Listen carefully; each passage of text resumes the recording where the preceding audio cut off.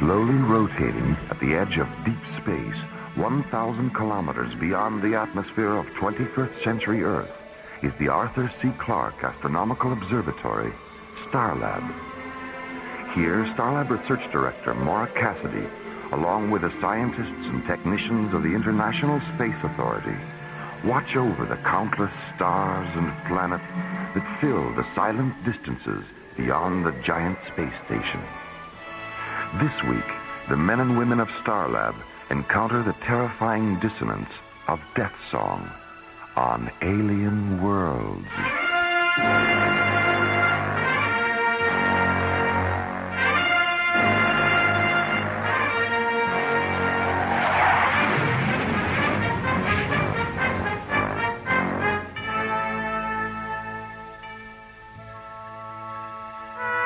After spending 5 days at the Sealab 7 underwater research station in the South Pacific, ISA Commissioner White arrives at Starlab aboard Earth Shuttle 1.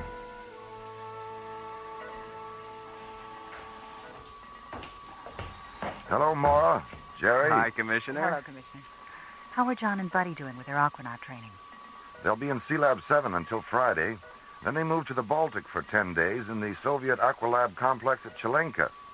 They like being underwater so much, you'll probably have to keep them in your aquarium when they get back. Figures. Starlab, can you hear me? This is Starlab. Please identify yourself. We are Zeta and Lizzie, two Optimon physicians from the planet Aragon. Please give us sanctuary. What's your situation? We are being pursued by a hostile renegade spacecraft, which has already damaged our ship. If you don't give us sanctuary, the renegade will destroy us. Get a visual scan on them, Jerry. Right. There it is. My God, it's enormous. Starlab, this is Whitney again. Did you understand our last transmission? Be careful, Jerry. That ship doesn't look damaged to me. Withy, we have your spacecraft on visual as a large corrugated black disk with red, yellow, and green markings. And we see no sign of damage. That's not us, Starlab. That's the renegade. Our ship is bell-shaped and silver. There it is. Lower left-hand corner of the screen. It's so small. No wonder we didn't see it. Magnify it, Jerry. Jeez, look at that. The hull's full of cracks all the way down to the tail fins. Open the emergency docking bay, Jerry. Right. Withy, guide your ship toward the docking bay that's surrounded with flashing red lights, and we'll take you aboard. Thank you, Starlab. Thank you. Starlab, you will soon regret having given them sanctuary. Who are you? Identify yourself.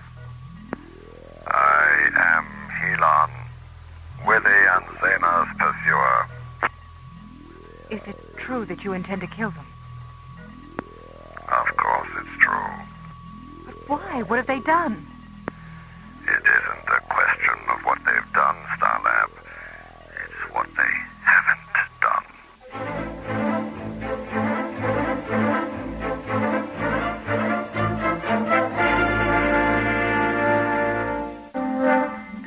The routine of Starlab control is suddenly interrupted by an emergency transmission from an incoming alien starship. Aboard the ship, Withy and Zena, two Octagon physicians from the planet Aragon.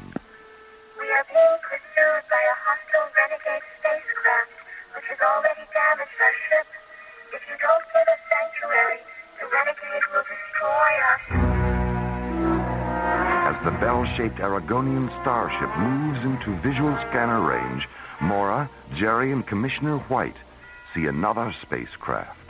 Huge, black, and disc-shaped.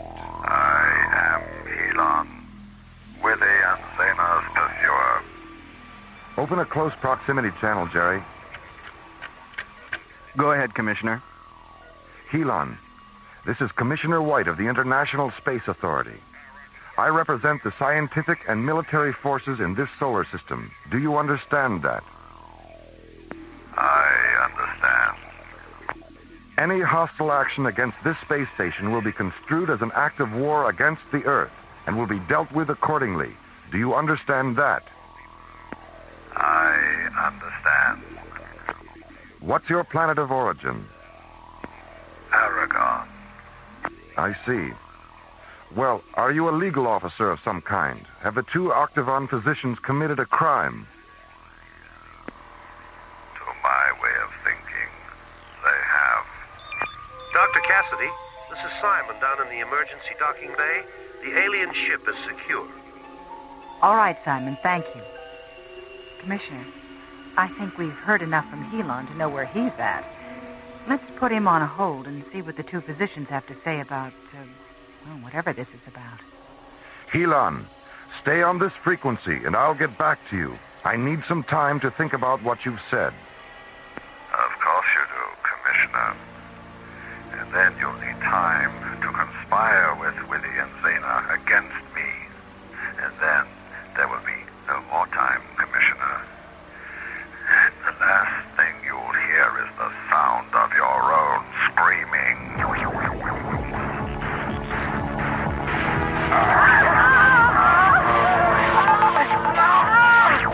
Surrender the two physicians within the hour, or I'll unleash a symphony of such terrible power that your Starlab will shatter like delicate crystal.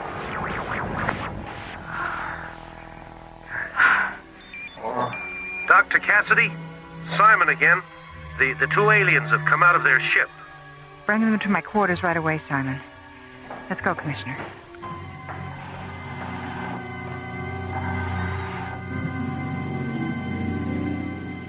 I don't know, Mora. Except for Stygos and the Tero, we've never had to deal with this kind of hostile alien power before. Dr. Cassidy? Hello, Simon. Where are the two aliens? Well, they're kind of shy. Have them come in, Simon. We won't bite. Willie? Zena? It's all right. You can go in. Oh, my gosh, they're elves. Little blue elves. It's obvious what a surprise we are. All in concept and size we are. But just because you're tall and pink and we are short and blue, the fact is you are as strange to us as the two of us are to you. The two of us are to you.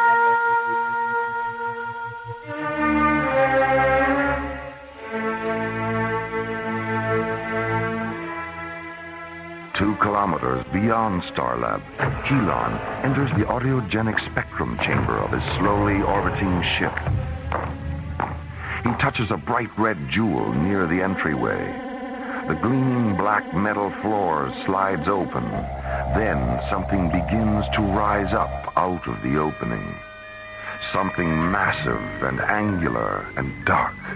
A nightmare construct of polyphonic drone generators and ultrasonic inverters, thick spiraling amplifier coils, and blood-red keyboards.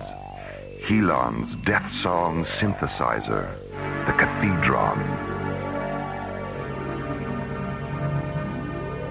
My beautiful Cathedron, my phantom self, my soul. Soon we will hear their voices dying amid the music of an unexpected destiny.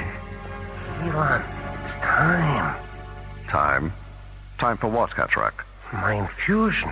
It's time for my infusion. I just gave you a death song infusion, Cataract, a few moments ago, up in the communications chamber. No, you didn't, Helon. That wasn't my infusion. That was the premonition adagio you transmitted to Starlab. It was?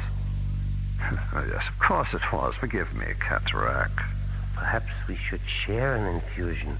Memory distortion is one of the primal symptoms of death song withdrawal. Yeah, yes, of course. An infusion. Here, Cataract. Help me with the anthem injectors. With pleasure.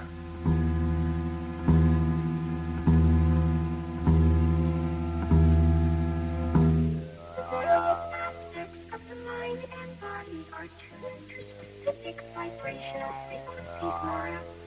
And as long as these frequencies are maintained, the mind and body remain in perfect harmony. Illness occurs when certain vibrational frequencies shift out of phase. When that happens, we use these octavons to reharmonize the retrograde frequencies. This restores the mind and body to their proper balance. We don't treat the disease that has no body. We treat the body that has the disease. I wish Dr. Rossiter were back from Kronos. She'd love this. Zaina, you said that Helon was once an octavon physician. What changed him? There was a thermal accident at one of our laboratory outposts. Helon was sent to treat the injured. His sky machine malfunctioned and crashed in an ice forest on the edge of Aragon's polar frontier. He succumbed to the lethal temperature and fell into a pre-death trance. Before the trance paralyzed him, he set the infusion level on his octagon at maximum. But as a result of being subjected to maximum infusion for 2 days, the frequencies of Helon's mind and body became terribly distorted. When the rescue expedition reached him, he was in a state of total vibrational mutation. We attempted to reharmonize him at the Octagon Laboratory, but we were too late. He was completely addicted to his hyper-vibrational condition. One night, he forced his way into the Octagon vault and took all but 2 of the instruments. Then he went to one of our spacecraft installations, abducted a technician named Cataract, stole a deep space laboratory ship, and disappeared.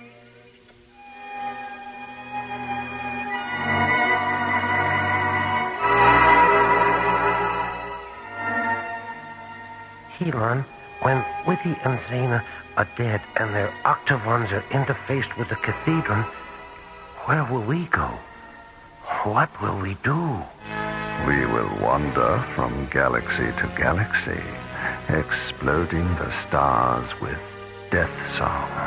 I see crescendos of light and sound will sweep to the far corners of the universe.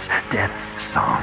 Bright comets will swirl and dance against the fiery coronas of eclipsing suns. Death song. Planets will vanish in screaming disintegration.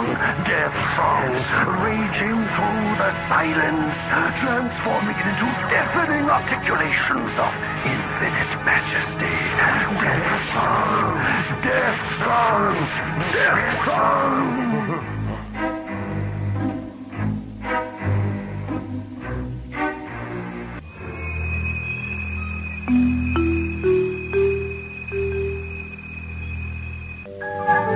2 kilometers beyond Starlab, Helon's huge, black, ovaloid spacecraft continues its slow, concentric parking orbit.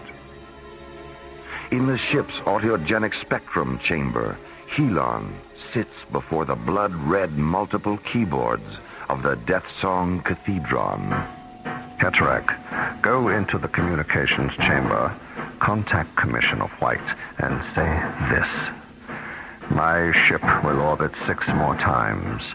If at the beginning of the 7th orbit, Withy and Zaina have not surrendered, Death Song will take the lives of every multi-vibrational organism aboard Starlab. Yes, Helon.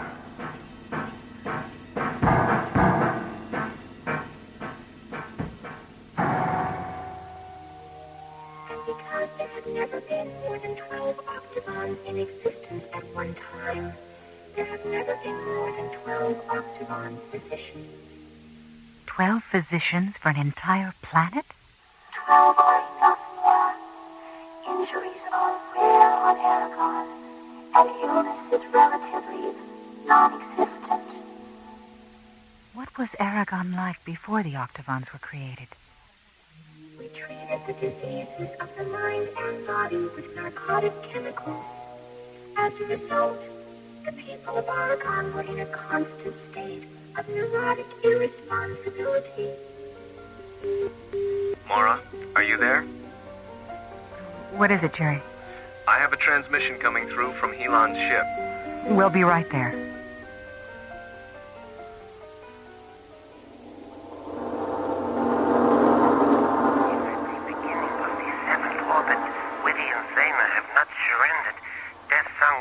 Lives of every multi-vibrational organism aboard Starlab. 6 orbits. How much time does that give us, Jerry? Less than 8 minutes. Zaina, suppose you and Withy give Helon your octavons. What then? He will interface them with the 10 he already has. And his cathedron will become a weapon of irresistible power. So here we are with a 250-megawatt solar reactor and no way to use it against Helon. No weapon system, no communications, no shielding generators.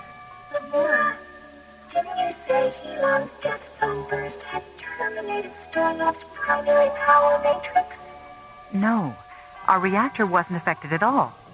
If we can interface our 2 octagons with your reactor, we can defeat him.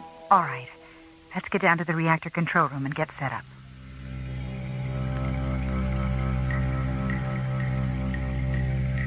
How much time do we have, Jerry? 1 minute, 30 seconds.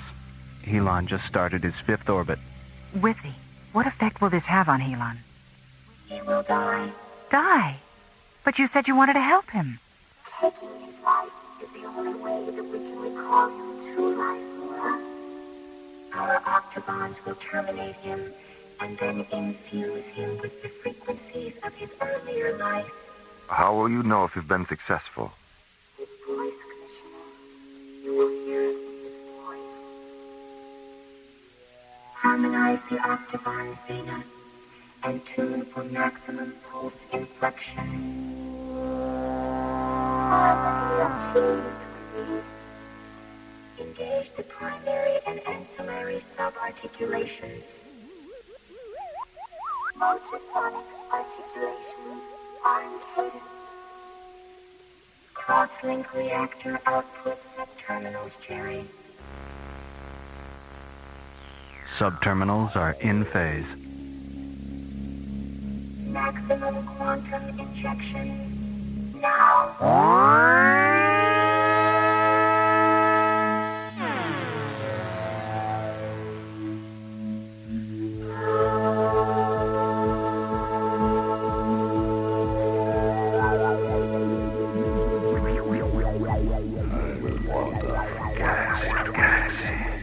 Exploding the stars with death song.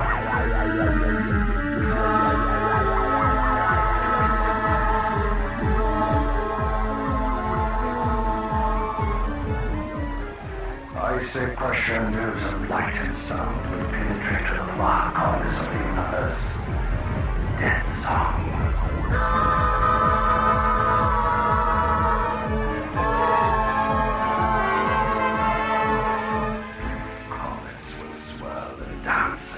By the coronas of eclipsing suns.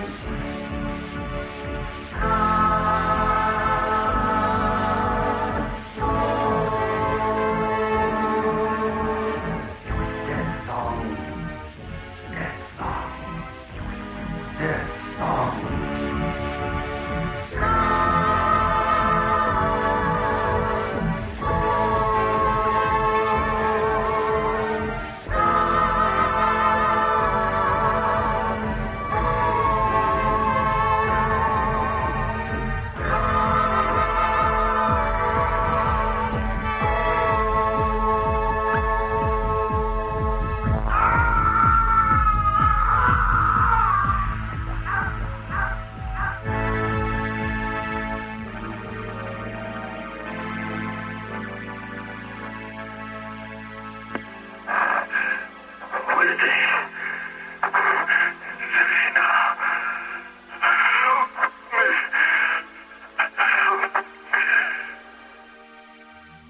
go to him, Laura.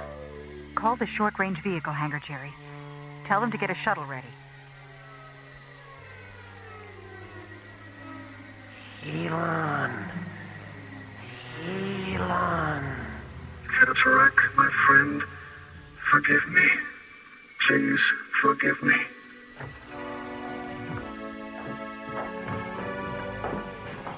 Willie, Zena, Cataract is dying. Attend to him, Zena. Don't try to stand, Helon.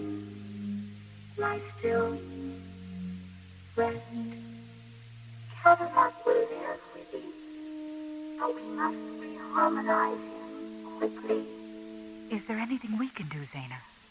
Go to the shuttle and get our octagons. Come on, Mora. I'll give you a hand. Willie, Zena, thank you for calling me from the darkness. We are your brothers, Helon. We are your friends.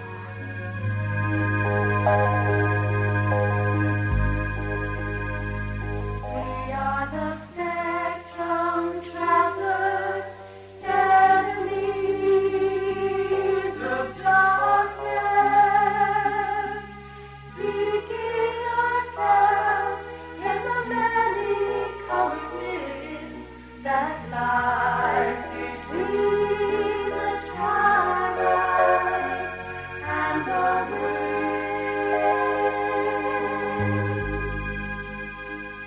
We are the rainbow riders, lost to light, finding ourselves in the water-driven spaces that hide between the storm cloud and the sun. We are chromatic dreamers asleep in the future, losing ourselves in the mythical freedom that lies between the candles and the sun.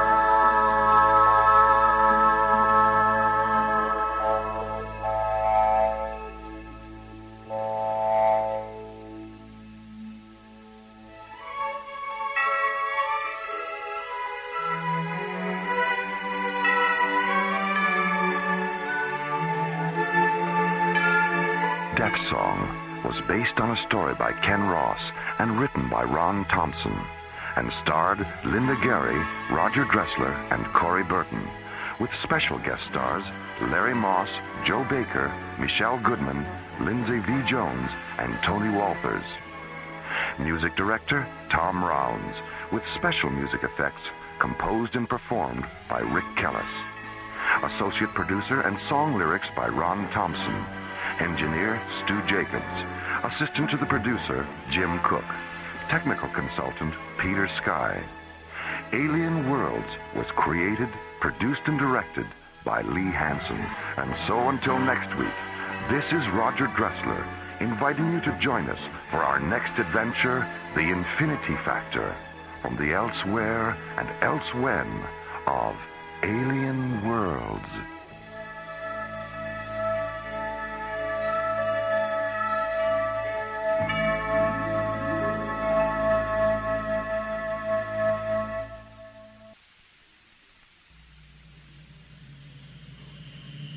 Slowly rotating at the edge of deep space, 1,000 kilometers beyond the atmosphere of 21st century Earth, is the Arthur C. Clarke Astronomical Observatory, Starlab. Here, Starlab Research Director Maura Cassidy and scientists and technicians of the International Space Authority watch over the countless stars and planets that fill the silent distances beyond the giant space station. This week, Captain Buddy Griff and Starlab librarian Ingrid Tassel discover the ultimate sideshow attraction in the circus of their minds when they encounter the Madonnas of Zanzibar Alpha on Alien Worlds.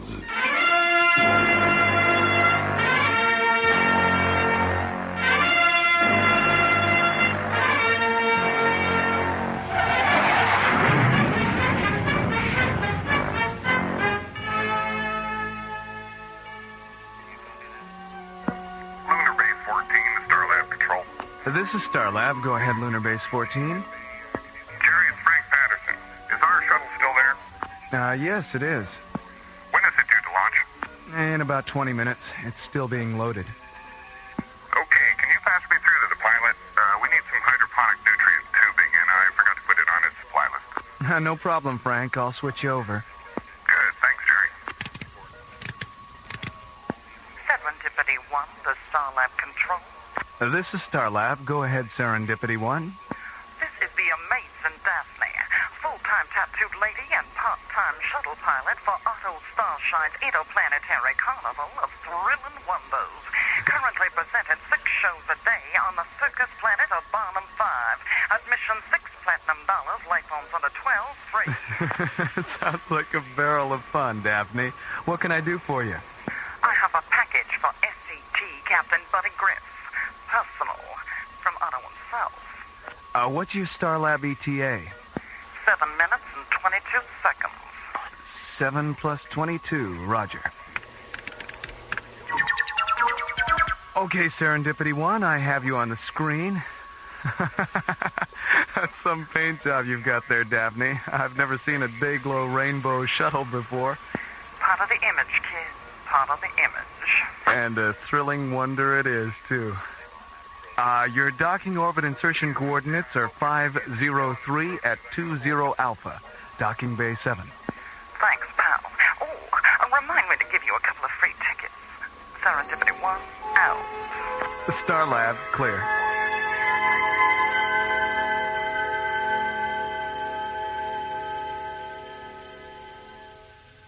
Well, it seems to me that in order to project the astral body, the person first has to visualize being outside himself.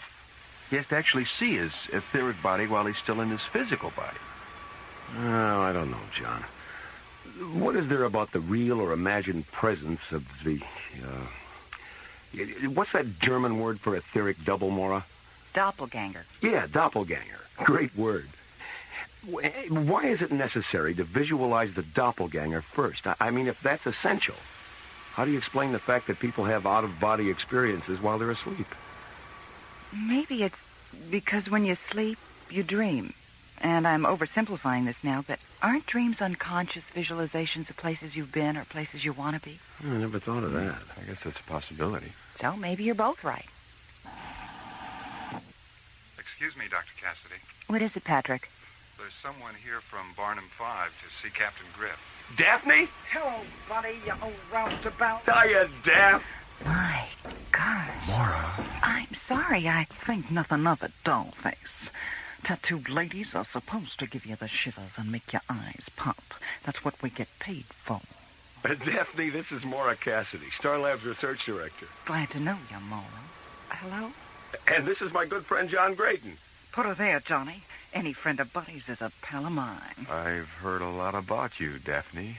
Well, anything this beanpole told you about me, you gotta take with a grain of salt. Or maybe with a grain of pepper if you like your story spicy. Buddy, I didn't know that you knew any tattooed ladies. Why, hell's bells, Maura. Me and the kid have known each other for years. Why, when he was just a squirt, he used to spend half the summer following Otto's carnival around. How is Otto, anyway? Buddy, he couldn't be better. Going interplanetary was the smartest thing he ever did. Why, we got more attractions and menageries than you can shake a stick at. And Otto's got one whole shuttle stuffed with mattresses, just so he can store his money. Daphne, could I ask you a personal question? Far away, Johnny. Well, are you, tattooed all over? Oh, why, heck yes, sugar. I even got tattoos on the bottom of my feet. Want to see? Well, no. I mean, if you don't want to. Oh, no trouble at all, Johnny. Happy to oblige. Here, buddy. Help me off with these clodhoppers. Okay, here, give me your foot. Oh, there. What do you think of that? Fantastic. What's that there, Daphne? A white rabbit? A white rabbit, a Mad Hatter, a Queen of Hearts, twiddly-dee, twiddly-dum. Oh, heck, Mara, I got the whole story of Alice in Wonderland tattooed on the bottom of these babies. Daphne, did you have all these tattoos when you joined the circus? Nope. It was just my arms at first. Buddy here gave me the idea of getting tattooed from face to feet. He did? Yeah. The first summer he came around, he was reading this Ray Bradbury novel, The Illustrated Man. Well, I took a gander at the cover and decided then and there that anything an illustrated man had to say, an illustrated woman could say 10 times better. Oh.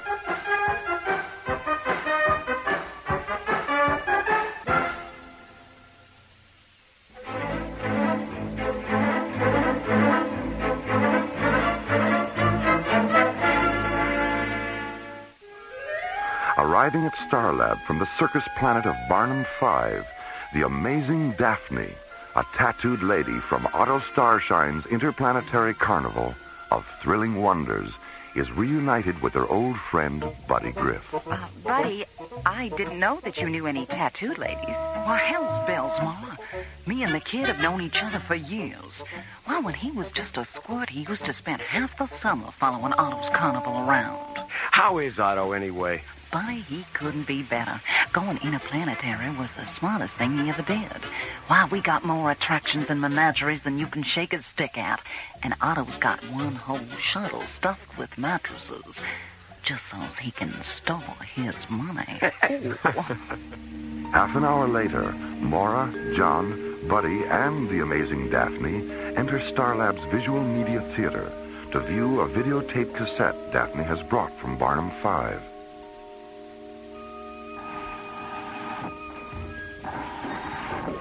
Sorry, Mom.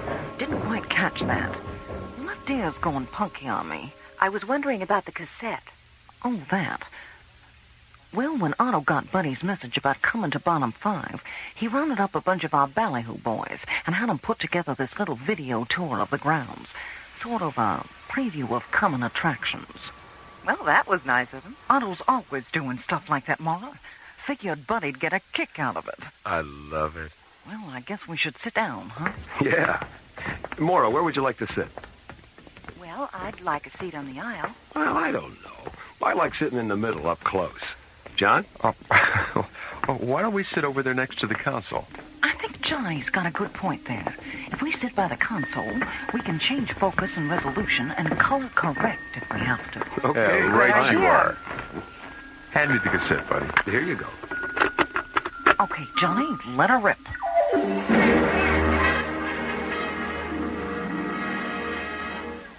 Ladies and gentlemen, presenting Otto Starshine Interplanetary Carnival of Thrilling Wonders.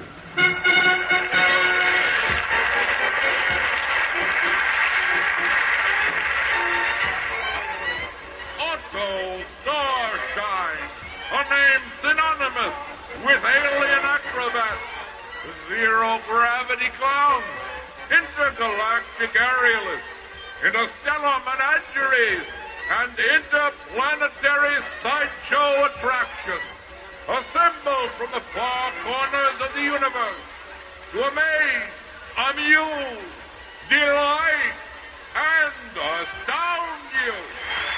Now, that's my kind I've of never show. seen anything like that.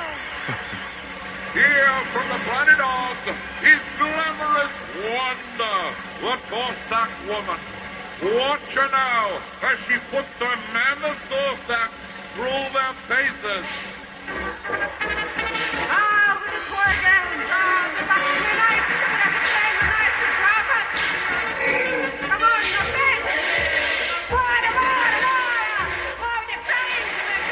Did you believe Strong. that? She looks pretty mean to me. Good.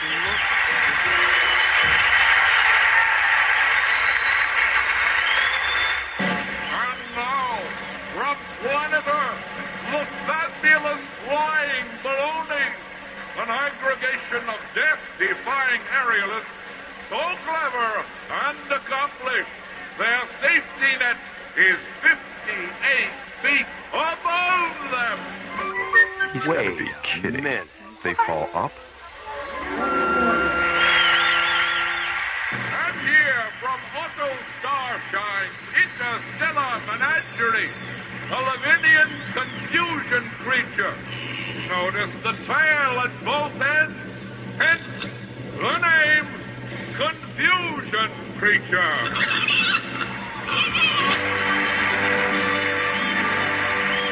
And now, in the center ring, the strongest life form this side of Callisto, from the planet of Bicep 9, the one, the only, Giacomo the Magnificent. Watch now as Giacomo attempts to lift a fully loaded lunar shuttle.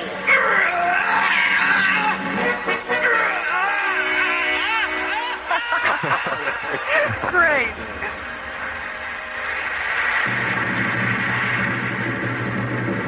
Here is one of our animal attractions from planet Earth.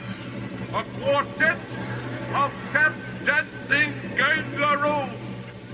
Hit it, boys! Gotta dance. Look at those guys go. And now, for your delight and satisfaction, Glean, the fire-breathing fish person of Ditmo's age. Glean, who has extinguished himself in over 7,000 performances.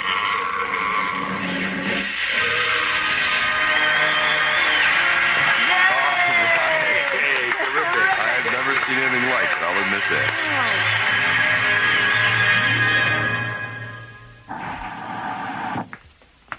How about one? It's terrific. Well, I'd like to hang around and shoot the breeze, but I got a show this afternoon, and I don't believe in keeping the customers waiting. Daphne, before you go, would you mind coming down to the infirmary with me? The infirmary? How come? Well, you mentioned that your left ear was going a little punky. I think Dr. Rossiter should examine it. There might be something she can do. Gee, that's really swell of you, Maura, but I'll be all right. Hey, Maura's right, Daphne. It wouldn't hurt to have it checked out. Besides, I think you and Dr. Rossiter would really hit it off. Well, okay. Good. I'll talk to you before you go. If anybody wants me, I'll be in the library. Checking out a book? Nope. Checking out a librarian. See you later. So long, buddy. Come on, I'll go down to the infirmary with you. Maybe I can get Daphne to tell me some of her spicier stories. Glad to oblige, Johnny. A man who listens is a good man indeed. And these days, a good man is hard to find.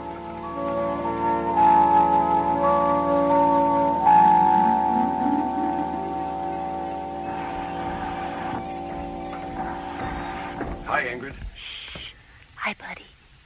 What do you mean? I mean, shh, because this is a library, and people can't concentrate if there's noise. Noise? Ingrid, Yes, buddy. there's nobody here. What? Oh, How long have you had your nose in that book? well, let me see. I came on duty at 0800, and it's nearly... My goodness, I've been reading for almost 4 hours. What are you reading? A history of circuses and carnivals. Oh, let me see that. Hey, this is great.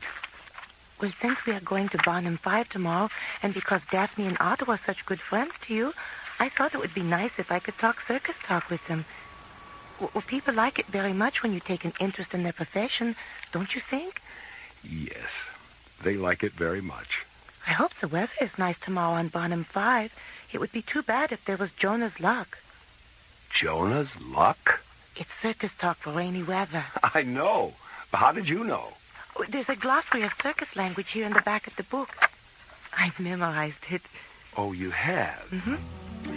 Okay, close the book. Now, let's see. There's a heavy clem coming down behind the Mitchell, involving a razorback, a joey, and a spindleman. The clem is happening because they all have eyes for the same Sally Kinker. Oh, that's easy. A man who lords the animals, a clown, and a gambler are having a fight behind the fortune teller's tent because they all want the same lady acrobat. Kiss me, you fool. Okay.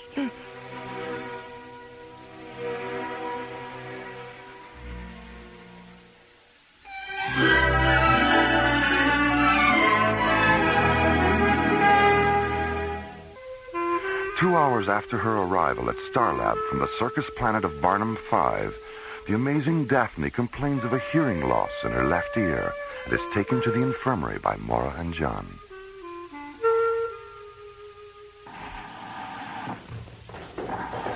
Hello, Dr. Cassidy, Captain Graydon. Hi, Maddie. Hi there, Maddie. Hello, Daphne. Well, how about that?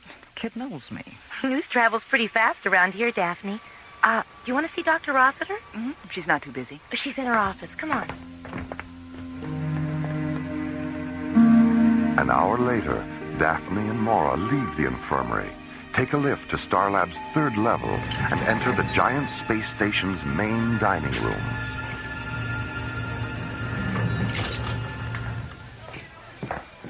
Hi, buddy. Hello, Dr. Hi, Maura, Daphne. Hi, honey. How'd it go?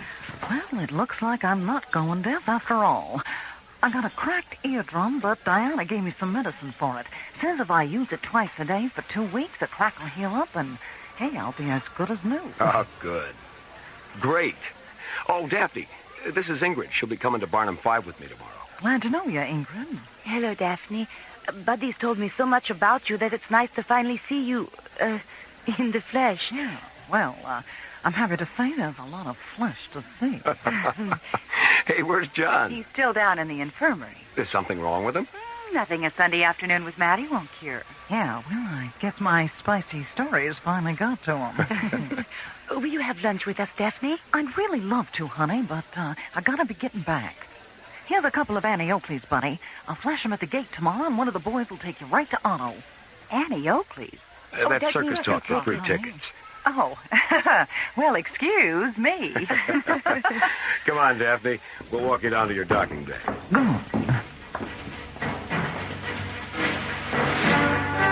At 0800 the next morning, Buddy and Ingrid enter Launch Bay 12 and board the bright yellow Marathon Alpha, one of Starlab's Magnum-class long-range shuttles. 15 minutes later, the Marathon Alpha rockets out of its launch bay, banks 40 degrees, and jets away toward Barnum 5.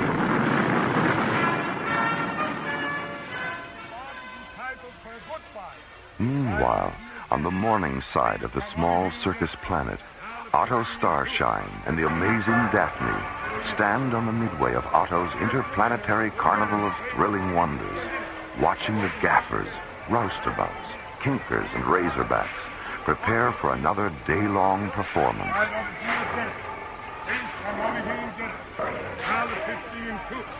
Well, there will be no Jonah's luck today, Daphne. The sky is beautiful. Yeah, it's gonna be a swell day, all right. Say, are we going ahead with what we talked about last night? The 4th ring? Mm. Yes, it's a wonderful idea, but it requires a good deal of preparation. So we had better take Buddy and Ingrid to Madame Disha the moment they arrive. Gotcha. No, Disha. Gotcha.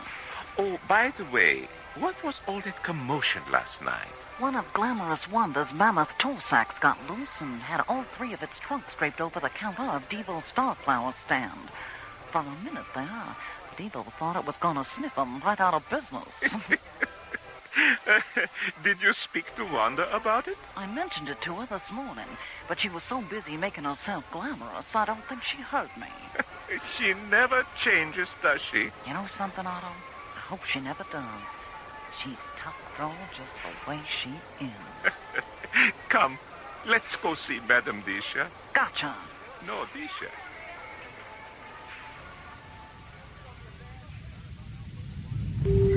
Marathon Alpha to Barnum 5 traffic control. Yo, we're tracking you, Marathon Alpha. I need landing vector coordinates for Otto Starshine's Carnival of Thrilling Wonders. Coming right up. All right. Is your ship outfitted with a GC-10 interface module? Affirmative. All right. Terminate your onboard guidance system and open interface channel 105. We'll launch you from here. Roger. Okay, Marathon Alpha. We have you on ground control interlock. Have a good time. Thanks. Marathon Alpha out. Well, how do I look? Buddy, close your mouth. I didn't know you were changing your clothes back there. Oh, the way I look doesn't make you uncomfortable, does it? No. Little tiny skirts and little tiny tops don't make me uncomfortable. No. Yes, they do make me uncomfortable. Do you want me to change? No. I like being uncomfortable. Really, I do. I love it. Good. I think it's a perfect costume for a day at the circus. Circus? Oh, yeah, the circus. Oh, sure, it's perfect for a day at the circus. Or a night at the opera. Or a day at the races. 2 hours after leaving Starlab, the Marathon Alpha lands at the small spaceport near Otto Starshine's Carnival of Thrilling Wonders.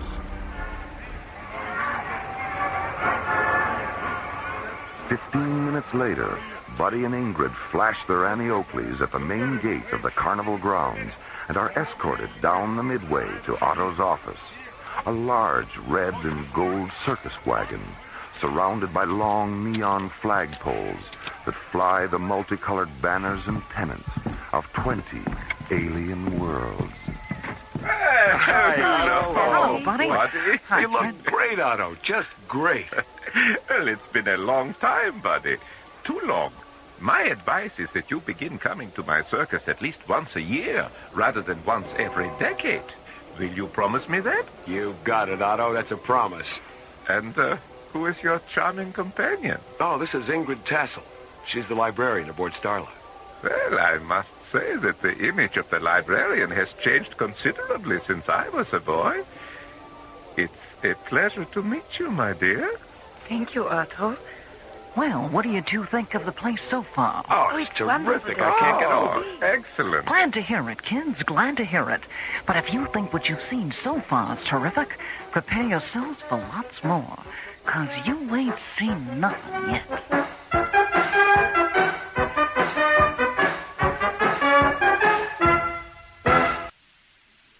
Last week's episode began when the Serendipity 1, an incoming shuttle from the circus planet of Barnum 5, radioed Starlab Control.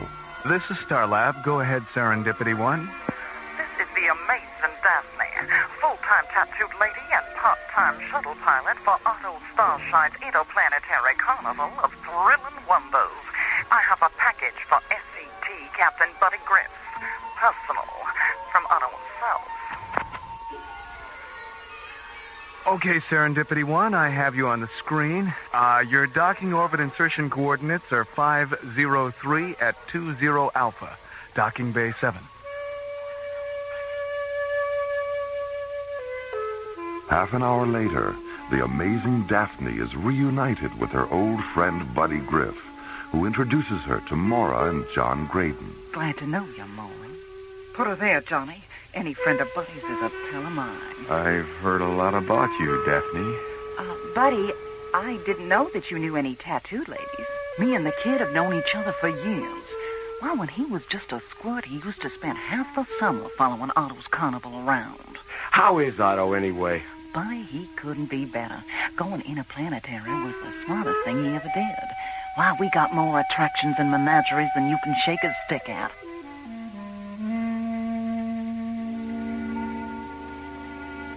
Three hours later, in the giant space station's main dining room, Buddy introduces the amazing Daphne to Starlab's librarian, Ingrid Tassel. Oh, Daphne, this is Ingrid. She'll be coming to Barnum 5 with me tomorrow. Glad to know you, Ingrid. Hello, Daphne. Buddy's told me so much about you that it's nice to finally see you, in the flesh. Yeah, well, I'm happy to say there's a lot of flesh to see. Will you have lunch with us, Daphne? I'd really love to, honey, but I gotta be getting back.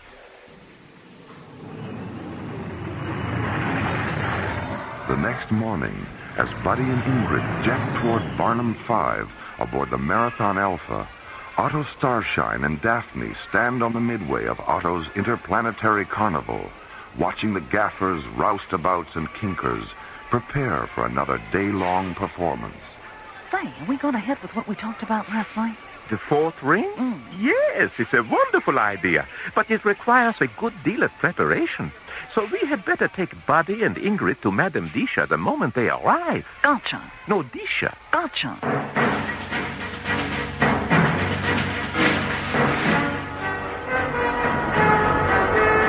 2 hours after leaving Starlab, Buddy lands the Marathon Alpha at a small spaceport near Otto's carnival.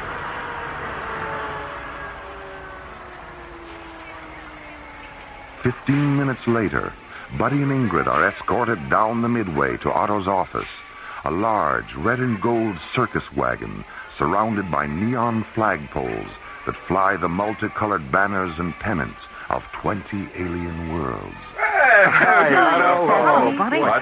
You look great, Otto. Just great. Well, it's been a long time, Buddy. Too long. Well, what do you two think of the place so far? Oh, it's terrific. I can't get over it. Excellent. Glad to hear it, kids. Glad to hear it. But if you think what you've seen so far is terrific, prepare yourselves for lots more, 'cause you ain't seen nothing yet. And now, the conclusion of the Madonnas of Zanzibar Alpha on Alien Worlds.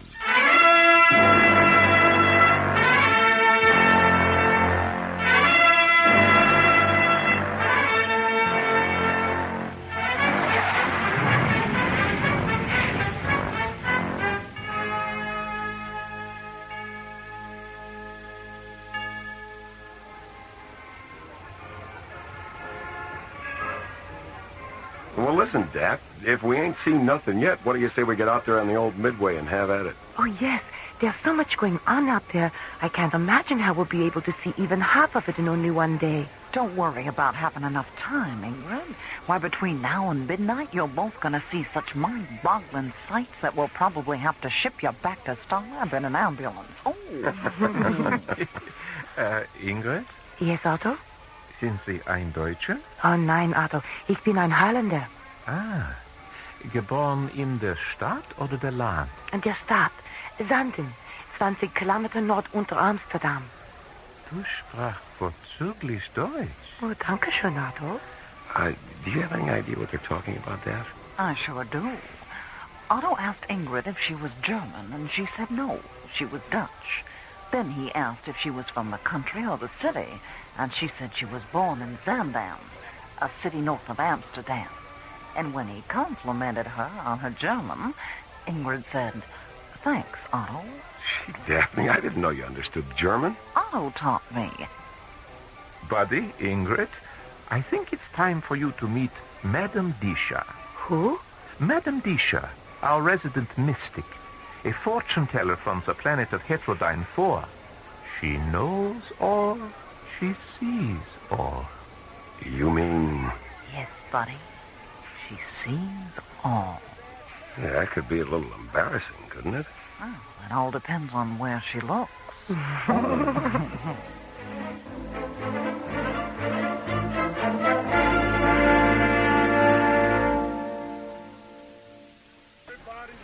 Arriving at the Circus planet of Barnum 5, Buddy and Ingrid are escorted through the main gate of Otto Starshine's interplanetary carnival of thrilling wonders and taken to Otto's office, a large red and gold circus wagon.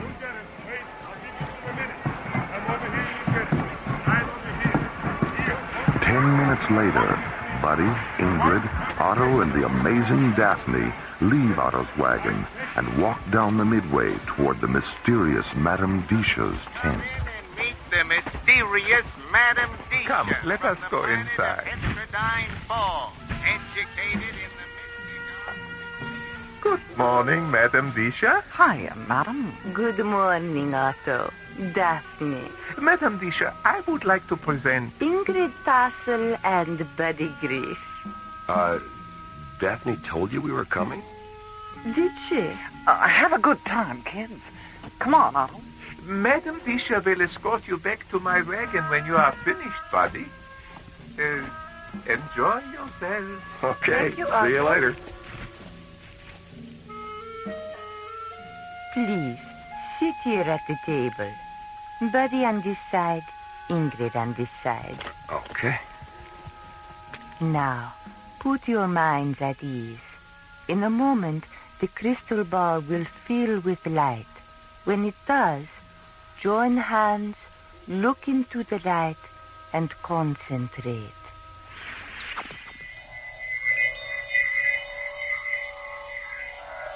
Oh, Buddy, look, it's beautiful.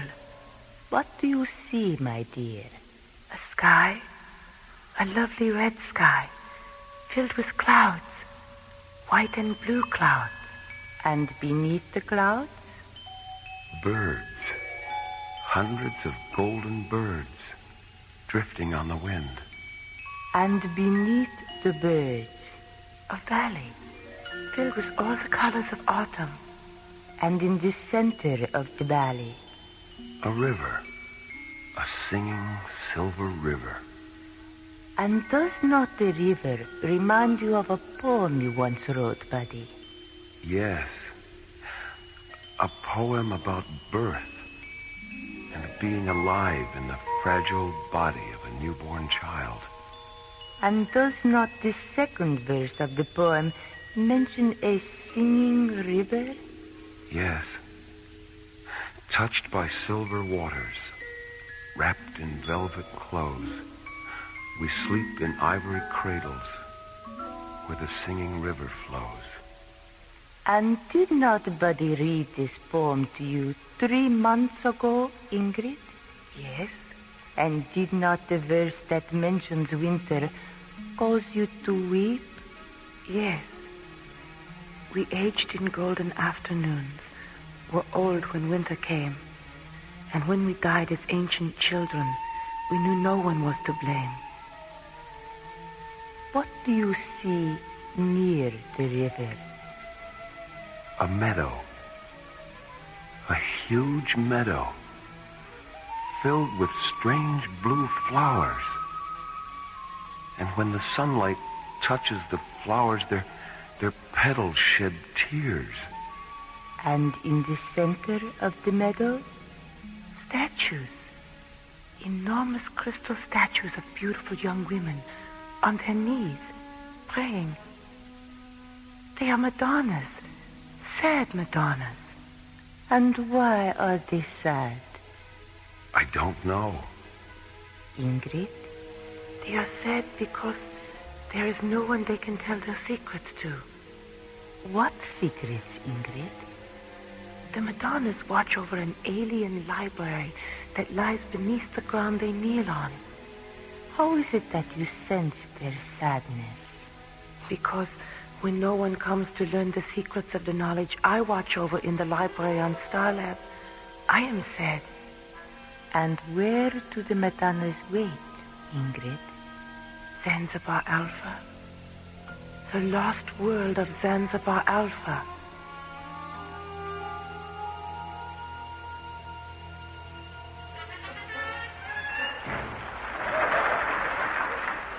And so, another performance of Otto Starshine's Interplanetary Carnival comes to a close. And the next time your friends ask you where they can have the time of their lives, say this: from the sands of Mars to the distant stars, there's no greater show in the universe or anywhere else than Otto Starshine's Interplanetary Carnival of Thrilling Wonders. Thank you, and good night.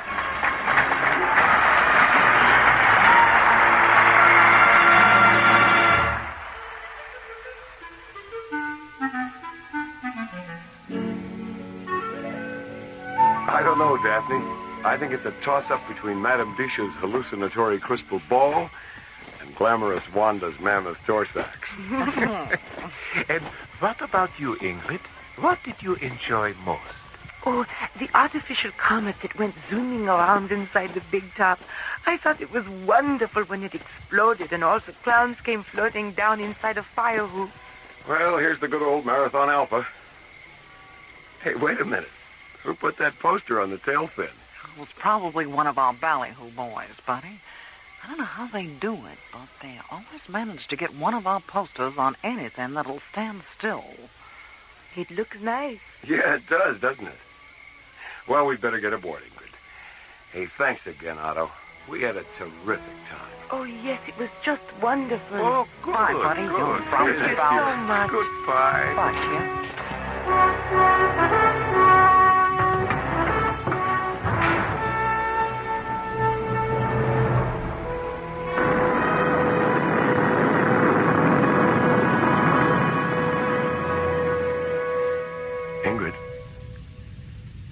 Ingrid, wake up. What? Oh, buddy. Are we home? No, Ingrid, we're not home. I don't know where we are. What? Doesn't the onboard computer know where we are? It does, but I don't. The computer's feeding a star matrix to the navigational display, but I don't recognize any of the proximity coordinates. Buddy, there's a planet out there. I know. We drifted into its gravitational field just before you woke up. We're lost, Ingrid.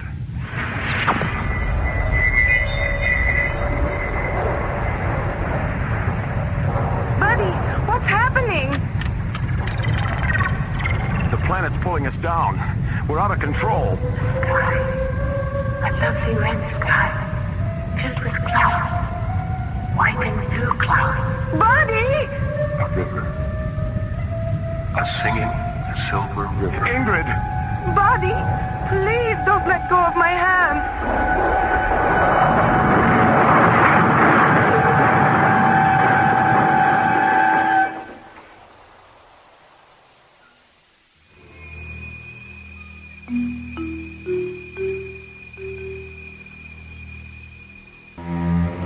2 hours after leaving Barnum 5, the Marathon Alpha mysteriously drifts off course and becomes trapped in the gravitational field of an alien planet whose surface is obscured by white and blue clouds.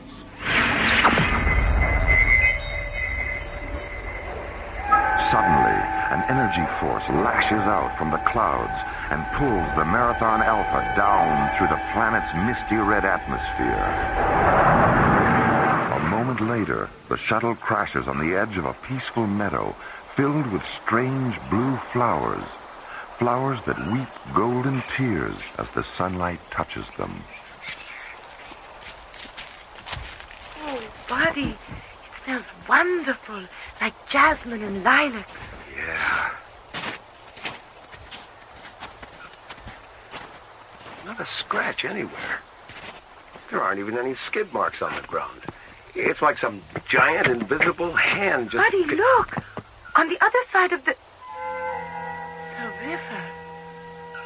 The Madonnas. Hmm? Buddy, what's happening to us? Everything we saw in the crystal ball is coming true. Oh, it can't be. Or maybe it can. Come on, let's get a closer look.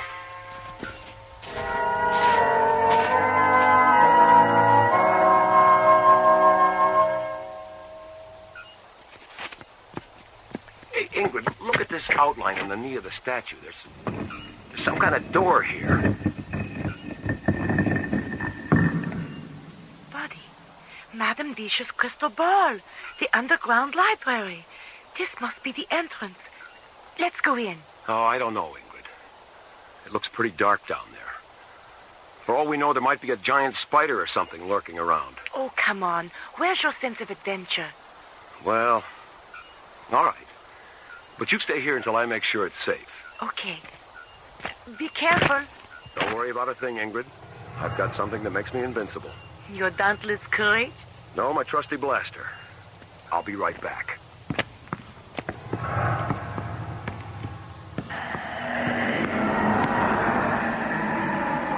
Yikes! Good grief!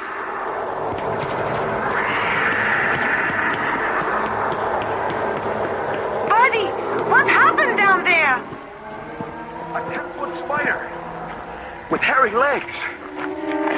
I don't get it. You mention a big hairy spider, and there it is. Is it dead? Yeah. I want to see it. Ingrid. I want to see it, buddy. All right.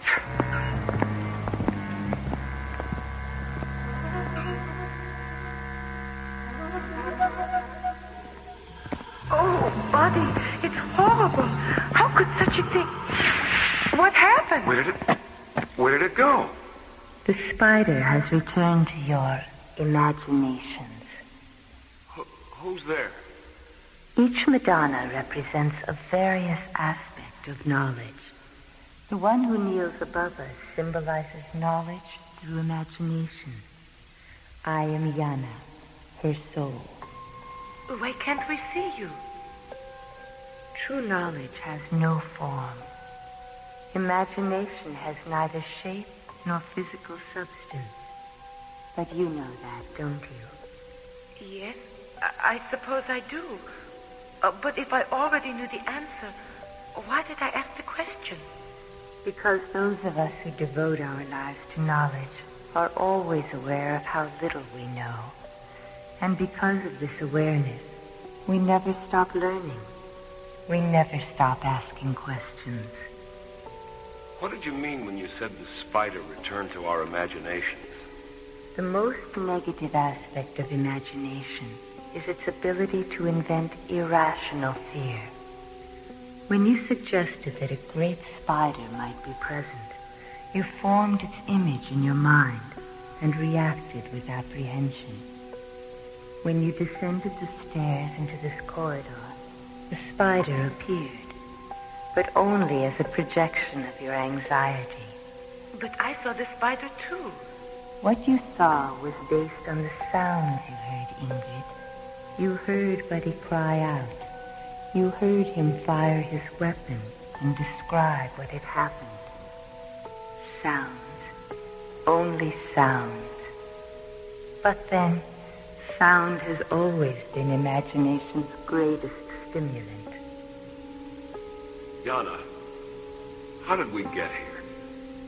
You arrive at a place by sincerely wanting to be in that place. A metal ship can transport you, or your imagination can transport you. In transporting yourself with your mind, you discover that true knowledge is in the journey, not the destination. But what about the door that opened up there? We couldn't have imagined that, because here we are. Are you? Where are you, Ingrid? A place of knowledge through imagination, you said. A metaphysical library. That door has existed since the beginning of time, Ingrid. And it will always be there for anyone who wishes to pass through it.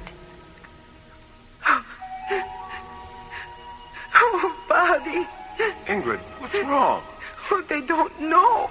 So many of them don't know. The door, it leads to eternal summer. Yana? I have to leave you now, because this part of the journey is ending. Love each other as much as you love me. Yana?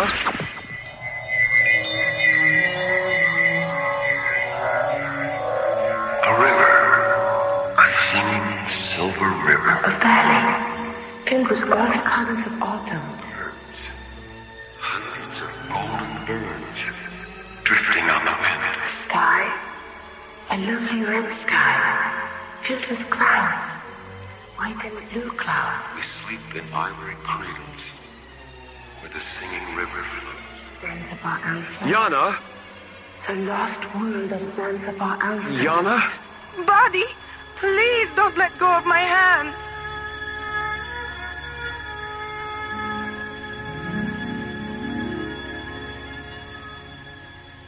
Buddy? Ingrid? Can you hear me? Where are Otto. Daphne. How you doing, kiddo? Ingrid, are you all right? What happened? How can we still be here? We crashed on Zanzibar Alpha. We saw the Madonnas. We talked to Yana. It happened in your minds, all of it. You and Ingrid have just experienced the fourth ring of my circus. The fourth ring?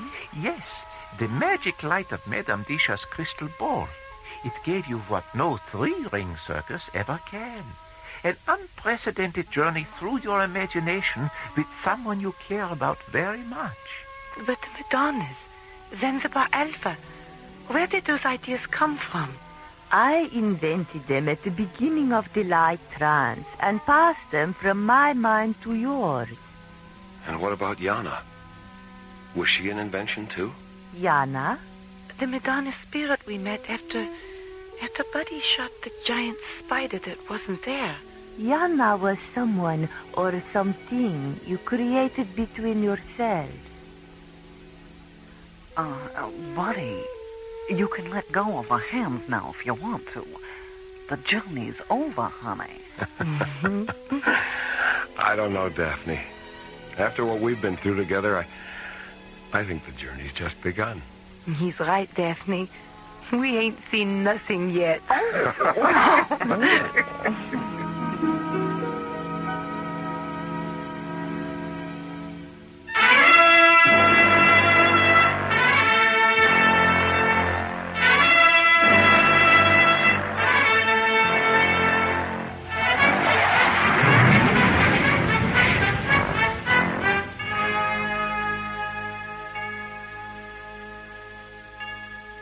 The Madonnas of Zanzibar Alpha was written by Ron Thompson and starred Chuck Olson, Marilyn Schreffler, Linda Gary, Byron Kane, Christina Holland, and Ron Feinberg.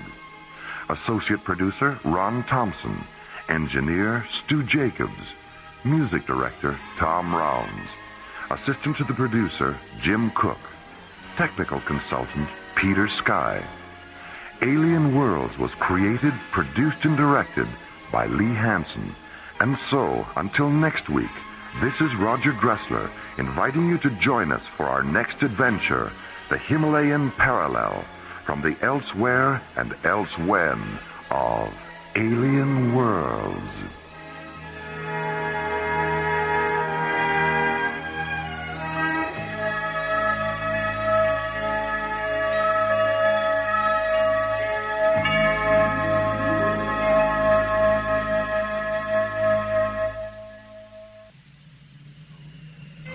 Slowly orbiting at the edge of deep space, 1,000 kilometers beyond 21st century Earth, is the Arthur C. Clarke Astronomical Observatory, Starlab.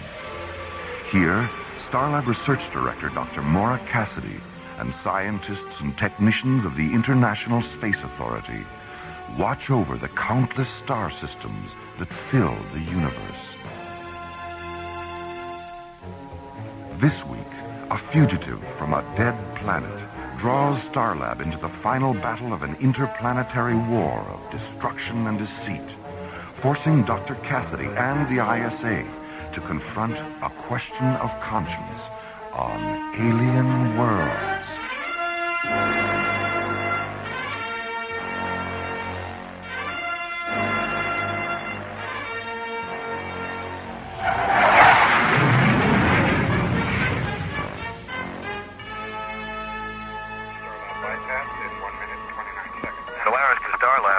This is Starlab. Go ahead, Solaris. We're on our way back in, Jerry. ETA 3 hours, 15 minutes. Give or take a few weeks. That's what I like about you, buddy. Always such a stickler for details. What can I say? Class shows in everything we do. Mm-hmm. So, how about that freighter bound for Thanatos? Did you ever find out what the problem was?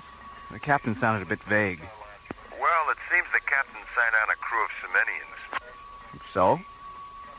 So, Malakara, the holiest of all the Semenian sacred days, just happened to fall today. And Jerry, the Semenians consider it sacrilegious to work during Malakara. You mean they just stopped working right in the middle of the flight? You got it. So it was up to us to tow the ship to the nearest spaceport.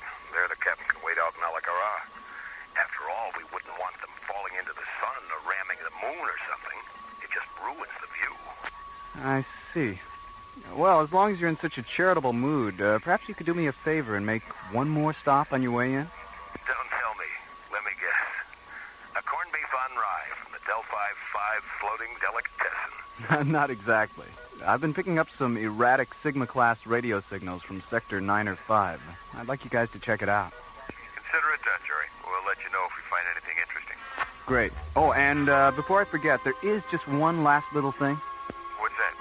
That corned beef sandwich sounds really good. If it wouldn't be too much trouble, you think you could... Sorry, Jerry. Malakara, remember? This is our day off. Maybe next time. Solaris clear. Starlab clear. Funny, they don't look so many.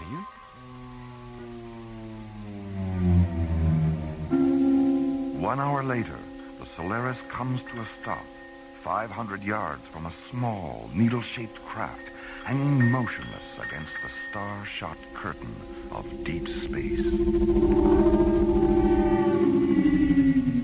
Well, there she is. What do you make of it? Well, the design looks pretty standard, but those markings, I've never seen pictographs quite like those before. And look at all that carbon scoring along the port side.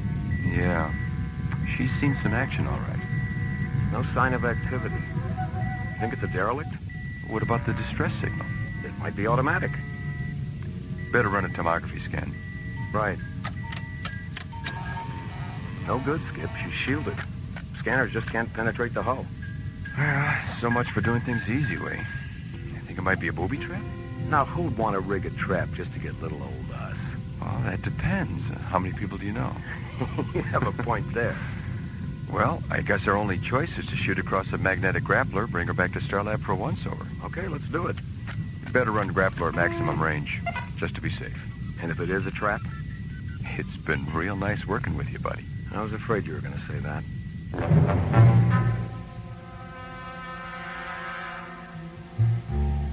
Two hours later, the battle-scarred alien spacecraft is maneuvered into the outboard airlock of Isolab 7, where it's carefully lowered onto a brilliantly illuminated observation pad, located beneath a circular gallery of smoke-colored windows.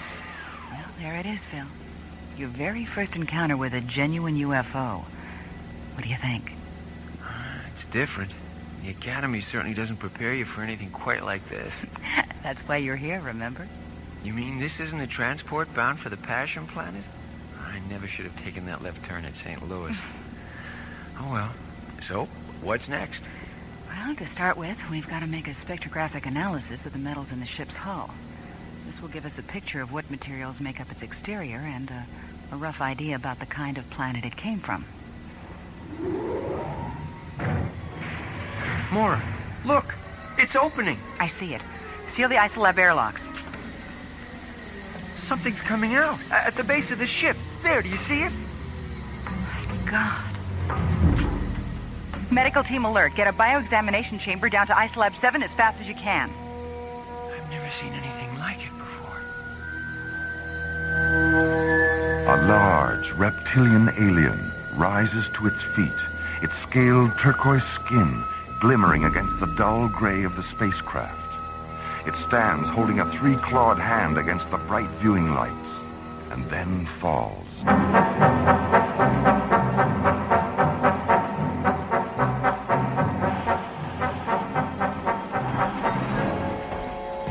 How is he, Maura? Well, according to the report, he's been in a state of extreme oxygen deprivation for several weeks.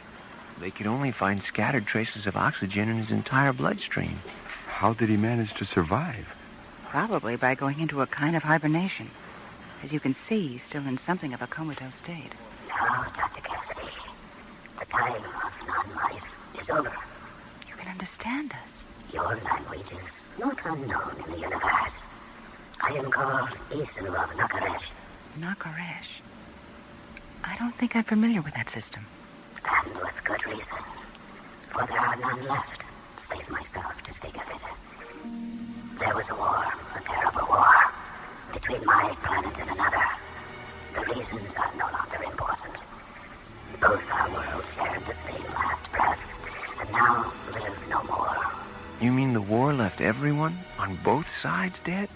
All save two, yes. For as I survived, by chance so too did the last enemy battleship Circus, which to this day pursues me. But what can they hope to accomplish? Nothing. Everything. It does not matter. Theirs is an unreasoning and irrational hate for my people that will not let them rest until the very last member of my race has been totally and utterly exterminated. Mora, Right here, Jerry. Go ahead. I'm picking up a ship 5 kilometers out. I think you better take a look at it. It's big. Real big. We're on our way. And so it begins again. Can you not feel them? I can. I can sense their presence. Yes, it is them. The enemy. They have found me at last.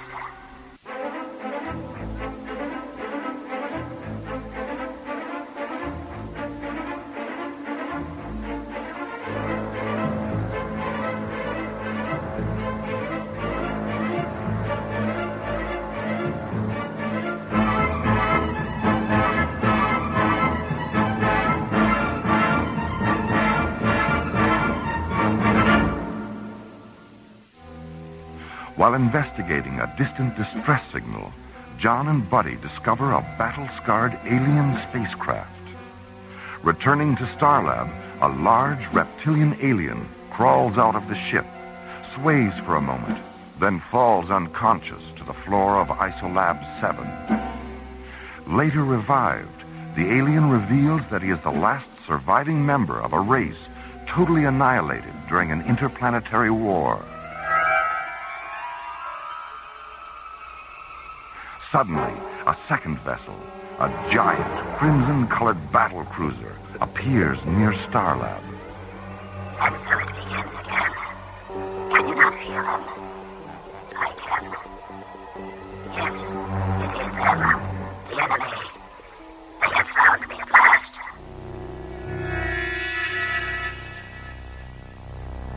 Meanwhile, an envoy from the battle cruiser arrives in Starlab Docking Bay 9 to discuss the fate of the alien creature.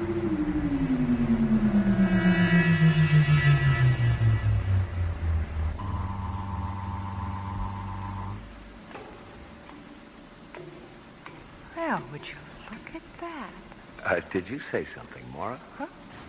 Oh, no, I just meant I didn't expect him to be so... Handsome? Good-looking? I meant tall, Phil. Just trying to help. Welcome to Starlab. Who's in charge here? I am. I'm Dr. Mara Cassidy. My name is Andrus of Belshazzar. I wish to thank you for capturing the creature Isu. It's comforting to know that there are others in the universe that recognize the depravity of his crime and will assist in the administration of justice. Now, if you will please, turn him over to us. Wait a minute. Back up. I'm afraid we don't know anything about any crimes. The one you want, Isu, claims to be the sole survivor of a great war, and as such has requested sanctuary. Sanctuary? From a war that never was? I'm not sure I understand. Isu had isolated a plague bacteria against which our people had no defense. He used the threat of unleashing this disease as a form of blackmail in order to further his own twisted dreams of power.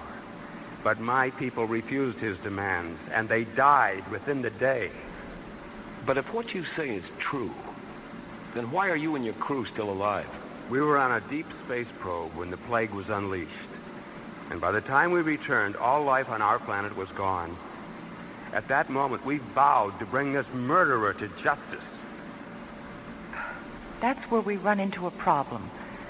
Both you and Isu tell different stories, while each claiming to be the last of his kind, leaving no one to verify either story.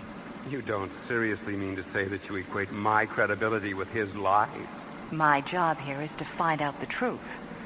Isu has requested sanctuary, and I am obliged to give him that until his guilt in this crime, or at least the crime itself, can be established. And how long will this take? A few days. A few days? That's impossible. Well, I'm sorry, but we do have certain procedures for dealing with this sort of thing. We are not interested in your procedures. Every moment that he lives further increases his chances of escaping us. My response to your suggestion is simple. You have 5 of your hours in which to turn him over to us. That sounds a little like a threat. It's a very disagreeable term. Let us instead call it a strongly voiced suggestion. Oh, but you can't expect us. I repeat, 5 hours. This discussion is concluded.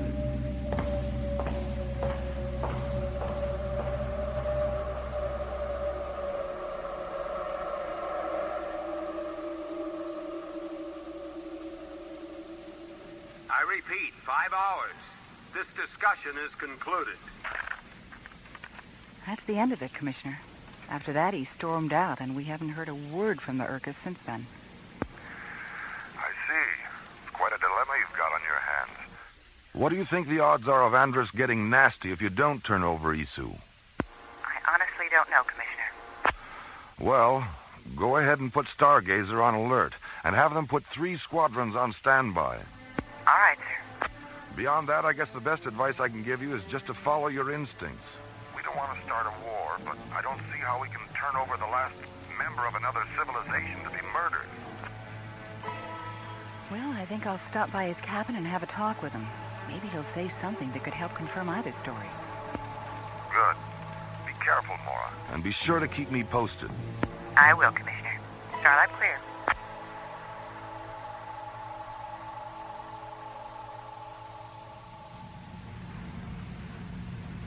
How long, Andrus? How long until Isu is ours? Soon, Meshach. Soon. We've come too far and searched too long to let him slip away. But how can you be certain they'll release him? They're a reasonably intelligent race. I believe they'll see matters our way. And if they still refuse? Then we shall simply take him from them, in whatever way we have to.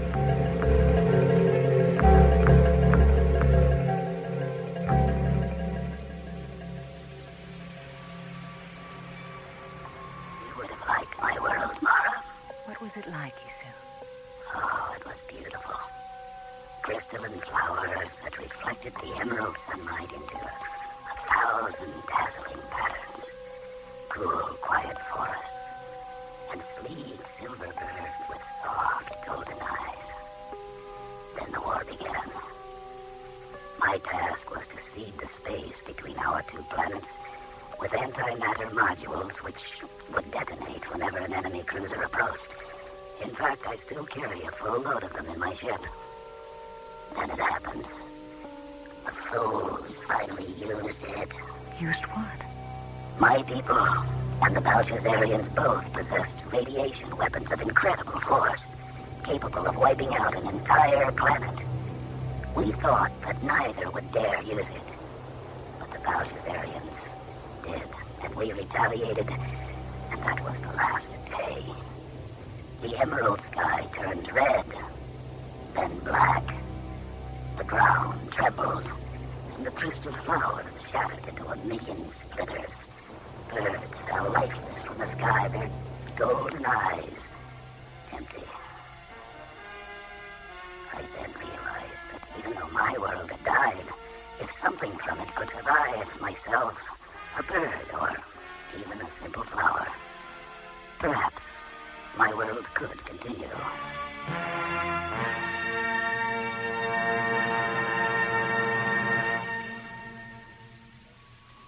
I don't know, Jerry. I just don't know who to believe. I gather your meeting with Isu didn't help to clarify matters very much. No.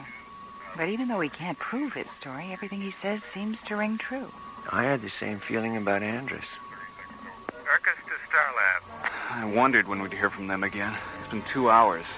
This is Starlab. Go ahead, Circus. Dr. Cassidy, we've changed our minds. We've realized that in 5 hours, Isu could escape us again. We are therefore giving you 10 minutes in which to deliver him to us. I'm afraid you're asking the impossible, Andrus. And the impossible shall be your demise. We regard you as actively harboring a criminal with all the attendant consequences. Release him to us. Your only alternative is destruction.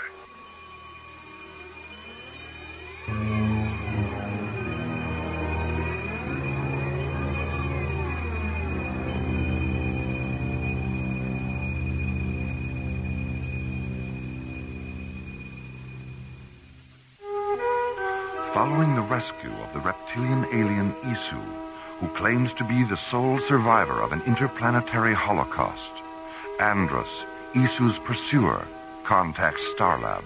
You have 10 minutes to turn Isu over to us. Your only alternative is destruction.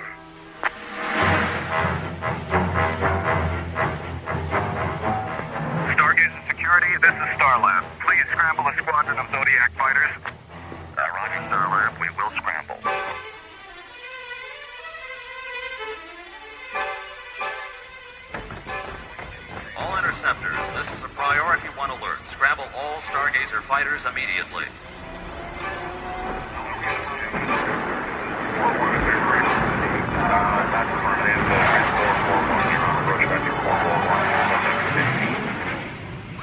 Andres, our long-range sensors have picked up a flight of ships coming this way. They look to be fighters. Oh, they've made the decision. Very well, then. Launch the assault groups. The time of final reckoning is at hand. This is a Priority 1 alert. All personnel report to their... Yes, what is it? Do you know what those sirens outside mean? Do you know what's going to happen in another few minutes? There's going to be one of the biggest space battles this station has ever seen. A lot of people are going to die because of you. And you know what? I don't believe you. Not one bit. I think everything Andres said about you is true. I'm sorry for you, my young friend.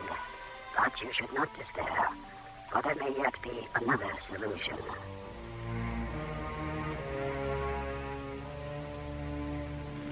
Meanwhile, 10 kilometers beyond Starlab, ISA Zodiac Squadrons 1, 3, and 6 rocket into battle against 5 flights of Belshazzarian fighters.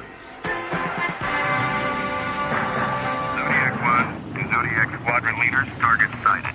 Approximately 4 squadrons, type of weaponry unknown. Activate laser turrets and shielding generators on my mark. Mark. This is Zodiac 3, laser and shield functions confirmed.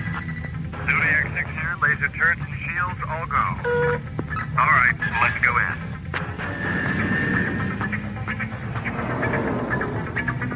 Here they come.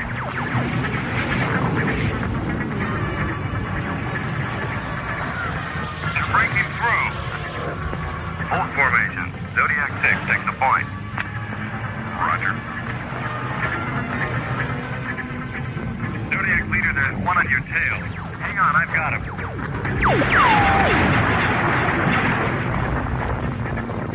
One down. Got him later, Zodiac 6. Zodiac 6, do you copy? They got him. All right, Delta Wing formation. Let's make another pass.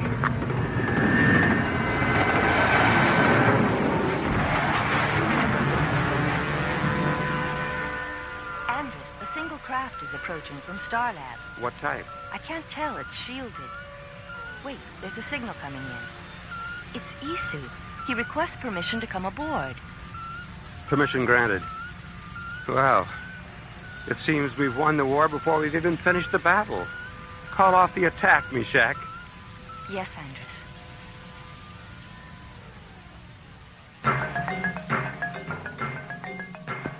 Zodiac leader to Starlab. Go ahead, Zodiac leader. Something funny's going on. They're pulling back and breaking off the attack. Hold your position, Zodiac leader, and stand by. Roger. Wait a minute. There's another ship heading toward Circus. It's not one of ours, and it doesn't look like one of theirs. 1 second, Zodiac leader. I'm putting it on the screen now. Oh, no. Isu. Can you hear me? Yes, Isu, I hear you. What are you doing? Too many have died, Mara. And for me, it is the end of the running. And perhaps the beginning of peace. In the years to come, watch for silent silver birds in flight. And think of me. Silver birds. Starlab to Zodiac leader. Get those ships out of there fast. Roger, Starlab. Mara, what's happening? My God, Jerry, I know what he's planning to do. Remember me, Dr. Cassidy. Remember me. The Circus. It's gone up like a Roman candle. Or like someone set off a shipload full of antimatter modules inside of it.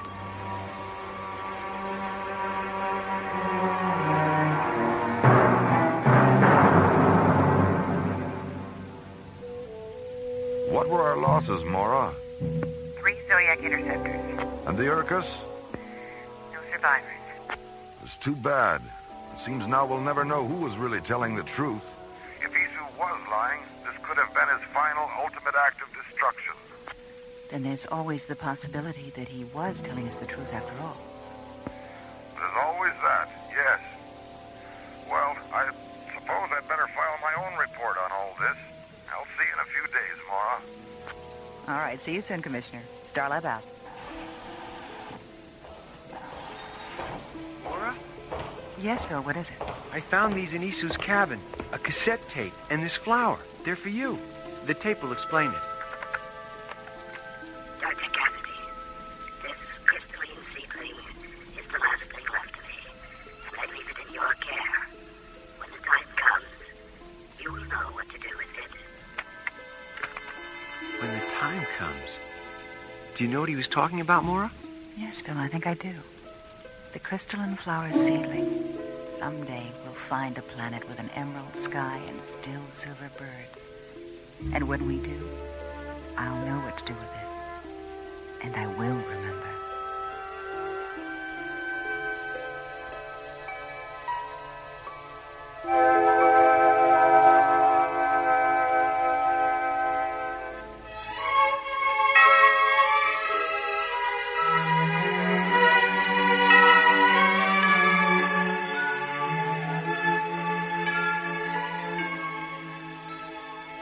A Question of Conscience was written by J. Michael Straczynski and starred Linda Gary, Chuck Olson, Bruce Philip Miller, and Corey Burton, with special guest stars Dawes Butler as Andros, Joe Young as Isu, Michael Bell as Phil, and Tina Holland as Meshach.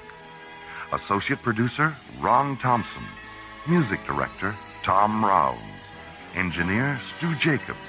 Assistant to the producer Jim Cook. Technical consultant Peter Sky. Alien Worlds was created, produced, and directed by Lee Hansen. And so until next week, this is Roger Dressler, inviting you to join us for our next adventure from the elsewhere and elsewhen of Alien Worlds.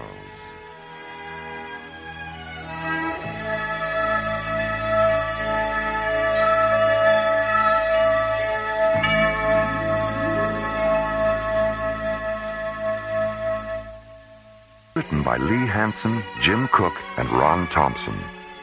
Our stars included Linda Gary, Chuck Olson, Bruce Philip Miller, and Corey Burton, with special guest stars Clark Warren, Larry Moss, Herb Ellis, Joe Young, and Helen Funai. Associate producer Ron Thompson. Music director Tom Rounds. Engineer Stu Jacobs. Assistant to the producer Jim Cook. Alien Worlds was created, produced, and directed by Lee Hansen. And so until next week, this is Roger Dressler, inviting you to join us for our next adventure, Earthlight, on Alien Worlds.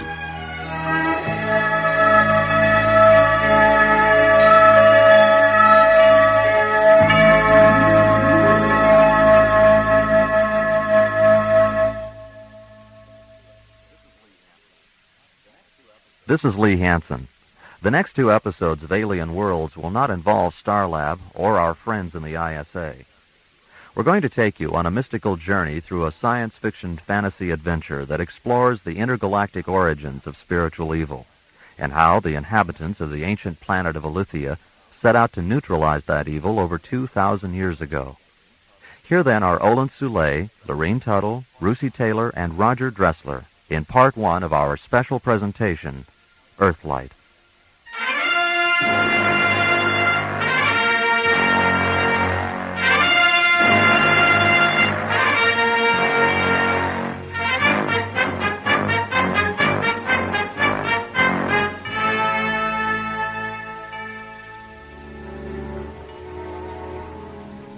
Something silent fractures the Elysian midnight clouds, and they slowly puzzle apart, releasing the ghostly radiances of 3 white moons. Brilliant lunar light shimmers down onto Elysia's night side. Darkness dissolves as far north as the ion refineries at Lahilia, as far south as the Aviara Sun Tower complex, as far east as the Lusa Canal intersect, as far west as the domed wingship port at Darmus. Huge cloud fragments break away and drift past the moons. there is a sudden eclipse of light. Then the cloud fragments narrow to smoky splinters, curl up into the fluorescent winds of the aurora sphere, and vanish. The moonlight returns, intensifies, expands.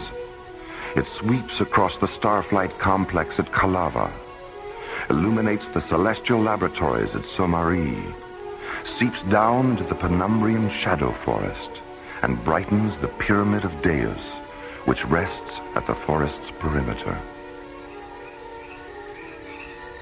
A canal of dark water flows between the pyramid and the forest.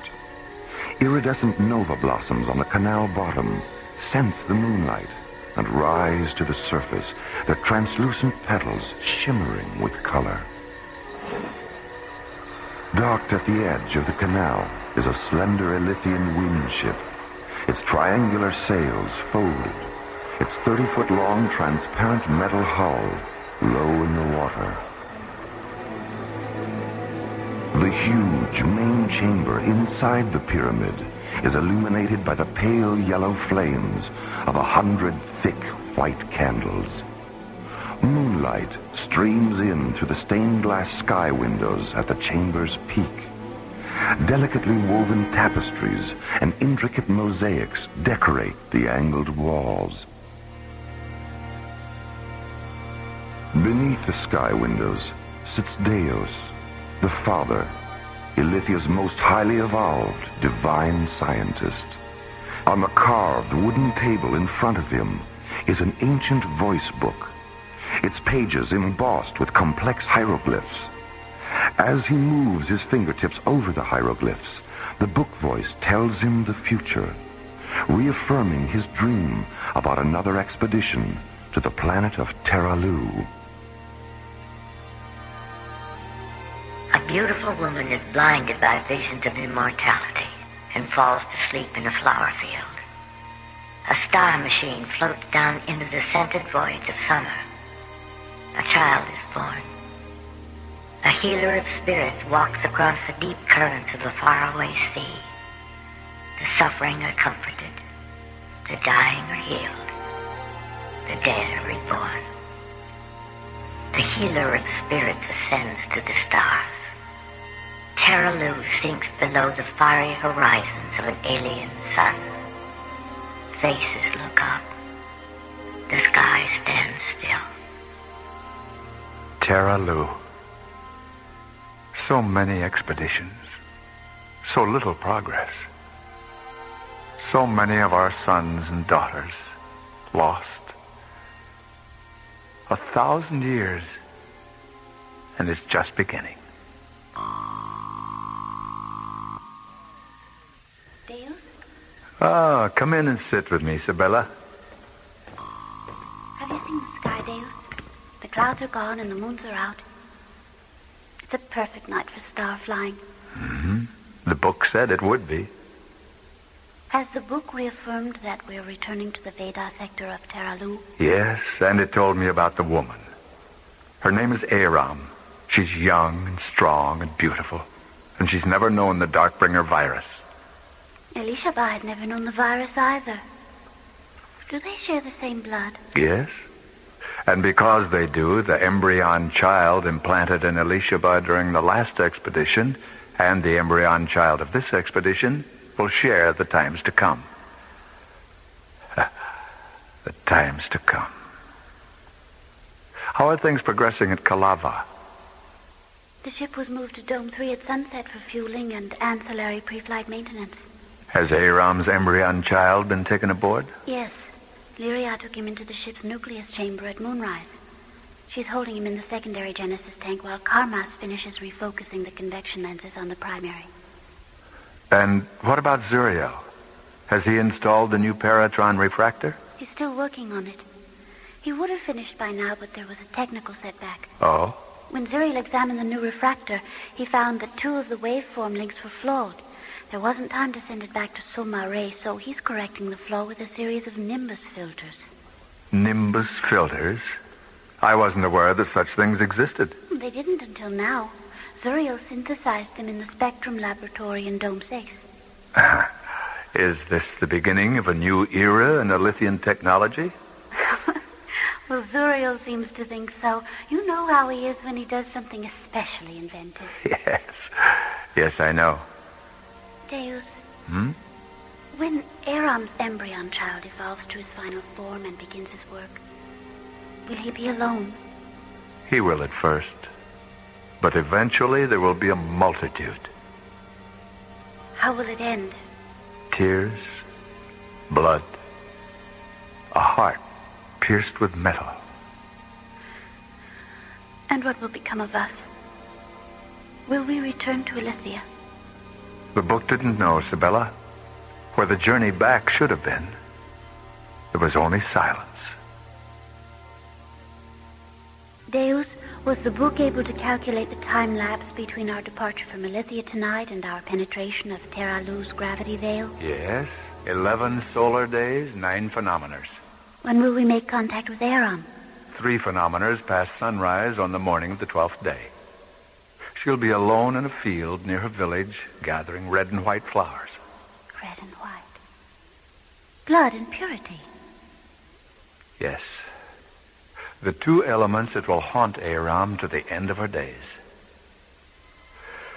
Well, it's getting late, Sibella. We'd better start for Kalava. As Deus and Sibella walk down the luminescent gemstone path leading to the canal, a swarm of fluorescent blue spider moths stream out of the shadow forest, circle the canal's reflection of Ilithia's 3 moons, and streak away into the flower-scented night.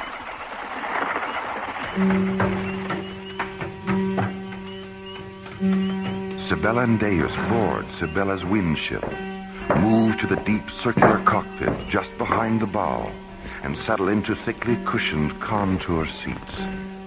Between the 2 seats is a narrow, transparent black systems console, its surface glittering with multiple rows of brightly colored control prisms. Sibella touches 3 of them, interfacing the wind ship's guidance system with the central canal link encoder at Darmus, the huge domed wind ship port which lies 75 demivectors south of the pyramid. Your request for automatic guidance parameters has been received, Sibella. Your vessel will proceed from the Avatar Pyramid tributary through the Lusaw Canal intersect to the Tanil Imbria tributary arch. Automatic guidance will be terminated and manual control returned as you pass beneath the arch and approach the Kalava subcanal. Tiny levers fold open in the wind ship's thin metal masts, releasing a quiet, magnetically generated wind which swells the translucent yellow sails. The small, graceful ship drifts out into the center of the canal, turns 45 degrees, and moves forward through the clean, clear water, nova blossom particles flaring in its wake.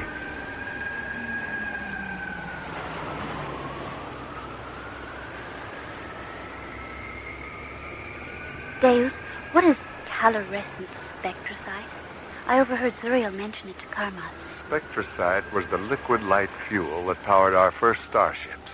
We terminated its use long before you were born. Why? Wasn't it efficient? Yes, it was the perfect experimental fuel, Sibella.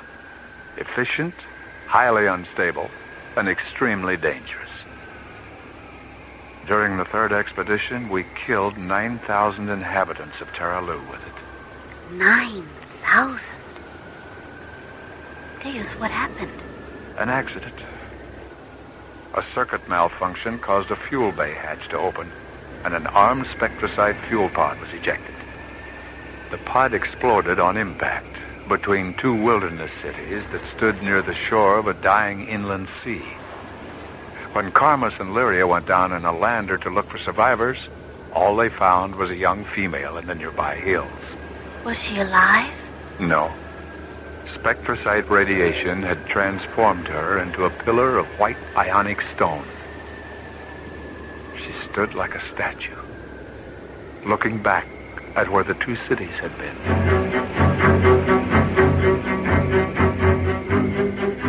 The perimeter of the shadow forest slowly fades into the night as the wind ship leaves the Avatar Pyramid tributary and sails out into the Lusaw Canal intersect, the vast artificial lagoon where all of Ilithia's equatorial waterways converge. Deus settles back in his seat, looks up at the three moons through half-closed eyes, and slowly wills himself into a memory trance.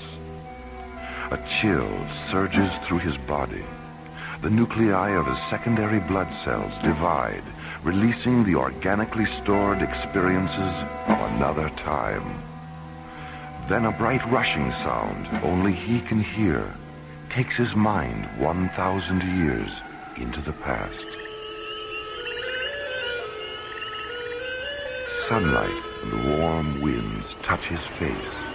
He glides over the sea of echoes in a small windship. In the bright, pale green distance is Reviva Island.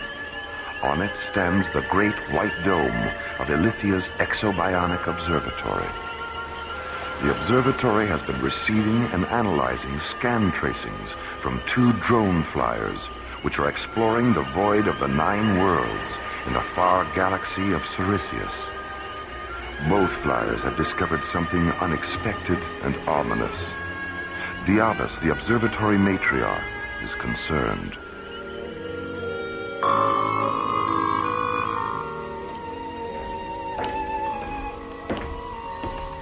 Have you confirmed it, Diabas? Yes. Sit here beside me, Deus. I'll transfer the visual data to the wall screen. An abstract three-dimensional scan pattern fluoresces onto the large triangular wall monitor and slowly becomes a geological image of multi-layered earth and volcanic rock. Embedded in one of the layers are the mummified bodies of 3 nude humanoid women. Next to them are 5 black skeletons whose grotesque skulls resemble the heads of ebony gargoyles. Each skeleton lies against a secondary pattern of thin black bones, the bones of what were once large, bat-like wings. Another world contaminated by Darkbringers. Is it a planet in this star system? No. It's in the Cirrus galaxy. Tero, the only inhabited planet in the void of the 9 worlds. Drone flyer Septus began transmitting these substrata images 7 days ago. Was it a full-scale invasion? No, it was confined to a relatively small area near Tero's equatorial meridian. When did it happen? 19 light eons ago, just as Tero was entering its 3rd neuroevolution. They lived in caves then, Deus, and ate the flesh of things that crawled and flew. How large was the attack force? 1 Darkbringer Legion, probably an inquest unit. They invaded the cave settlement, killed the males and children, and then attacked the females. The same assault methods they used here, and on Anianus and Telluria. Why didn't the assault extend beyond that one area? The region was destroyed during the attack by a first-magnitude stratoconvulsion and volcanic eruptions. An enormous chasm breached open, and the entire settlement collapsed into it. The Darkbringer Armada was probably in an observation orbit during the assault, but when they saw the instantaneous destruction of an entire legion, I think they became frightened and moved out into deep space. Yes, you're probably right. They always did become blind with confusion in the presence of unexpected planetary convulsions. Have the reproductive organs of the dead females been analyzed? Drone flyer Erebus transmitted its scanner analysis last night. The bodies of all 3 females contain traces of calcified Darkbringer insemination fluid. Have you received a retrospective survival projection? Yes. According to the residual biotime scan from drone Erebus, there were over 800 female survivors. All of them inseminated during the assault. None of their newborns had any physical Darkbringer characteristics, but they all emerged from their parent mothers, saturated with the Darkbringer anti-light virus. Has the virus evolved with them? This morning, from an orbital distance of 300 nemavectors, Drone Septus hemoscanned the entire population of Tero. It saw the virus in the blood and bone marrow of every male and female, regardless of tribe or age. And has the virus affected them in the same way it affected us? There are variations, even some resistance at first. But in time, the virus flourishes, and the inner light grows dark. Without any evolutionary interference from us, how much longer will the virus control Tero? A minimum of 500 centuries. But by the end of that time, the entire Circus galaxy would be contaminated. There's only one choice, isn't there? Yes, an expedition. We know the inner light can be resurrected through induced evolution meditations. We proved that here. We proved it on Anianus and Telluria. Diavus, do you see any reason why our spirit magicians couldn't teach the meditations on Tero? I see two reasons. The anti-light disease wasn't as advanced on those planets.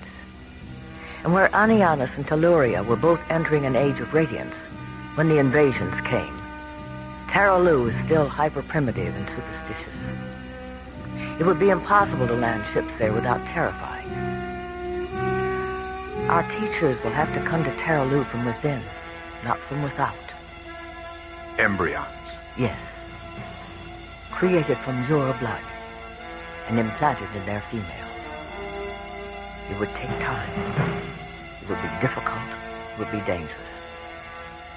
But in the end, the virus would be neutralized. The light would be resurrected. And Tero would no longer be divided against itself.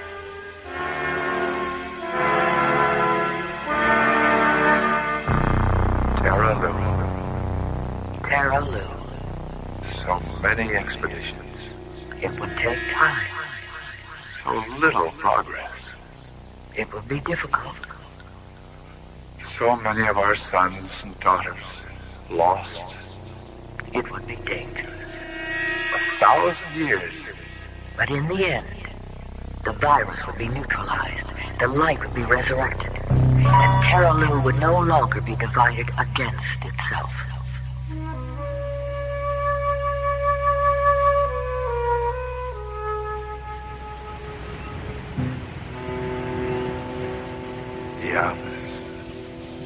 Diavus. Deus? Ah, Sibella.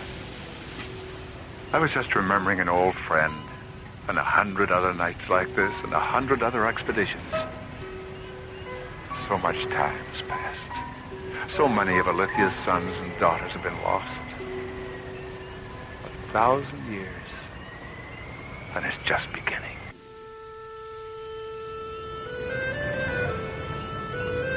What did you do after the Darkbringers killed your parent, mother, and father? I escaped into the wilderness of Bas with a group of scientists and technical magicians from the city of Tialin. We thought we'd be safe there.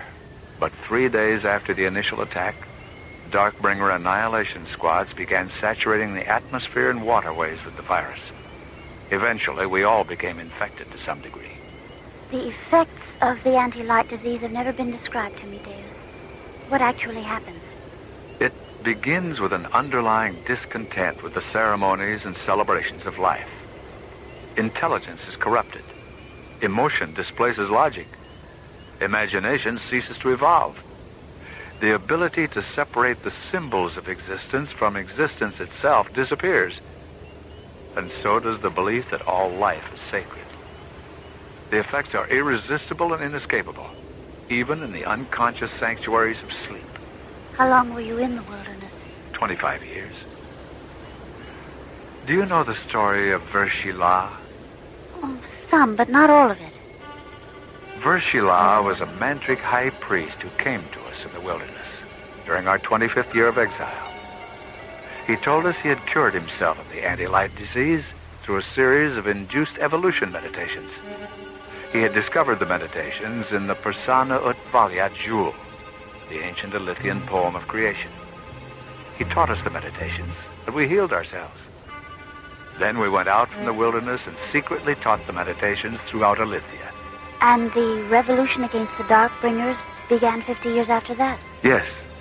Our technical magicians built secret subterranean laboratories where they created ships armed with powerful liquid light injectors. 1 year after our ships rose up against them, the Darkbringers abandoned Ilithia, and the Age of Radiance began. As the wind ship approaches the Tanil-Imbria tributary arch, it passes a sun tower complex construction site on the lagoon's northern shore. Polished metal, saucer-shaped hover drones lower huge white sun tower obelisks onto thick pads of fluorescent synergite. Giant constructor tripods stand in front of the huge synergite blocks, their long, flexible arms coiled around the 400-foot-tall sun towers, guiding them into place. The complex is surrounded by multifaceted solar energy domes and power dispersion pyramids made of thick, white crystal. Did you see Shiva today? Yes, we walked in the forest this morning. How does she feel about the new sun tower complex? It looks as though it's nearly finished. She's delighted with its progress. The iron refineries at Lahelia and the floral hatcheries at Vianatet are already drawing power from it. She estimates it'll be fully operational in another 6 days. We'll be halfway to Tero in 6 days. Sibella, are you concerned that the book didn't know if we'd be coming back? What will become of us, Deus, if the ship should fall into a star? The prospect of death doesn't disturb you, does it? No. No, I thought not. Then, what does? Rebirth. Have you ever imagined what it would be like to be reborn on some other planet? One that wouldn't care about our secrets or understand our ecstasies or forgive our failures? There's no such planet, Sibella. Not in this universe.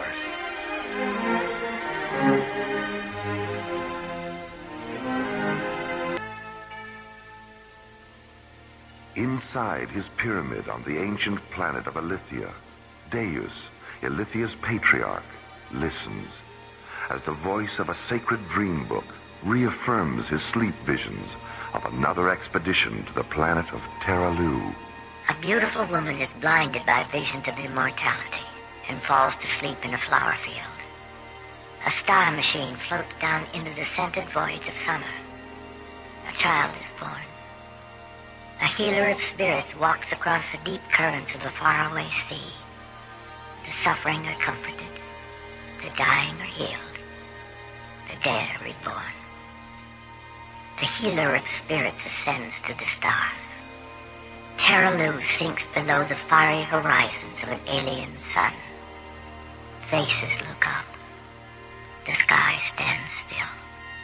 Tero. So many expeditions. So little progress. So many of our sons and daughters lost. 1,000 years, and it's just beginning. Deus? Oh, come in and sit with me, Sibella. Has the book reaffirmed that we're returning to the Veda sector of Tero? Yes, and it told me about the woman. Her name is Aram. She's young and strong and beautiful, and she's never known the Darkbringer virus. Elishaba had never known the virus either. Do they share the same blood? Yes. And because they do, the embryon child implanted in Elishaba during the last expedition and the embryon child of this expedition will share the times to come. How are things progressing at Kalava? The ship was moved to Dome 3 at sunset for fueling and ancillary pre-flight maintenance. Has Aram's embryon child been taken aboard? Yes. Lyria took him into the ship's nucleus chamber at moonrise. How will it end? Tears, blood, a heart pierced with metal. And what will become of us? Will we return to Ilithia? The book didn't know, Sibella, where the journey back should have been. It was only silence. Well, it's getting late, Sibella. We'd better start for Calava.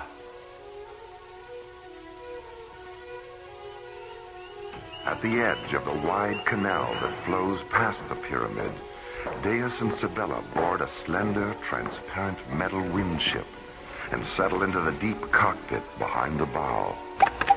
Touching 3 small fluorescent prisms on the control console, Sibella interfaces the windship's guidance system with Ilithia's central canal link encoder. Your request for automatic guidance parameters has been received, Sibella. Your vessel will proceed from the Avatar Pyramid tributary through the Lusal Canal intersect to the Tamil-Imbria tributary arch. Automatic guidance will be terminated and manual control returned as you pass beneath the arch and approach the Calava subcanal.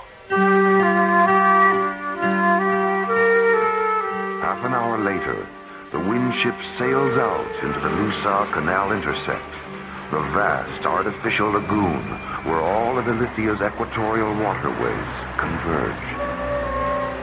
Deus settles back in his seat, looks up at Ilithia's 3 moons, and slowly wills himself into a memory trance that takes his mind 1,000 years into the past. 2 Ilithian drone flyers have been orbiting Tero, the only inhabited planet in the void of the 9 worlds. During their 13th orbit, the 2 laboratory drones have discovered something unexpected and ominous. Deus is called to Ilithia's exobionic observatory, where scanner data from the 2 flyers is being decoded and analyzed. Have you confirmed it, Diavas? Yes. Sit here beside me, Deus. I'll transfer the visual data to the wall screen. A geological image of multi-layered earth and volcanic rock fluoresces onto the large triangular wall monitor. Embedded in one of the layers are the mummified bodies of 3 nude humanoid women and the remains of 5 long black skeletons. Each skeleton lies against a secondary pattern of thin black bones, the bones of what were once large, bat-like wings. The skulls resembled the heads of ebony gargoyles. Another world contaminated by Darkbringers. When did it happen? 19 light eons ago, just as Tero was entering its 3rd neuroevolution. They lived in caves then, Deus, and ate the flesh of things that crawled and flew. How large was the attack force? 1 Darkbringer Legion, probably an inquest unit. They invaded the cave settlement, killed the males and children, and then attacked the females. Why didn't the assault extend beyond that one area? The region was destroyed during the attack by a first-magnitude stratoconvulsion and volcanic eruptions. Have the reproductive organs of the dead females been analyzed? Drone flyer Erebus transmitted its scanner analysis last night. The bodies of all 3 females contain traces of calcified Darkbringer insemination fluid. Have you received a retrospective survival projection? There were over 800 female survivors. All of them inseminated during the assault. None of their newborns had any physical Darkbringer characteristics, but they all emerged from their parent mothers, saturated with the Darkbringer anti-light virus. Has the virus evolved with them? This morning, from an orbital distance of 300 demivectors, drone Septus hemoscanned the entire population of Tero. It saw the virus in the blood and bone marrow of every male and female, regardless of tribe or age. And has the virus affected them in the same way it affected us? There are variations, even some resistance at first. But in time, the virus flourishes, and the inner light grows dark. There's only one choice, isn't there? Yes, an expedition. We know the inner light can be resurrected through induced evolution meditations. We proved that here. We proved it on Anianus and Tellurian. Diavas, do you see any reason why our spirit magicians couldn't teach the meditations on Tero? I see 2 reasons. The annulite disease wasn't as advanced on those planets. And where Anianus and Telluria were both entering an age of radiance when the invasions came, Tero is still hyper-primitive and superstitious. It would be impossible to land ships there without terrifying. Our teachers will have to come to Tero from within, not from without. Embryons. Yes. Created from your blood and implanted in their females. It would take time. It would be difficult. It would be dangerous. But in the end, the virus would be neutralized. The light would be resurrected. And Tero would no longer be divided against itself.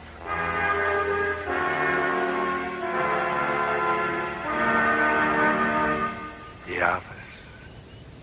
The office. Deus? Ah, Sabella.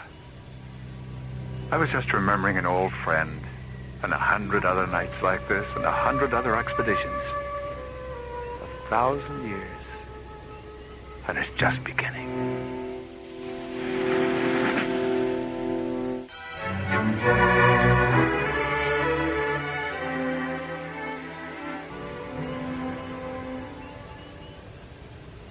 Deus, was the book able to calculate the time lapse between our departure from Elythia tonight and our penetration of Teralu's gravity veil? Yes. 11 solar days, 9 phenomena. When will we make contact with Aram? 3 phenomena past sunrise on the morning of the 12th day. She'll be alone in a field near a village, gathering red and white flowers. Red and white. Blood and purity. Yes. The 2 elements that will haunt Aram to the end of her days. Deus, Sabella, you are now approaching the Taniel-Imbria tributary arch. As you pass beneath it, automatic guidance will be terminated, and manual control of your windship will be returned. May the spirits of the 12 Lords of Light be with you on your journey to Tero. As the canal link override terminates, Sabella touches a control prism, which activates a triple row of bright rectangular lights in the bow. Then she steers the windship through the wide Taniel-Imbria tributary and enters the narrow Calava subcanal. A few moments later, the slim, transparent vessel glides across a small lagoon and docks at the edge of the Calava Starflight complex.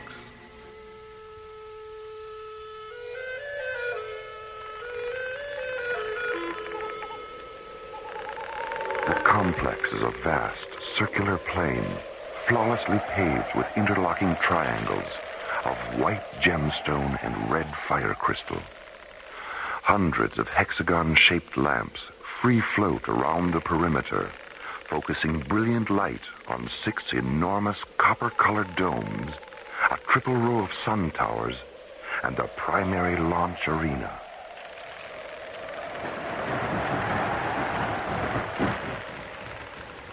At the Calava dock, Deus and Sabella secure their windship and board a small hover drone which takes them across the gemstone and fire crystal plain to Dome 3.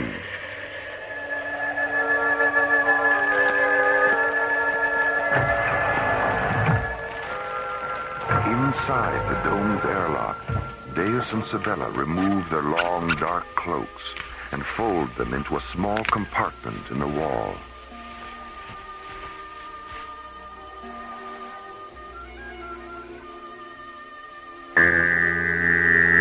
Later, they enter the dome's asepsis chamber and close their eyes and stand motionless as antiseptic light and sound sterilize their hair, skin, and outer garments. Then, a large circular hatch irises open in front of them, and they step through into the dazzling light of the dome's interior. In the center of the dome is Elythia's most powerful and complex starship, a huge overloid spacecraft created from organically grown metals.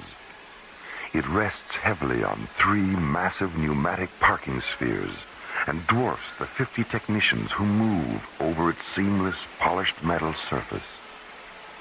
Parked in front of the starship are 3 teardrop-shaped tug crawlers. Their transparent canopies slid open.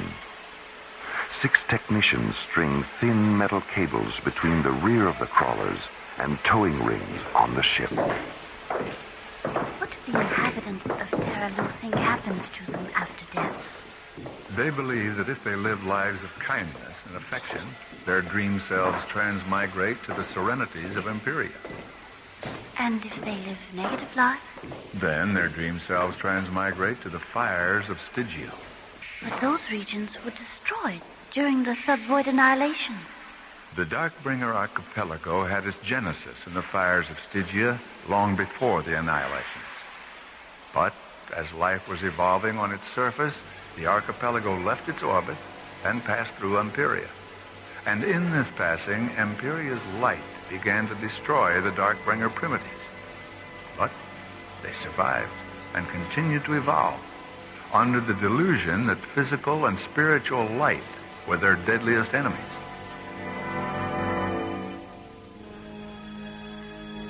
In the center of the starship's nucleus chamber, the primary Genesis tank floats 1 meter above the floor.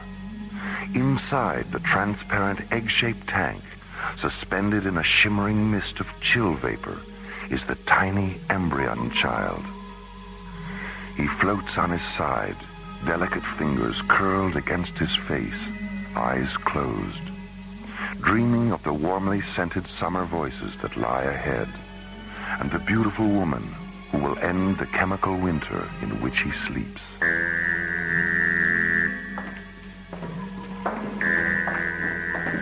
Just look at him, Sibella. He's beautiful. He takes after his father, Deus. Lyria, is 12 solar days still the maximum span he'll be safe in cryosleep?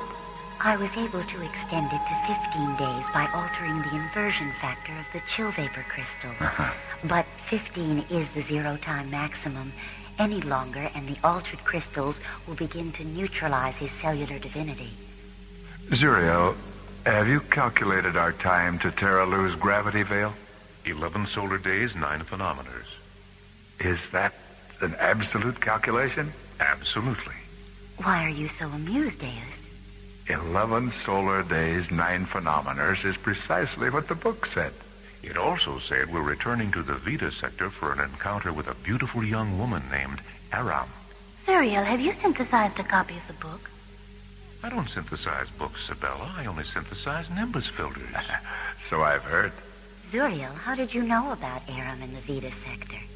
Aram's neuropulse is the only one in the bioindex terminal free of viral contamination. When I scanned the pulse, I found a first magnitude Vita sector imprint. It seems you've finally become as wise as the book, Zuriel. Zuriel, are we coming back from this expedition? I don't know. You're right, Lyria. He has become as wise as the book. It didn't know either.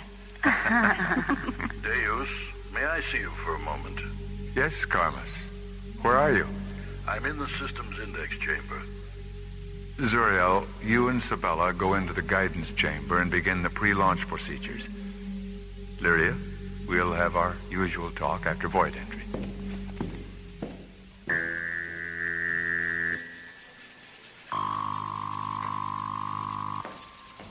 Is there a technical problem, Carmus? No. The problem isn't technical, although technology was involved. I don't understand. I know we're returning to the Vita sector of Teralu, and I know the woman's name is Aram. Zuriel? No, I knew before Zuriel did. I was so curious to know where we were going that I got carried away and synthesized a copy of the book last night. Carmus. Yes, Deus. Is nothing sacred? Inside the dome, the 3 tug crawlers inch forward, tightening the thin towing cables that connect them to the ship. A huge section of the dome wall slides open. The tug crawlers move through the opening toward the brightly lit launch arena.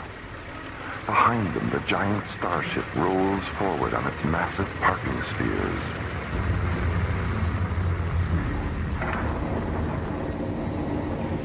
In the guidance chamber, Deus, Sibella, and Zuriel sit in cushioned pod chairs, facing a massive instrument console. Its dark metal surface alive with control prisms, regulator diodes, sequencer jewels, interface crystals, and iridescent decoder keys. Start the pre-emanation cycle on the artificial gravity radiators, Sibella. Interior gravity is stable at E.3. Grav factor links are sequenced to convert to E.9 during corridor penetration and E.12.1 at void entry. Deus, an ion storm is forming in the penetration corridor over Illyria. Karmos, we need a revised launch velocity. Just a moment. A launch velocity of KPS .660 will take us through the storm before its primary spectrum collision phase. KPS .660. Sibella, engage the exterior hyperlight coils when we launch. Ion storms are too unpredictable not to take precautions. Yes, Deus. The ship is in position, Deus, and the towing vehicles have cleared the launch arena. Engage the ancillary pulse drive reactor, Sibella. Reactor engagement confirmed. Solar power matrix is stable at multiple sublinks 8, 18, and 80. All ship register encoders, guidance optics, and inverter grids are hyperlinked and scanning. Release the parking spheres, Sibella.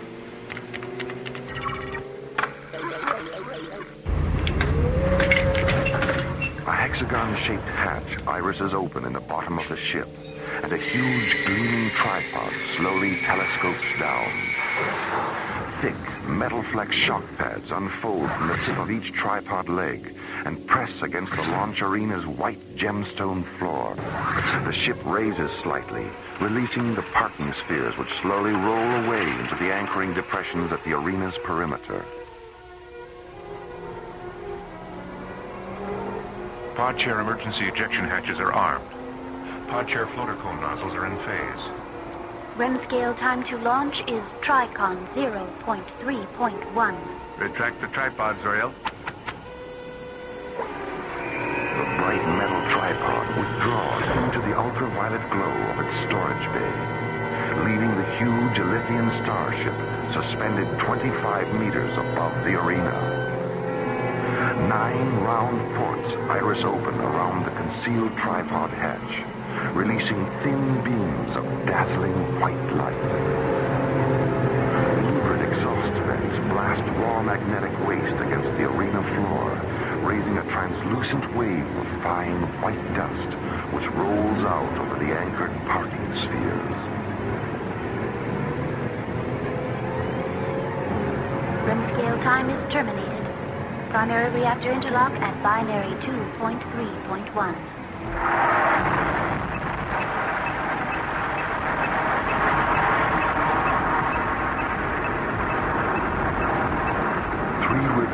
Crimson hyperlight blink on around the edge of the ship. Then the huge spacecraft slowly rotates 90 degrees and begins its majestic ascent.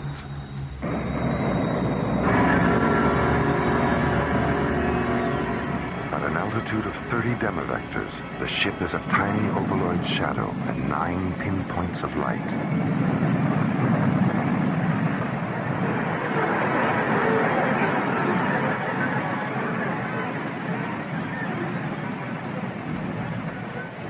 At 120 demivectors, the starship banks 18 degrees, angles up, and races toward the penetration corridor over Illyria.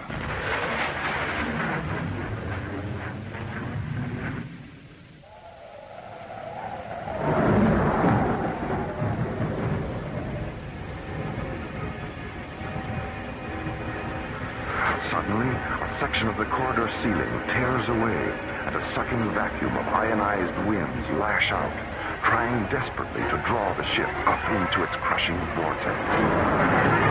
Then, as suddenly as it began, the crisis is over, and the ship accelerates out through Ilithia's shimmering aurora sphere, into the starlit serenity of deep space.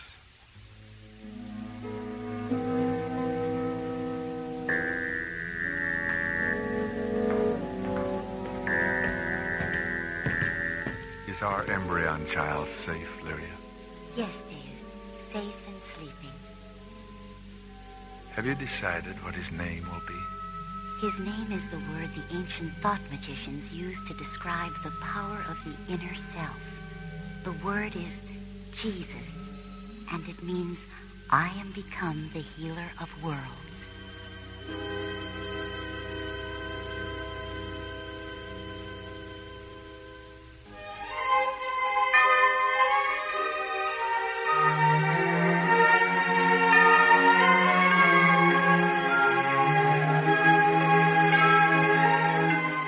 Earthlight was written by Ron Thompson and starred Olin Soule as Deus, Lucy Taylor as Sibella, Mel Wells as Karmas, Byron Kane as Zuriel, Susan Silo as Lyria, and Lorene Tuttle as Diabas. Associate producer Ron Thompson. Engineer Stu Jacobs. Music director Tom Rounds. Assistant to the producer Jim Cook. Technical consultant Peter Sky. Alien Worlds was created, produced, and directed by Lee Hansen. And so until next week, this is Roger Dressler inviting you to join us for our next adventure, The Seeds of Time, from the elsewhere and elsewhen of Alien Worlds.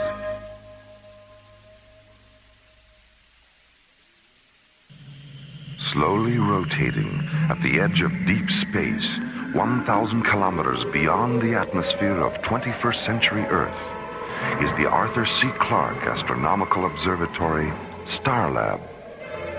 Here, Starlab Research Director Maura Cassidy, along with scientists and technicians of the International Space Authority, watch over the countless suns, planets, and star systems that fill the universe. This week, Space Exploration Team Captains John Graydon and Buddy Griff experience the dislocating shock of time clash and discover how suddenly the here and now can be transformed into the now and then on Alien Worlds.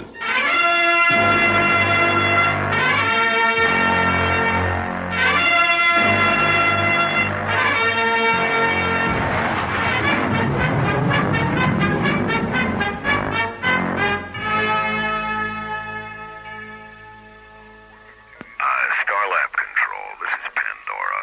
We seem to be having a receiver malfunction. Would you repeat that? Correct your approach vector, Captain. You're 19 degrees off course. All right. I'll see what I can do. Don't just see what you can do, Captain. Make a decision. You're running out of time. What's going on, Jerry? We've got a problem, Maura. If that petroleum tanker on screen 6 doesn't correct its approach vector, it won't clear the docking bay. How's that, Starlab? Any better? Pandora, you're still 14 degrees off course. Abort your approach. Return to your original position and stand by for new docking coordinates. Roger. Why are you guiding him in, Jerry? Is something wrong with your navigational computer? It blew a decoder module 5 minutes into the approach. And that guy is the worst pilot I've ever... There's no way we can abort our approach, Starlab. We've got a retro malfunction. Hit the collision alert, Maura.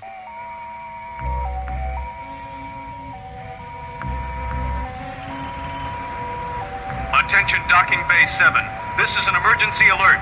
All personnel, please clear the area. Repeat, clear the area. Docking Officer Clark, contact the bridge.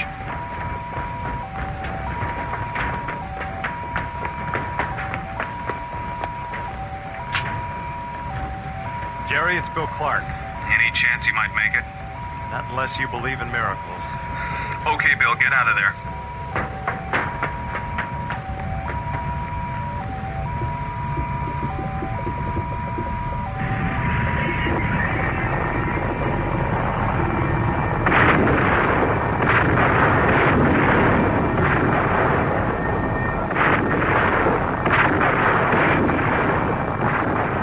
Attention all emergency fire crews. Petroleum explosion in All units stand by for fire rescue. Sick Bay 9, prepare to receive burn casualties.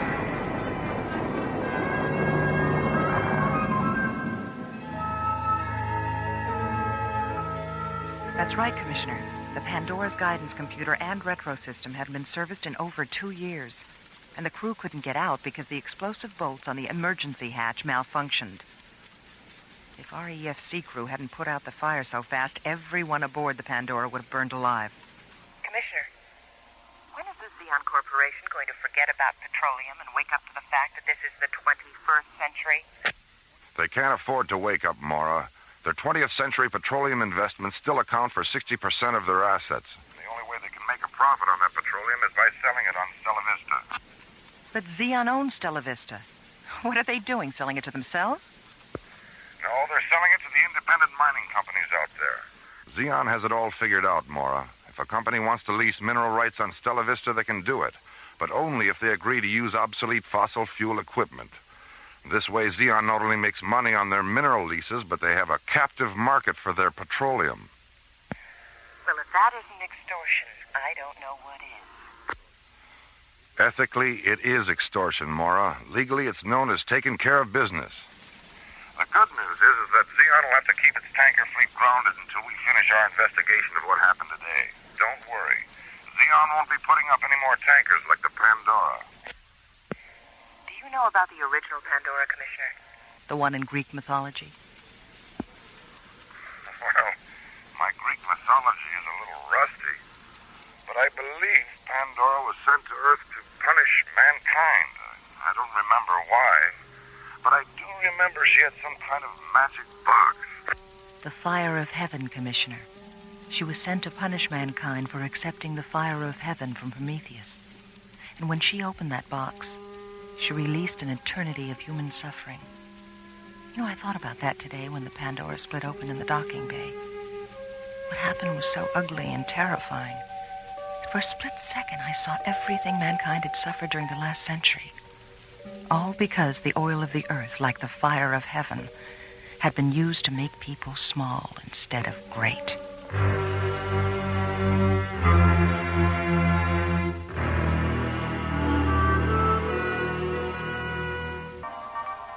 18 hours after the oil tanker Pandora has split open and exploded in Docking Bay 7, an ISA disaster investigation team and a Xeon Corporation space tug arrive at Starlab from Earth.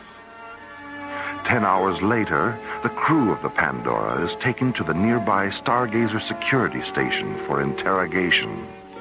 And as the Xeon Corporation tug prepares to tow the burned-out hull of the Pandora back to Earth, Starlab scientists, technicians, and space exploration team officers begin a new day.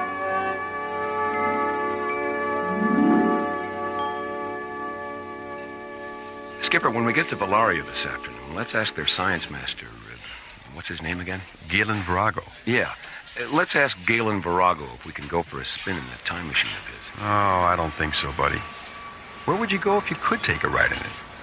I'd like to go back to 1939 and have Lamont Cranston teach me how to cloud men's minds. Lamont Cranston? Yeah, the Shadow. He knew what evil lurked in the hearts of men. And how did he know that? When he clouded their minds, they told him the truth, the whole truth, and nothing but the truth. I see. And what exactly would you do if you had the power to cloud men's minds? I'd use it to cloud women's minds. Sexist pig. Oink, oink, oink, oink. Good morning, Captain Graydon. Captain Grid? Yeah. Good morning, Cindy. Cindy, have you had your mind clouded lately? No. Not since I read 6 Characters in Search of an Author. What's that, Cindy? A novel? It's a play. Luigi Pirandello, 1921.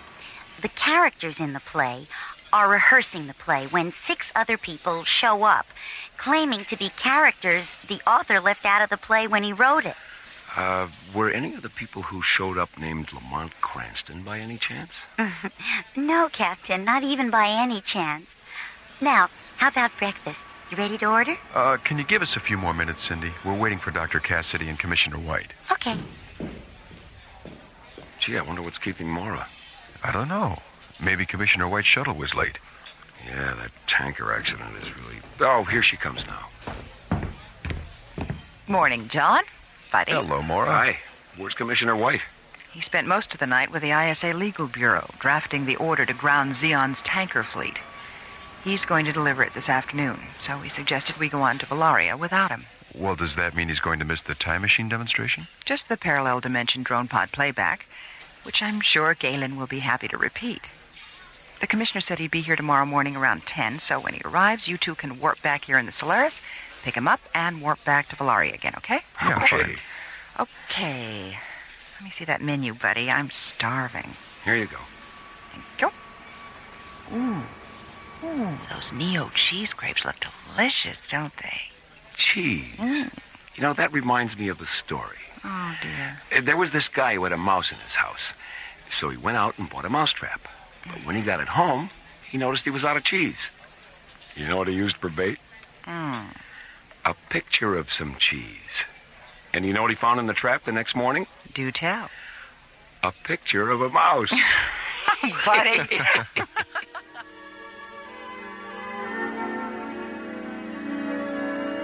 Meanwhile, on Valaria, science master Galen Virago and his apprentice Marika Zarnos enter the Chronology pavilion of Valaria's Magnitude 5 research complex.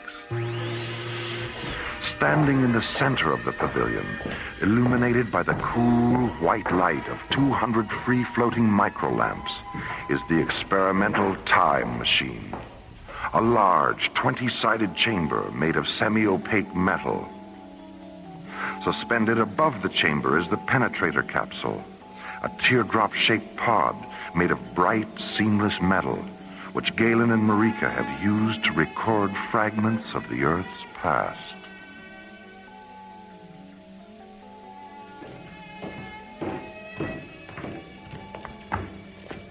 Marika, I want to conduct one last test before Dr. Cassidy arrives. Lower the pod into the chamber.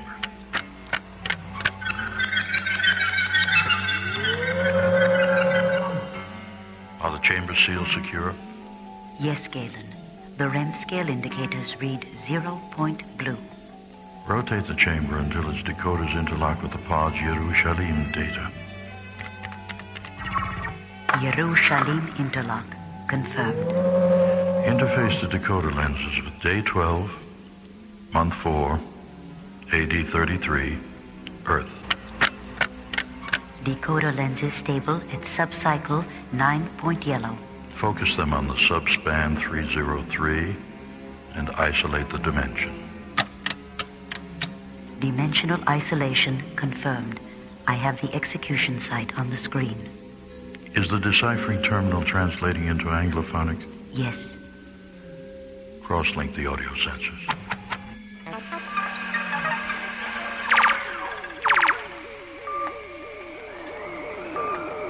Father, forgive them, for they know not what they do. It is finished.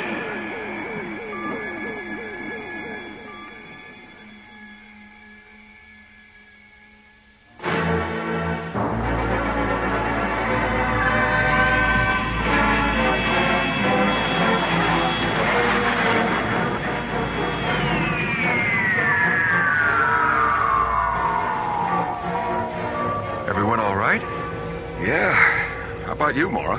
Fine, buddy. Fine, buddy. Fine, John. Fine, John. What's the problem, Maura? I still have double vision from the warp-through. Oh, so do we, Maura. Terrific. So, here we are. 6 characters in search of Valaria. Oh, speaking of Valaria, there it is. Screen 9, Skip. Solaris to Valaria Comm Center. We're tracking you, Solaris. Reduce speed to 1,200 kilometers per hour and maintain present course for 3 minutes, 16 seconds. At 0 plus 316, terminate your engines and lock your controls. One of our pilot drones will guide you down. Roger. Take it down to 1,200 kph, buddy.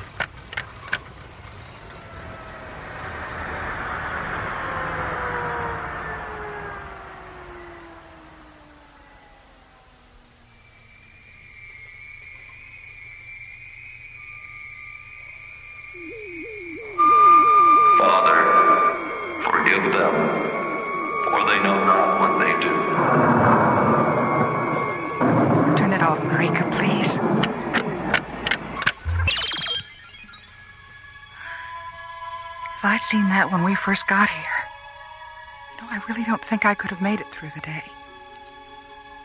They all just stood there and watched him die. Someday you must tell me about that holy man and why he was submitted to such torture and pain. We will, Galen.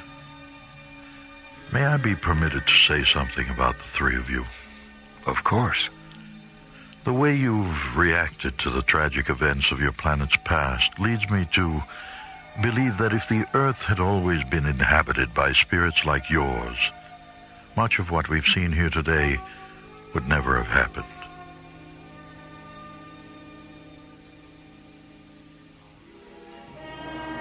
"16 hours later, as Valaria's twin suns tint the morning sky a pale, crystalline yellow, the Valarian Comm Center receives a transmission from Starlab. Please inform Dr. Cassidy that Commissioner White has arrived and that he'll meet Captain Graydon and Captain Griff in Docking Bay 31. Half an hour later, Buddy and John board the Solaris, and as Mara and Galen watch from the Valeria Tracking Center, the sleek white SET interceptor blasts off for Starlab.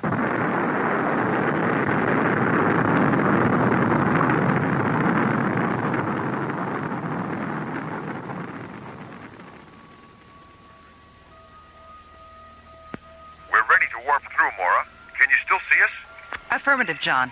The resolution on this screen is so good I can practically see into the cockpit. How many fingers am I holding up, Mara? 13? Gee, Skipper, she really can see into the cockpit.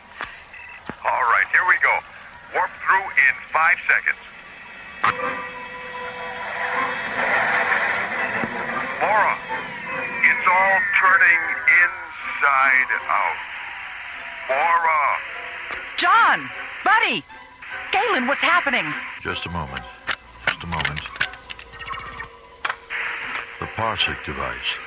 The Parsec device aboard the Solaris has experienced a primary decoder malfunction. The ship is passing through the time-space continuum in reverse. Galen, the ship's back on the screen. John, Buddy, do you read me? Yes, Mara. I read you. John? Mara, help us. We've become children.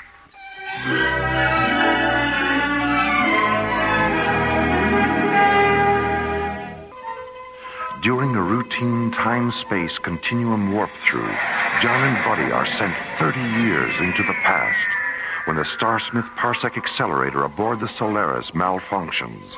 Mara, it's all turning inside out. And when the Solaris finally emerges from its dimensional inversion, Mara, help us. We've become children. Science Master Galen Virago immediately orders the launch of a pilot drone, which locks onto the Solaris and returns it to Valaria.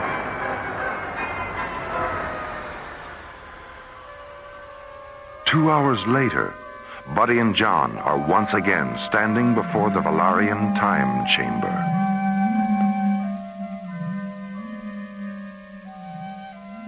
Well, Buddy, looks like you're gonna get that right after all. Yeah.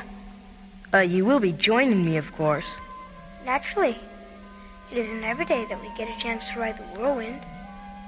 The whirlwind? It's part of a verse by an 18th century English writer named Joseph Addison. My mother used to read his poems to me. How does the rest of the verse go? Let me see. And please the Almighty's orders to perform. Rides in the whirlwind and directs the storm. Kind of sums up our situation, doesn't it? It sure does. Galen, are you absolutely certain there's no danger? They won't be harmed, Mora. Marika has transported me into Valaria's past many times. You didn't indicate that in the communique you sent to Commissioner White. I didn't indicate it in the communiques I transmitted to the other planets either. Why not? Marika? This is our third machine, Mora, And during its construction, we decided that the secrets of time travel would be shared only with those who understand that all life is sacred and that all living things, no matter how small, have an infinity of their own that must be respected.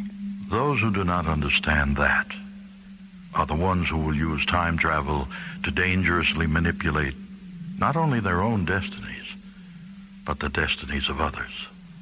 If, during yesterday's drone pod demonstration, you and Buddy and John had reacted indifferently to the tragic events of your planet's past, we would have sent you away this morning. And if, as you went away, this accident had transformed all three of you, we would have simply closed our eyes and put you out of our minds. Then you were testing us. Time is a fragile thing, Mora, and its control can be permitted to exist only where fragile things are loved. Well, Mara, it looks like we've passed the test of time after all. Do you both still feel the same? I mean, you're not frightened or anything like that. Nothing's changed, Mara. It's like Galen said earlier. The physical organism changes during time reversal, but consciousness doesn't. It feels good to be alive inside a child's body. We're not young, we're not old, and we're not afraid. The chamber is ready, Galen. I've interfaced their time, date, and place of birth information with the alternate reality decoders, and the dimensional inversion lenses are stable at subcycle 6.violet.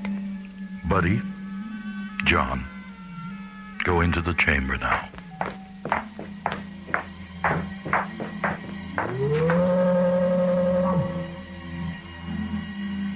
Cross-link the audio sensors, Marika.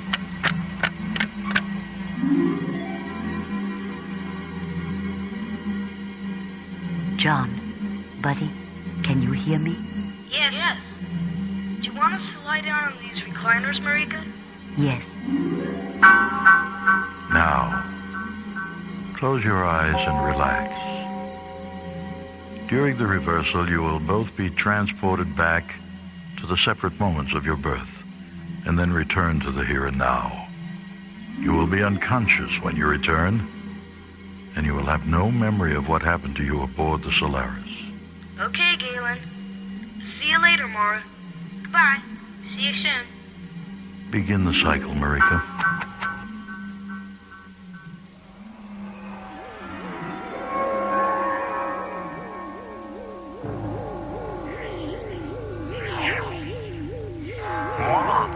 It's all turning inside out.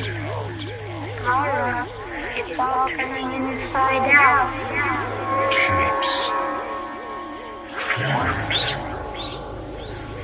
Shadow. Color. Don't be afraid. Don't be afraid. Don't be afraid. Time is a fragile thing. Its control can be permitted to exist only where fragile things are loved.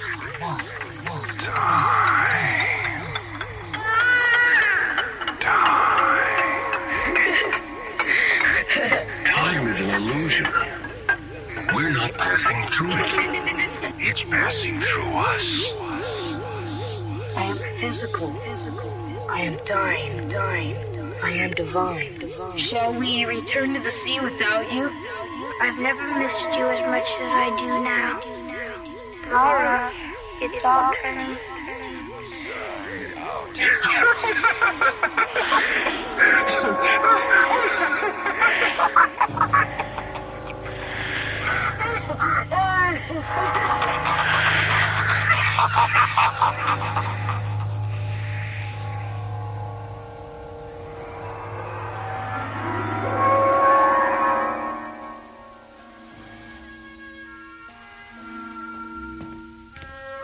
Hi, Buddy.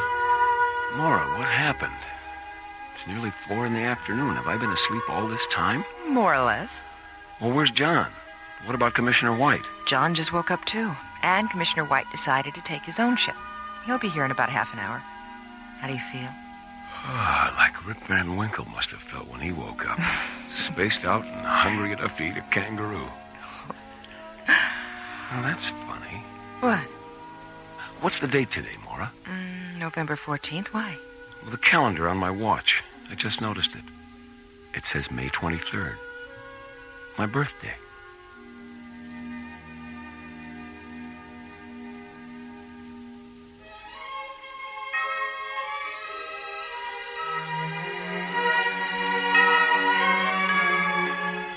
Time Clash was written by Ron Thompson and starred Linda Gary, Chuck Olson, Bruce Philip Miller, and Corey Burton, with special guest stars Mel Wells, Eric Taslitz, Susan Silo, and Eric Green. Associate producer Ron Thompson. Music director Tom Rounds. Engineer Stu Jacobs. Assistant to the producer Jim Cook. Technical consultant Peter Sky. Alien Worlds was created, produced, and directed by Lee Hansen. And so until next week, this is Roger Dressler inviting you to join us for our next adventure, Death Song, from the elsewhere and elsewhen of Alien Worlds.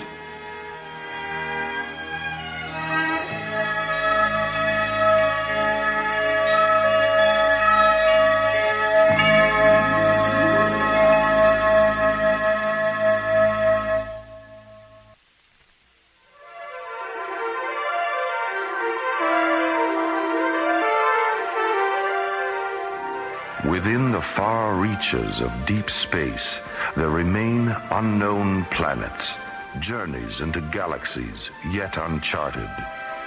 Stellar exploration is the newfound adventure. High above Earth's windy skies, 1,000 miles in space, a large wheeling disk lazily drifts in orbit. A space station whose official designation is the Arthur C. Clarke Astronomical Observatory. To those living and working aboard, it is simply called Starlab. Their lives and adventures become our story on the threshold of Alien Worlds.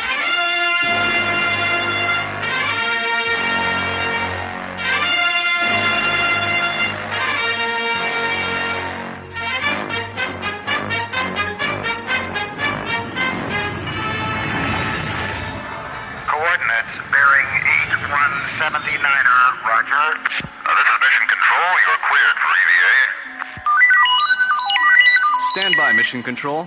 We have a red code report from Level C radio telescope. Roger, Starlab Control. Go ahead. Starlab Control, this is the Spectral Analysis Officer, Level C. Our radio telescope interferometry has detected unusual sunspot activity at a bearing of 409er. Thanks, Bill. Keep us posted. What's going on, Jerry? I'm not sure, Tim, but we're going to find out. Starlab Control, this is Telescope 4, Level D. We're tracking with Level C. Yeah, Ken. The solar graphs show high-density activity. All right, Level D. Print through the data on the ICM recorder, please. Right, Control. It's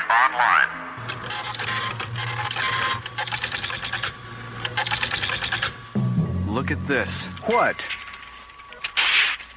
That's more solar activity in the last 2 minutes than we've seen in 2 years. I'd better call Dr. Cassidy.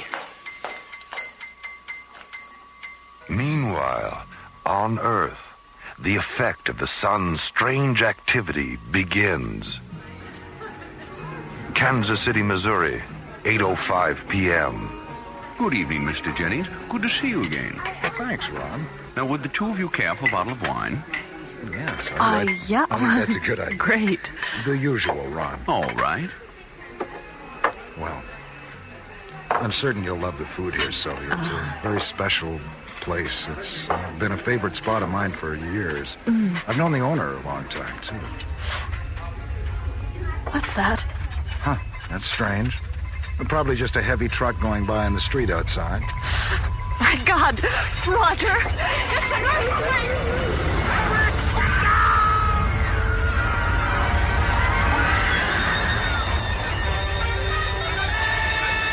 Temperatures worldwide are dropping. Anchorage, Alaska reports a record low of 86 degrees. Tidal waves, and temperature shifts around the globe slowly intensify. A solar mystery unfolds. And back on Starlab, the disorder becomes even more apparent. 21:30 hours. The Starlab Control, this is Scope 4, Level D. We've just tracked a third major flare-out on the sun's Earth side. Level D, begin all radio telescope recorders. Feed us an audio scan. Plug in the Mycroft computers. Roger. Mycroft on. Log on scanners.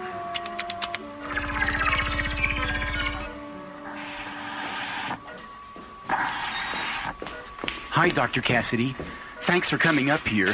I knew you'd want to know. All right, Tim. Now, what's going on? The 3 of our main telescopes are tracking the sun. Yes, and? Analysis indicates an incredible amount of solar flaring and abnormal sunspot activity. Earth stations are reporting earthquakes, tidal waves, and various other abnormalities. We've begun tracking confirmation through our Mycroft Computer Center. Okay, Tim. This is Spectral Analysis Level C. We have a priority report. This is Control Level C. Go ahead.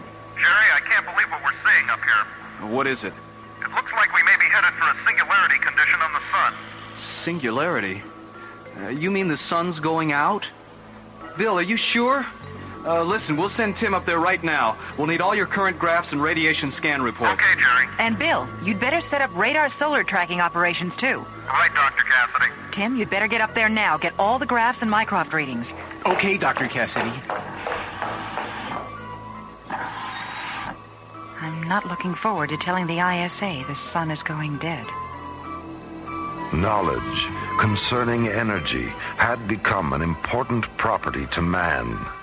But the idea of the sun going out prematurely represents a new and very unusual situation for Dr. Cassidy and Starlab's research people. The beginning of a dark nightmare in the light of alien worlds.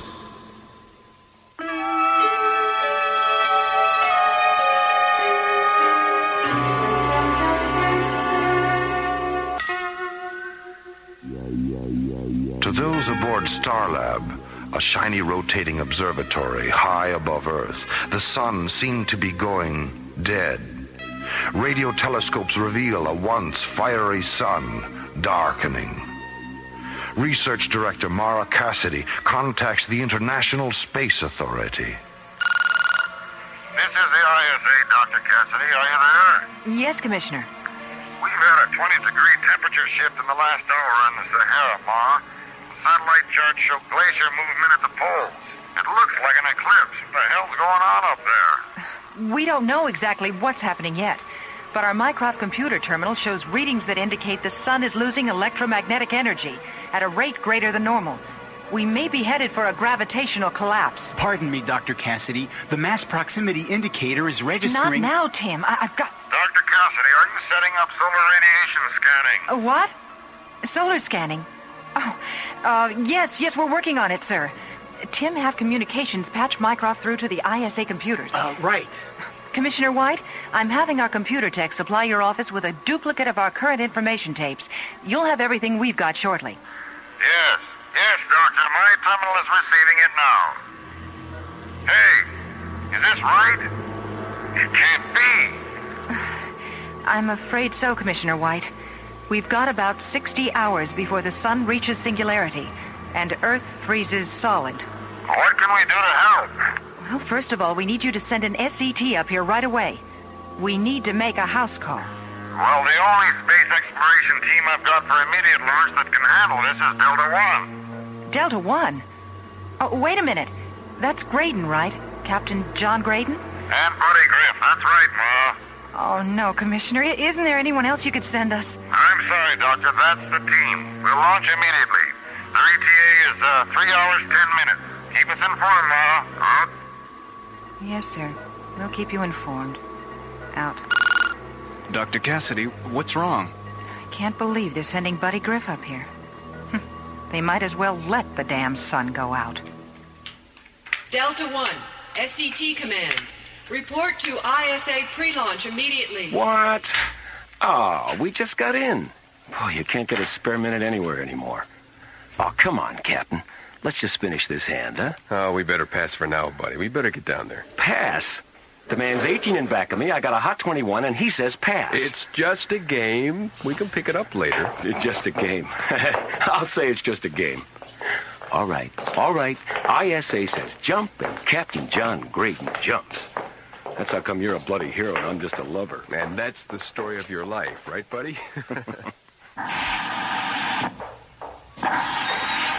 Dr. Cassidy, I just got back from spectral analysis. The mass proximity indicators are registering some kind of solid object near the sun. It's like a planetoid. Oh, Tim, don't be silly. The MPI is probably reading solar flare-off gases. But I think there's something there. Don't worry about it, Tim. Besides, the problem right now is the SCT crew they're sending us. I don't understand. Isn't that the next logical step? Logical step, yes. Logical team, no. Especially with Buddy Griff. Buddy Griff? Captain John Graydon's co-pilot. The Prince of Pomposity. John Graydon. I met him just after he got back from Altair. He's a great pilot. I remember a lecture he gave our academy class in 2010. It's not John who worries me. It's Griff. During the Altair mission, my father was with them. Buddy made a very bad judgment error with a photon laser. It caused my father's death. Oh, Doctor, I'm sorry. I had no idea. Yes. Well, never mind. I'll deal with that later. Well, let's get up to spectral analysis and take a look at this planetoid of yours. I'm really worried about this, Doctor. I have a theory that this object is affecting the sun. Now, don't ask me how the devil it got there. Tim, pull yourself together.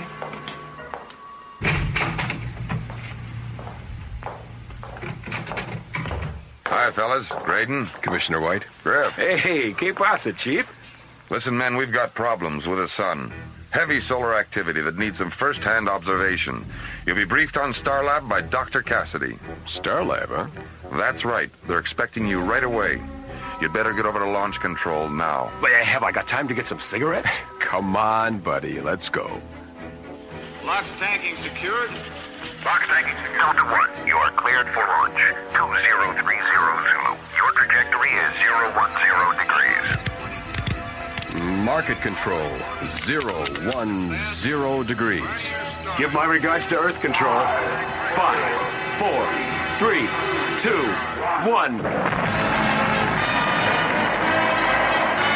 Roger, Delta 1, you have liftoff. All systems go. Oh, man, I just love a good rocket ride.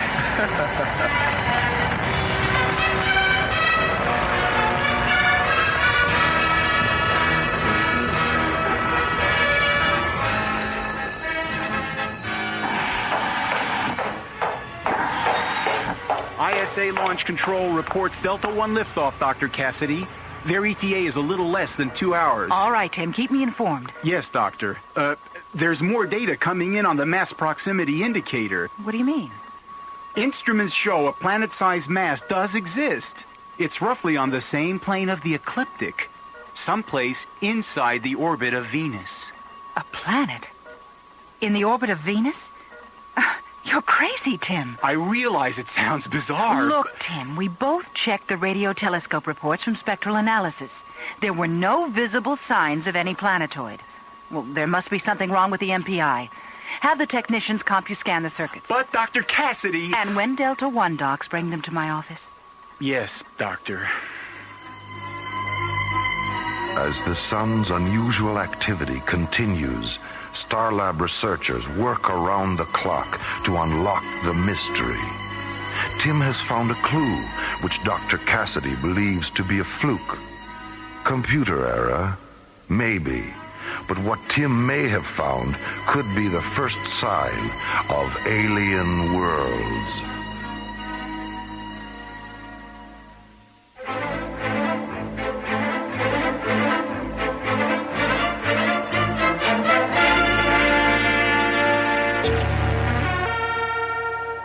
Strange solar activity threatens the survival of Earth. A solar exploration team is sent to investigate under the direction of Dr. Mara Cassidy at Starlab, a space observatory. There is little time. Dr. Cassidy? Yes, Tim. Delta 1 reporting. Captains Graydon and Griff. Thank you, Tim. Come in, gentlemen. Hello, Dr. Cassidy. Good to see you again. Hello, Captain Graydon. Griff. Hiya, Doc. Hey, where's the hero's welcome? No band, no parade, no hats and horns? I thought this was a big deal. Like the big deal with my father, right? Oh, look, lady, there were problems for all of us on Altair. What happened with your father could have involved anybody. It just happened to be me.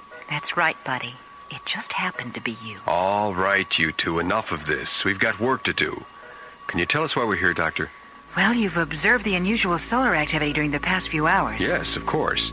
We were wondering if there are any solar collecting activities that could be causing this. No, we've checked that.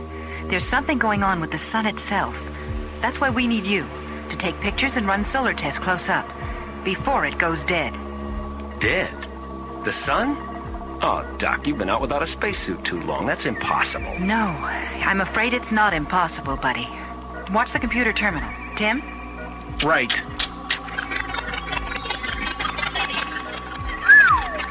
That's frightening. Wow. What's our bottom line? I want you to get as close as you can. We'll have you patched into the Mycroft computer. We can then direct you from that point as to what to do next. Oh, just what I need to end up as barbecued spaceman. We better get rolling. Right. Tim, take Captains Graydon and Griff down to mission control. All right. Good luck, you two.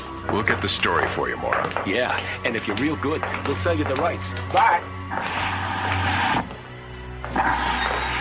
I didn't expect you two at Starlab so quick. Oh, we didn't either, Tim. But we had this tailwind. A tailwind? Right.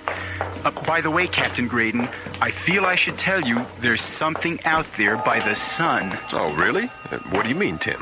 I have a theory about all this. Theory? What theory? About what? Well, I'm certain there's a planetoid out there next to the sun, drawing off energy. A planetoid? You think it's alien? Well, let me put it this way. It's not ours.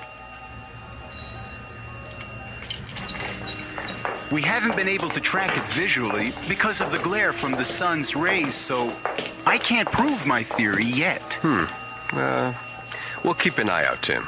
Thanks for the tip. Right. So long, and good luck. Thanks, Tim.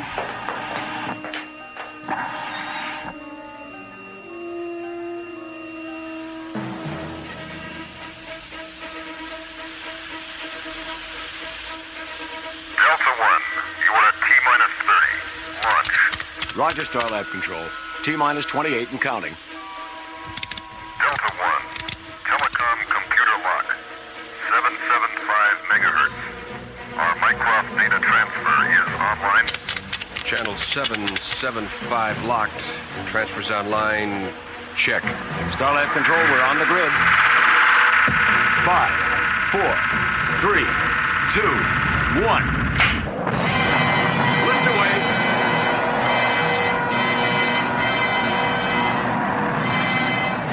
As Delta One moves into the black depth of space, Captains Graydon and Griff set a course for a dying sun.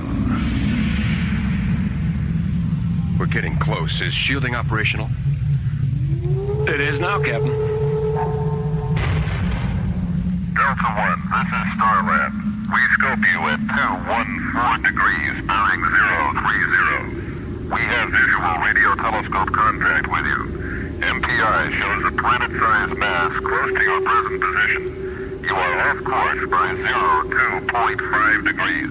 Have you visual Starlab. Starlab, this is Delta 1. Do you receive? Over. What the? Skipper?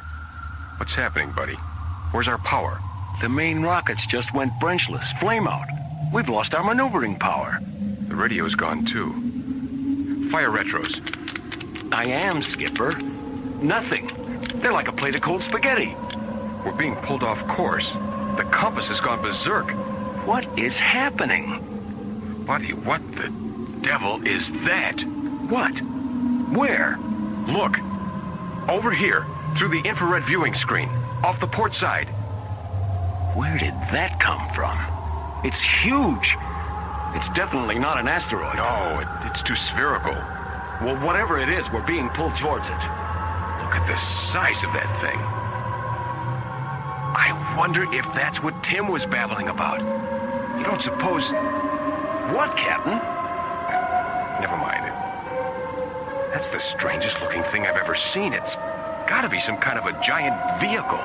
Like a planetoid, Captain? I didn't really want to say it. Yeah, I know. Well, hang on, Captain. We're on a collision course with it. Dr. Cassidy, look! On the tracking screen, Delta 1.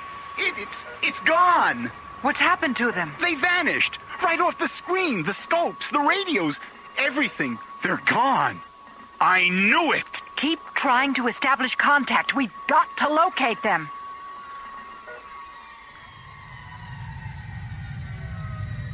Hey, Captain, what happened?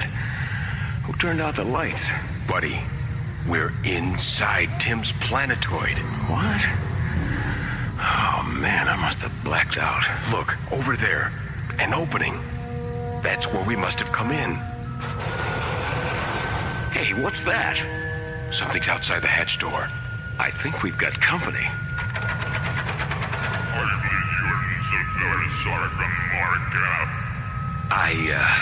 I hope that's the name of the hotel.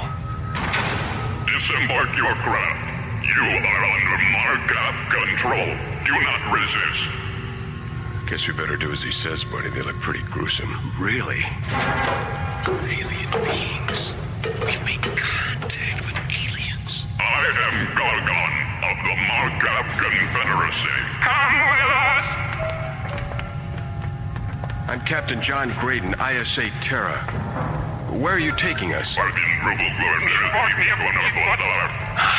always knew I should have taken foreign languages.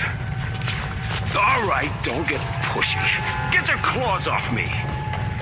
Boy, are you weird looking. I know of no Markup Confederacy, at least in this galaxy. Well, me neither, Chief. Wow.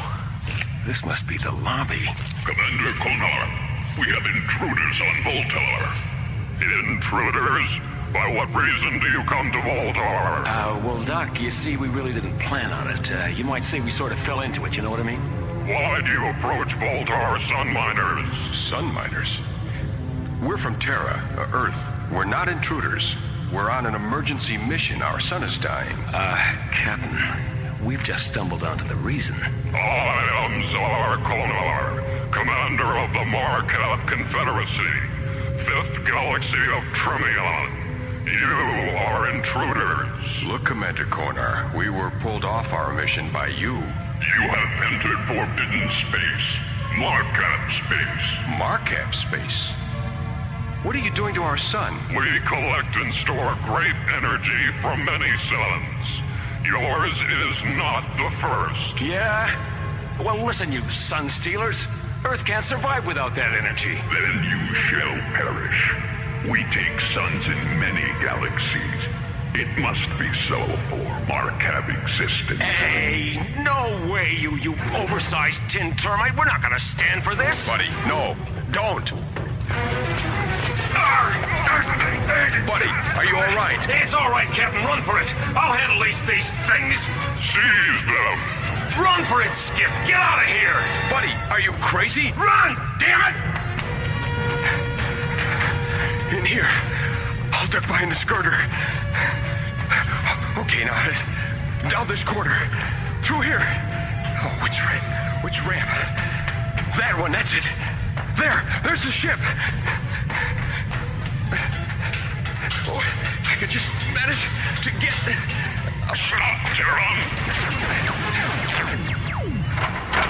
Oh, boy, too close for cover. All right, I made it.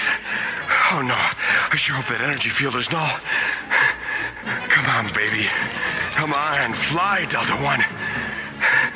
Fire, damn it. All right, Delta One. Oh, let's get the hell out of here. I'm moving.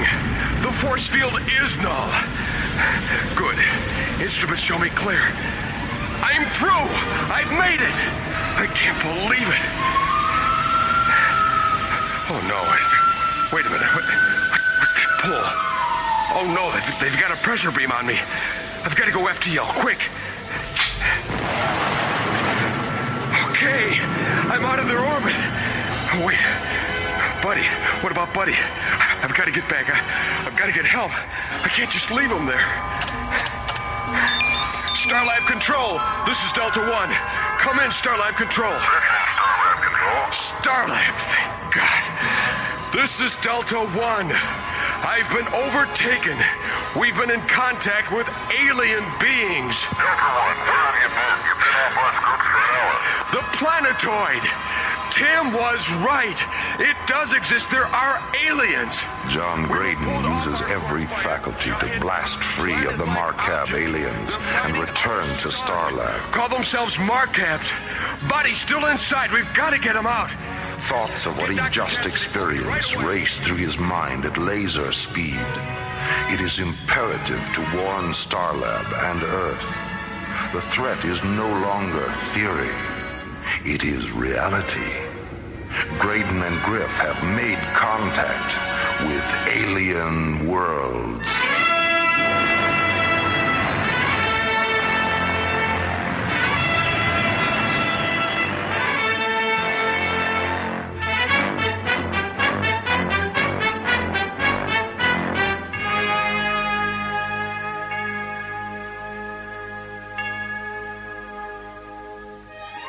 This is Roger Dressler, inviting you to stay with us for the conclusion of the Sun Stealers after a brief intermission on the world premiere of Alien Worlds.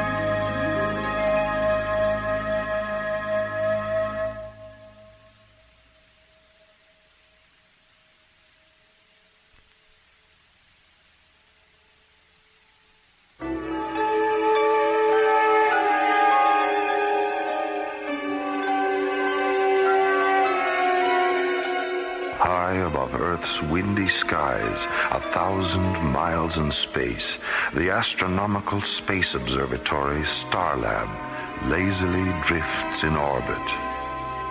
Research teams aboard have detected strange solar activity on Earth's sun.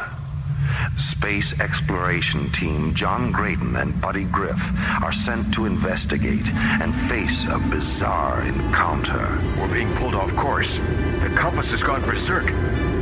Buddy, what the devil is that? Where did that come from? It's huge. Whatever it is, we're being pulled towards it. Hang on, Skipper. We're on a collision course with it. Delta 1 is mysteriously pulled aboard an alien planetoid.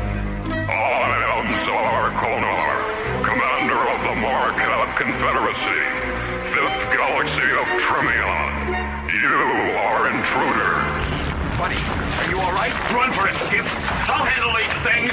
Resisting, Buddy Griff creates a diversion, allowing John Graydon to escape from the alien planetoid aboard the Delta 1 spaceship. Starlab Control, this is Delta 1.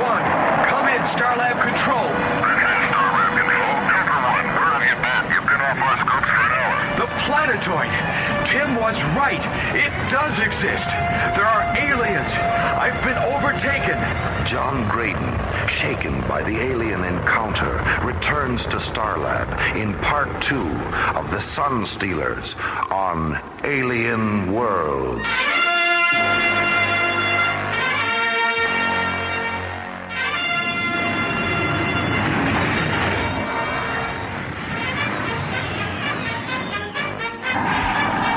He's here, Dr. Cassidy. They're bringing Captain Graydon in now. Okay, Tim, come on. All levels report It's pretty to strange, isn't it? What, Tim? Well, haven't you heard? I mean, something went wrong. They were overtaken by aliens. Buddy didn't get out. I've only gotten the preliminary report. I'm not sure about any aliens yet. Hi, Mara. Tim. Jerry. Where is he? He's in the isolation airlock chamber. How is he?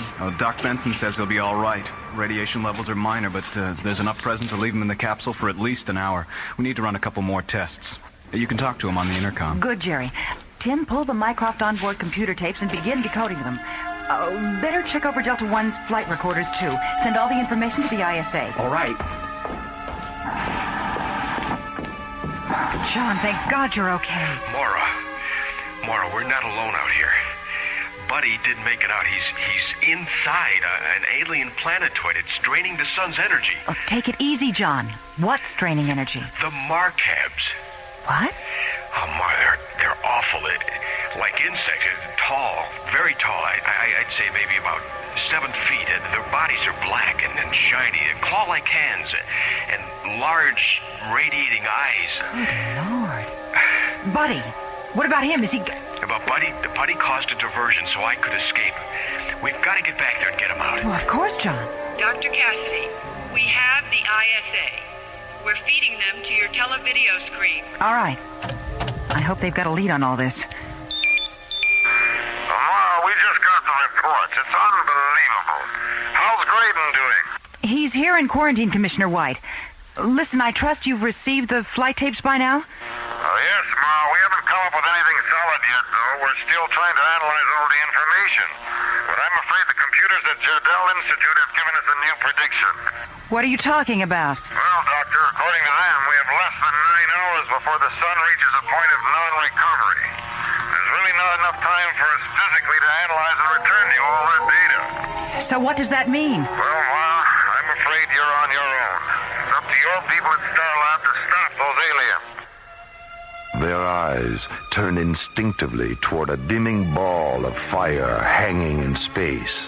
The sun is fading, dying, and with it the future of Earth.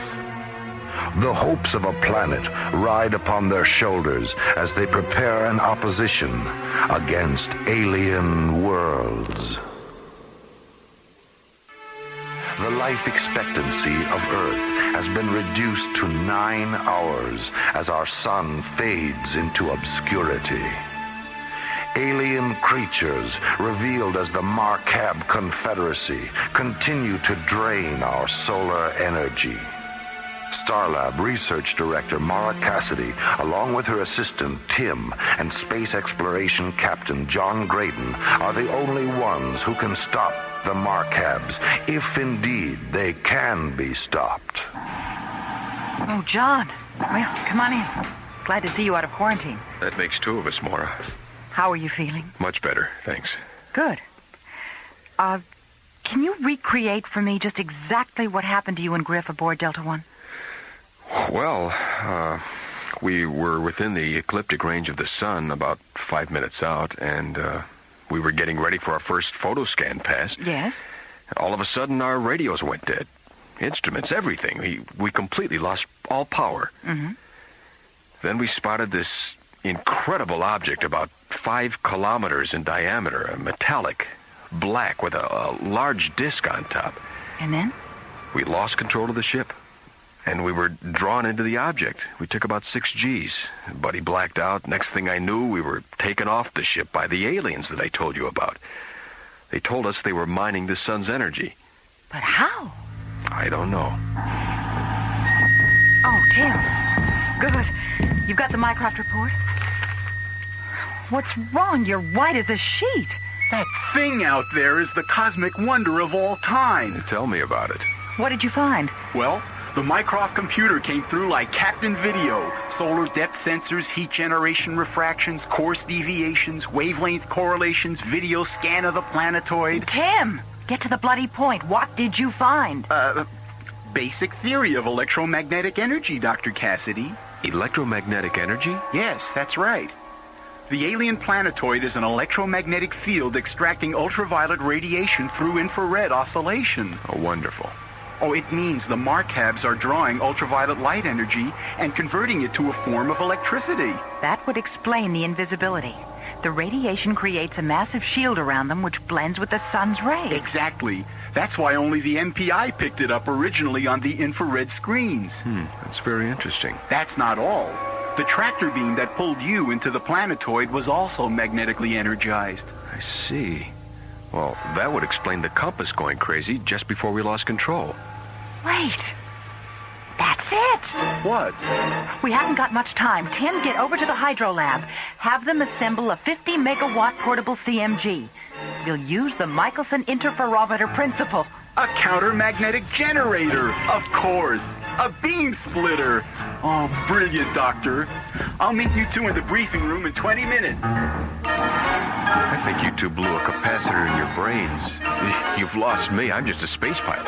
And that's just exactly what we need you to be, John. It's a long shot, but it's the only one we've got.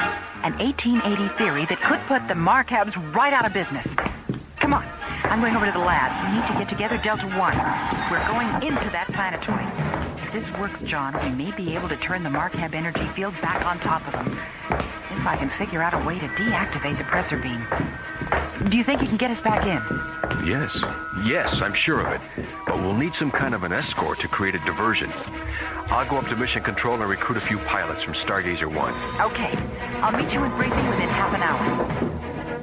As time continues to slip into the past, the future draws closer. They're designed to dethrone the Markab power. A tenuous betide to the indelible. Meanwhile, planetoid captive Buddy Griff remains a solitary man to an alien world. Earthman intruder, your resistance to our way is useless. You don't give us any choice, Konar. By our very nature, we're survivors. We must resist. Ours is to destroy that which resists. Why do you have to destroy everything? Don't you guys know how to create? Our system of long ago was the victim of devastating destruction. We have long since created the power to never again be victims. It is the way of the Cord. The Cord? The rule of Markab supremacy in the universe to destroy. Oh, it sounds like a case of bad karma, Doc. I do not understand. I can't believe I've actually gone over your 7-foot head. Karma is the... Take him away! Hey, what are you doing? You too shall be destroyed. We are the rulers of the light. Yours shall be the world of darkness. Ah, you'll never get away with this, Konar. My people will be back. You're all lunatics. Can't be a no ground table. That's what this is all about. All right. You fellows have been asked to fly this mission based on your experience as fighter pilots. Now, we've programmed D-28 missiles aboard your ships for a diversion ploy on the Markabs. Hopefully, the counter-orbital passes will cause enough confusion to allow us time to land Delta 1 inside. Now, if we're not out by the 20-minute limit, you're instructed to launch full Titan Helitrobus missiles into the side of the Markab planetoid, and then return to Starlab. Any questions? Okay.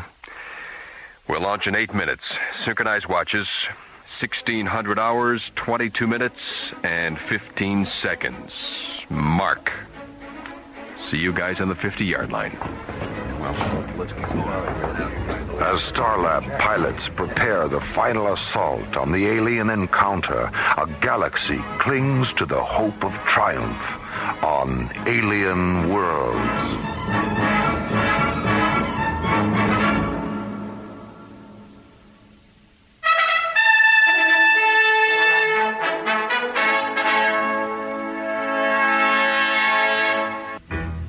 The Markab aliens must be stopped. Their effect on Earth's sun is tantamount to galactic devastation. Starlab mounts the final front as John, Tim, and Mara prepare to effect the aliens' demise. T-minus 27 seconds and counting. Okay, Captain. The device is on board. Good. Mara, would you strap yourself in, please? Mission Control, Delta 1, on the grid for 028, trajectory on 1775. Roger, Delta 1. You have ignition. Clear. Mission Control, this is Firefly 2. We're interdict on 505. Locked on configuration 1520 with Delta 1 leader, Vector 9. leading assault on the Marcab Confederacy. Mara Cassidy and Tim ready themselves for the alien confrontation. All right, Tim, let's go over the mechanics of the CMG beam splitter. I have the timing device set for 18 minutes on the detonator. When it triggers, it'll pull every bit of energy within a radius of 5 kilometers into the magnet center. The energy overload will create a chain reaction. As the alien storage collector beams split, it'll blow them right out of the galaxy. Good. John, during the time the device triggers, we'll lose all magnetically operated instruments. You mean I should be ready to fly Delta One by the seat of my pants, so to speak? Hey, I like that. By the seat of my pants. It's an old term used when flying airplanes without instruments, Tim. You used to fly airplanes? Oh, John's a pilot of many experiences, Tim, including pilot commander for the Jupiter 1 mission. Really? Oh, gee, that must have been some flight. Yeah, Maura remembers that one, don't you, Maura? She was our science officer, and a good one, too. That was my introduction to the ISA, and the last time I saw my father alive. Pardon me for asking, Doctor, but what happened to your father? On Altair, I mean. My father was chief science officer for NASA. They were conducting neutron laser tests in zero gravity. He was setting up the guide path for the beam's target. Buddy Griff pre-detonated the laser's timing mechanism. My father was killed. Maura, listen, it's time you knew. That's not really what happened. It wasn't Buddy's mistake. What are you talking about? The report said I know all about the report. It was an accident, that's true. But your father miscalculated the laser's initial impact strength on the beam's path. The device was hot, overheated from testing all day. The heat triggered the premature detonation, not Buddy. How do you know all this? From Dr. Solomon, the project coordinator. He told me the whole story shortly after it happened. But he never said a word about it to anyone, including me. But it wasn't in the report. Why? Because Buddy wouldn't allow it in the report. Since your dad was a notable scientist, Buddy took full responsibility for his mistake, to clear his record. Why didn't Buddy tell me the truth? He's a strange guy. Buddy's a rebel, but he's also guided by a strong sense of honor. I see. All right, if you two are ready, I've got to get our act together before our Marcab madmen discover we're here.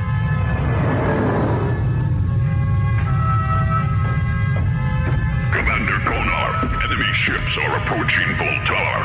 Enemy vessels? More intruders? Who are they? They are of undetermined origin, but they appear to have an Earthcraft configuration. Launch the Voltanians. Destroy them at once.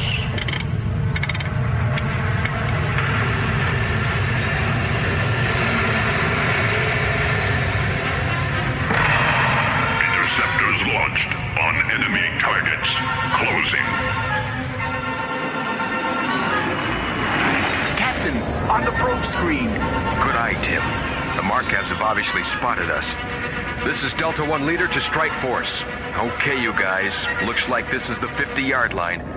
Execute ZK-15s now. Got him, Captain. Got you covered. Now fly that rascal right down their throats. This is Firefly 2, on the lead. Okay, boys, slow your computer better. 0905.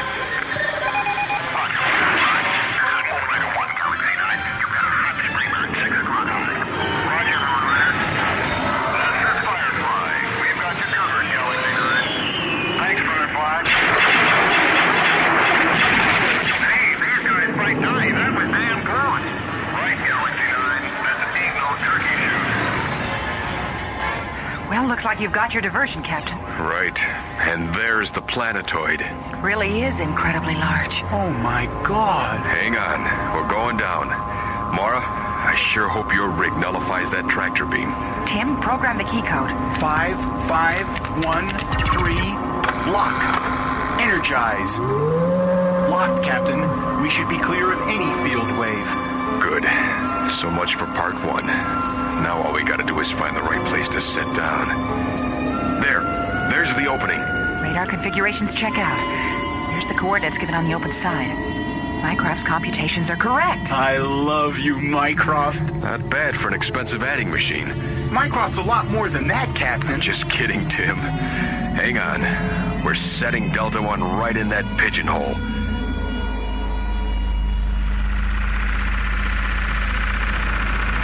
Okay, let's get this over with. Here, help me with the CMG.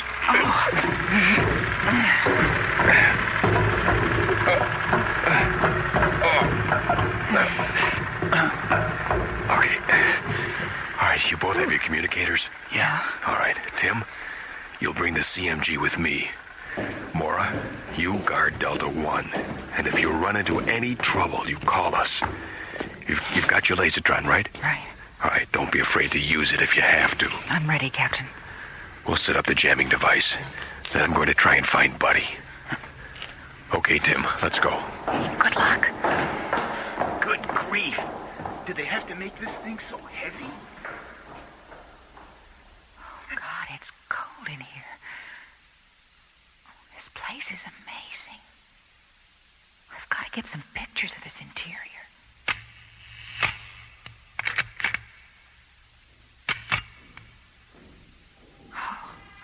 Someone's coming. We'll look down this corridor. Let's look over here. Very well. The Earthcraft, it's back. And the prisoner has escaped. Where is he? Somewhere in this quadrant. I'll look for him. Call the guards. Find the other Earthlings. Quick, the alarm.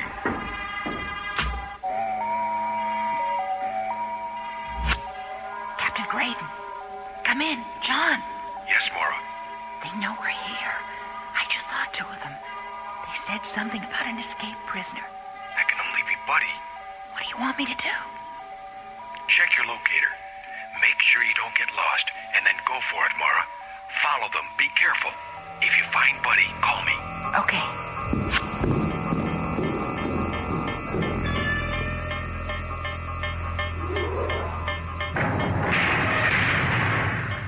Earthman, so you think you can escape? You cannot hide from Gargon. Oh, hey, hiya, Chief. Hide me? Nah. I was just giving you a little exercise, you know? It's sort of keeping you on your toes. Your spacecraft has returned. Returned? Delta One? What do you mean? He means... Hey, all right, lady. Pretty fair shooting. You're just in time. I was just in the middle of escaping. Where's John? You didn't fly here by yourself, did you? Oh, no. He and Tim are down in the power collecting room. We brought a CMG to blow this place to kingdom come. CMG. What's that, one of your toys? It's a countermagnetic generator. We think it'll counteract the method the Markabs are using to draw energy from the sun. Sweetheart, save it. Maybe later, over dinner, perhaps? Oh, that's right. We better get out of here. And hopefully not any too soon. Now, quick, down this corridor. How much longer, Tim? Just two more connections here. Hand me those leads. Tim, you're shaking like a leaf. Yeah, I know. I just hate working under this much pressure. Well, now's a fine time to cop to that one. I'm okay. There. That's it. I wonder where Mara is. I can't raise her on the communicator. Should I set the timer now? We'll have 18 minutes, you know. Yes, set it. You get back to Delta One, and I'll head back the other way. And then if Captain, watch out! Stop! Surrender!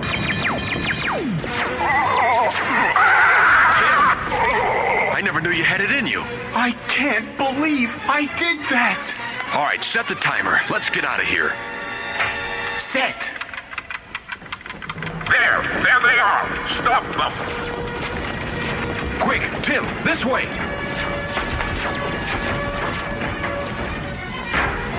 John and Tim find themselves trapped by the Markabs. The CMG timer has been set. Only precious moments remain before a deadly explosion. Look! There's Buddy! Hey, all right, John! Buddy, thank God. Where's Mora? Back at Delta One. We've only got 2 minutes. Hurry! Get on board, Mora.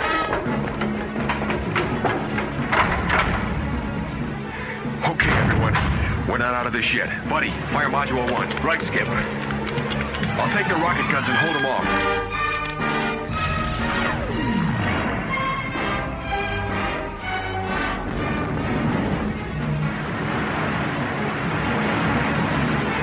Lift. We have main ignition. Clearing the planetoid. Oh, yeah!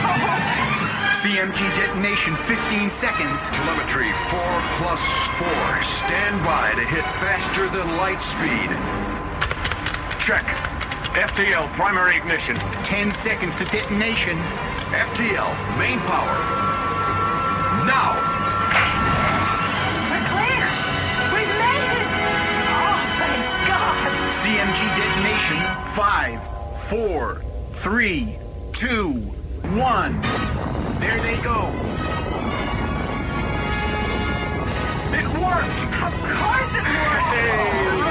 And so we bid farewell to the Gruesomines as they and their planetoid sink slowly into the west, and the east, and the north.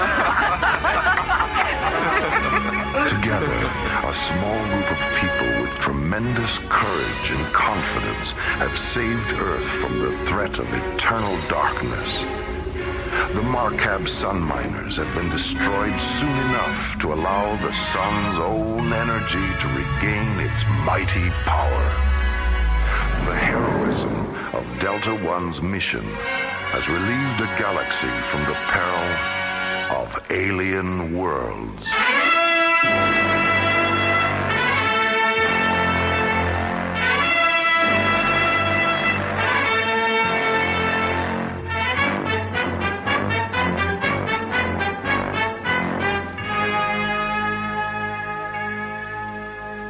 Alien Worlds was created, produced, and directed by Lee Hansen.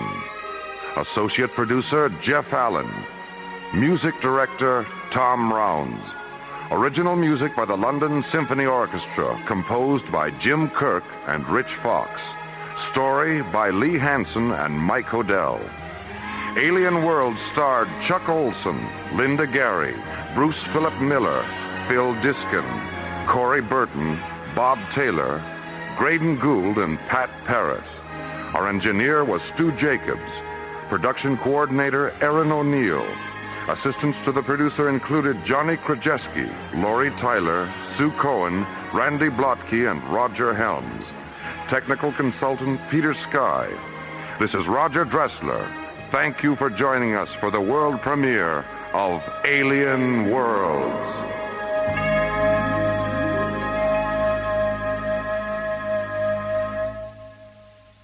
Slowly rotating at the edge of deep space, 1,000 kilometers beyond the atmosphere of 21st century Earth, is the Arthur C. Clarke Astronomical Observatory, Starlab. Here, Starlab Research Director Dr. Maura Cassidy and scientists and technicians of the International Space Authority, ISA, watch over the countless stars and planets that fill the silent distances beyond the giant space station. This week, the men and women of Starlab become entangled in the adventure of the Egyptian necklace, an intergalactic detective story in the Sherlock Holmes tradition on Alien Worlds.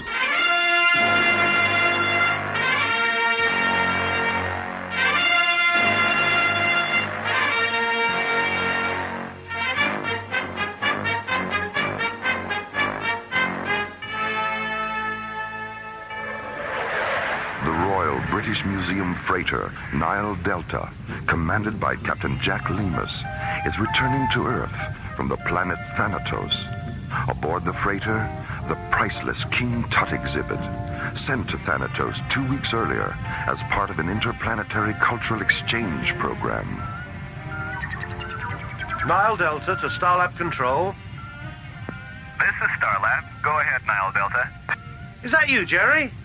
Affirmative, Captain. Are you planning to dock at Starlab on your way home? No, not this time. An ISA tanker came up from Cannabis 12 and refueled us on the other side of Saturn. No, I just wanted to say hello and invite you around for a visit if you're ever in London. My wife's got quite a lovely sister she's trying to marry off. And I've got some 40-year-old brandy that'll lift you right out of your boots. Thanks for the invitation, Captain. I'll take you up on it the first chance I get. I'll be looking for you. Nile Delta, clear. Starlab, out. That alien ship's back again, Captain. 3,500 meters off the port bow. Have you tried to contact her? We tried, but she still doesn't respond. All right, let's have another look at her. Full magnification this time. Hey, she's a beauty, isn't she? All white and slim like that. Do you recognize any of the markings, Tony? Wait a minute. What's that on the tail fin? The sun symbol? No, just below it. The blue and gold bird with its wings spread out. Isn't that the same? Hold on. She's dropping down a bit. Tony, she's been damaged. Top of the hull, amidships. There go the SOS flares. Let's get up alongside of her and see if we can help. As the Nile Delta's navigator maneuvers the red and gray freighter into a side-by-side position with the damaged alien ship, Captain Lemus and First Mate Tony Cargill put on bright blue pressure suits and enter the freighter's airlock.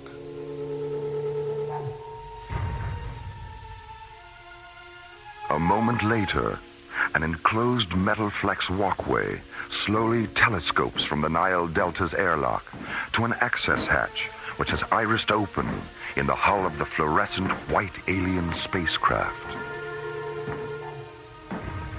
You're very generous to give us your time and kindness. Well, hello. Who are you?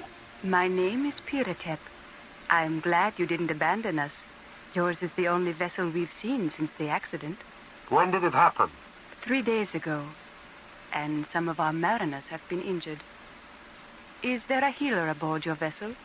Yes, there is. And we have a complete medical facility as well. Then if you'll please follow me, we can begin transferring our injured to your ship.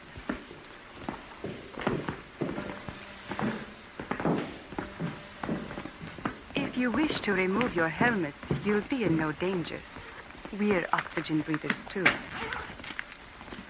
Whew, well, that's better, isn't it? Aye, it was getting a bit stuffy in there.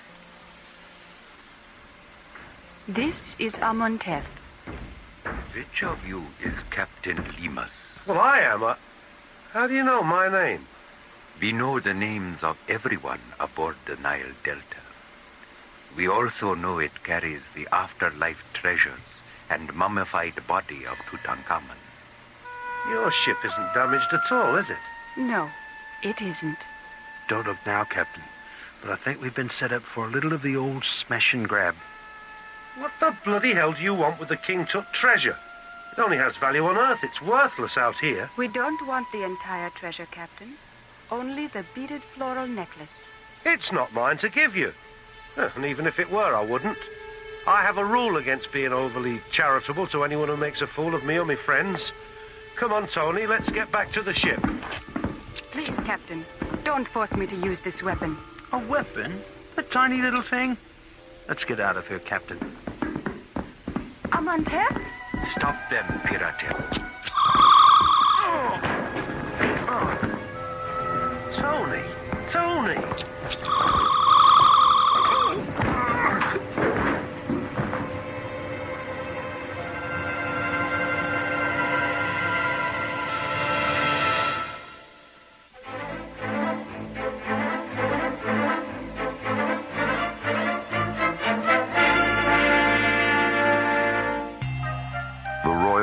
Museum freighter Nile Delta is returning to Earth from the planet Thanatos. Aboard the freighter, the treasure of the Egyptian boy king Tutankhamun. Midway between Earth and Saturn, a damaged alien spacecraft appears and fires SOS flares. Nile Delta Captain Jack Lemus and First Mate Tony Cargill board the alien ship to offer assistance.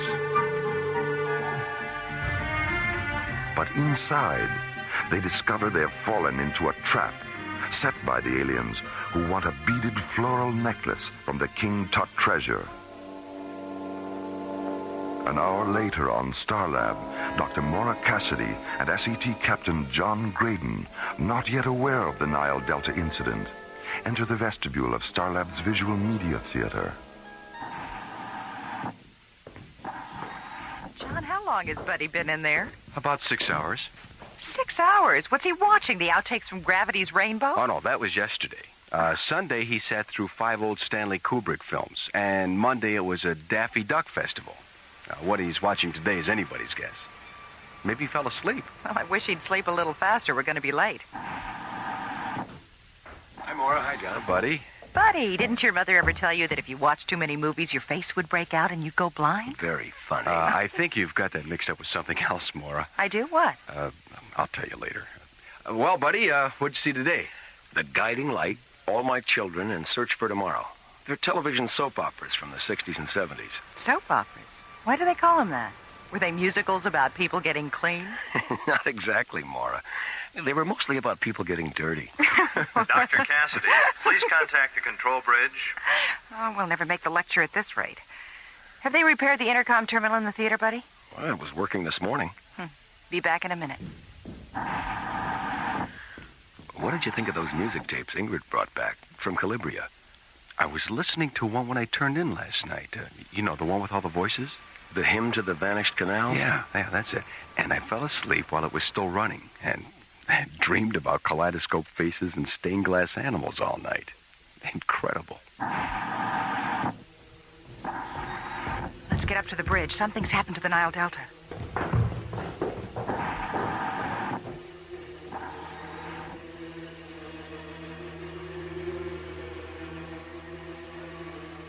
When we woke up, we were back aboard the Nile Delta. The rest of my chaps were still knocked out, and the necklace and the aliens were gone. Is the necklace the only thing missing?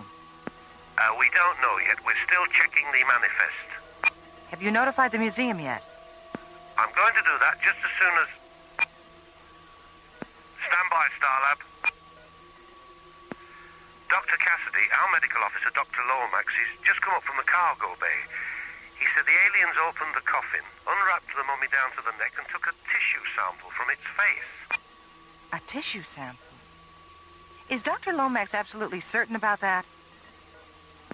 He's positive, Dr. Cassidy, and he's holding up a little gold surgical instrument they dropped. We'll put it in a safe place and we'll analyze it when you get here. See you around midnight, Captain.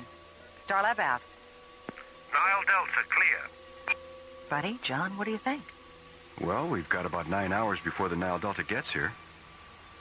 Let's go down to the library and pull the King Tut tapes out of the Egyptology section. Maybe we can turn up something. Why not? Meanwhile, at the Royal British Museum in London, Sir Dorian Bradford Gray, the museum's director, receives word of the Nile Delta incident.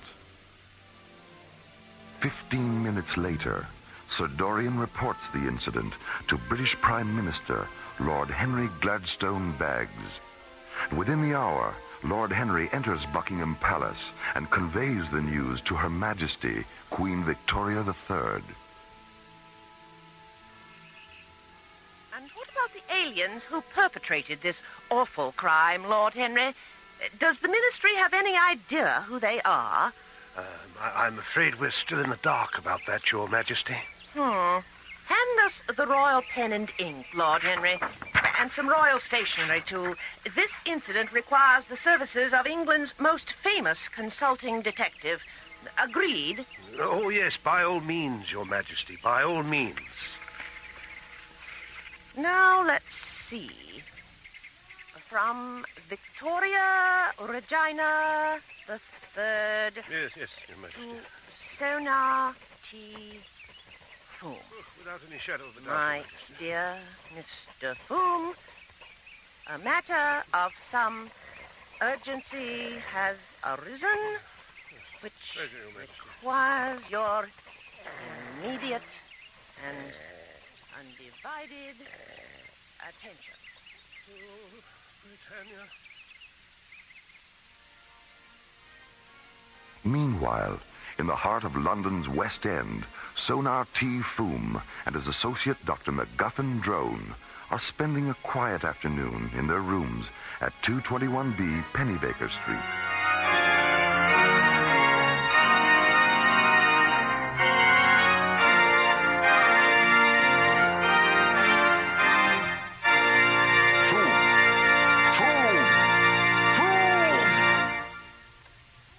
Did you say something, Drone? I really must protest, Foom. That instrument of yours had my London Gazette vibrating so rapidly, I could scarcely read today's news. Please forgive me, Drone, but you know how restless I am when there's nothing afoot to test my keen powers of observation and deduction. And music does, after all, soothe the savage beast. Well, if it's savage beasts you're interested in soothing, perhaps you should consider taking up residence at the zoo. Careful, Drone. I think you're skating on rather thin ice with that one. Just a moment. Do my ears deceive me, or is that Mrs. Hudson's cat-like tread upon the stair? Yes, that's Mrs. Hudson, all right. No question about it. Come in, Mrs. Hudson.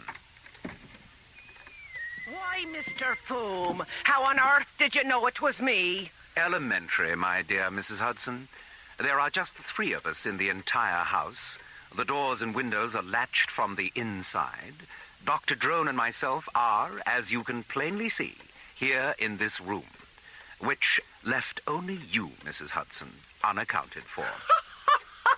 Oh, Mr. Foom, you never cease to amaze me. I also perceive an envelope between the thumb and forefinger of your right hand, Mrs. Hudson. White, 6 inches square, addressed to me in violet ink. Oh, my, yes, I nearly forgot. It just arrived. May I have the envelope, please? Thank you. A message from none other than Her Royal Majesty. You don't say. Her Royal Majesty? How did you know that, Foom? The return address, my dear Drone. I recognize the royal zip code. Your powers of observation are absolutely uncanny, Foom. Yes. And now...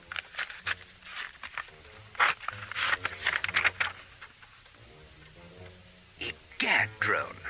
The Nile Delta's been set upon by alien beings, and King Tutankhamun's floral necklace has been purloined. Her Majesty requests that we go to Starlab at once and assist in the investigation of this beastly crime. Mrs. Hudson, call the airfield and tell Smattering to prepare the Bellerophon. Right away, Mr. Foom. Now, let's get our equipment sorted out, Drone. The game is afoot, and a new adventure is at hand.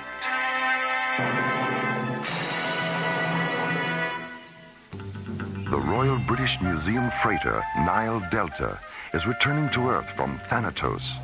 Aboard the freighter, the treasures of Tutankhamun, sent to Thanatos 2 weeks earlier for exhibition. Midway between Earth and Saturn, the freighter is boarded by aliens who steal the King Tut floral necklace and take a tissue sample from the face of the boy king's mummy. When news of the Nile Delta incident reaches Queen Victoria III, she quickly notifies consulting detective Sonar T. Foom. Let's get our equipment sorted out, Drone. Her Majesty respectfully requests that we go to Starlab at once and assist in the investigation of this beastly crime. At the Pennybaker Street tube station, Foom and Drone board an urban link train that carries them to a small spaceport near Croydon. Crossing the field to Launch Pad 6, they board Foom's powerful multi-atmosphere cruiser, the Bellerophon, England's most sophisticated privately owned spacecraft.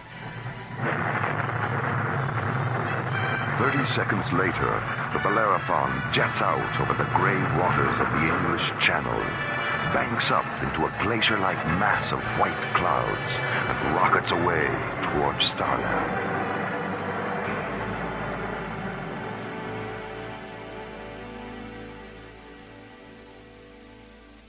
Erica finishes replacing the AE-35 module, huh? Will do, Dr. Cassidy. See you later. Let's see. 9 o'clock. Well, time to feed my fish.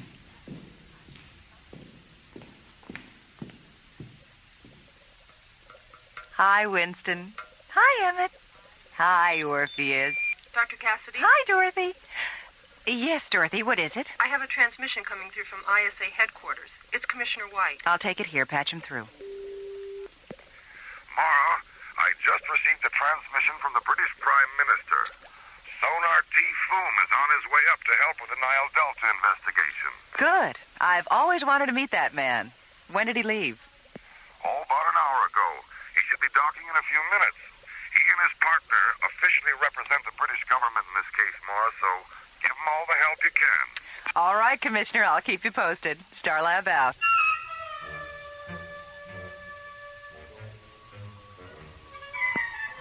Good evening, Starlab. This is the Bellerophon. Sonar T. Foom at the controls. This is Starlab. Go ahead, Bellerophon. What is Starlab's rotational profile? 18 per minute on a variable axis of 0.3 degrees, non-correctable. Thank you so much. At our present rate of speed and your present rate of rotation, I calculate our docking orbit insertion coordinates will be 208 degrees at subvector 671. Hold on a minute. That's right. Did you calculate that in your head? Of course. That's amazing. Nothing to it, really. Now, what do you have in the way of empty docking bays? Number 14. Thank you so much. And will you please inform Dr. Cassidy that we'll be there in 1 minute, 13 seconds? Will do. Starlab out.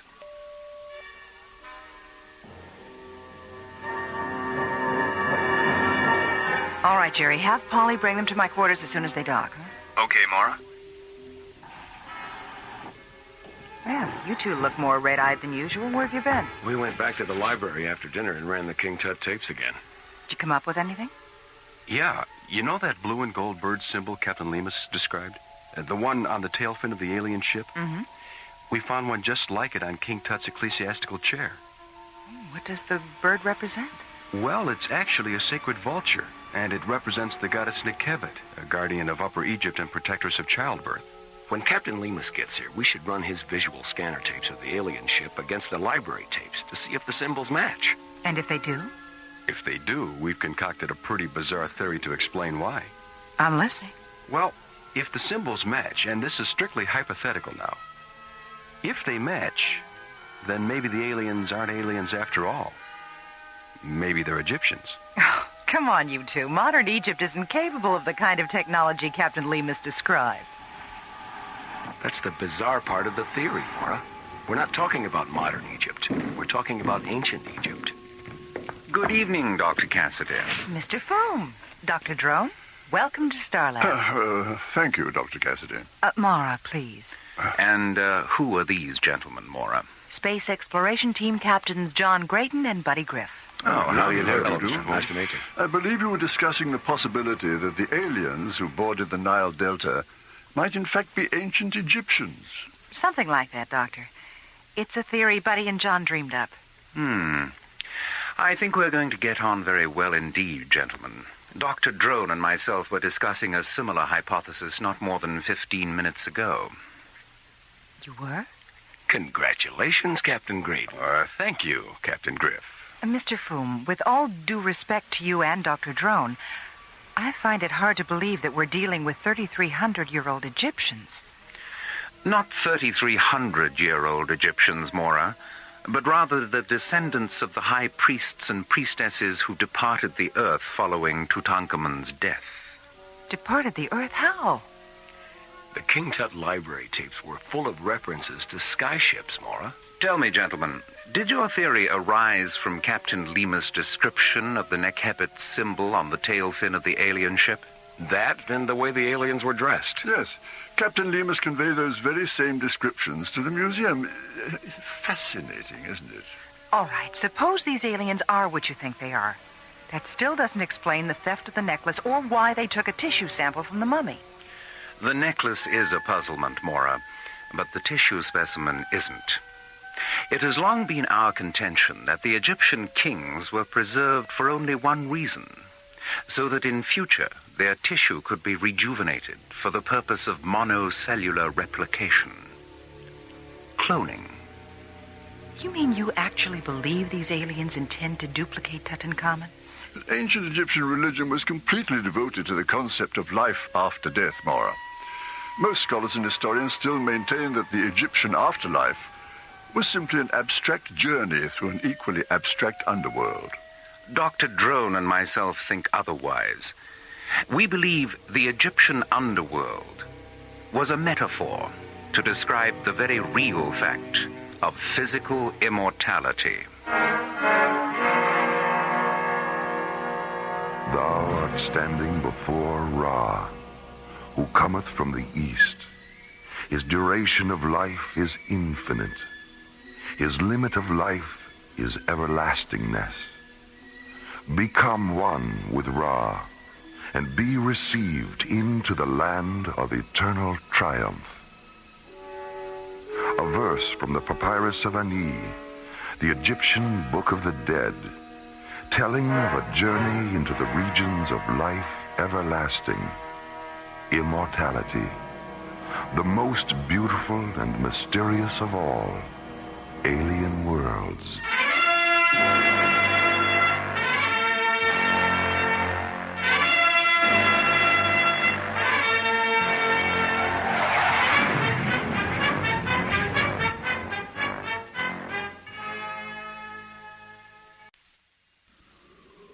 Slowly rotating at the edge of deep space, 1,000 kilometers beyond the atmosphere of 21st century Earth, is the Arthur C. Clarke Astronomical Observatory, Starlab.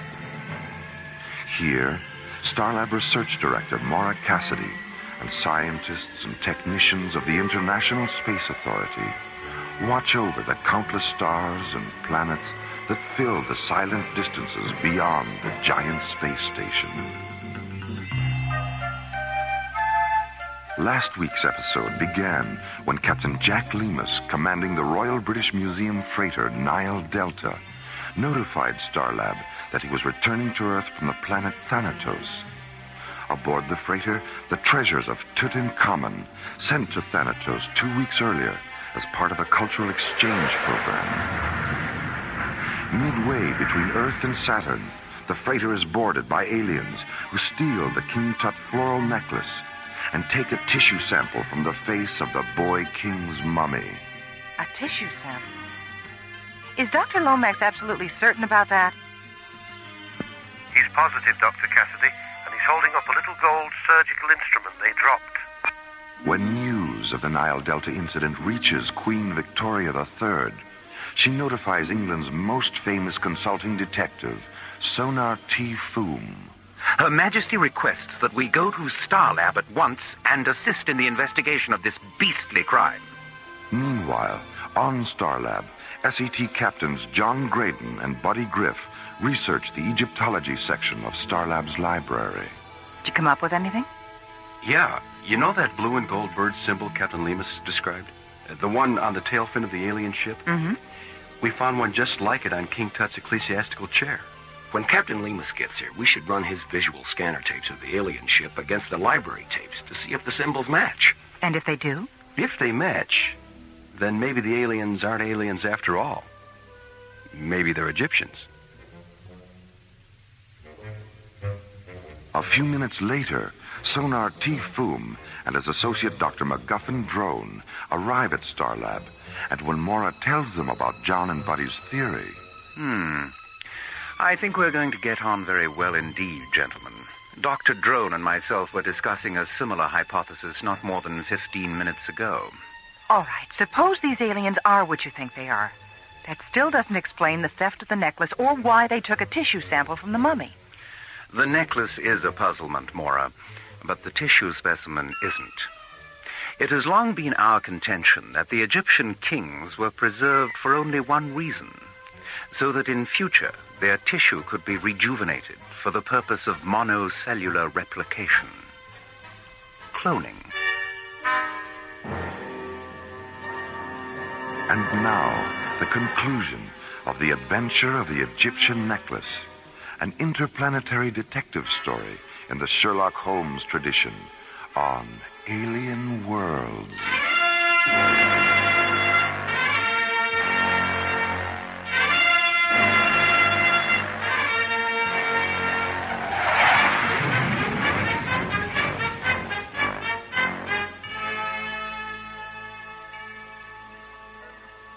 We ran the Egyptology tapes all the way back to the First Dynasty, but we couldn't find a connection with any other civilization. A lot of theories, but nothing definite. What sort of theories? Well, some historians think dynastic Egypt may have evolved from ancient Sumeria because of the similarity of their religious deities and astrological calendar. And a few renegade scholars even hypothesize that the Egyptians were the survivors of Atlantis. Look, before we get carried away by all these theories, I'd like to know one thing. Aside from religious deities and sky ships, did these civilizations share a common philosophy about where they came from? Yes, Maura, they did. They all believed they were the children of highly evolved beings who originally came down from the stars.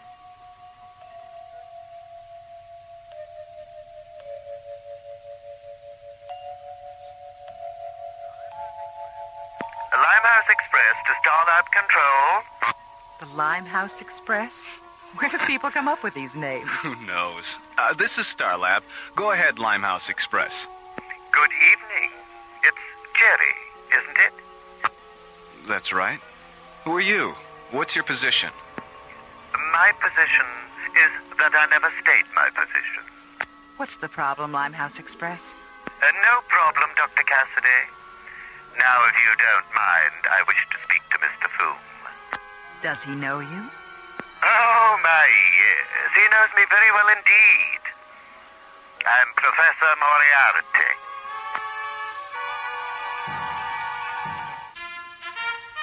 England's most famous consulting detective, Sonar T. Foom, and his associate, Dr. MacGuffin Drone, arrive at Starlab to investigate the theft of the King Tut floral necklace from the Royal British Museum freighter Nile Delta.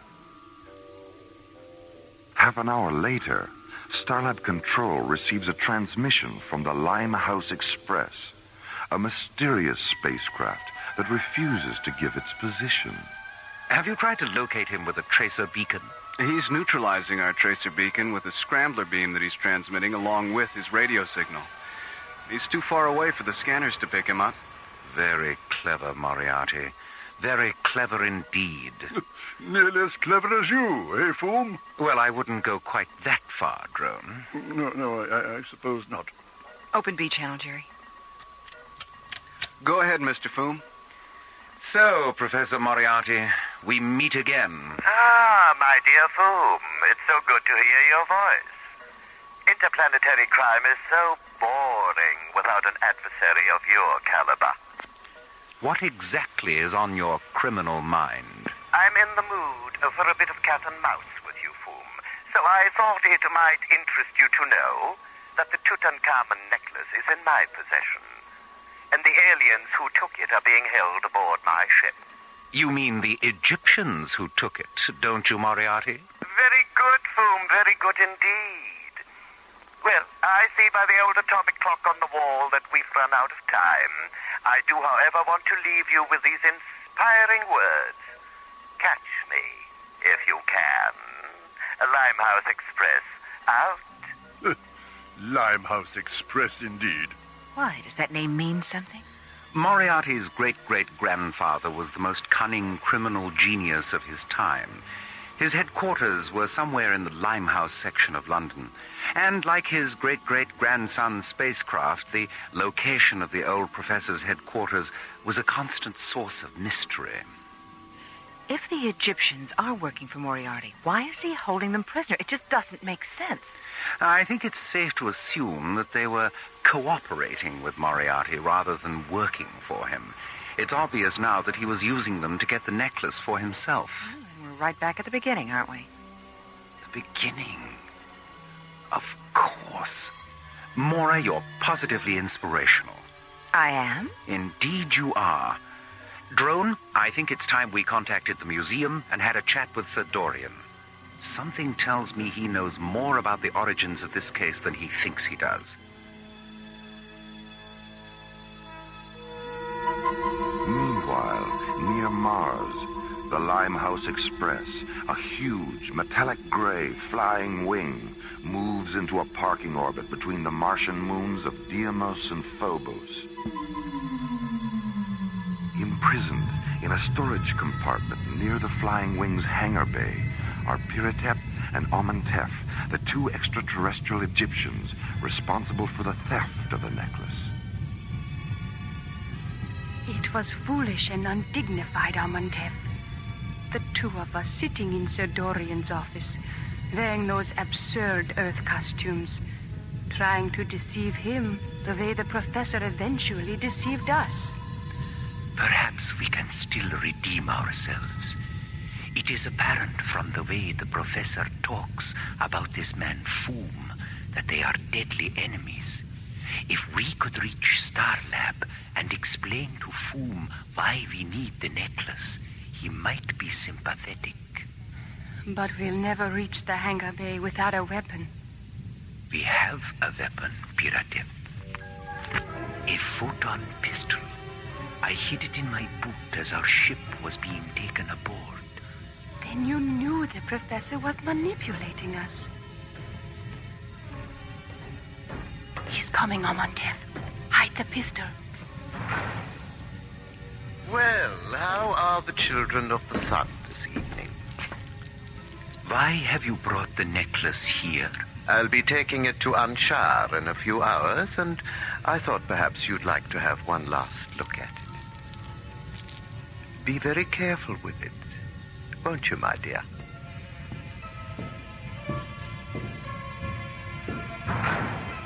Amenhotep, there's only one guard in the corridor. All right. What is it? What are you...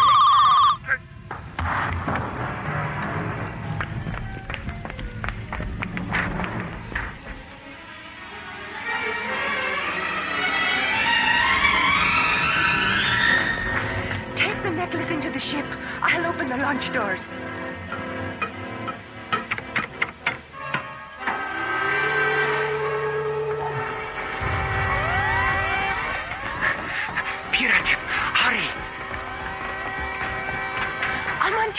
The guards are coming. Take the necklace and stop them. Piratep!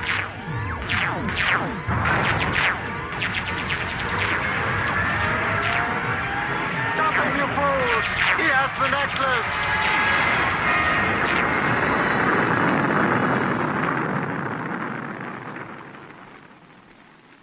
Meanwhile, on Starlab, Sonar T. Foom and Dr. MacGuffin Drone sit in a conference room on G-level, analyzing a video image Sir Dorian has transmitted from the museum's employee index terminal. Drone, there's something rather curious about this picture of Wilhelmina Hammersmith. Look closely at the eyes. What's your professional opinion? Well, the left eye is artificial. Now, look at the ring finger on the left hand. Oh, here, let me magnify it. What do you see? A deep circular impression, as if a ring had been removed. A platinum serpent's ring, perhaps? Great Scott. Great Scott indeed, my dear Drone. This is not a 70-year-old Egyptologist named Wilhelmina Hammersmith. This is none other than Professor Moriarty himself.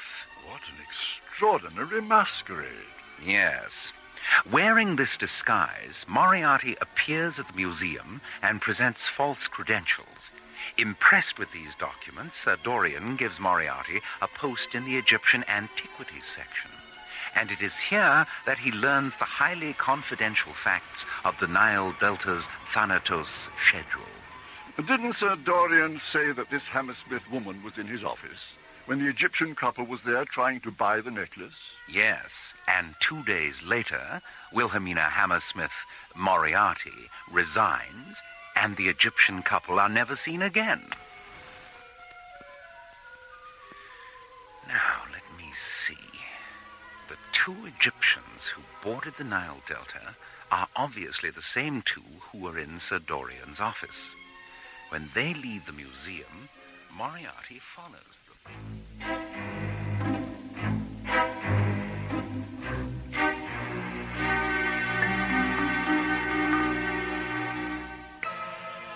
Escaping from a prison compartment aboard Professor Moriarty's Limehouse Express, the necklace safely in their possession, Piratep and Amenhotep dashed to their ship in the hangar bay of Moriarty's huge, metallic gray flying wing. Take the necklace into the ship. I'll open the launch doors. But as the thick metal doors slide open, they trigger a series of security alarms. And before Piratep can reach the ship, a squad of Moriarty's guards enter the hangar bay and open fire with laser rifles. Piratep! As Piratep falls, blood streaming from her face, Amenhotep closes the hatch of the ship and blasts off for Starlab. 9 hours later...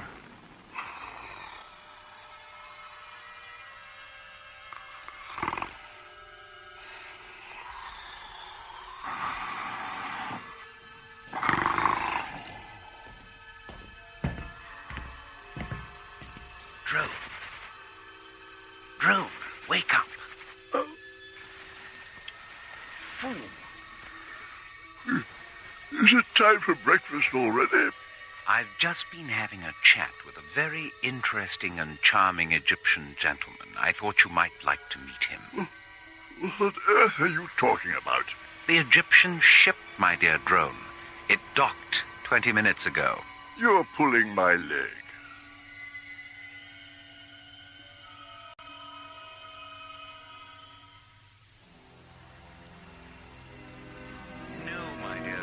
I'm not pulling your leg. The white beads of the necklace are data storage terminals. Here, look through the lens. Good heavens. Microcircuits. The beads are emanation scanners, Doctor, that sensed and recorded the spiritual aura of the kings who wore the necklace.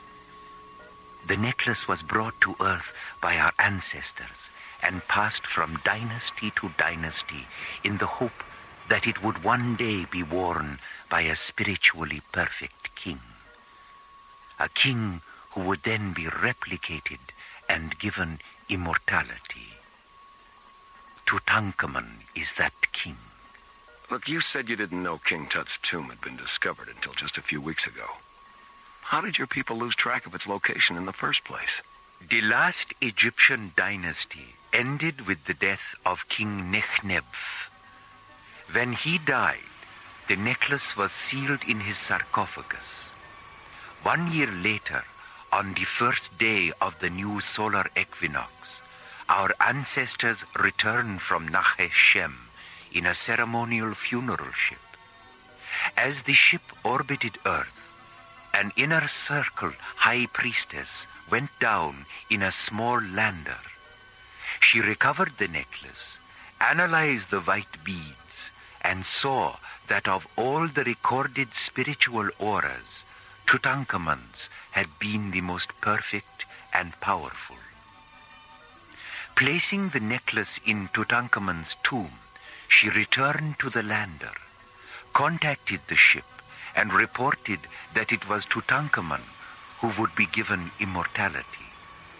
But before she could give the location of the tomb, her transmission was interrupted. She was never seen or heard from again.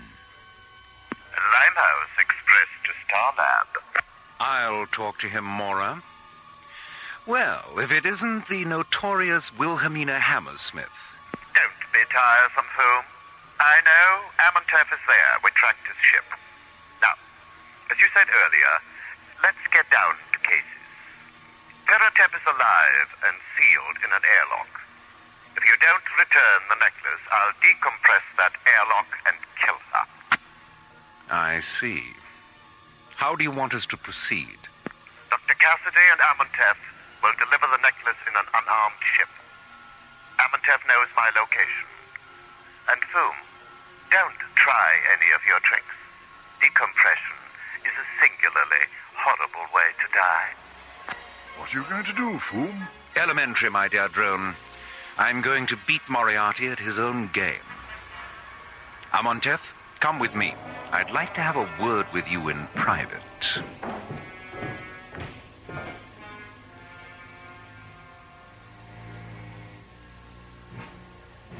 Two hours later, Amontef leaves Foom's quarters and returns to Starlab control.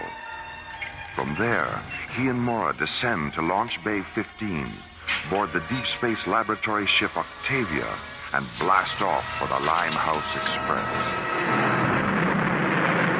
9 hours later, the Octavia enters Martian space and moves into a side-by-side position with Moriarty's huge flying wing. As the two ships float in the airless void between Deimos and Phobos, an enclosed metal flex walkway telescopes from the Octavia to the personnel hatch of the Limehouse Express. After pressurizing the walkway interior, Mora stabilizes its atmosphere. A moment later, the two ships open their airlocks.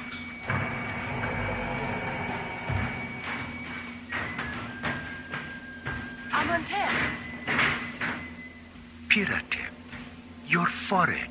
Don't concern yourself, Amontef. The wound is superficial. Thank Ra for that. Go into the ship now and rest.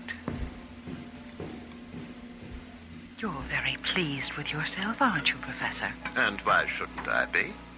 I not only have the necklace, but I've outsmarted Sona Tifu as well. You're no match for Mr. Foom. Your cruelty defeated him, not your intelligence. You're an ugly little man, Professor. Ugly and arrogant and stupid. Sticks and stones, Dr. Cassidy. Sticks and stones. It's time, Professor. All right. Tell your men to return to their stations. May I hold the necklace one last time? Of course, Amontef. I'm as sentimental as the next man, in spite of my overweening ugliness. Would you like to hold it, Mora? Why, yes. Yes, thank you. Professor? Yes?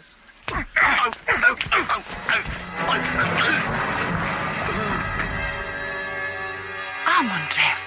Into the ship, Mora. I'll bring the professor. Professor! Guards! Guards!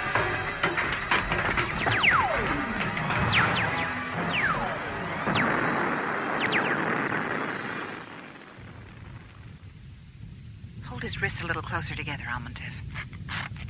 Good. There.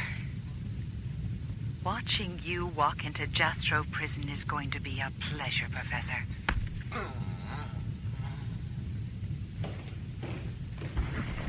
Amontef, how did the descendant of an ancient Egyptian high priest manage to become a master of Oriental martial arts? In much the same way that I became a master of disguise, Mora. Practice. Here, hold my nose. Mr. Foom! Shh! You'll wake Piratep. Why didn't you tell me? If you had known it was me disguised as Amontef, you might have behaved differently aboard Moriarty's ship. Here, help me peel off this beard. My fingernails are all sort of... Mora? Oh, I'm sorry, Mr. Foom. Oh, that's all right. I'm sure I'll be as good as new when they remove the bandages. What did Amontef say when you told him what you intended to do? He smiled his most seraphic smile and gave me his blessing. He's quite an extraordinary man, you know. While we were talking, I asked him why the Egyptian civilization was brought to Earth in the first place. And he said, to create a sense of wonder, Mr. Foom. A sense of wonder so compelling as to cause those generations still unborn to look at history with new insight and see the universe with new eyes. Eyes that will one day look back at ancient Egypt and understand what we tried to do there. And on that day, realize that they are looking back into the future.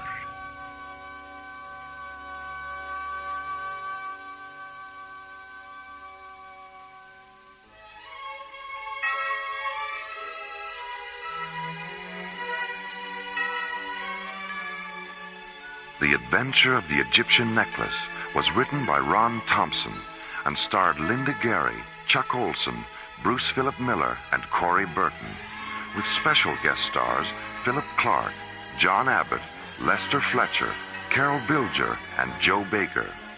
Associate producer Ron Thompson, music director Tom Rounds, engineer Stu Jacobs, assistant to the producer Jim Cook, technical consultant Peter Sky. Alien Worlds was created, produced, and directed by Lee Hansen. The Adventure of the Egyptian Necklace is dedicated to the memories of Sir Arthur Conan Doyle, creator of England's most famous consulting detective. And so, until next week, this is Roger Dressler, inviting you to join us for our next adventure, Time Clash, from the elsewhere and elsewhen of Alien Worlds.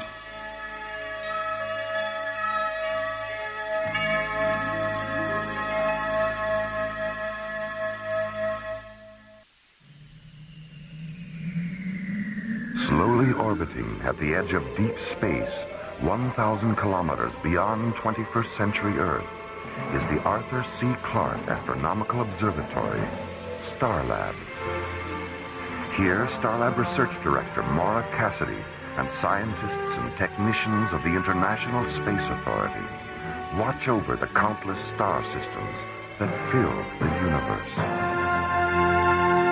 This week, Maura Cassidy and Space Exploration Team Captains John Graydon and Buddy Griff encounter the phantoms of Tamarlane and experience a dream within a dream on Alien Worlds.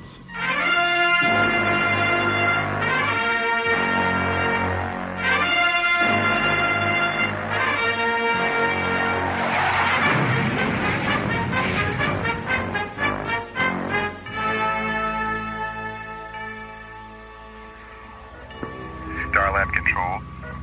This is the Galileo. Do you read me? This is Starlab. I read you, Galileo. What's your situation, Captain Egan? Where are you?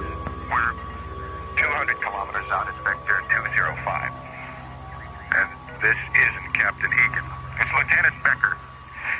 Egan is dead. Lieutenant Becker, this is Dr. Cassidy. What happened to Captain Egan? He died in the Maelstrom, Dr. Cassidy. A whirlpool in the universe. Captain Egan fell into it and drowned in the stars. He's either tripped out on something or he's in shock. Lieutenant Becker, what's the condition of your crew? Sleeping. They fell asleep on Tamarlane. They're still dreaming. Call the short-range vehicle hangar, Jerry, and order a couple of tugs out to tow him in. Right. And all my days are trances, and all my nightly dreams are where thy dark eye glances, and where thy footstep gleams. In what ethereal trances?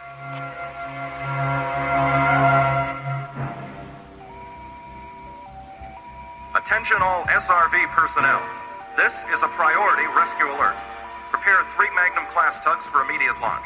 Utility pilots Haskell, Shaw, and Henning. Please report to the SRV operations officer. Leader, Vector 9. Roger, Firefly. Vector 9. Here. You have it there. Mission Control, Galaxy 9. Roger, Starlab. We have the Galileo inside and she is damaged. Looks like the starboard thruster housing's ripped open and she's leaking fuel. Tug 17. 17, go ahead, Lee. Yeah, Jimmy, see if you can check out that fuel leak, will you? Roger. Tug 9. Tug 9. Come on, Ron, I know you're there. I can hear you swearing at your receiver in my headphones. Sorry about that, Lee. I had to switch to another channel. Your transmission was breaking up. Okay. Get around to the Galileo's port side and see if you can get a grappler pad on her. Use the standard placement. Roger. I have grappler contact, Lee. Bad magnetism stable. Okay, Lee, I've closed off the leak. All right. Now let's get a grappler pad on her starboard side. I'll stick one on the nose. Roger.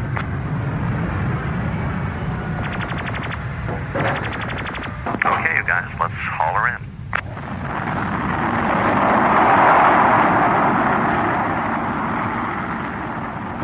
Minutes after launch, Space Tugs 2, 9, and 17 returned to Starlab with a damaged laboratory ship in tow and guided into Docking Bay 14.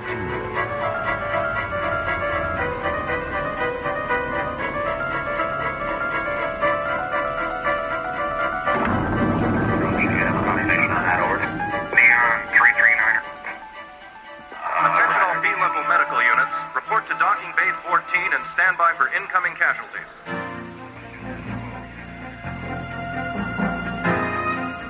Minutes after the Galileo's arrival, Starlab's executive physician, Dr. Diana Rossiter, begins a computer-assisted examination of the ship's unconscious crew.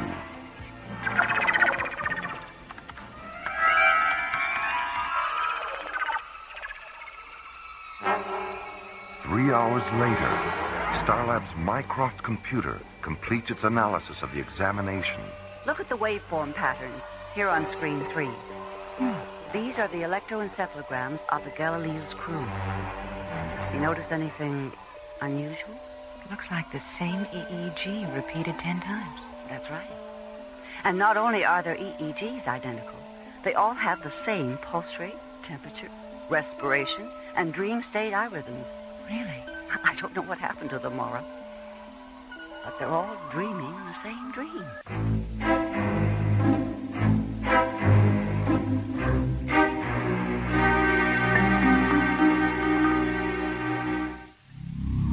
6 weeks after its disappearance during a routine mission, the Deep Space Laboratory ship Galileo returns to Starlab, its captain missing and presumed dead, its first officer in a state of second-degree mind shock, its crew asleep and dreaming identical dreams. What about Lieutenant Becker? He talked off and on during his examination, but he was getting so anxious I thought it best to sedate him for a while. Diana, did you record what he said during the examination? Maddie's making a copy of the tape now. You want to hear it? Mm-hmm. Have her send it up to my quarters. I'll listen to it when John and Buddy get here.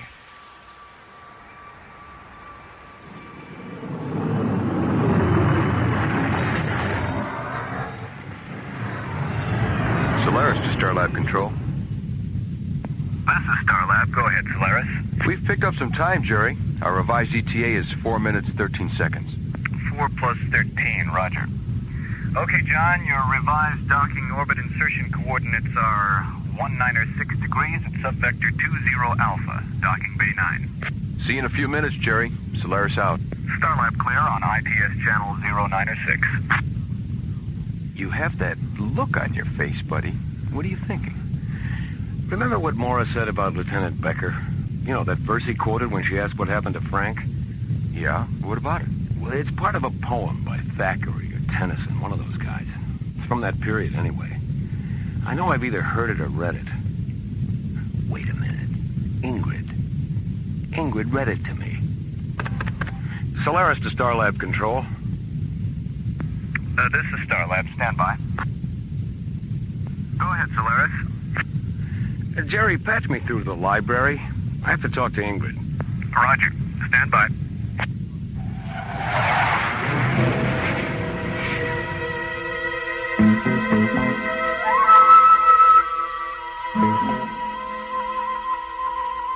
And all my days are trances, and all my nightly dreams are where thy dark eye glances, and where thy footstep gleams, in what ethereal dances, by what eternal streams. Oh, that's it. What's it from, Ingrid? It's the last verse of a poem called To One in Paradise by Edgar Allan Poe. And that isn't Lieutenant Becker's only reference to Poe. Buddy, play back the last part of Dr. Rossiter's tape again. Okay. They're almost finished, Lieutenant.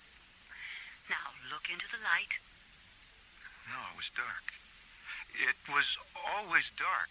Mm-hmm. Then Captain Egan wanted to explore, so we went out in the crawler. I see. Now, the other eye, Lieutenant. The whirlpool started.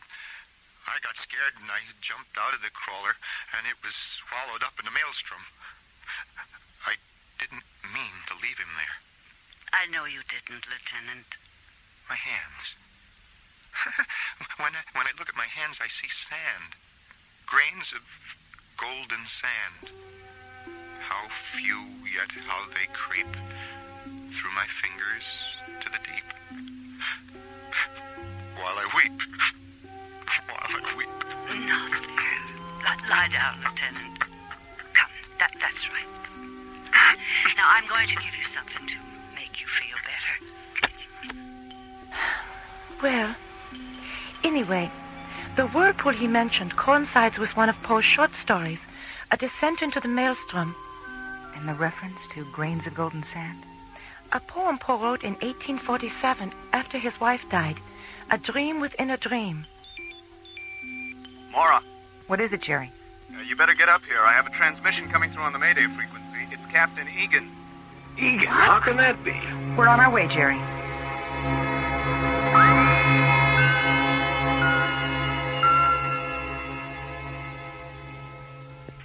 I'm on Tamarlane, somewhere in the Ursa Minor system.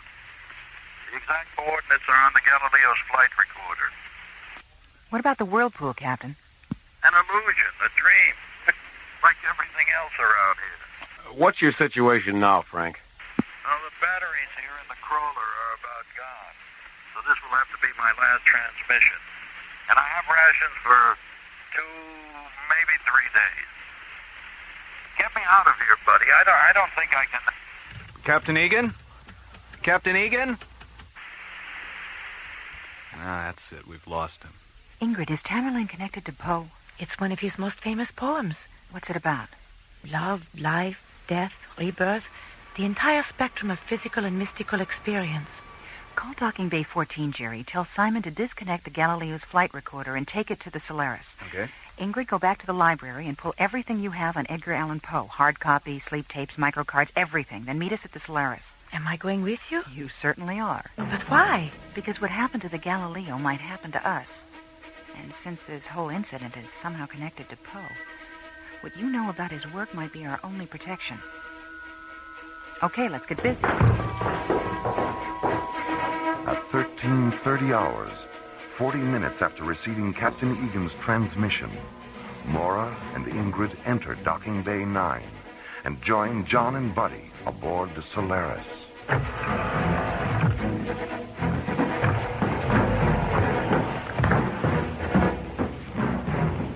Is everything programmed and ready? We're all set, Mora. Good. Better strap yourselves in. We're due to launch in 90 seconds. Ready? Let's go. Okay, buddy, let's run it down. Exterior hatches and fuel bay doors. Pressurized and locked. Environmental control systems. Green across the board. ECS backup terminals. In phase and programmed for zero-time emergency interlock. Microwave antenna function. Positive. Digital auto guidance and inertial gyro integration. Auto guidance in phase. Gyro integration at 0-3 seconds. Tank pressure. Maximum 1 through 6. Cancel the ignition safety terminal. Positive function on IST lockout.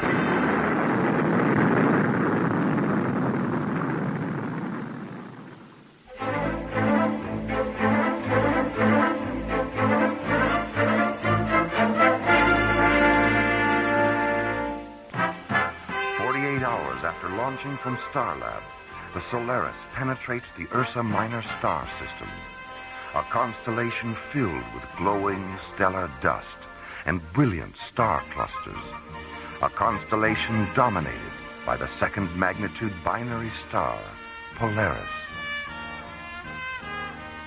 3 hours later, guided by the navigation coordinates from the Galileo's flight recorder, the sleek white SET interceptor lands on the dark, mist-shrouded planetoid of Tamarlane.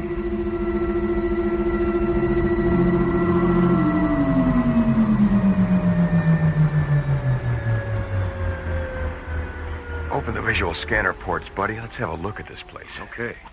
There's nothing but mist and shadows. Can you move a little to the right, buddy? I can't see the screen from back here. Oh, yeah, sorry. How's that? That's fine. It looks like the landscape in the fall of the House of Usher. Wait a minute. What's that in the corner of the screen? It's a cat. Yeah. A black cat. It's... Wait a minute. What happened? Where'd it go? It's gone. Was it really there? It's gone. Maybe it wasn't really there. It had to be there. Oh, buddy, I'm so sleepy. We all saw it, didn't we? Where's Frank? Oh, we have to find Frank. Go to sleep. Don't go to sleep. We can't go to sleep. Don't go to sleep.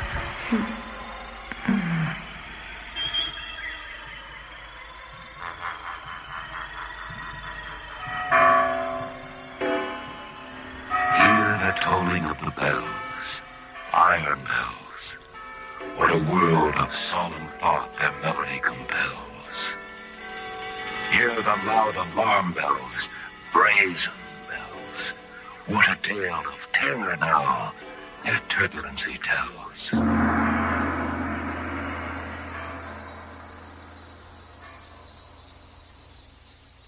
In there, Fortunato. The cask of Amontillado is in there.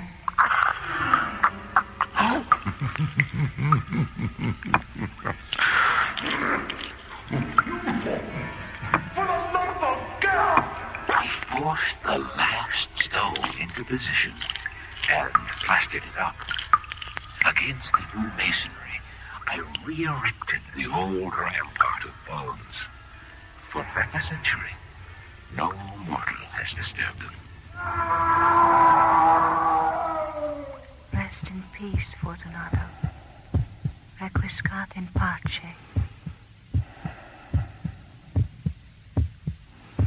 Under the floor. He's hidden the old man's body under the floor. Louder. Louder! I admit it! Tear up the planks! Stop the beating of his hideous heart!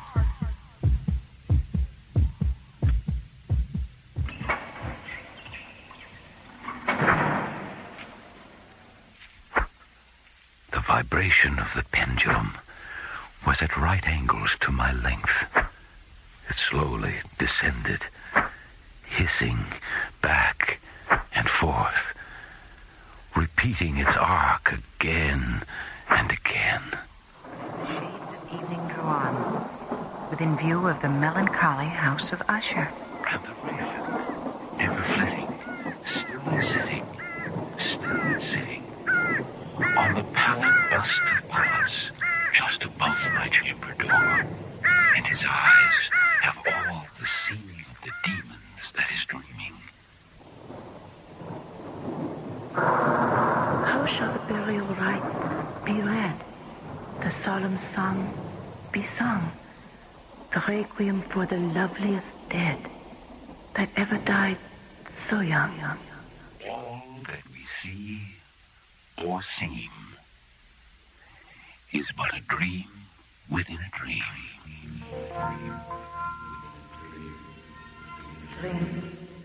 Dr. Cassidy. Buddy. John. Buddy. John, wake up. Dr. Cassidy, wake up. Frank. I saw you land about an hour ago. I've been trying to raise you on the crawler short-range transmitter ever since. Bells. I was dreaming about bells. And some kind of terrible razor swinging back and forth. And there was a murder. An old man was killed.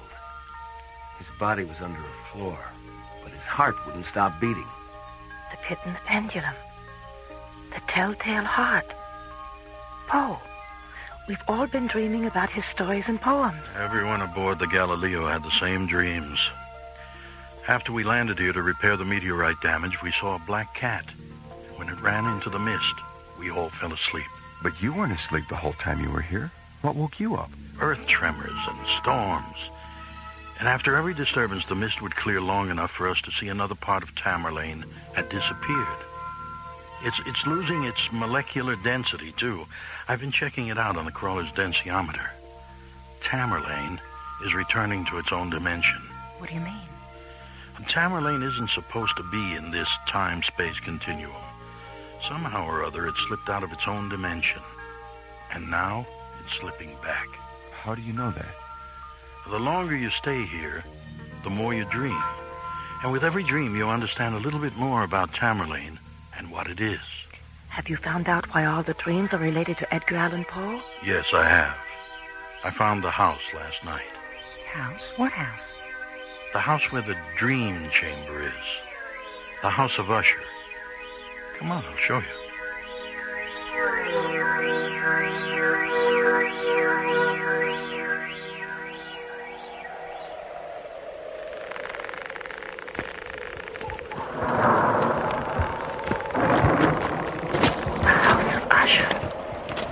Just the way I imagined it. Looks haunted to me. Come on, let's get this over with before Tamarlane drops out from under us. Take my hand, buddy.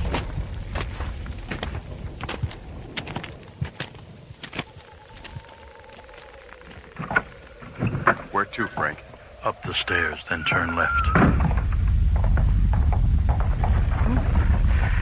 It's freezing in here. Help me with the door, John.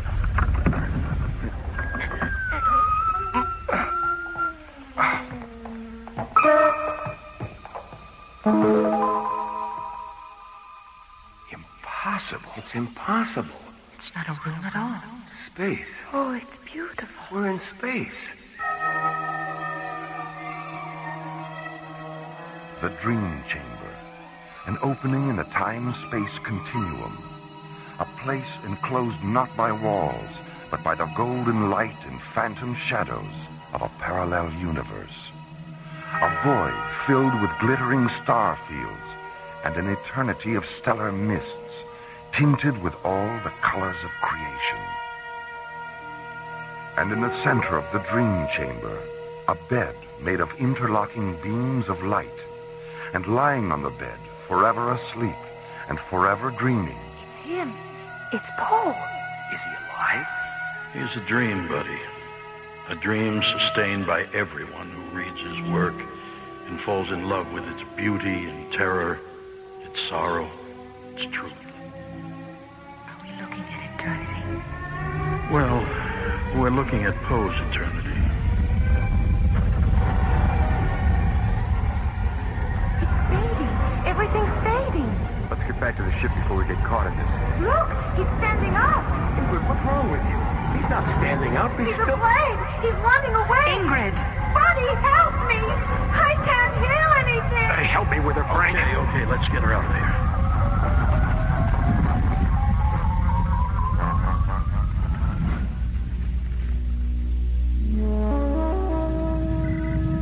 All right, Ma. Thanks for letting me know.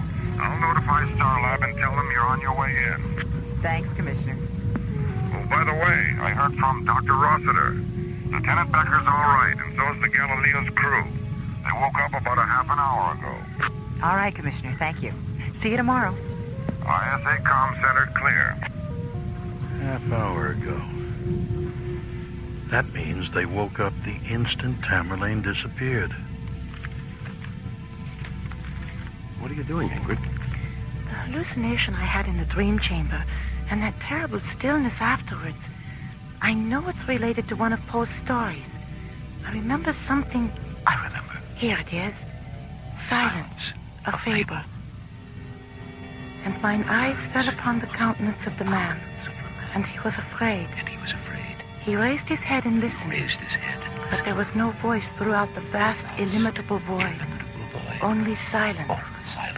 And the man turned his face away and fled into the distance. And I beheld him no more.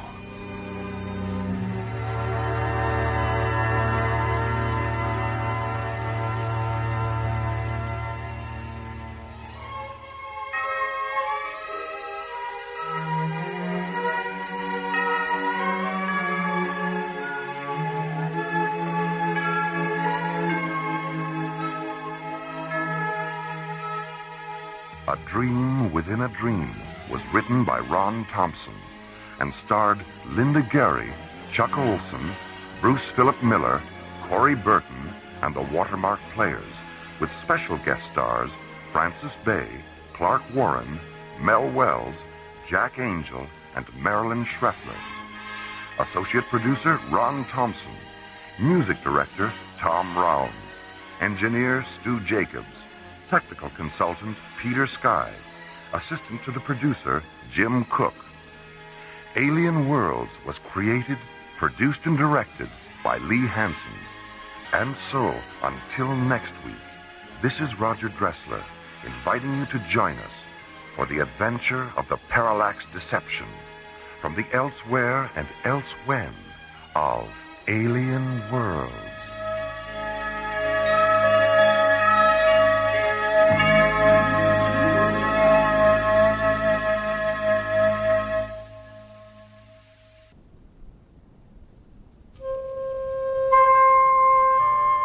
High above the windy blue skies of Earth, slowly rotating at the edge of deep space, is the Arthur C. Clarke Astronomical Observatory, Starlab. On Earth's moon, 250,000 miles beyond Starlab, Omega General Industries have uncovered the corroded hull of an ancient spacecraft during a lunar mining operation. Excavating further, they discover the mummified bodies of 50 extraterrestrial humanoids and a strange statue made of jet black crystal. Mining Operations Director Ray Farrell contacts the science complex at Lunar Base 12. Roger, Omega General. Mine Pit 15, 9 kilometers due north of Clavius. A research team is on the way. Don't touch anything till they get there. Lunar Base 12 standing by. 2 hours later, Professor Victor Conrad and his research team arrive at the excavation. They finish their preliminary investigation at 0830 the next morning.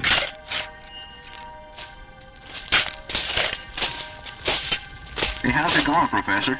Well, the spacecraft's been under the lunar surface for close to 1,000 years, and the aliens were killed by something that turned their eyes and nervous systems into black crystal. Black crystal? Like the statue? The body samples and the statue samples are identical. Well, what do you make of that damn statue anyway? The thing gives me the creeps. I've seen that image 100 times, Mr. Farrell, carved in stone on most of the Gothic cathedrals of Europe.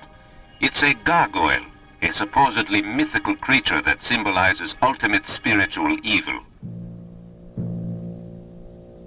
1,000-year-old alien spacecraft buried beneath the lunar surface, and with it, a 4-foot-tall gargoyle made of black crystal.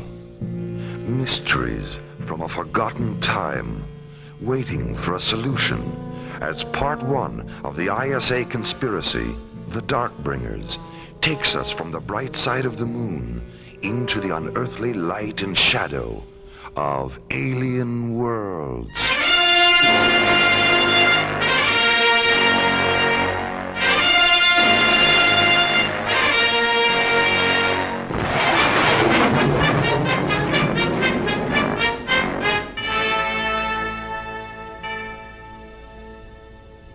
Lunar Base 12 to Starlab Control. This is Starlab. Go ahead. Professor Conrad is standing by for Dr. Cassidy. She's right here, Professor. Mora, has the statue arrived yet? It'll be here in about a half an hour. We heard from the shuttle a few minutes ago. How is it being transported to Earth? We've got an SET cruiser standing by. Well, tell them to be careful with it, Mora. When we ran the thermal tests, it started to emit an ultraviolet glow that had all of us hallucinating. Hallucinating? What do you mean? For a few minutes there, we thought the statue was coming to life. Scared the pants off of us. Coming to life? How did you get it to stop radiating? Well, Arthur had the presence of mind to shut down the thermal generators, but the statue was still about 10% active at room temperature. We finally sealed it in a small liquid oxygen tank. As long as it's kept cold, it's completely inert. We'll be careful with it, Victor. Anything else? Yes, we're going to continue experimenting with the statue samples we've kept here. I'm setting up a photon saturation test now, and I'd like to interface our data terminals with your Mycroft computer, so you can monitor the tests from there. Good, no problem, Victor. What will you need? A couple of standard mode multiplexer channels should do it. All right, I'll see to it right away. And Maura, would you mind setting up a visual link, just in case? Just in case of what? I am not sure, but this whole business with the statue has everyone on edge around here. Even though it is gone, something about it is still here. Something quiet and dark. Something invisible that waits in silent shadow, watching. Something the pilot and co-pilot of the lunar shuttle carrying the statue are unaware of. Oh, you'd better go ahead and start the pre-ignition cycle for the retros. It looks like we picked up about 3 minutes when I cleared the booster nozzles. 3 minutes, 18 seconds to be exact. It just came up on the ETA monitor. I'll let Starlab know we're going to be... Oh, hell. Meteorite puncture. Right through number 4 cargo bay. That was just as an our day, Lou. Oh, boy. How big's the hole? A little over 3 centimeters, according to the hull sensor. About the size of a marble. Marble, huh? Steely, cat's eye, or shooter? What? Technical talk, Frank. I guess you didn't shoot marbles when you were a kid. No, I lost mine by the time I was 13. Give me my helmet. I'll go back and seal up that hole. Yeah. Well, the closest I ever got to marbles after that was Chinese checkers. Do you still play? Once in a while. Well, let's have a game or two when we get to Starlab. Oh, all right. $5 a game. Make it 10 and you're on. Sold. Lunar Shuttle 19 to Starlab. Starlab, go ahead. We're making better time than I thought. Our revised ETA is 10 minutes, 10 seconds. Roger. Your new docking coordinates are 08 Alpha. Approach vector 2902. Thanks, Starlab. How's it going back there, Lou? The meteorite sheared the top off the pod with a statue in it. The liquid oxygen's leaking out. Well, I told you it wasn't our day. Have you sealed the hole? In the hull, yeah. There's not much I can do about the pod. Well, they said to keep the statue on ice. Tell you what, flood the hole with chill vapor from the fire control system. That should keep it cold enough until we dock. Frank, there's something moving around back here. What is it? I don't know. It's hard to see anything through the chill vapor. Frank! No!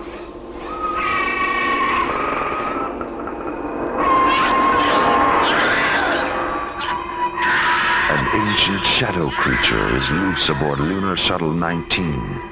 The sound of its unearthly fury merges with a terrified scream of co-pilot Lou Stratton. Then, silence. Pilot Frank Hollister activates the visual scanner in Cargo Bay 4. Oh, my God. Lou! Firing the shuttle's booster rockets, he accelerates toward the safety of Starlab, bringing with him the demon spirit of an alien world.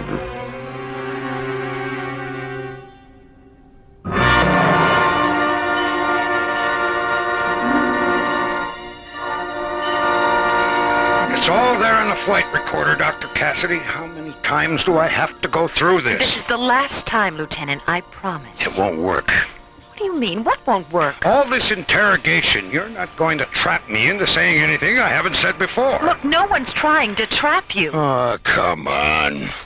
Who do you think you're kidding? Yesterday it was the security officer, Major Wheeler. Last night it was Dr. Rossiter. Today it's you. You're working up a psychological profile on me, right?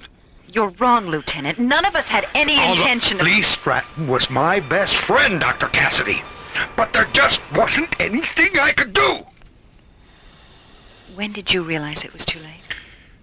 When I switched on the visual scanner and saw him hanging upside down from the storage rafter. His face. The look on his face. What else did you see? The statue. Sitting there in the corner, looking up at him.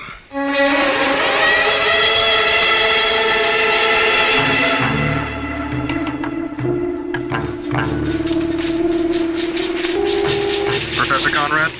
Yes, I am right here. I've got Starlab on Scrambler Channel F. It's Dr. Cassidy.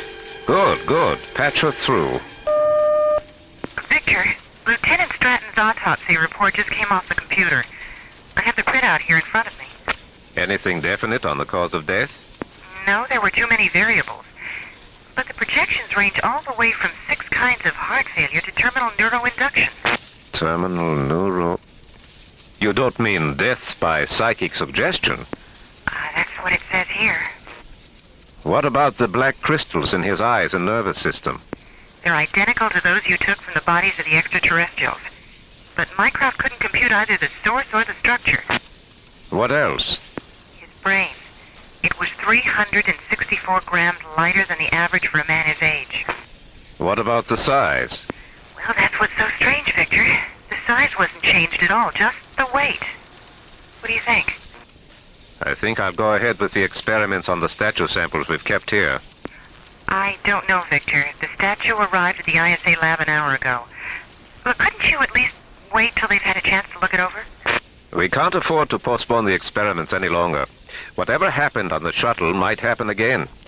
Besides, we've got a 48-hour head start on ISA. We may as well take advantage of it. All right. Victor, have you come up with anything to explain how the statue got out of the pod? Not unless you're willing to accept the possibility that the statue really isn't a statue at all, but some kind of transmorphic creature that feeds off the psychic energy of intelligent beings. Well, I'm going to have to think about that. Good luck with the test. And please, Victor, be careful. We will. You got a minute, Victor? Of course, Rachel. Come on in. We just finished the comparative analysis of the scanner tapes we made of the statue when it was here, and the scanner data of the statue transmitted from Starlab. I don't know if you're ready for this. We weren't. But the statue's changed. Changed? In what way? Well, the scan made after the shuttle incident shows that it's 60 millimeters taller than it was when it left here. Are you sure? We cross-checked everything. What else? Well, the face. It's not looking straight ahead anymore. It's looking up at an angle of 57 degrees. Go on. The statue's heavier by 364 grams. As the mystery of the black crystal gargoyle deepens, so does the urgency to discover and resolve its supernatural secrets. At Lunar Base 12 Science Complex, Professor Conrad and his research team prepare a photon saturation test on 2 small crystal samples removed from the statue during an earlier experiment. Rachel, will you please ask Arthur and Misha to meet me in conference room 4? I'd like to have a word with them before we start. And you had better join us, too. Right away, Victor. Back aboard Starlab, preparation of a visual link between Starlab control and the interior of Professor Conrad's moon laboratory is supervised by Maura Cassidy. Sally, I think the visual feed from Lunar Base should be cross-linked with Mycroft. That way, if something goes wrong with the VTR, we can always retrieve the pictures from the computer. Okay, I'll have it programmed in about 15 minutes. On Earth, the statue arrives at the ISA Research Center and is locked in a refrigerated laboratory vault where ISA technicians begin their own experiments. All right, let's shave off a couple of 2-micron specimens and get them under the electron microscope. Hideous damn creature, isn't it? Wonder what it's looking up at. Meanwhile, Captains John Graydon and Buddy Griff bank the SET interceptor Solaris away from the freighter convoy they've been escorting to the Timian 3 shipping lanes and jet toward Starlab. Did they ever figure out what it was? Not really. Scientific opinion was divided about 70-30. In favor of an alien spacecraft? No, in favor of a meteor. How many people saw the explosion? Well, there were quite a few villages about 500 miles away, and everyone living in them saw it. At that distance? Skipper, when that thing exploded, it lit up the sky as far away as London. And the sky stayed that way for 3 days and nights. Huh. When did all this happen? 1908. Amazing. Where do you get these books, anyway? Ingrid, the librarian on Starlab. Oh. She came across this one while she was looking for an Oscar Wilde novel that Maura wanted to read. And what made her think that you'd be interested? The title. It's called The Fire Came By. Starlab Control to Solaris. This is Solaris. Go ahead, Jerry. Mara'd like to speak with you. Put her on. John, do you have enough fuel to take a side trip to the moon? Buddy? Yeah, we're okay. What do you want us to do, Maura? I've scheduled a conference with Professor Conrad. Pick him up at Lunar Base 12 and bring him here. He's starting an experiment now, but he should be finished by the time you get there. Okay, we'll take care of it, Maura. Hello, buddy. Goodbye, buddy. Cute, Maura. Cute.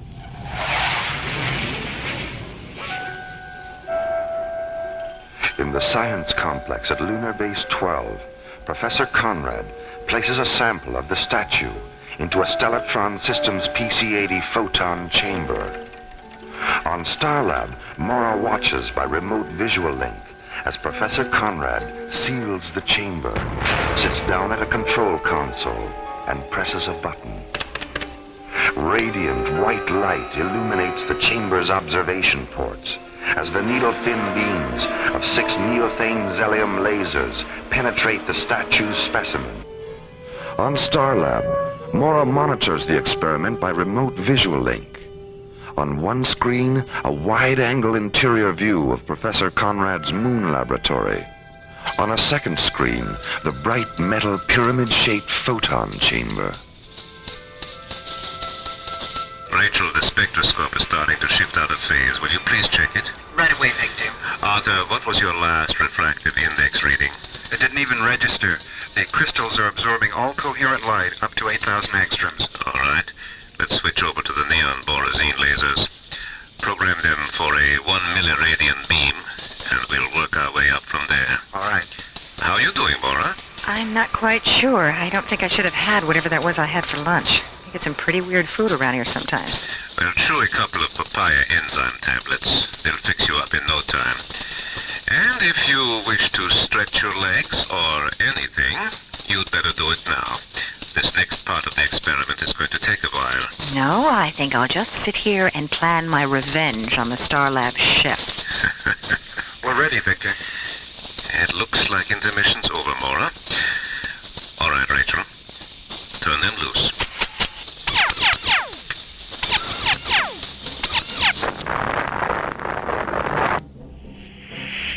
Oh, my God. Victor! Victor! Dr. Cassidy, what's going on? I just saw some telemetry from Lunar Base. Look, there's been an explosion. Jerry, contact the Solaris and tell them to get to Lunar Base 12 as fast as they can. Starlab Control to Solaris. Starlab Control to Solaris. Sally, get hold of the ISA lab and tell them to stop their experiments with the statue until they hear from me. This is Solaris. Go ahead, Jerry. I'm on my way. I've got the Solaris, Maura.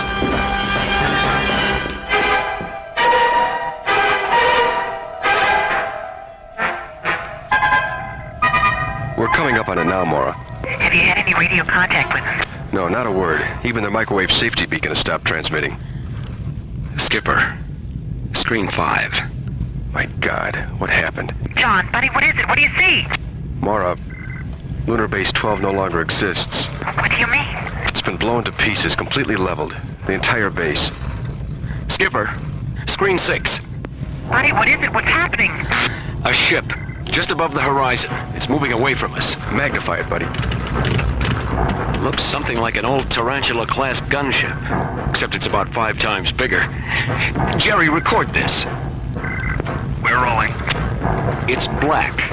Stacked wings angled down about 60 degrees. Yellow markings that look like Cyrillic script, only upside down. Geez, Skipper, what do you make of that? Keep talking, buddy. Short black spikes are starting to bristle out all over the hull. Oh, Skipper, it's turning around. Maura, stand by. We're going in for a closer look at that ship. Open a close proximity channel, buddy. Let's see if they'll talk to us. You're on, Skipper. This is Earthship Solaris. Please identify yourself.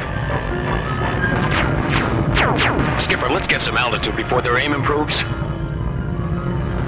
This is Earthship Solaris. Our intentions are not hostile. Please. All right. I'll try try it one more time, but that is it. You better let me do it, Skipper. Every time you talk to them, they shoot at us. Solaris, there is still time. Time? For what? Escape. From what? Ask your dead brothers and sisters on the wasteland below us. Damn you. You did that? You murdered all those people? But why? They were committing sacrilege. Just who are you? Disciples. Of what? Lightlessness. I've had about all of this I can take. Hold on, buddy. Skipper, lightning is pouring out of those spikes and crawling all over the hull of their ship. Activate the rest of the laser turrets, buddy. We're going around again.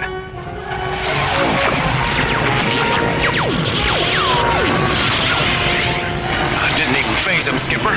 That lightning soaked up our lasers like a sponge. We're hit. Flame out on number 4 thruster. There goes number 2. The starboard fuel pods are split open. Skipper, if we don't get out of here now, we'll have to set her down on the moon. I don't want to lead that ship to Starlab. Solaris, we are aware of the thing you name. Don't concern yourself with its safety. It is one of our destinations. Come on, Skipper. It's now or never.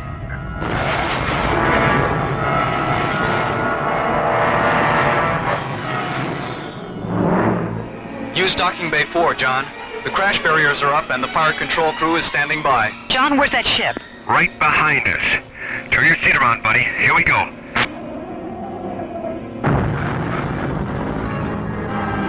John? Buddy, are you all right? We're okay. Come on, buddy. Let's get out of here. Mara, the alien ship, screen 10.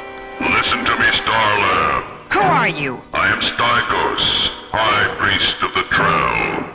You have stolen the symbol of our redemption. The symbol? The statue? Narl is his rightful name. We have traced him to your moon. We know his presence has graced the machine you live in.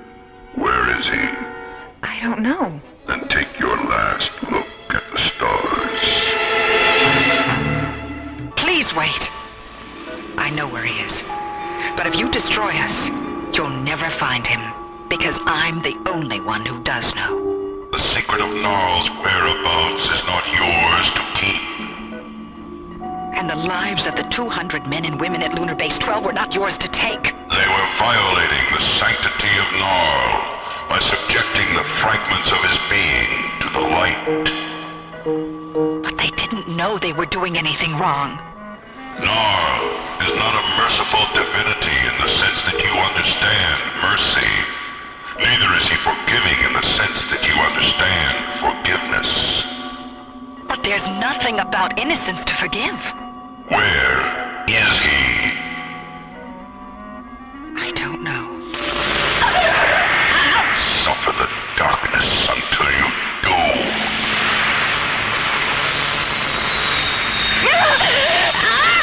Mara! Mara! Laura, what the hell's happening to her? Don't touch her! Don't touch her! Buddy, the medical alert. Which one? Which button? Sector 4, buddy! The yellow one! Mara, don't try to... Just lie still. This is Medical 4. Stay where you are. An emergency unit is on the way. Jerry, your hands. Are you all right? I guess so. What happened?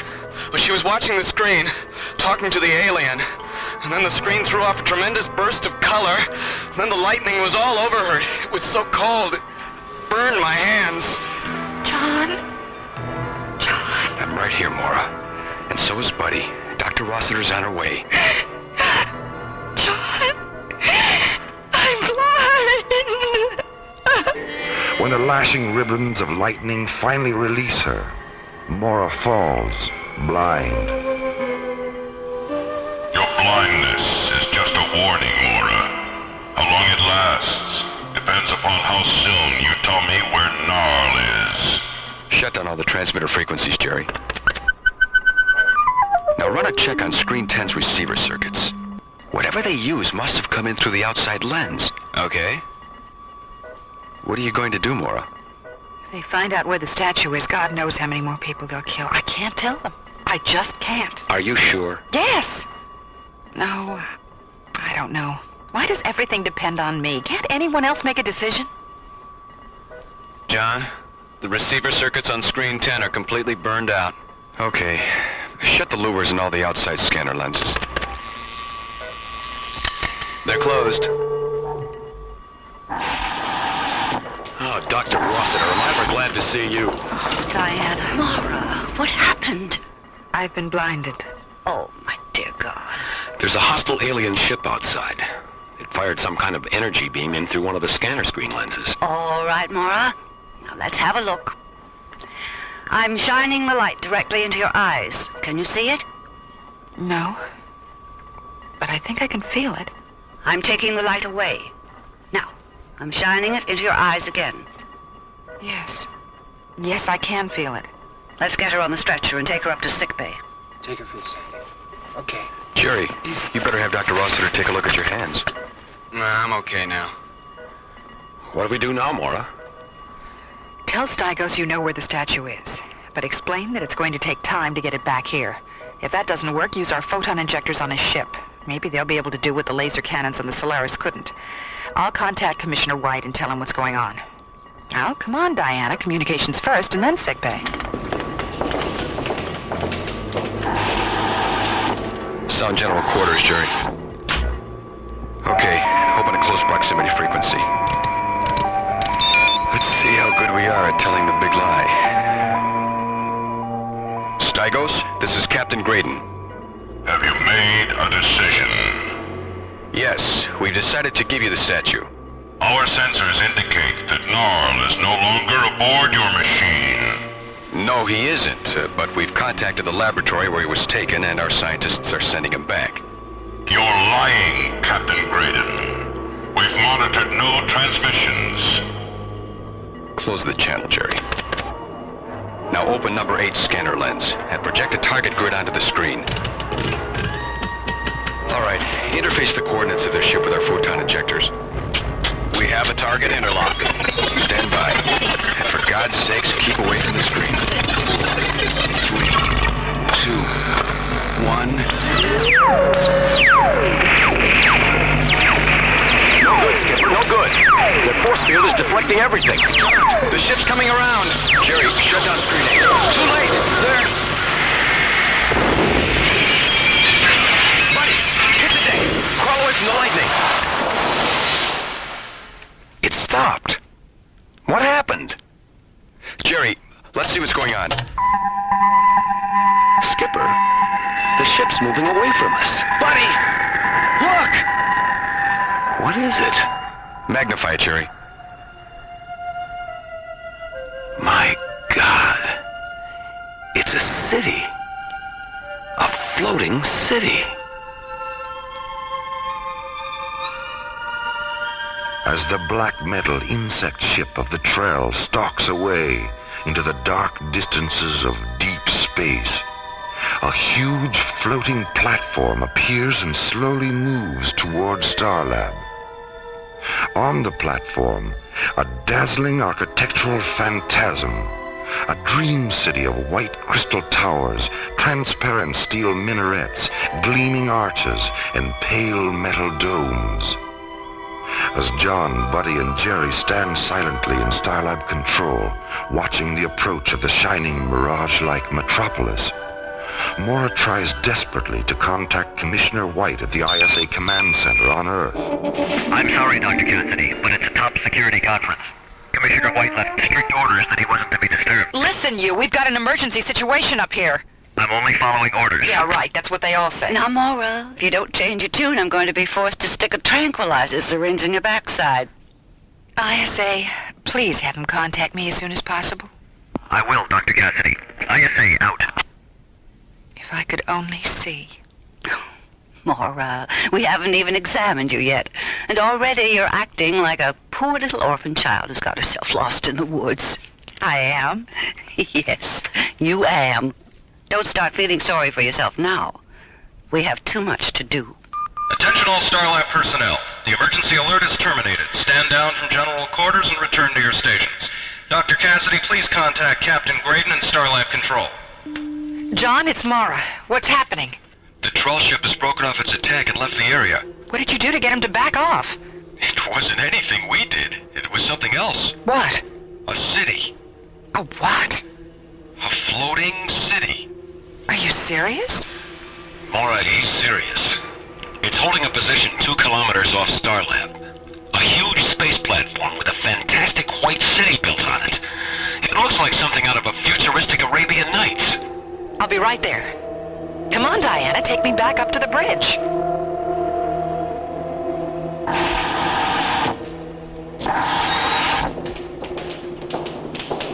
John, is it still out there? Hasn't moved an inch. Oh, Mara. It's so beautiful. Are you here, Jerry? I'm right here. Please, open a close proximity frequency. Go ahead, Mara. This is Dr. Mara Cassidy. Would you please identify yourself? Dr. Mara Cassidy. Which of those 3 names do you have the greatest affection for? Mara. We are the Dietons, Mara, and we inhabit the star city of Imbria. I am Phaedra, Sky Priestess of the Before Time. We know your machine has experienced an encounter with the Trell. Did Stygos harm you? Yes. Yes, he did. I'm blind. Can you feel the light upon your eyes? Yes. Yes, I can. Then it will be my pleasure to restore your sight. It will? Of course. We have no vehicles of our own, so transport yourself here to Imbria. A projection of light will guide you. I'll be waiting. Oh, yes. Jerry, call the short-range vehicle hangar and tell them to get a shuttle ready. John, Buddy, Diana, let's go to Imbria. Imbria. A fantasy of gleaming crystal and bright transparent metal. A construct of light and serenity and magic. A floating star city, casting its radiance over all who grope their way along the blind corridors of alien worlds.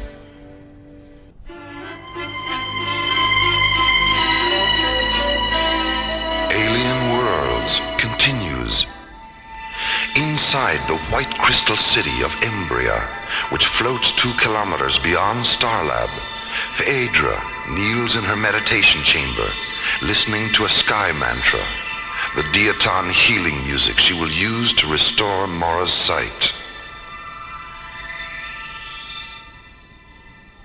On Starlab, Mara, John, Buddy, and Dr. Diana Rossiter enter the short-range vehicle hangar and move toward the shuttle that will take them to Imbria. How's it going, Bobby? You might as well get aboard, John. We'll have her fueled in another 10 minutes. Aboard the Black Trail insect ship, Stygos, alone in his quarters, receives a message from his tracking systems officer. Stygos, what do you want? As our ship withdrew from Starlab, we monitored a transmission. It was the voice of the female. Who received the transmission? A laboratory. On Earth. Alter course. That laboratory is our new destination.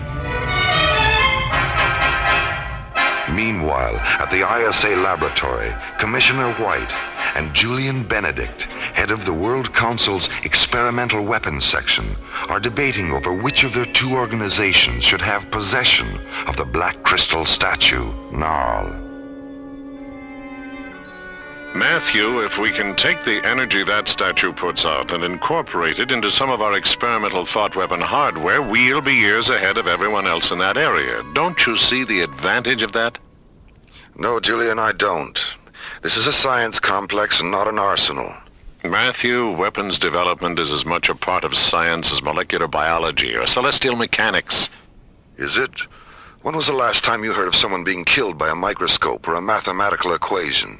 The bomb started out as a mathematical equation, didn't it? Yes, and so did triple-yield agriculture, and antibiotics, and spaceflight. The bomb was created within the reality of a global war, Julian. That reality no longer exists, and I see no reason to encourage its return.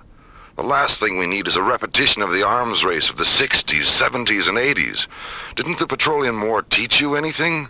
That had nothing to do with us. It had everything to do with this, Julian, and you know it. I want that statue.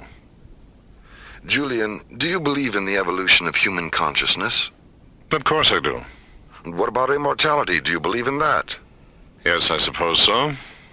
Then would you mind telling me of what use weapons are to evolution and of what use war is to immortality? I didn't come here to discuss abstract philosophy. The statue stays here, Julian. Do you know what this is, Matthew? I haven't the slightest idea. It's a World Council directive signed by the Secretary, ordering you to release the statue to my section. Julian, we both know your section is being phased out. Why are you going through all this? It won't be phased out for another year. And if I can help it, it won't be phased out at all. After all, what if the statue should fall into the wrong hands? What would be our defense against it? Can I see that directive? Thanks. You'll have to excuse me now, Julian. I have things to do. And stay away from my people. I've already given them orders not to cooperate with you. As far as you're concerned, I'm the ISA, and this is between us. What is this, Matthew? Some kind of conspiracy? Yes, it is, Julian. A conspiracy of my values against yours.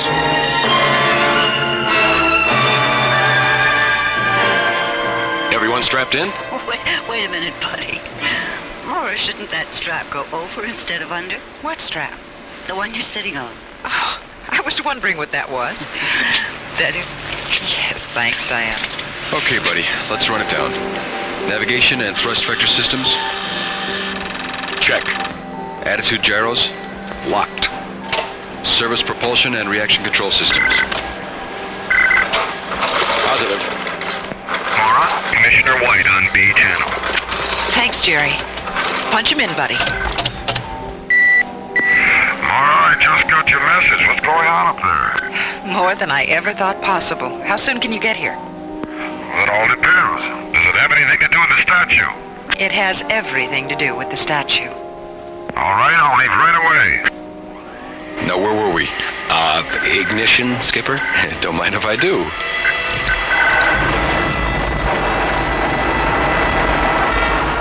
As John, Buddy, Mora, and Dr. Rossiter jet toward the Diaton star city, Imbria, Commissioner White enters the short-range vehicle dome near the ISA laboratory and boards a priority shuttle. 5 minutes later, the shuttle is towed from the dome to launch pad 6. Then, as the setting sun slowly erases the day, the shuttle lifts off and disappears into the darkening sky, racing toward Starlab on twin streams of fire.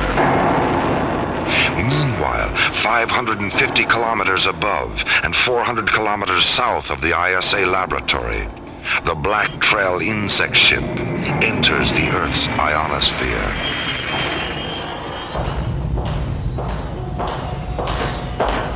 We are approaching the laboratory, Stagos. Have precautions been taken? Our impulse deflectors will confuse the echo patterns of any detection beam that touches us. We will appear to them only as a flaw mirage. Leave me now. I sense that you are restless now, but be patient. Your disciples are near. Your deliverance is at hand.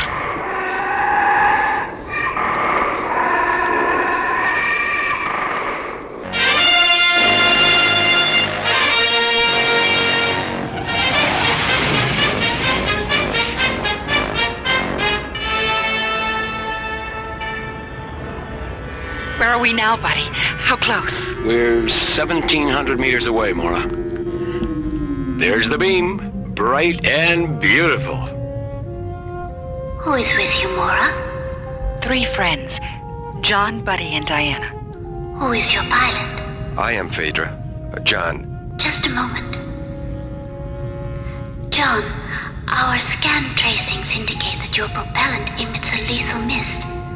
Will you please terminate your engines? Our atmosphere is delicate. If I shut down the thrusters, we won't be able to maneuver. The light will control your vehicle and guide it safely down. All right. Shut them down, buddy.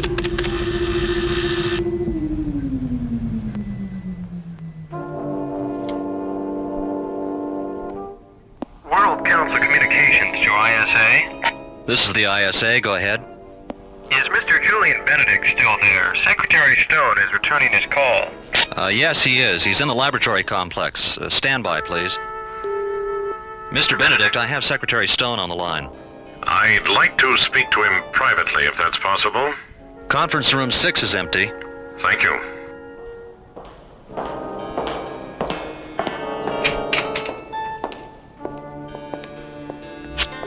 Mr. Secretary, Commissioner White ignored your directive, tore it up as a matter of fact. Well, if I had his sense of ethics, I probably would have done the same. What do you mean? I've had some serious second thoughts about this whole thing, Julian. I think we'll let the matter of the statue rest until the President and Vice President get back from Draconia. But, Mr. Secretary... Was there anything else, Julian? No, sir. Thank you. You can let it rest if you want to, but I can't. Julian Benedict, a man slowly becoming obsolete in a universe that will soon have no use for his services.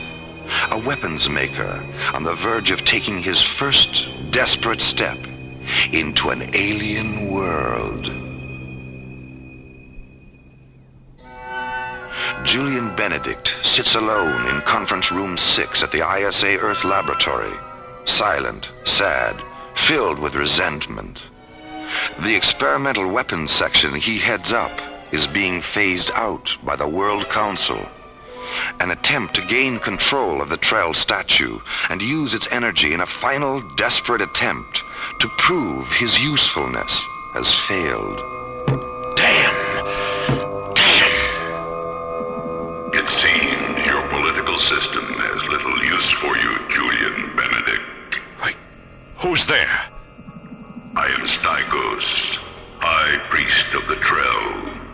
What are you doing on this channel? It's a top priority frequency. We have access to whatever frequencies we choose. Where are you? Hiding in the darkness above.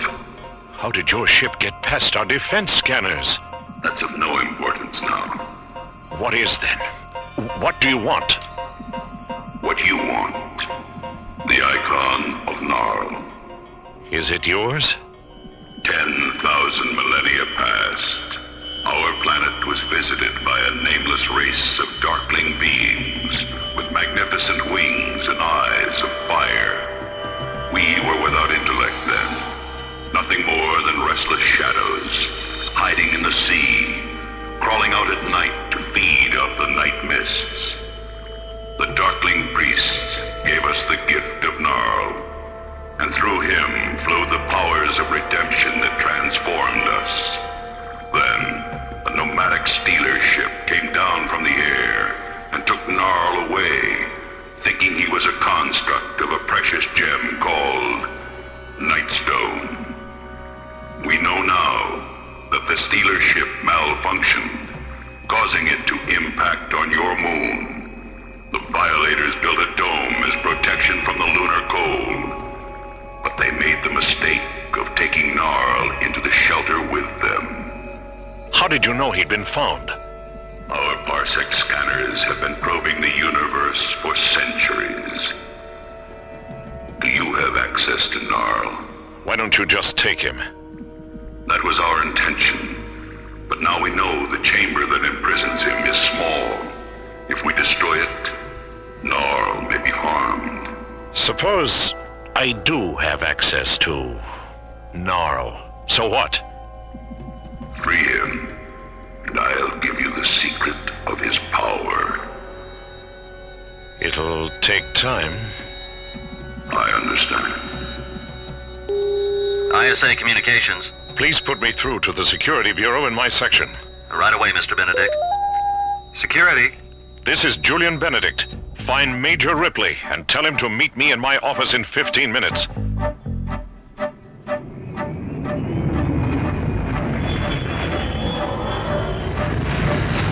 Starlab Control, this is ISA Priority Shuttle 1 requesting docking coordinates.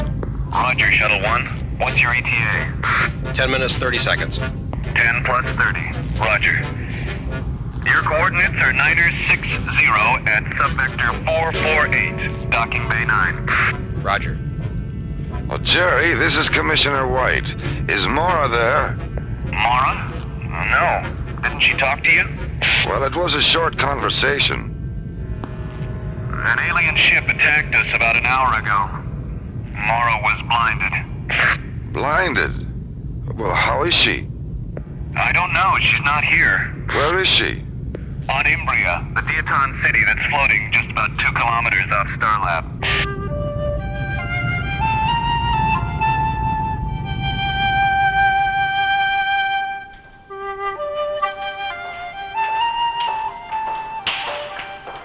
Welcome to Imbria, Mora. Phaedra, you don't know how glad I am to be here. I'm Diana, Phaedra. This is John. Phaedra? And this is Buddy. Wow.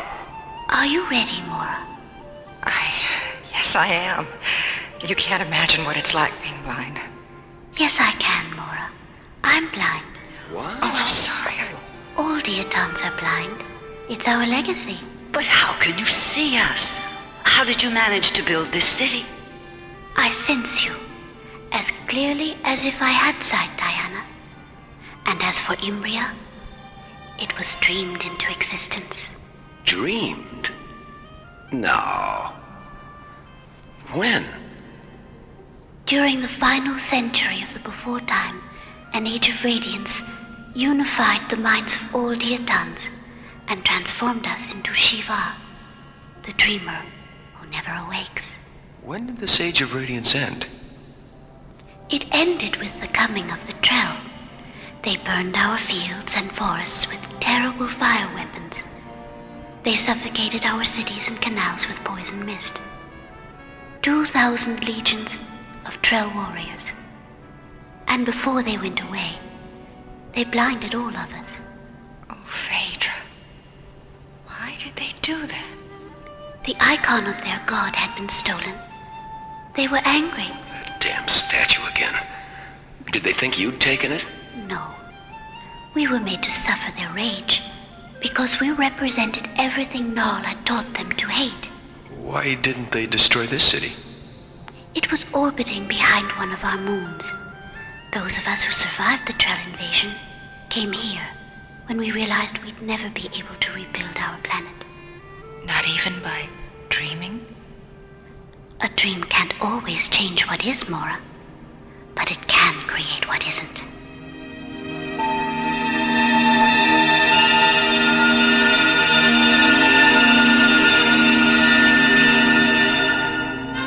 ISA control to Starlab. Starlab, go ahead.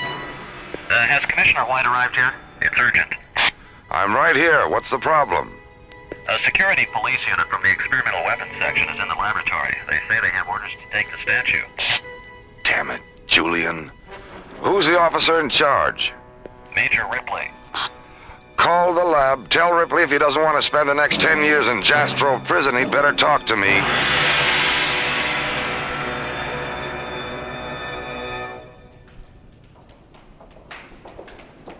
Where are we, Phaedra?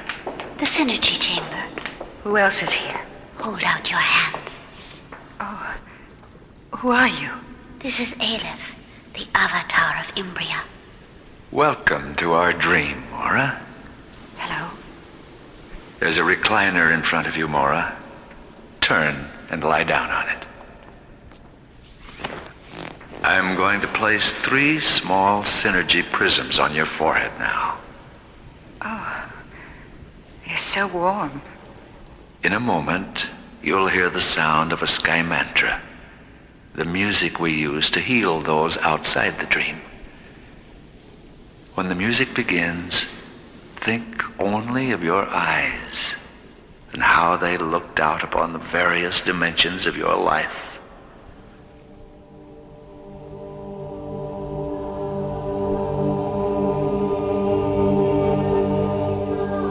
I see red and yellow and sunsets, and we're surrounded by clouds. It's sensual.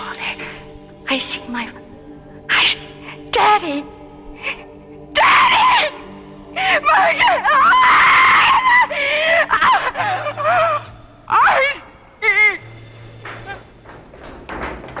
What's going on? Mora, what happened? I can see!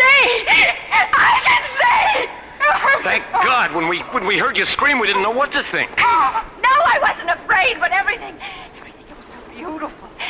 It was just so beautiful. I thought I died. Deep within the star city of Imbria, Mora lies sleeping, exhausted by the Diaton Sky Mantra ritual, which has not only restored her sight, but for one fantastic moment has opened her mind to eternity. Meanwhile, Aleph has led John and Buddy back to the Starlab shuttle, which sits on an illuminated white crystal platform in the center of Imbria. Inside the shuttle, John contacts Commissioner White on Starlab and learns what is taking place at the ISA laboratory on Earth. How did you find out about Stygos and Benedict, Commissioner?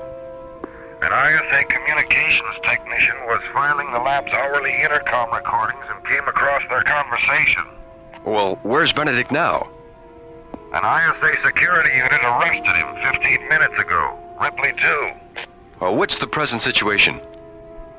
Well, Stygos will probably move against the laboratory when he doesn't hear from Benedict again. John. Stand by, Commissioner. Yes, what is it, Aleph? The vault where Gnarl is. Do you know its precise latitude and longitude? Commissioner White does. Why? We're going to take possession of Gnarl before Stygos does.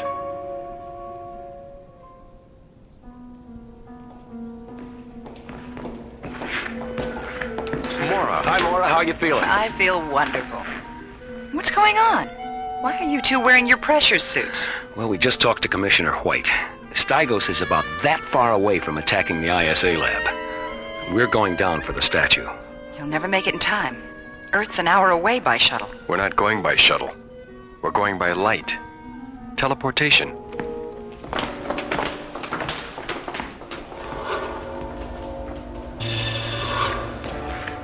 John, Buddy, secure your helmets. This isn't gonna hurt, is it? I think you'll find it a rather pleasant experience, Buddy. Phaedra, lower the cylinders.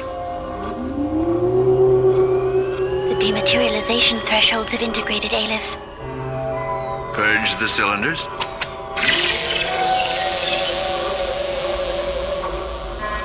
It really happened, Skipper. We're here. God, this thing is heavy. Come on, let's get a harness around it so we can pick it up. Okay, let's pick it up. Here we go.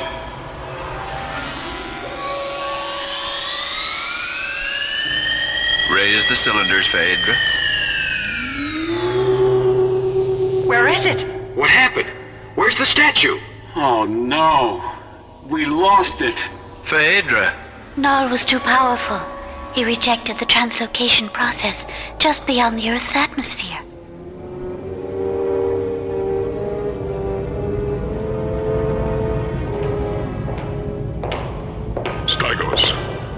Stygos. Gnarl is free. A Diaton translocation beam tried to take him, but he escaped. Gnarl. Take him aboard and bring him to me. Then set a course for Imbria.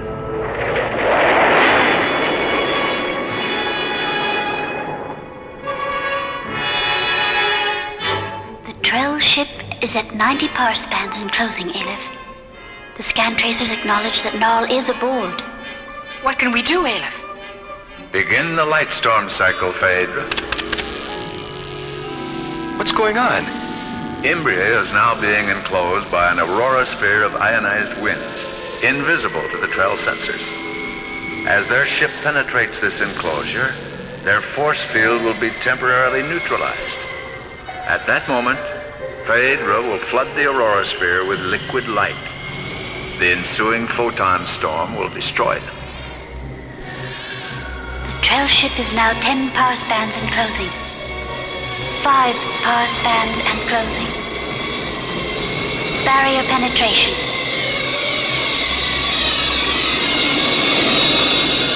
Narl is free! Narl is free! Phaedra, the liquid light injectors.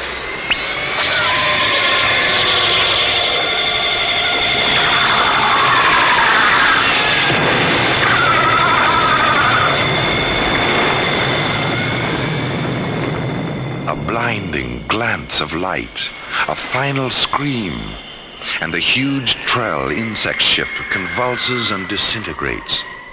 Its luminous fragments growing cold and dark as they pass like demon whispers into the deafening silence of the void.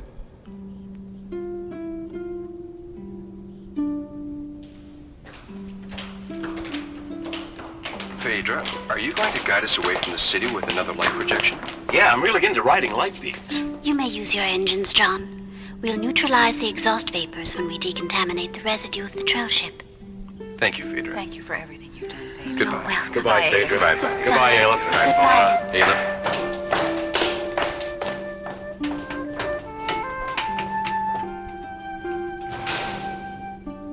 You didn't tell them, did you? I saw no reason. If they knew that we alone survived the Trell invasion, and that our blindness makes the generation of life impossible, it would only make them sad. But we'll heal ourselves in time, and then perhaps, when we see them again, there will be more to the dream than just you and me.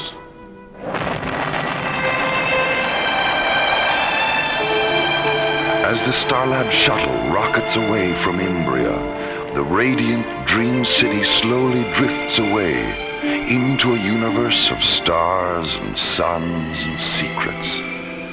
Inside the city, a man and a woman in search of the miraculous, moving through the invisible dimensions of time and space toward other, more distant celebrations.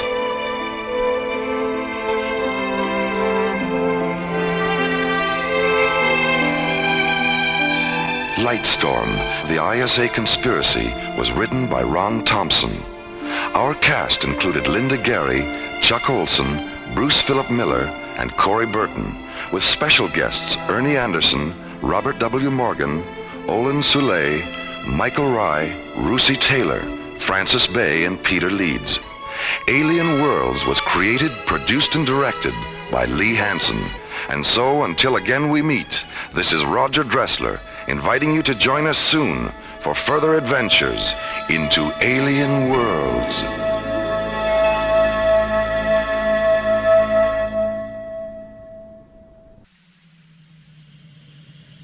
Slowly rotating at the edge of deep space, 1,000 kilometers beyond the atmosphere of 21st century Earth, is the Arthur C. Clarke Astronomical Observatory, Starlab.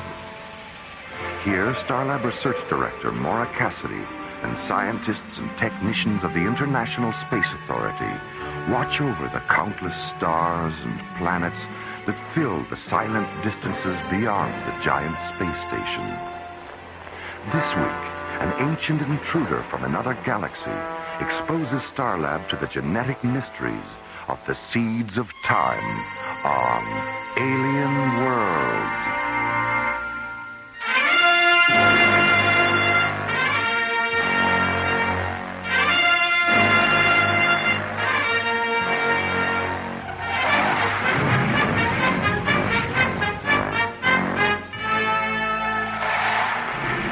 kilometers beyond Starlab, the SET interceptor Solaris reduces speed and moves into a preliminary docking orbit with a huge space station. Aboard the Solaris, Captains John Graydon and Buddy Griff. Solaris to Starlab Control. This is Starlab. Go ahead, Solaris. We're holding at the outer boundary, Jerry. How soon can you get us aboard? The traffic's pretty heavy right now, John. I've got a Soviet freighter and 2 Canadian tankers coming in now, and 3 lunar shuttles in a docking orbit 2 kilometers out. Hold your position. I'll get back to you in about 10 minutes. Roger, Starlab. Solaris out. Starlab, clear. Well, since 10 minutes usually means half an hour, why don't we put the ship on autopilot and go down to the cargo bay for a little zero-gravity racquetball? Do you know where the rackets are? Oh, they're floating around down there somewhere. All right, let's go. What? We better stay, Skip. The high-density scanners are picking up something. How far away? 4.6 kilometers. And it's holding at 081 degrees starboard. Get a full magnification visual and bring it up on screen 6. Right. What is it? I don't know. I've never seen anything like it. In the center of the screen, against a background of jet-black space and scattered stars, the mysterious object begins to slowly rotate, reflected sunlight blazing from each of its 10 smooth surfaces.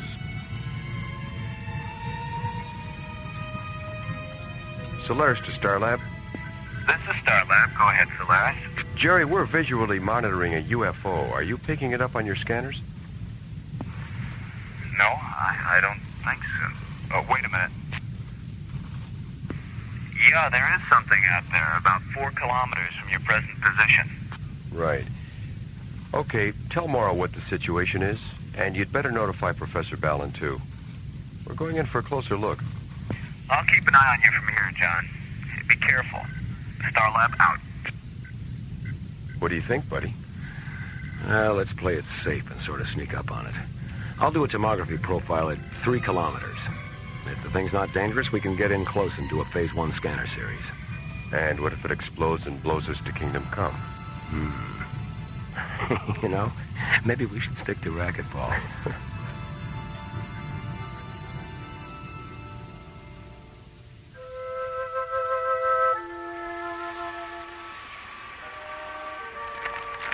Whoa. Talk about sensory overload. I wonder how she keeps her balance. Maybe it's trick photography. Couldn't be. No photographer is that tricky. Construction orbiter 5 to Starlab Control. This is Starlab. Go ahead, Maggie. We've got a problem, Jerry. We're still working on this new orbital power satellite at Vector 706, and we've just lost our last bundle of solar panels. What happened? An anchoring cable on the superstructure let go, and the panels have drifted off into deep space.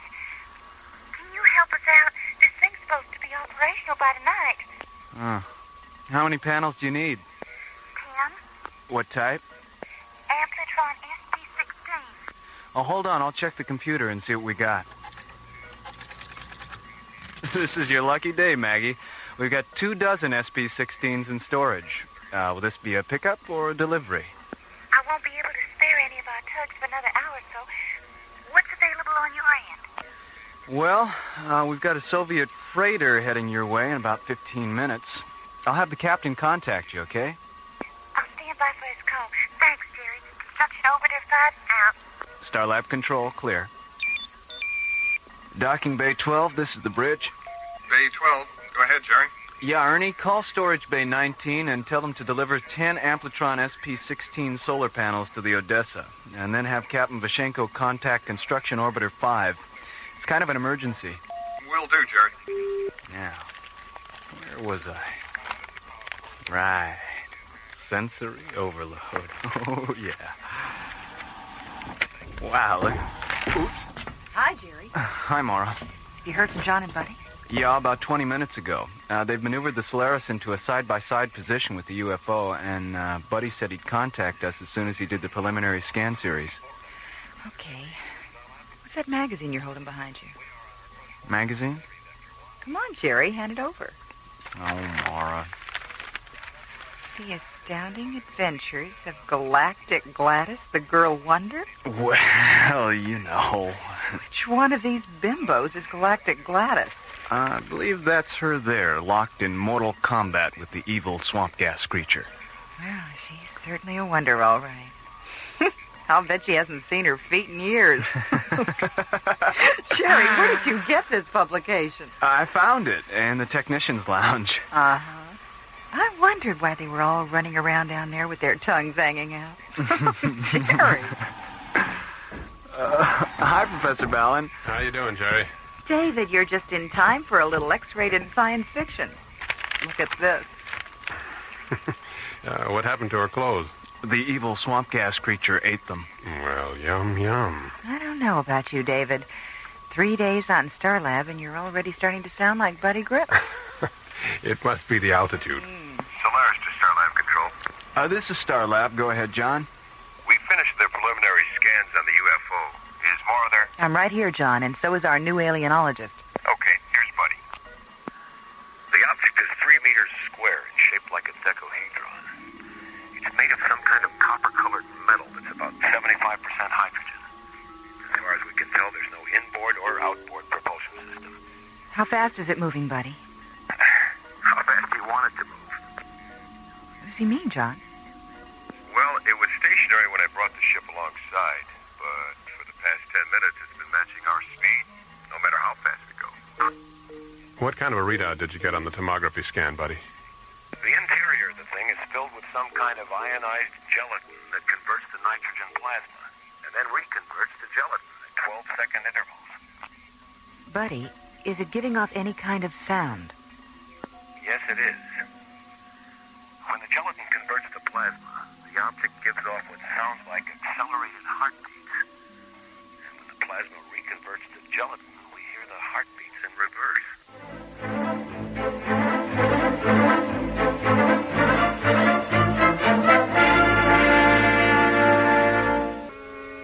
Returning from a routine patrol aboard the Solaris, SET Captains John Graydon and Buddy Griff encounter an unidentified flying object 50 kilometers beyond Starlab. The object is 3 meters square and shaped like a dodecahedron. It's made of some kind of copper-colored metal that's about 75% hydrogen. As John maneuvers the Solaris into a side-by-side position with the UFO, Buddy continues to analyze the object with the ship's tomography scanners. The interior of the thing is filled with some kind of ionized gelatin that converts to nitrogen plasma, and then reconverts to gelatin at 12-second intervals. What do you think, David? I think we better see about getting that thing into one of the isolated laboratory pods. Buddy, shoot a magnetic grappler over and see if you can bring it in. We already tried that, Mora. The grappler pad won't stick. The object is anti-magnetic. How about if you go EVA and try to push it into the Solaris's cargo bay? Hold on just a moment, please. I don't think that'll be necessary. From the way it's been matching our speed, I think it'll follow us in. All right, give it a try. If it works, get the object as close as you can to the outboard airlock of ISOLAB 9. I'll have a crew standing by to take it inside. Okay, Mora. Solaris out. Starlab clear. Come on, David. Let's get down there.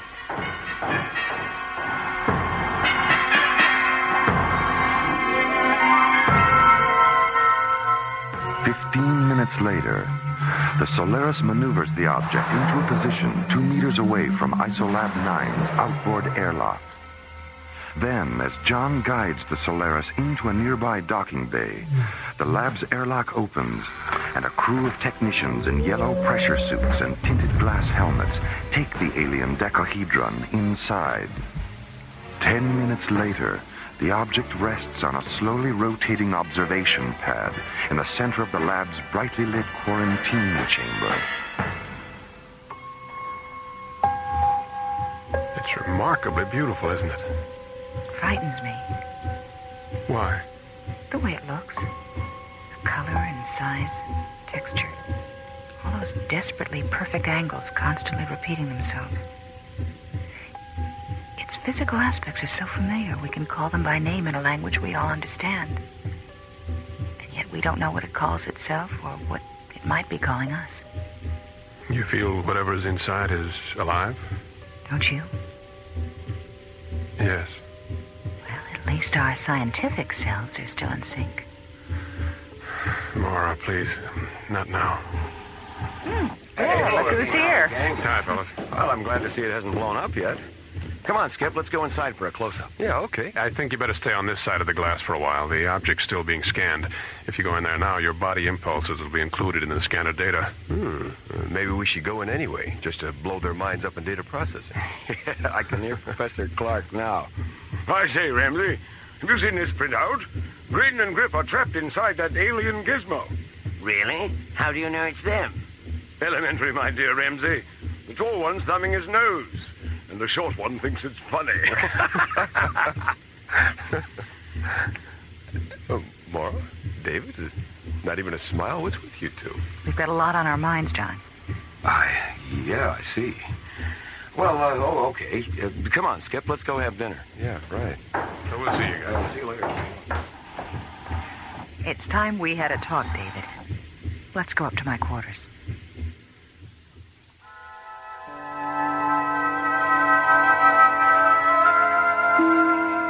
Coming to Starlab wasn't my idea, Mara.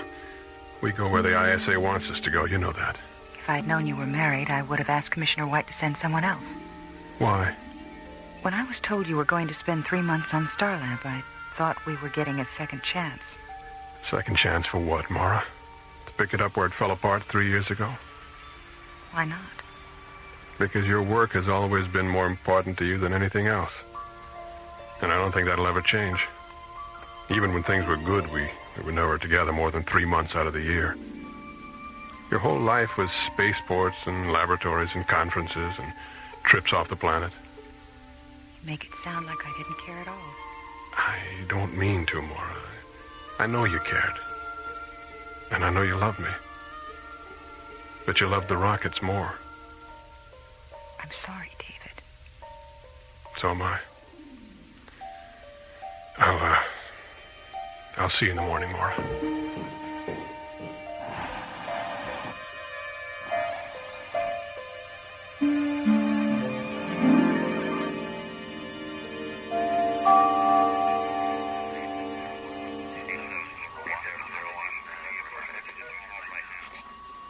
Okay, Lunar Shuttle 10, I have you on the screen.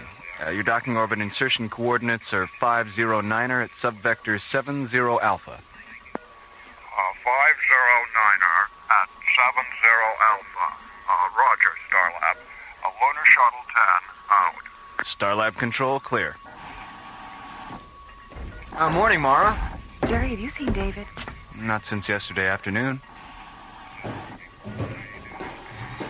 Morning, everyone. Good morning. Have either of you seen David?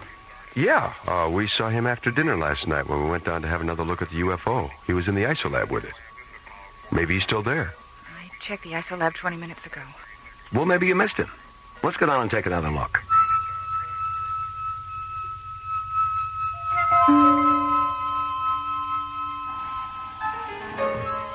There he is, Mara. Hit the intercom button, Skip. David, can you come out for a minute? There's no need to be frightened, Mara. Professor Ballon has not been harmed.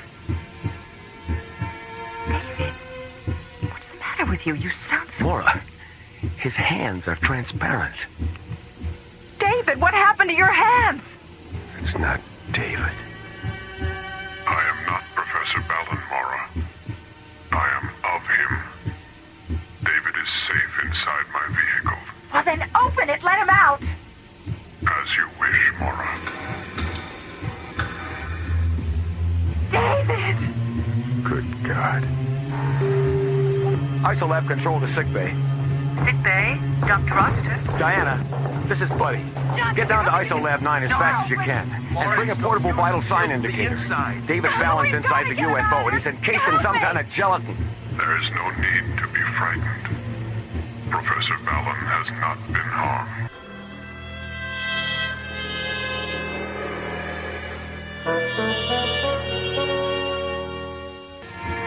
Entering the control booth of ISOLab 9, Mara, Buddy, and John discover that the substance inside the alien decahedron has transformed itself into a duplicate of Professor David Ballon.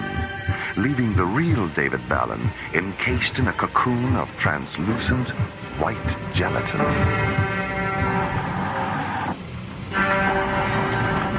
Diana, hurry!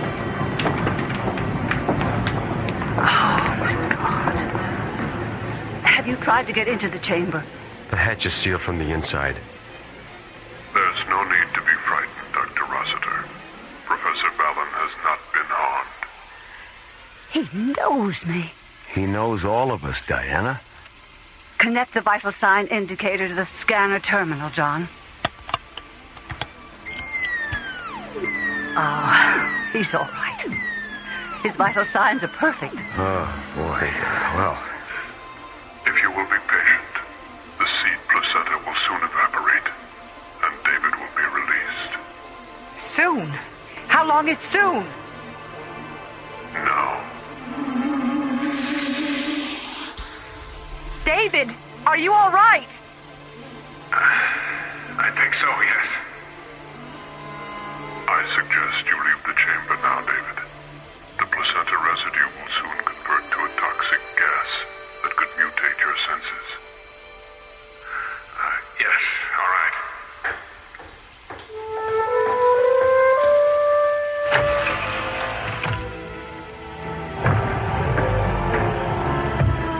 hey, welcome home. Where have you been? When that thing opened up last night and took me inside, I thought I was a goner. But as soon as the seed placenta started to cover me, I wasn't afraid anymore. It was incredible. I sensed everything that was going on. And when my duplicate emerged, it was like one of those films where the guy dies and you see a spirit leave his body. Film, huh? I guess art imitates life after all. I think it's the other way around, Skip. Life and art should be the same. Ah, yes, they should be. But they rarely are. Perhaps we should learn the lesson of the Balinese. They say they have no art. They simply do everything as well as they can. You once said that to me, David. I know. It's amazing, isn't it, how precisely I've been duplicated. Well, David number 2, what now? I want to return to my world, Diana. And I want to take Mara with me. Now, hold on a minute, you. I'm not in the habit of running off to alien worlds with life forms I hardly know. You know me, Mara. And I know you. He's got a point there, Mara.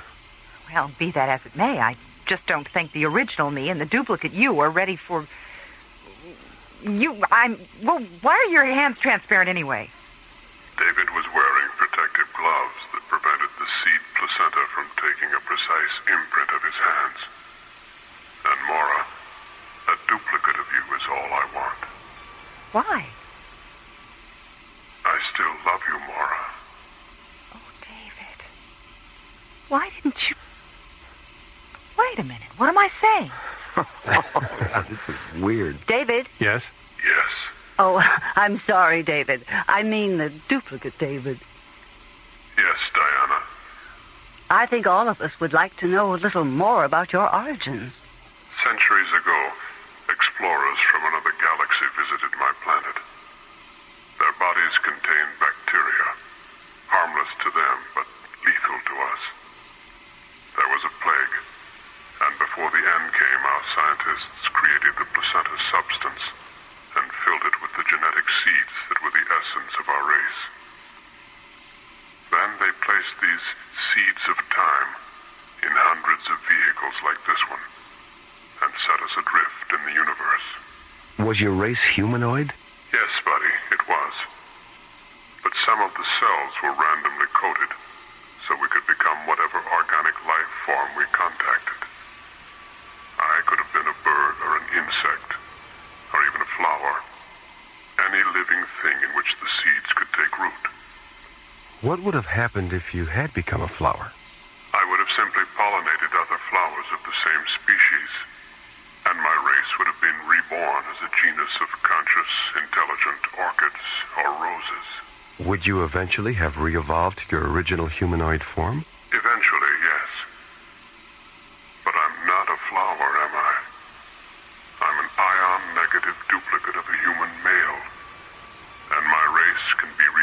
only if I interact with an ion-positive duplicate of a human female. All right, I'll do it. Good girl. Thank you, Mora. It's okay. Just remember, I don't fool around on the first date. What do you want me to do? Saturate yourself with pure oxygen for 2 minutes. That will protect you from the toxic residue. Then come into the chamber and enter the secondary placenta compartment of my vehicle. Okay. Get me an E4 oxygen unit, buddy. I'm about to become a double feature. Okay.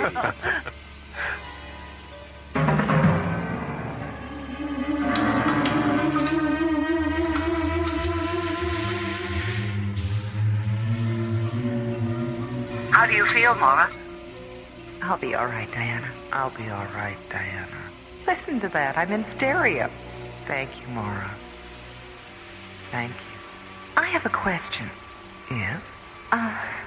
When you and David, this David, are, when you're... will I feel anything? We don't know, Mora. It's possible. You'd better leave the chamber now, Mora. The placenta residue is starting to become toxic. All right. Goodbye. Goodbye, Mora.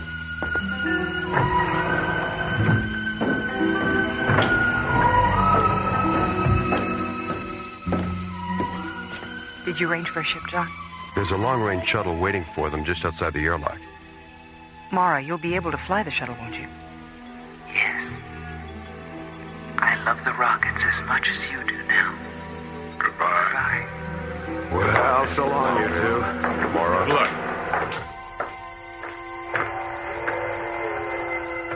It looks like we're getting that second chance after all, Mora. You're right, David. You're absolutely right.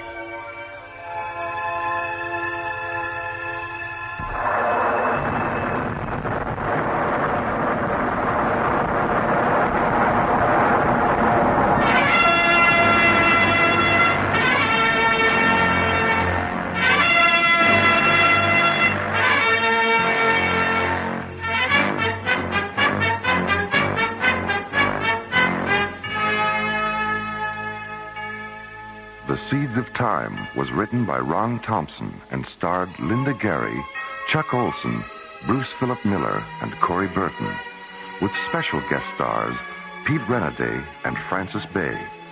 Associate producer Ron Thompson, music director Tom Rounds, engineer Stu Jacobs, technical consultant Peter Sky, assistant to the producer Jim Cook. Alien Worlds was created, produced, and directed by Lee Hansen. And so, until next week, this is Roger Dressler, inviting you to join us for our next adventure, The Madonnas of Zanzibar Alpha, from the elsewhere and elsewhen of Alien Worlds.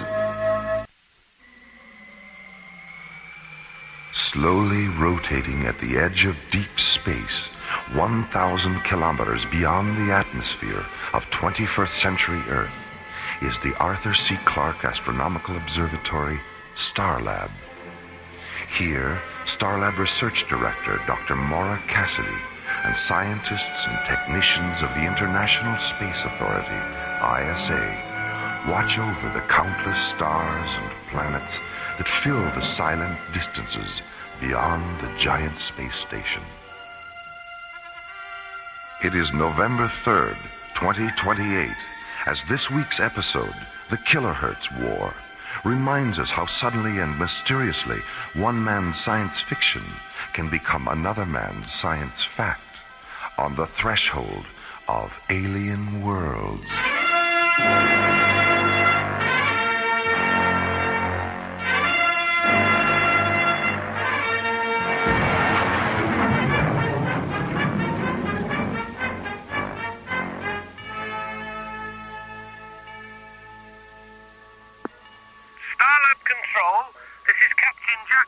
Commanding the Royal British Museum freighter Nile Delta. Registry number 98078. This is Starlab. Go ahead, Nile Delta. I know we're not expected, but we'd like permission to dock. What's the problem, Captain? The bloody technicians union at Gatwick called a strike while we were still on the pad. Our line crew walked off before they finished refueling us.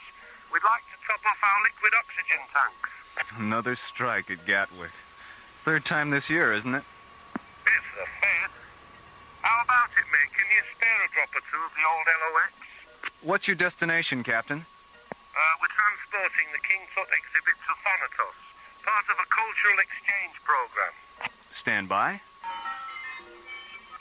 All right, Nile Delta, I have you on the screen. What's your Starlab ETA? 6 minutes, 18 seconds. 6 plus 18. Roger. Nile Delta, your docking orbit insertion coordinates are 9er 6 at 207 degrees, docking bay 16. A refueling crew will be standing by. We'll try to keep them from going on strike before we get there, okay? Don't worry, Captain. Starlab is a non-union shop. Well, thank God for that. Nile Delta, out. Bay 16, there's a British freighter coming in for refueling. ETA 6 minutes. Roger. Hi, Maura. Hi, Jerry. Have you heard from Major Corbin yet? Yeah, about a half an hour ago. He was just leaving Jupiter space. What's going on out there, Maura? Some unidentifieds have been shadowing the freighters taking Xelium ore off Callisto. The ISA thinks they're mineral pirates. Commissioner White sent Corbin's space exploration team to check it out. You want to hear his transmission? I have the recording right here. All right, let's give it a listen. Zodiac 1 to Starlab Control. This is Starlab. Go ahead, Zodiac 1. This is Major Ben Corbin commanding a flight of 3 SET Mirage-class interceptors. Pirate suspects identified as Labinthian renegades. Engaged 2 of them. 1 destroyed, 1 damaged. No casualties our side. Half of the squadron remaining on patrol in the vicinity of Callisto, other half now departing Jupiter space. ETA at Stargazer Security Station 2130 hours. This is Major Corbin, Zodiac 1 out. Well, he certainly comes right to the point, doesn't he? You know him? But I've heard John and Buddy mention him a couple of times. I can't remember why. But I do remember they weren't smiling. Here, let me have the cassette, Jerry. I'll be talking to Commissioner White in a few minutes. I may as well play it for him. There you go. Thanks, Jerry. See you later. So long, Maura. Stargazer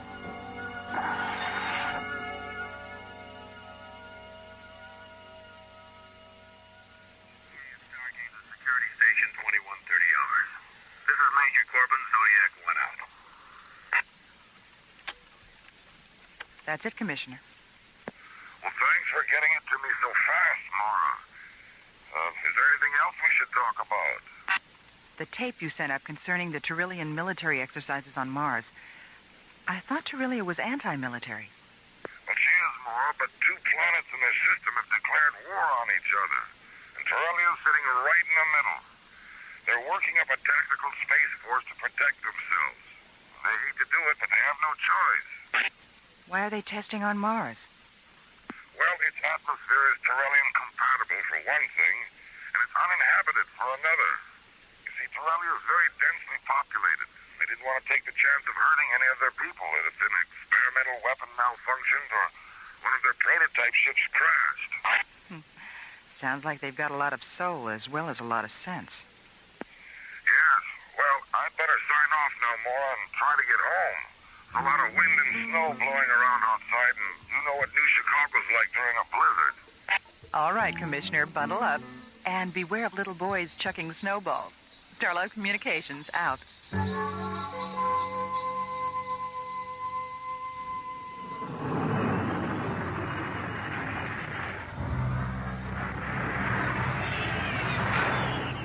Major Corbin. It's coming through on the Earth disaster frequency now, and it just tripped the override on the fail-safe attack circuit. Punch it up in here. The vanguard of an invading army from the planet Mars. An emergency. San Diego burned into the explosive Military operation. Mars. 2,000 feet. Engines again.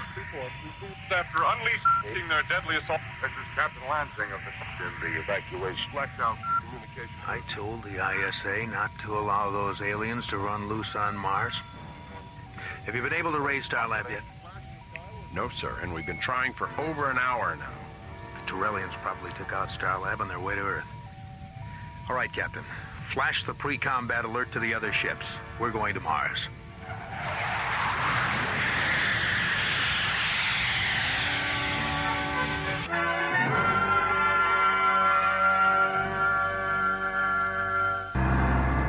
Given permission by the ISA to experiment with defensive spacecraft in the Martian atmosphere, Tyrellia sends 200 prototype gunships to the Red Planet for testing.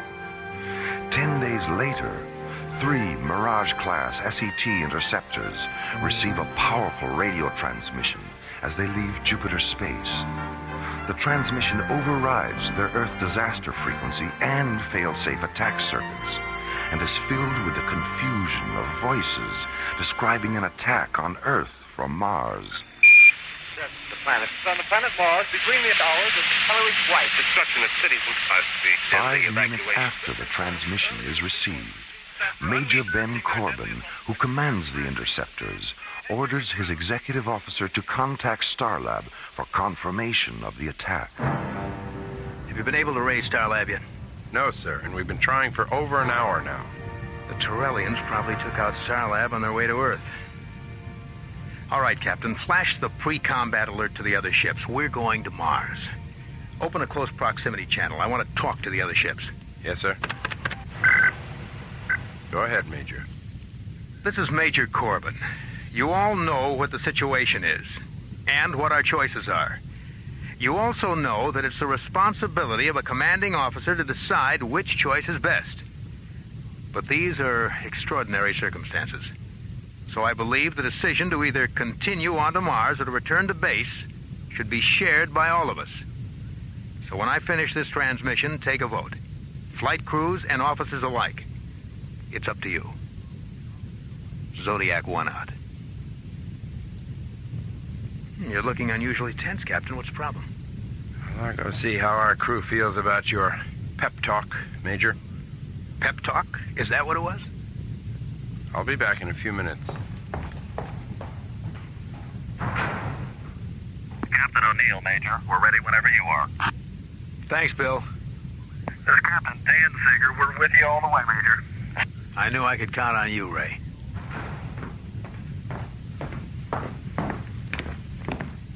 Well, what's the verdict, Captain? Pearson thinks we should return to base and wait for orders. Mm-hmm. What about the others? They're willing to go for it. Fine. What about you? I'm inclined to agree with Pearson. Why? Well, on a strictly legal level, any kind of military action without direct orders is a violation of the ISA Charter. Mm-hmm. With the exception of self-defense. What else? I don't think we have enough evidence to prove that the Earth is actually under attack. Let's hold off until we can authenticate the transmission. That transmission's been coming through for 2 hours now. And during those 2 hours, we haven't been able to contact Starlab or get a single response from the ISA on Earth. That is authenticity enough for me. All right. Suppose the Earth is under attack. 70 to 1 odds isn't retaliation. It's suicide. Come on now, Captain. You can be critical without being insubordinate. I don't know. Maybe I can't. Where's the line? It would help if you try to be a little more objective, Captain. This is a military issue. It's not an emotional one. Well, I guess that's the difference between us, Major, isn't it? You're objective, so you put your faith in action. I'm not, so I put mine in reaction. What sort of reaction are you having? There's something wrong about this whole incident. You're right, Captain. There is something wrong. There's a war on between Tyrellia and Earth. Objective, subjective, or otherwise. That is a fact.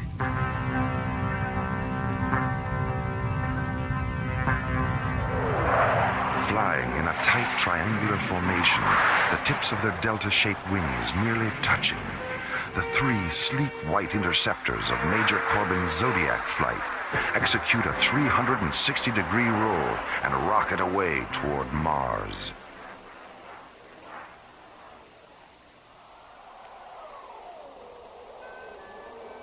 Meanwhile, on the surface of the desolate red planet, the freezing winds of Martian winter blow a stinging mist of iron oxide dust across Cecropia, a vast plain located at the 0 meridian coordinates of 70 degrees latitude, 310 degrees longitude.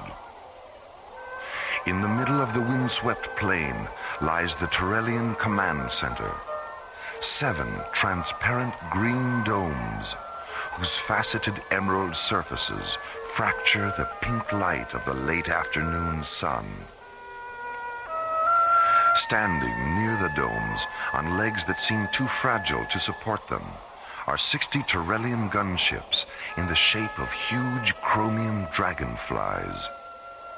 Outside the central Terrellian dome, Commander Arxathos stands looking up at the bleak Martian sky, his long, yellow-pleated cloak swirling around him, his delicate lungs protected from the iron oxide storm by the black filter mask covering his face.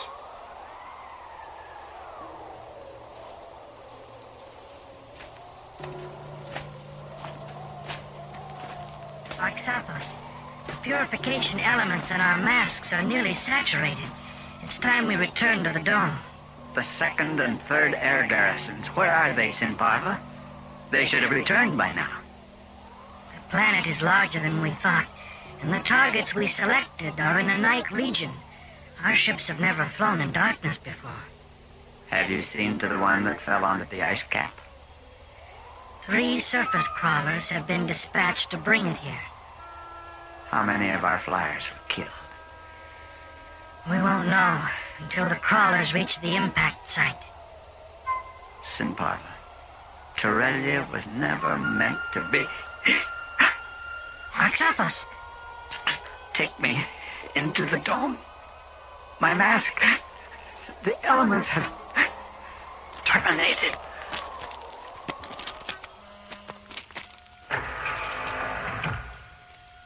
As Sinparva rushes his commander into the protection of the central dome, Major Corbin's SET Zodiac flight enters the Martian atmosphere. Descending to 300 meters above the red planet's surface, the 3 interceptors jet toward the Terrellian Command Center, 2,000 kilometers away. Zodiac 1 to Zodiac flight. Mid-range scanners confirm target interlock. Target description: 7 low-density, low-profile structures and 60 high-density spacecraft. Activate laser turrets and shielding generators on my mark. Mark. This is Zodiac 6. We have target interlock confirmed. Laser and generator functions positive. This is Zodiac 3. Okay on target interlock. Okay on laser turrets and shielding generators. Maintain present course and speed. We'll be over the target in 44 minutes. Zodiac 1, clear. How you feeling, Captain? Any better? You know how I feel. Don't worry, you'll get over it.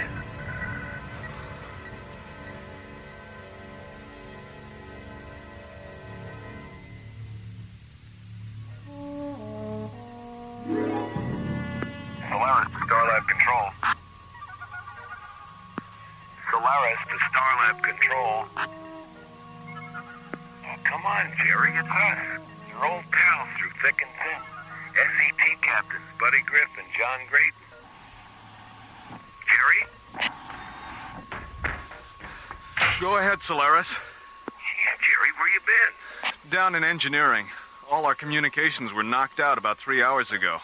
We just got back on the air. What happened? According to Professor Crane, a pulsar somewhere flashed back all the radio signals that had collected in its gravitational field. You should have been here. It was really a buzz. Speaking of buzzes, is Maura there? We've got a present for her.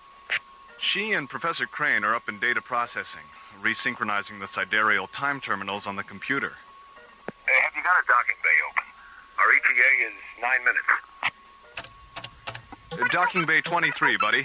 Docking orbit insertion coordinates 671 at 208 degrees. Thanks, Jerry. Solaris out.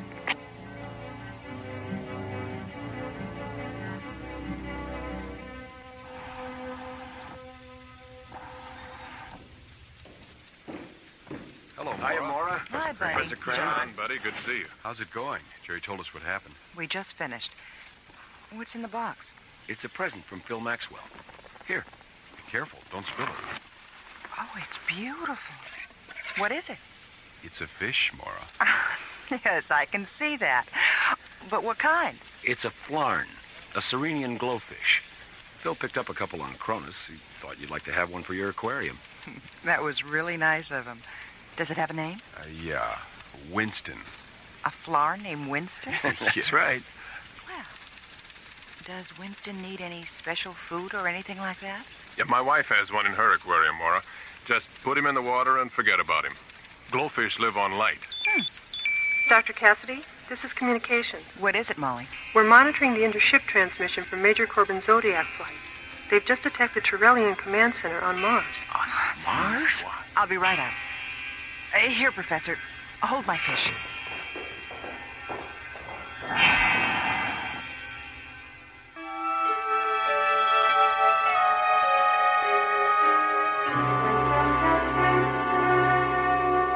A powerful radio transmission has tripped the fail-safe attack systems of 3 SET interceptors. A transmission filled with distorted human voices describing an attack on the Earth from Mars.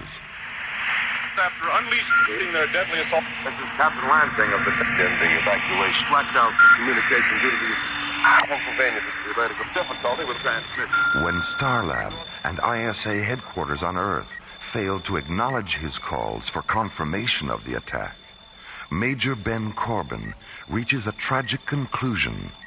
The alien assault is real.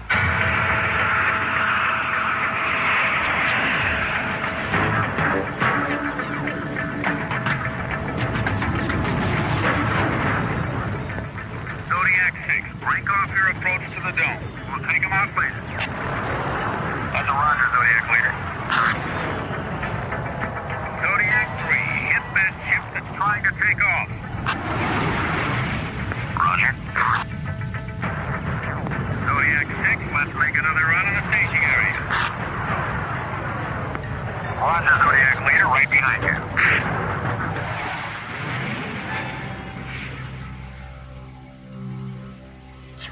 Simparva, where did they come from? They were flying too fast for our senses. We had no warning. Have you tried to contact them? They don't respond.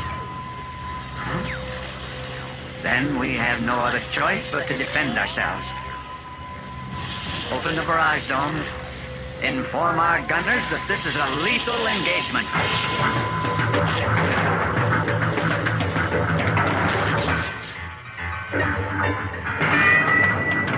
Zodiac leader to Zodiac flight. Regroup at 179er. Switch over to target grid yellow. And we'll go around again. Starlab to Zodiac 1. Starlab. I knew we should have waited. I knew it. Starlab, this is Zodiac 1. Go ahead. What are you doing, Major? Get out of there now! Captain, check the source of this transmission. Major Corbin, this is Commissioner White. Get your flight back to Stargazer and turn yourself over to security. You've got one hell of a lot of explaining to do. But the attack on Earth, there was a radio transmission. It tripped our fail-safe system. We heard it on the other... We picked up the same transmission here at ISA headquarters, and so did Starlab. Zodiac 6 to Zodiac leader. Pull up, Major. The Trillians have opened up a gun read dome, and they're tracking you. Major, how much convincing do you need? If you don't give the order to break off this attack, I will. Zodiac leader to Zodiac flight. Return to base. Repeat, return to... Direct hit on the starboard thrusters. We've lost the automatic guidance circuits. Switch to manual. Attitude gyros are gone. Co-pilot to crew, get to your crash positions. We're going in.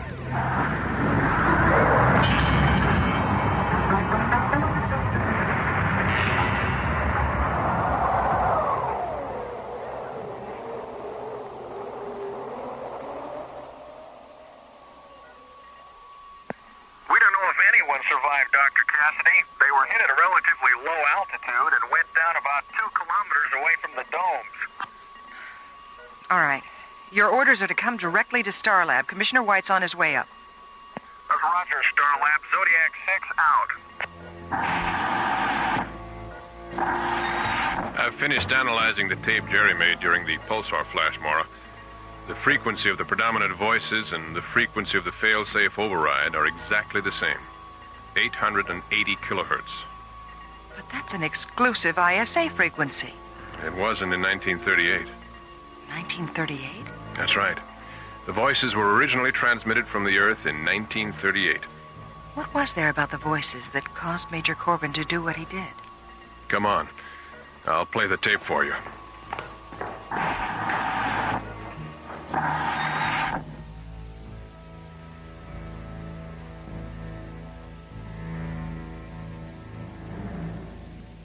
Whatever possessed you to do this thing, Major Corbin? 3 men killed in the crash of your ship. 9 others seriously harmed. Captain Vogel critically injured. 20 Terrellian flyers lost. The transmission. We thought you were attacking the Earth. I did what I thought was right. Did you contact Starlab for confirmation? Did you contact Commissioner White? We couldn't reach them. Then why didn't you contact us? It never occurred to me. Military uniforms are unfortunate things, Major. So very little does occur to the ambitious patriots who wear them. Arxathos. Yes, Sinparva? A transmission from Commissioner White has come through. He wants to talk to you. Sinparva, your eyes. Is there something else? There was nothing our physicians could do. Captain Vogel just died. Oh, my God. My God. Between the hours of Helen's White, destruction of cities and in the evacuation.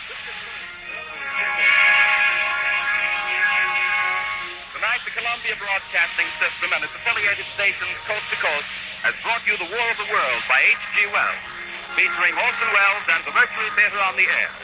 Next week, we present a dramatization of 3 famous short stories. This is the...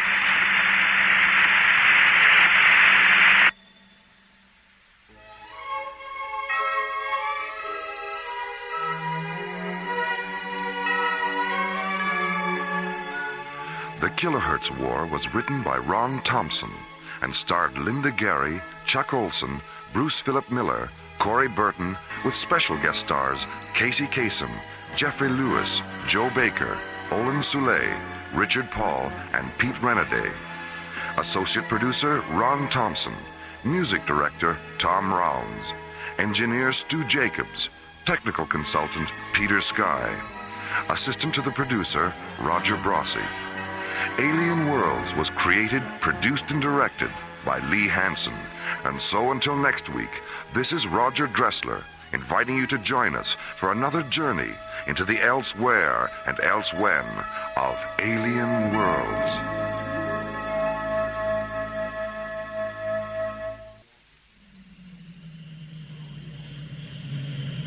Slowly orbiting at the edge of deep space, 1,000 kilometers beyond 21st century Earth, is the Arthur C. Clarke Astronomical Observatory, Starlab. Here, Starlab Research Director Maura Cassidy and scientists and technicians of the International Space Authority watch over the countless stars and planets that fill the universe. This week, Space Exploration Team Captains John Graydon and Buddy Griff encounter a massive, shapeless organism in the silent distances beyond Starlab. An organism whose power and pathology forced John and Buddy to instigate the leukocyte maneuver on Alien Worlds.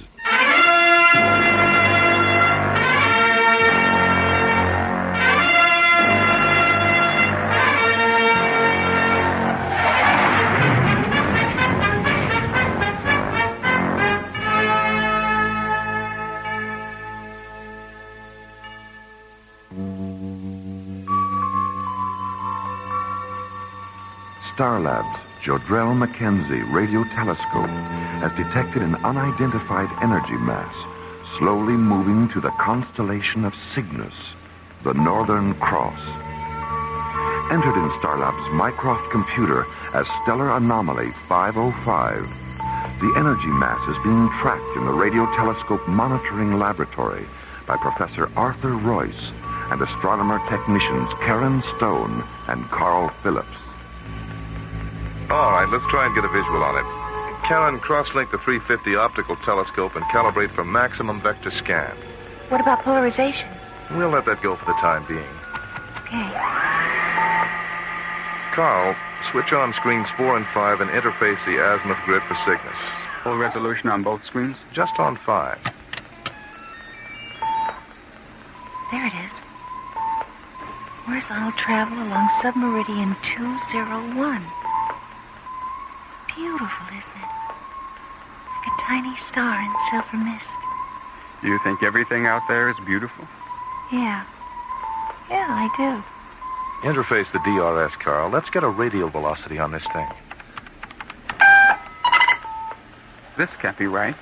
What's the problem, Carl? The radial velocity. I'm getting a synchronous red shift and blue shift. The anomaly is approaching and receding simultaneously. Yeah, not to mention that it's still moving sideways. Look at that. It's starting to cartwheel. Maybe we should...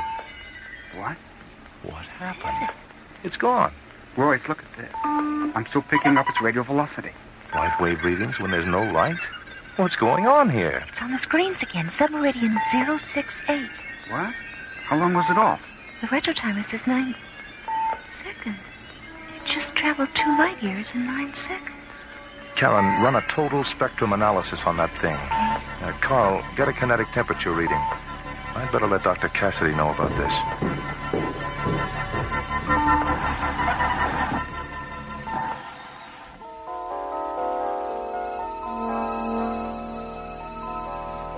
After a 20-minute conference with Professor Royce, Dr. Maura Cassidy decides to have the anomaly investigated at close range by Space Exploration Team Captains John Graydon and Buddy Griff.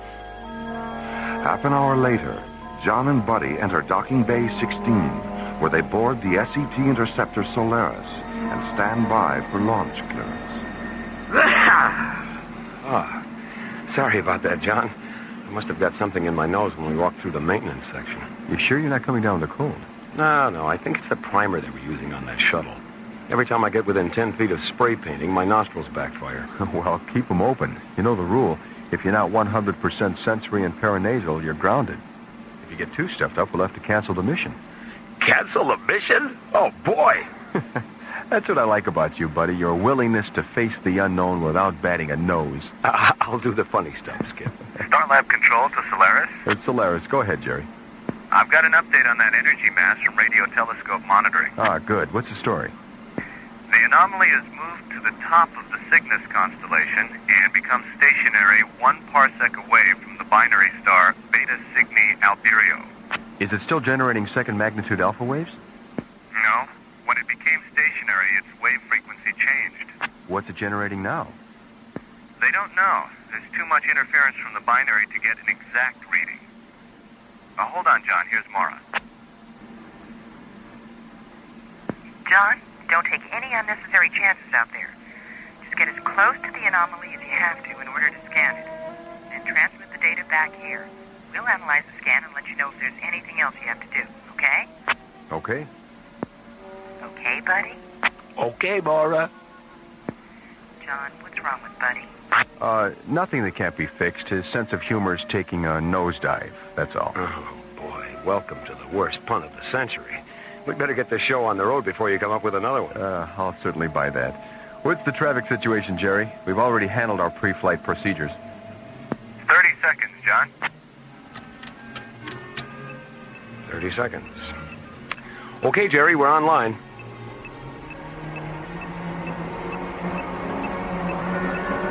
Launch vector 09er Alpha, John. I'm opening the bay doors now.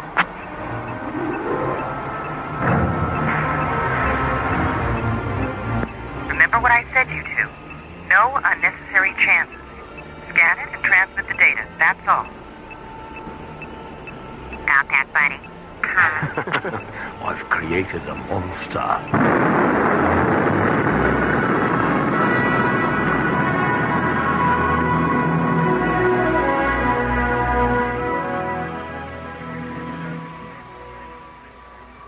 Starlab Control to ISA Transport 119er. ISA 119er. Go ahead, Jerry. I have your revised docking orbit insertion coordinates, Rachel. Are you ready to program? Roger. DOIC Meridian 203 at subvector 17 Alpha, docking bay 28. Thanks, Jerry. ISA 119er out. Starlab clear on ITS frequency 19.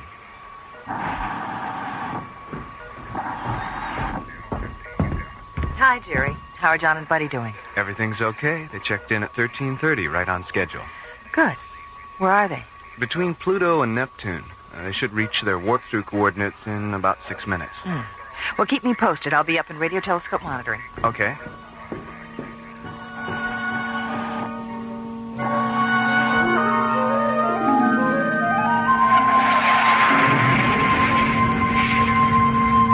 Okay, buddy, let's start the switch over to hyperdrive. Initiate sidereal surge buffer overlap. SSB terminals are online. Parallel sequencer links to substatus screen. PSLs are in phase. Primary and secondary parsec refractors to parallax subroutine 1. Refractors are in the grid and stable at 303. Charge the warp generator and synchronize for a -10 interface.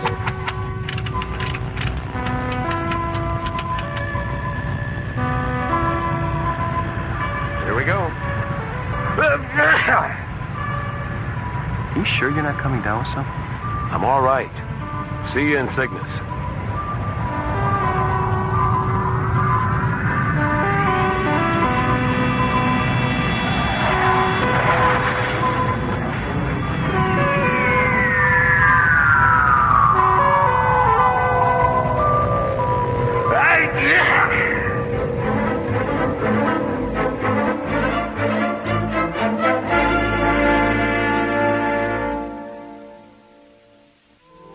Starlab's giant Jodrell Mackenzie radio telescope has detected a massive energy field in the constellation of Cygnus, 10.6 parsecs away.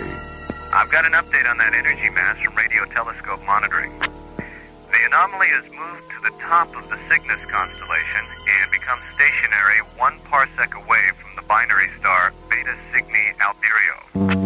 3 hours after the anomaly's discovery, Space Exploration Team Captains John Graydon and Buddy Griff board the SET interceptor Solaris and rocket into deep space to investigate.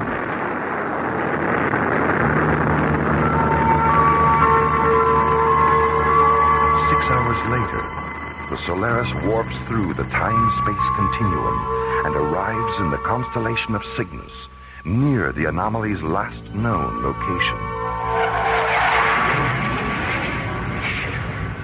I don't get it, Skipper. Nothing on the spectrometer, nothing on the gas amplification sensors, and nothing on the radiation scanners. Maybe it moved up into the Veiled Nebula. Open the parsec frequency. Let's see if they're still tracking it on Starlab. Solaris to Starlab Control. This is Starlab. Is it you, buddy? Yeah, it's you, all right. I'd recognize that sneeze anywhere. What's happening out there? Well, that's just it, Jerry. Nothing's happening. There's no sign of that, whatever it was. Are they still tracking it up in radio telescope monitoring? Stand by. I'll check. You know, I was just thinking, buddy. Maybe that thing's some kind of an organism. Well, I don't think so, John. I mean, a 2,000-kilometer wide living organism that's invisible? I know it sounds pretty far-fetched. But if it were some sort of organism, that would explain why we aren't picking it up on the... Starlab Control to Solaris. Solaris, go ahead, Jerry. Radio telescope monitoring says the anomaly went off their screens at about the same time you got there. Mara wants you to come back to Starlab. Okay, Jerry. Oh, by the way, have Dr. Rossiter break out some of her little yellow pills, will you? In spite of all reports to the contrary, I think I'm coming down with a lunar flu or something. Will do. Starlab control clear on parsec frequency 1. Solaris out. Hey, you better take an antipyretic and try and get some sleep. Yeah. Let's get out of here.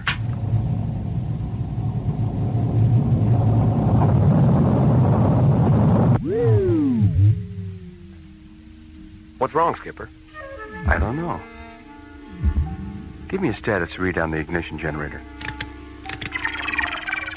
The computer says it's okay. Try it again. Thruster malfunction. Shut down the system, buddy.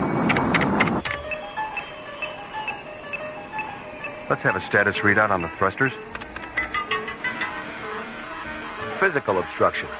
Something's blocking the nozzles. It's got us. Something's got us. Hull integrity subcritical. It's crushing us.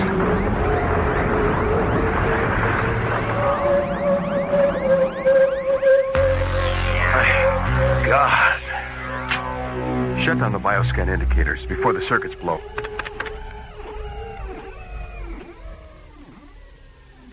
Don't be afraid. John, did you hear that? Or am I in shock? No, you're all right. I heard it too. What are you? Where are you? I am undifferentiated potential, a galactic wanderer. You are inside of me. What? Inside of you? I am the anomaly you were searching for. How do you know we were searching for an anomaly? The universe echoes with life, intelligence, voices. Yours, others. I sense it all. Our bioscanners. You're not an energy field anymore, are you? No. I am now a leukocyte, a white blood cell, a corpuscle, identical in many respects to those in your own bodies. Why a leukocyte? Why not an enzyme, or hemoglobin, or an amino acid molecule? I mean, is a white blood cell hipper than a red one? Hipper? And smarter. More fun to be around. You're very amusing, buddy. Well, what do you know about that? A corpuscle with a sense of humor. Yeah, well, don't get too carried away. Remember, he's 2,000 kilometers wide. If he laughs, we're finished. You are sick, buddy. Oh, you mean I'm not amusing? I mean you're ill. Physically ill. Yeah, I know.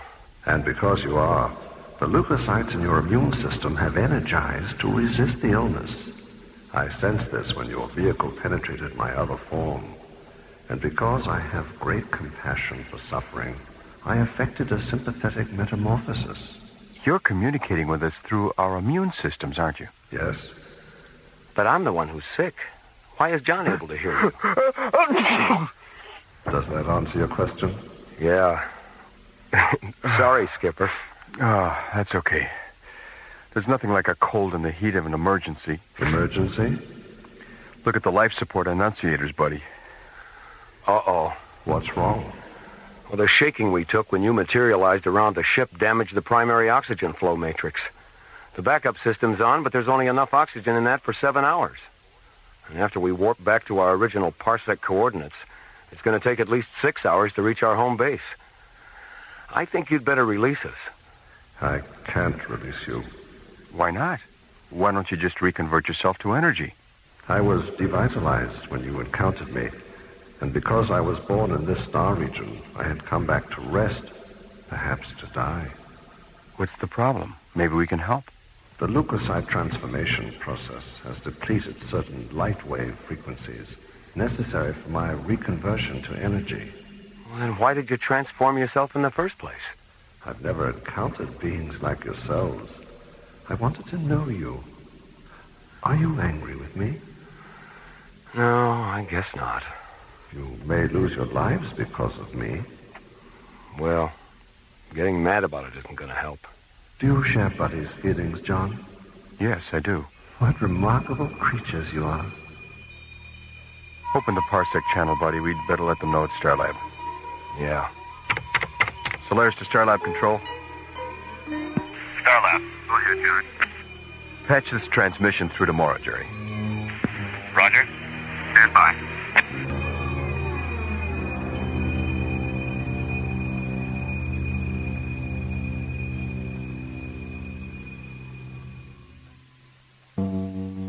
ordered to investigate a massive energy field 10.6 light years from Starlab. Buddy and John warp the Solaris through the time-space continuum into the constellation of Cygnus.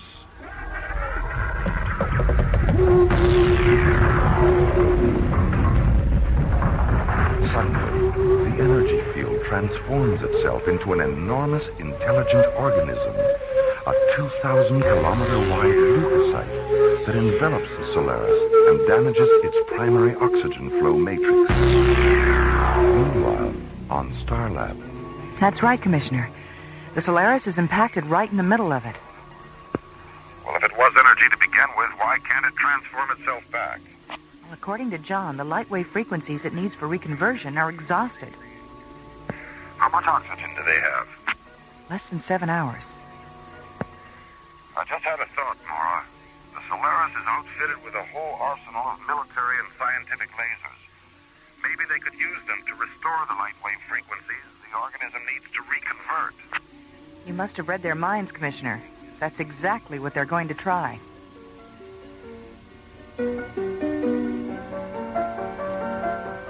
Okay, buddy. Let's put the laser generators online. Normal sequence. LG 1, 3, 5. Okay, Skip, they're hot. LG 2, 4, 6.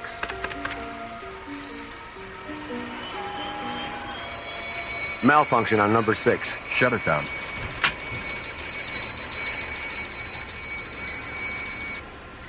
Okay, put them in the grid. We have positive grid interface. Open laser port 1 and calibrate for a 5,000 angstrom green light discharge, soft beam.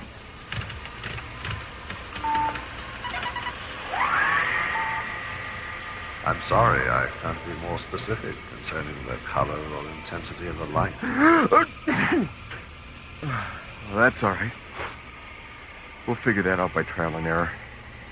The only thing I'm worried about is if our lasers have enough saturation potential. Well, fire number 1, buddy. I feel it, but it's not having any effect. Well, maybe green isn't your color. Can we show you something nice in red? Why not?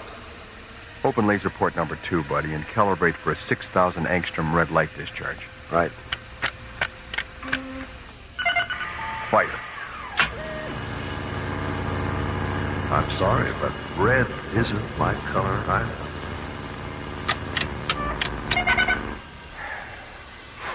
How much oxygen is left in the backup system? 6 hours, 19 minutes. Open up number 3. Let's try 4,600 angstroms of violet. Starlab control to Solaris. Solaris, go ahead, Maura. What's happening out there, John? Are you left with the lasers? No, not yet. We've tried green and red, and we're getting ready to try violet. What's your life support situation? Critical. If we don't get out of here in 19 minutes, we won't have enough oxygen to get back to Starlab. What about the O2 packs and your pressure suit? There's only an hour of oxygen in them, Maura. And I don't think an hour is going to make that much difference. But what? God, I feel so helpless. It's not over yet, Maura. We've been in worse situations than this. As long as we've got oxygen and lasers and our wits about us, there's still a chance. Way to go, buddy. Maura? I hear you. Maura, does Commissioner White know what's going on out here? Yes, I talked to him a few minutes ago. Number 3's ready to fire, Skip. Oh, good. Maura, we'll call you back when we finish the laser procedures. All right. Starlight clear.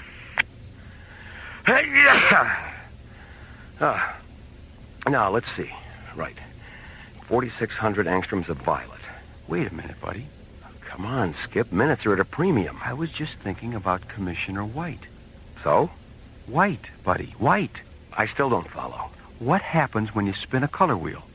All the colors blend together, and the wheel turns white. And what do you see when you look at the stars? White light. What did the anomaly look like on the screens at Starlab? White light. Right. That's it, buddy. That's our leukocyte maneuver. If we run all the lasers through a spectrum filter, we'll get pure white light. And if we interface all the laser generators, we'll have 5 times the discharge and saturation power. Yeah. Okay. Cross-link all laser generators and open the rest of the laser ports. All right.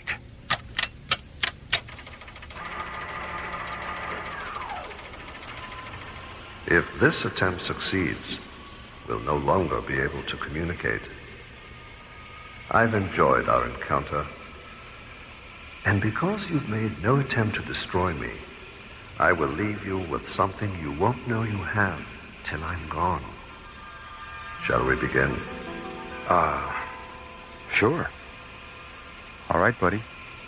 Fire.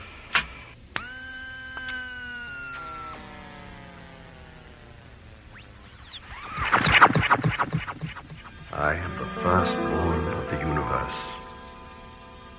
I am matter and antimatter, singularity and synchronicity, the force that holds a bird in the air, the sounds you hear when androids dream of men. I am all.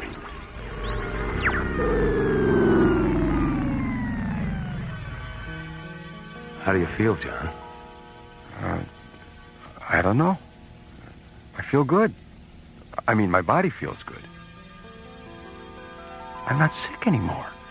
Yeah, neither am I. Whatever it was that made us sick, he took with him. He healed us.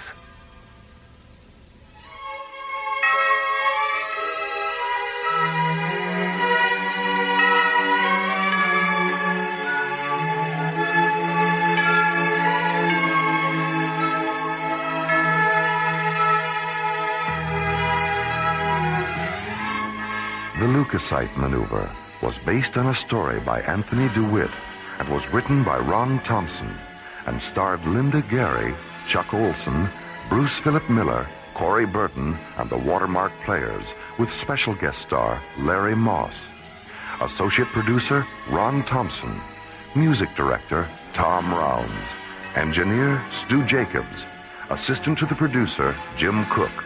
Technical consultant Peter Sky. Alien Worlds was created, produced, and directed by Lee Hansen. And so, until next week, this is Roger Dressler, inviting you to join us for our next adventure from the elsewhere and elsewhen of Alien Worlds.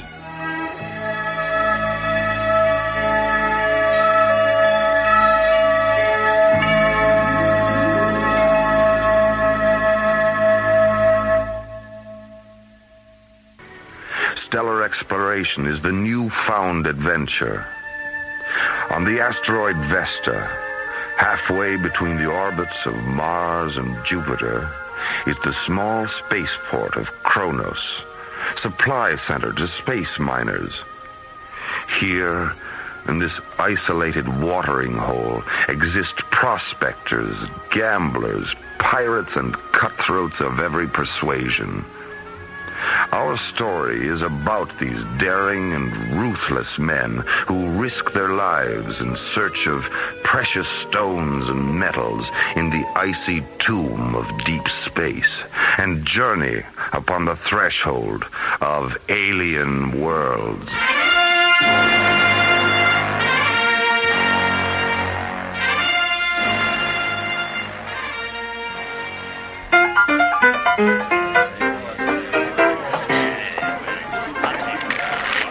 Spaceport Kronos, the Rising Star Saloon, Saturday night.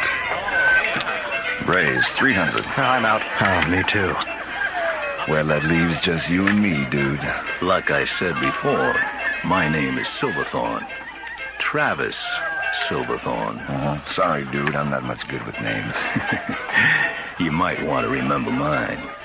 I see your 300 and raise you 3,000. What? You heard me. I only have 2,000. Too bad, dude. Wait a minute. I have a ship. I have a 98 Dart. What do you say? For 1,000? Where is it? It's out in the lot, number 4. That clunker? Hey, look, it needs a little paint. That's all. It's got an FTL overdrive. Faster than light? That's right. The FTL unit alone is worth 1,000. All right. You calling? You know it. 3 queens. Damn. Well, gentlemen, thanks. Not bad for the first part of the night. Whose deal is it? What the hell was that? That old scrounge over there. He just came running into this place and shot off his blaster. Shh. He's trying to say something. Glowstone. Did he say glowstone? Well, there goes the game. Glowstone. Glowstone's been discovered on Calamar. Glowstone? Discovered on Calamar? Meanwhile, high above Earth, Starlab, the spinning observatory wheel, drifts silently, peacefully through space. Aboard Starlab, research director Maura Cassidy and her assistant Tim ready the giant telescopes for a close-hand look at the new frontier. Dr. Cassidy, you're early. I know, Tim, but I'm anxious to get a look at the planet. Besides, Commissioner White has ordered a 24-hour surveillance of Calamar. Mycroft is moving the 900-inch scope into position now. The 900? What's wrong with the big one? It's working on spectral analysis. 2 more hours. Oh, well, we can't wait. Delta 1 will be here any minute, and I want Calamar on the viewer when Graydon and Griff arrive. Why are they coming here to Starlab first? Calamar's in the opposite direction. I don't know, Tim. They didn't tell me. I can't believe it was just yesterday that news of the glowstone strike got out. It seems like everybody's going to Calamar. Well, I wouldn't mind going there myself. What for, Dr. Cassidy? Well, for one thing, I've never even seen a grain of glowstone, much less the rocks rumored to exist on Calamar. Will you settle for a good look right now? The scope's ready. Well, then turn on the viewer, Tim. Let's see this new frontier. Right, Dr. Cassidy. Viewer on. Ooh.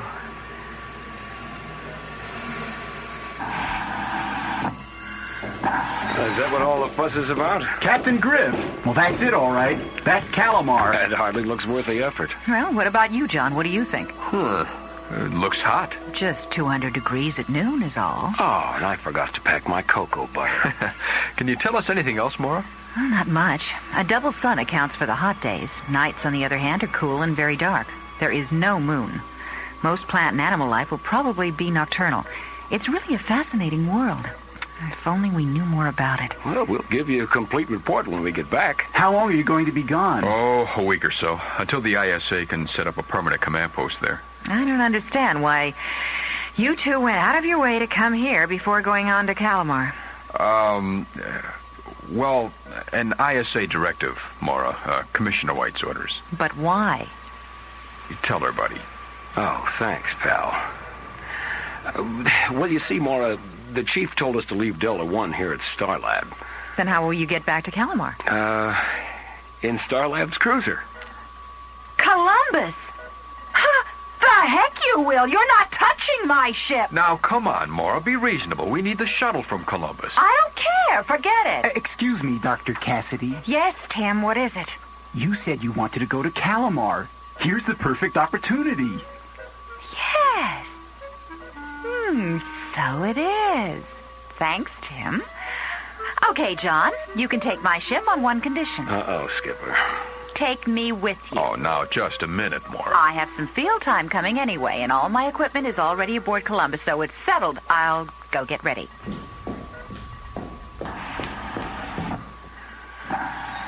Hey, Skipper. We sure handled that well. Yeah, well, maybe it's a good thing she's coming along, buddy. We can use the help. As Graydon and Griff prepare to disembark Starlab for Calamar, early prospector arrivals begin on the small planet. Mark Robbins and Lee Johnson are among the first.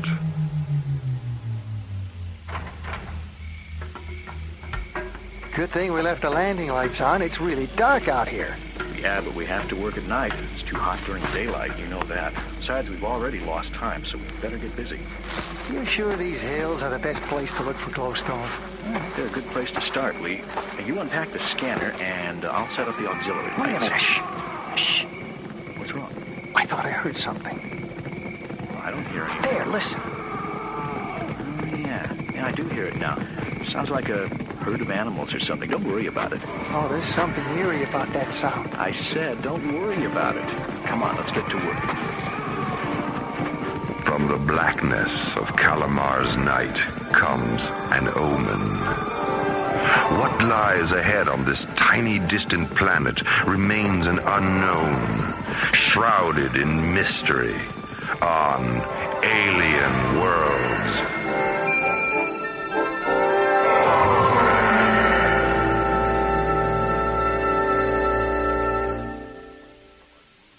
A wave of unruly space prospectors, a chaotic infiltration of the planet Calamar.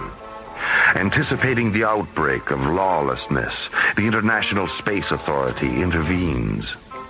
Acting on ISA orders, a space exploration team is sent to Calamar to begin preparations for the arrival of an ISA security fleet and the establishment of a permanent command post. Starlab's interstellar cruiser Columbus is en route. SET commanders John Graydon and Buddy Griff, along with Starlab research director Maura Cassidy, are on board. Skipper, we're getting a distress signal, heading 049er. Open channel 8, buddy. ISA cruiser Columbus calling vessel at 049er. We read your flag. Open communications on channel 8. Over. What's going on? Oh, some idiot probably ran out of photons. Oh, thank God you guys showed up. I'll bet 50 ships passed me by without even slowing down. I'm sorry, pal, but we'll be doing the same. What? Oh, come on, you can't leave me. Hey, Skipper, I think I know that guy. Do you mind? Okay, buddy, go ahead, but I'm not stopping. Hello, Travis.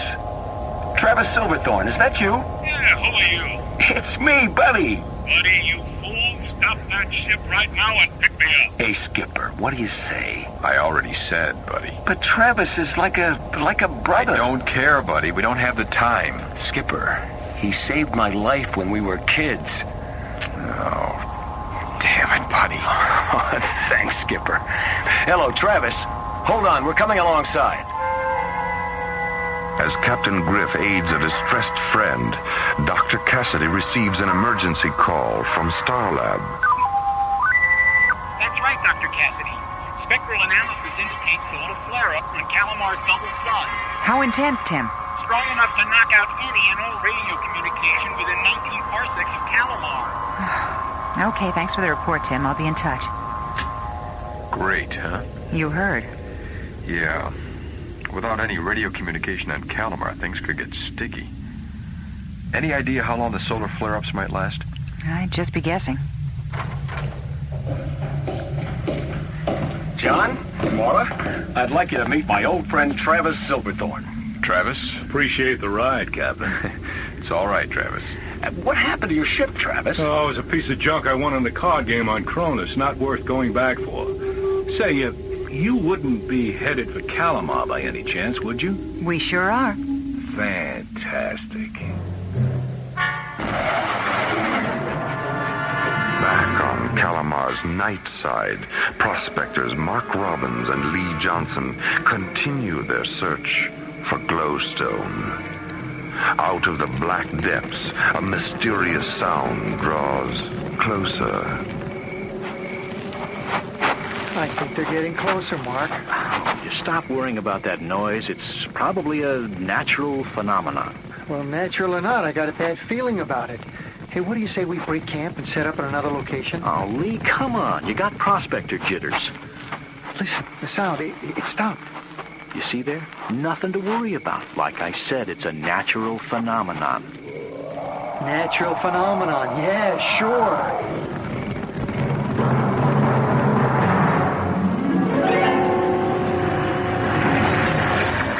Well, that's it. We've entered the area affected by Calamar's sun.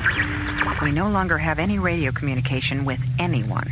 We'll need to keep a monitor on the radio at all times. Hey, Skip, me and Travis are throwing a party to celebrate our reunion.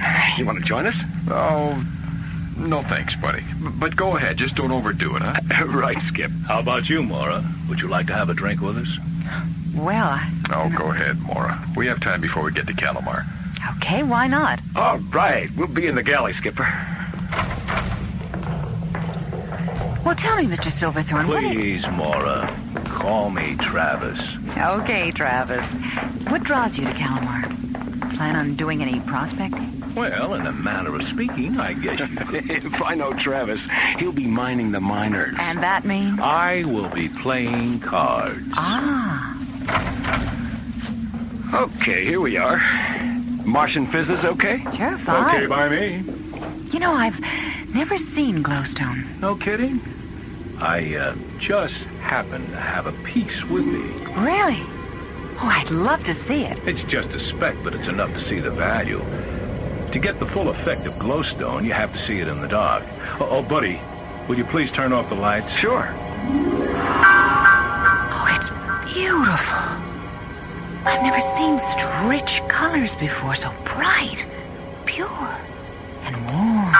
Think she likes it, buddy? I don't know. It's hard to tell. The glowstone is supposedly an aphrodisiac, too, you know. No, I didn't, but I'm not surprised. Oh, wow. You two want to be left alone? Buddy. Of course, that's not the reason it's so valuable. That's right. That much I do know. Glowstone is a perfect energy source. Small, clean, safe. Doesn't get hot, and yet the energy it releases can be put to thousands of uses. And on top of all of that, it's one of the rarest minerals in the universe. This little speck of mine is worth close to 100,000. I've met men who are willing to kill for a piece half this size, and almost as many who are willing to die for it. The value of glowstone cannot be denied, but neither can the dangers of mining it, as two young prospectors draw closer to a confrontation with the unknown on Calamar. It's been a half hour, Lee, and no more howls. If anything was there, it's gone now. No, I don't think so, Mark. They're out there, all around us. I can feel them. Maybe we should just get back to work, Are you kidding? That's just what they're waiting for. Well, we can't sit here all night. Besides, I've scanned the whole place. There is nothing here to fear. But, Mark... But nothing. Now, give me that blaster and wait here. Where are you going? I'm going to prove my point. I'll fire the blaster a couple of times over by that rock. If nothing happens, then maybe we can get back to work, okay? And if something does happen? Well, then you're going to have a front row seat. But nothing will happen. Now watch. Hey, what happened to the lights? Mark? Mark! What in the name of God is that? Mark, where are you? Lee? Lee! Help me!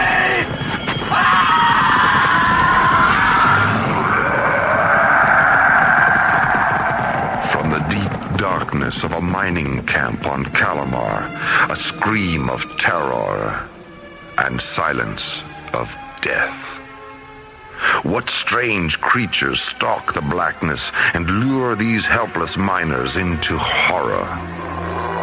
An excursion into the arcane on Alien Worlds.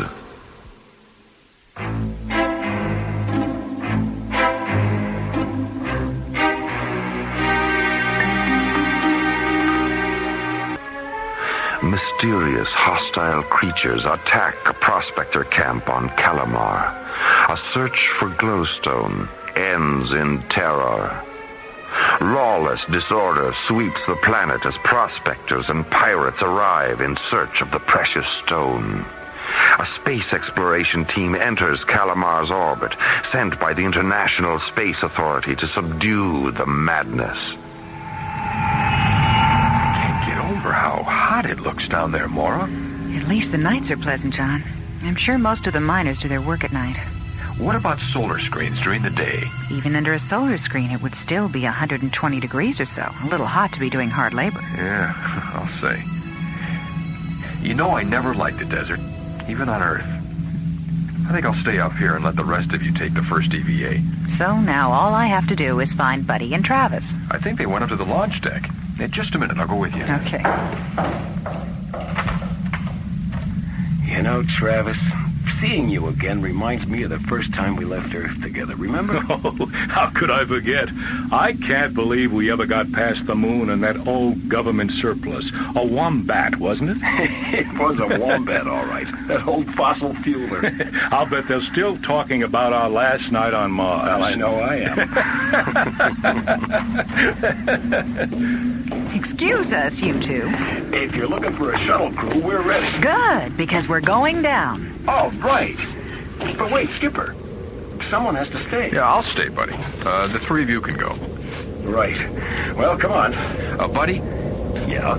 Listen, whatever you do, don't land. Why not? With the radios out, I just don't want to take any chances, that's all. Just look around and then report back here after your EVA. Okay, Skip. Boy, you sure know how to take the fun out of an EVA. As the EVA crew prepares to descend from the cruiser Columbus, other preparations are underway on Earth. An ISA security fleet, commanded by Captain Richard Baker, prepares to depart for Calamar and set up a permanent command post. Captain Baker. Yes, Lieutenant. What is it? I have that recording of the last transmission from Calamar, sir. Just before the signal faded completely. Good, Lieutenant. Let's hear it. Mayday, mayday. Coordinates 1906. We're under attack. Coming out of nowhere. Weapons aren't effective. The light. It's the light. That's where it ends, sir. Was he saying light? Apparently. But we can't figure out why. The coordinates are from Calamar's dark side.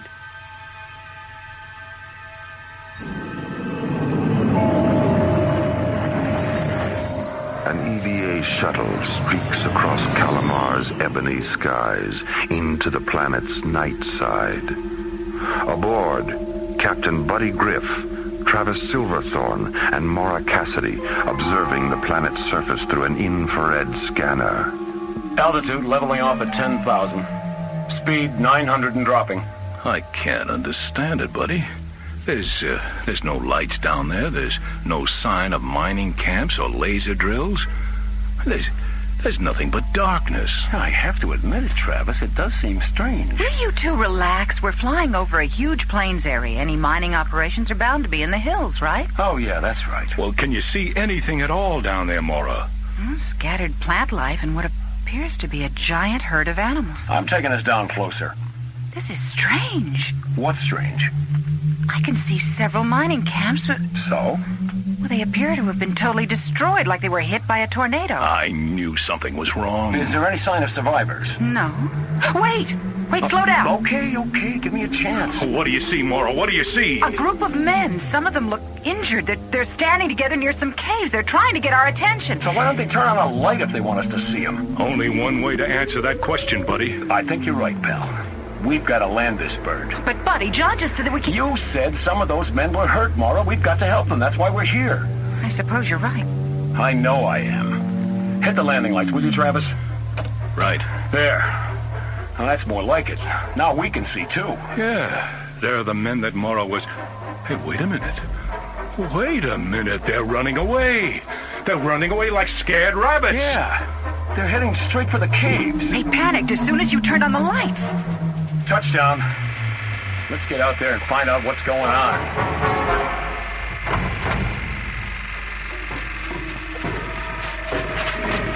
Turn off your lights. The creatures are coming. Who are you? What are you talking about? You're in great danger. The night riders, they've seen your lights. They are attracted by light. There are hundreds of them. They will be here any minute. Okay. Quick, turn off the lights, Travis. Right. The only way to save your ship is to leave now. Buddy, listen. It's them. They're coming, I tell you. I'll take a look through the infrared binoculars. Hurry. They can't be stopped. They'll tear your ship to pieces and us too if we don't get out of here. What is that? It's the Night Riders. Night Riders? Maura, can you see anything through the binoculars? Can I ever? They're coming this way, all right. There must be several hundred of them. Several hundred what? Strange creatures, reptilian, I think, but huge. They're riding on the backs of those animals I saw earlier. My God, I don't believe it. What is it? What is it? They don't have any eyes. But how can they? Please, there isn't much time. You must leave. He's right. They've already reached the foothills. Okay, let's go. Everyone in the shuttle. You too, mister. Thank you. Thank you.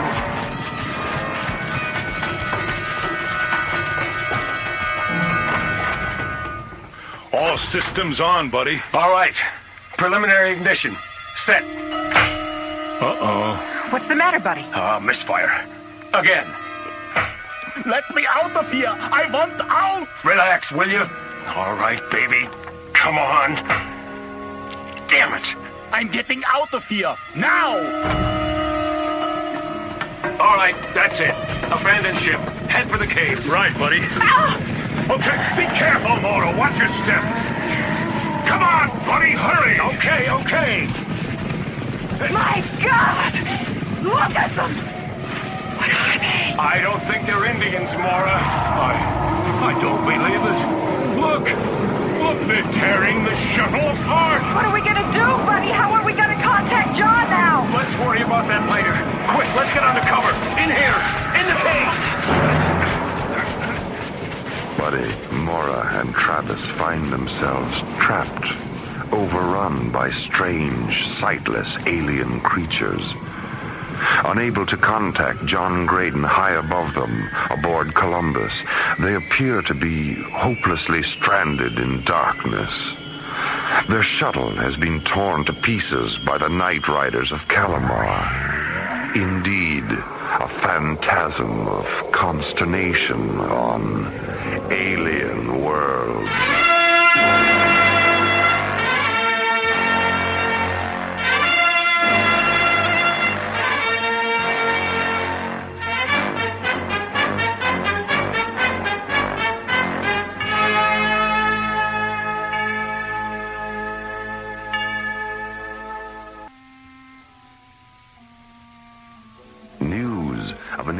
Discovery on distant Calamar elicits the reactions of space miners from every corner of the galaxy. Glowstone's been discovered on Calamar. In an effort to control the lawlessness, the International Space Authority sends an SET in to establish a permanent command post there.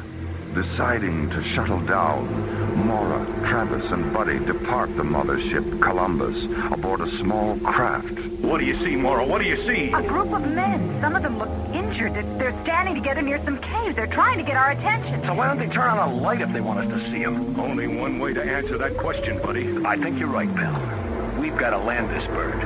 Upon setting the small craft down on the surface of Calamar, a turn of events would make it appear as though they might never get off the planet at all. Turn off your lights. The creatures are coming. The Night Riders. They've seen your lights. They're attracted by light.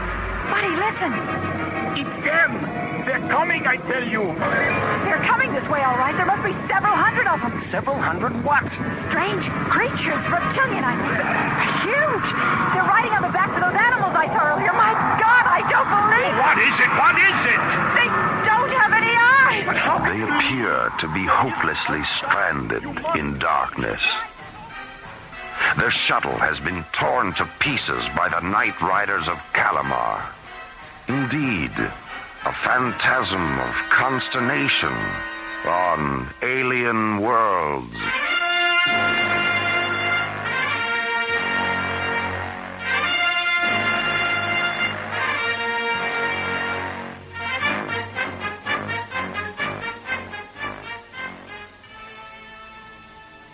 As the charging hoofbeats of the Night Riders fade into the depths, Buddy, Mora, Travis, and the miners seek refuge in a Calamar cave. A lot of these men are hurt, Buddy. They need medical attention. The ISA fleet will be arriving any time. They'll have a hospital ship with them and plenty of medics. I could sure use an aspirin.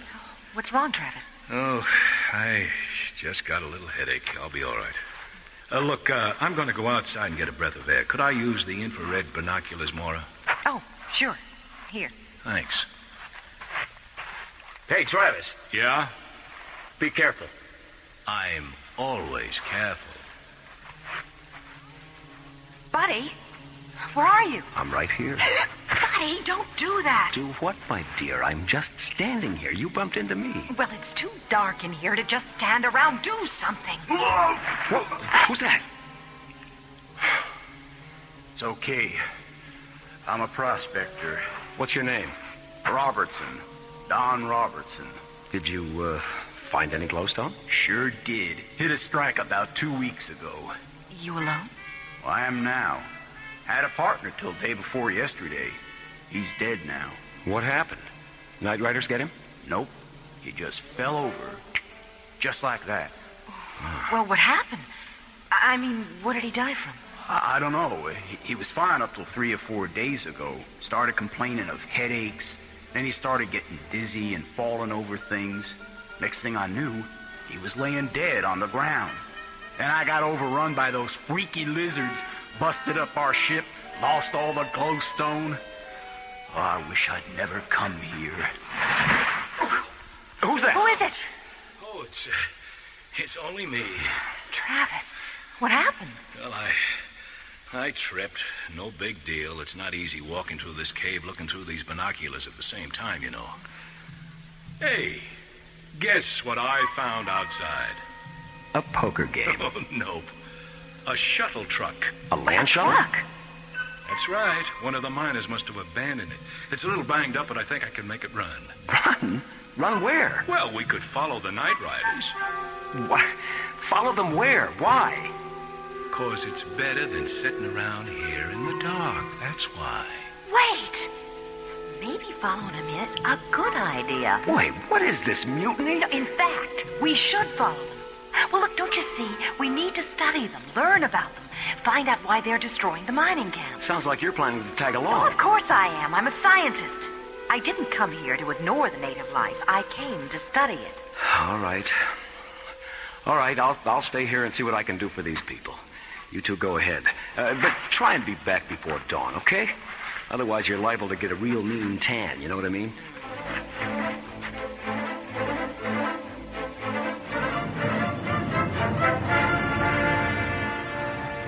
Meanwhile, back aboard Columbus, John Graydon sits quietly in solitude. It's been nearly 5 hours. Where could they be? Something's happened, and I sit here doing nothing. Well, no more. I'll land this monster by myself. Carefully. See anything yet, Mora? Nothing but the tracks. But we're on the right trail. How are you doing? Well, it's not the driving. It's not being able to see where I'm going. Don't worry about it. I'll direct you. Wait a minute. Slow down. What is it? Turn left 10 degrees. We're coming up on a cliff or a crevice or something. Wait, no. It's a crater. The animal tracks lead into it. Ow! Don't stop so fast, Travis. Oh, I'm sorry, Mora. Let me take a look. Here. The sides of the crater are too steep for the truck. We'll have to go the rest of the way on foot. Well, that won't be easy in this darkness. And we only have one pair of infrared binoculars. Well, you walk alongside of me. My turn to guide us with the binoculars.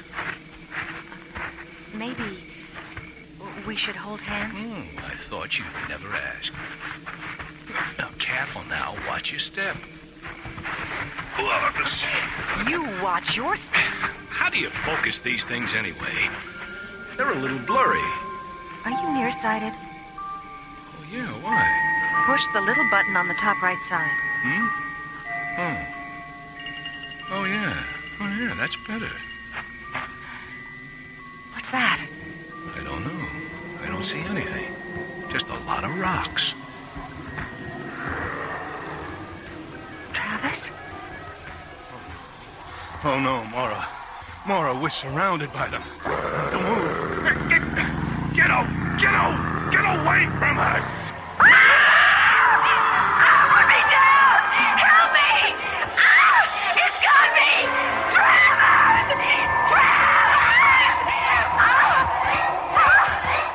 Large, two-legged reptilian creatures drag them helplessly into the dark abyss, deep into the underground, and into the dominion of alien worlds.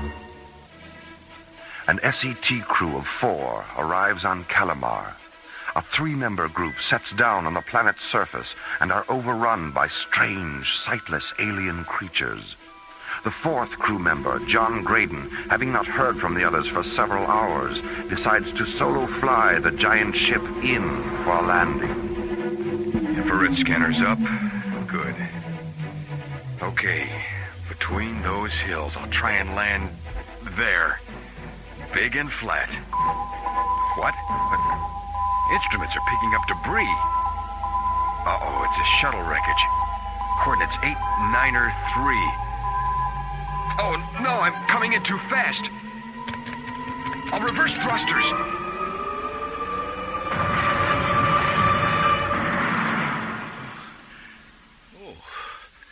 Oh, my head. Travis, are you all right?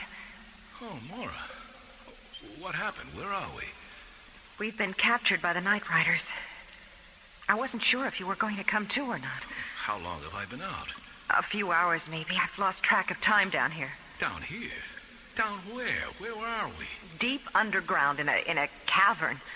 The creatures have us sealed off in this room. We're trapped. Travis, move over here with me, please. I can't move, Mora. I seem to be paralyzed. They go!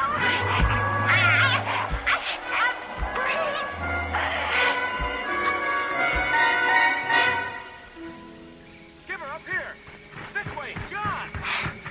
My God, there's Buddy. Thank you, Skip. I see you discovered the Calamar cool suit. Yeah, in the survival equipment hold, right where they said it'd be. Oh, Buddy, thank goodness you're alive.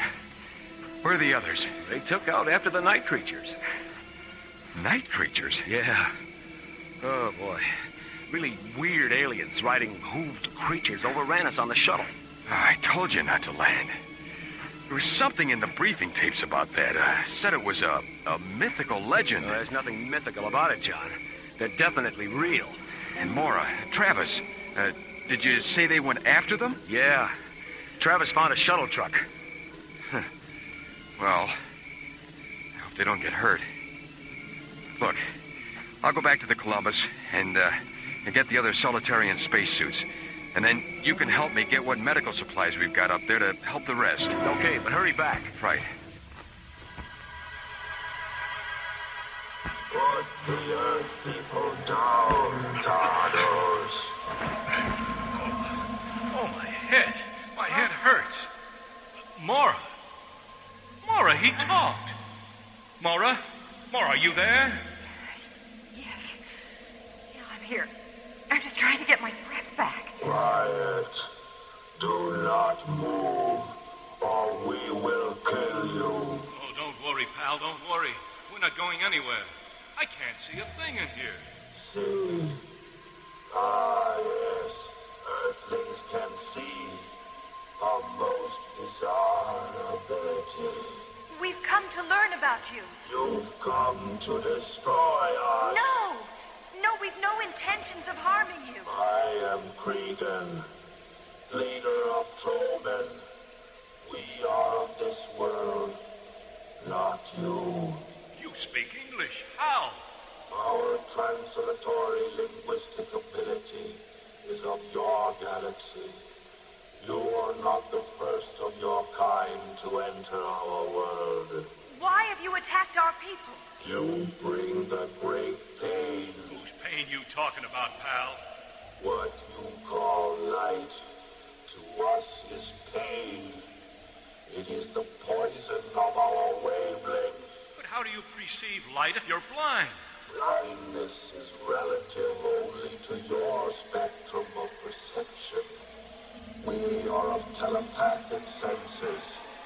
You are disrupting our wavelength, altering our sensibilities. You must leave Calamar. But what about sunlight, a glowstone? Enough talk. Wait, you don't understand. We represent the... You are an invasion to our universe. We are not compatible. Well, what do you plan on doing with us? We will display your death to your people without mercy. Then they will know our power, and they will leave. Oh, come on, pal. You don't want to do that. I've got too many poker games left. Besides, the miners won't leave. They could care less about us, believe me. Silence. It is done. We ride when nighttime is again full. A terminus planned by the leader of the Trollmen promises the doom of Mora and Travis at sundown. An exhibition in death by the Night Riders of Calamar as darkness slowly overcasts this alien world.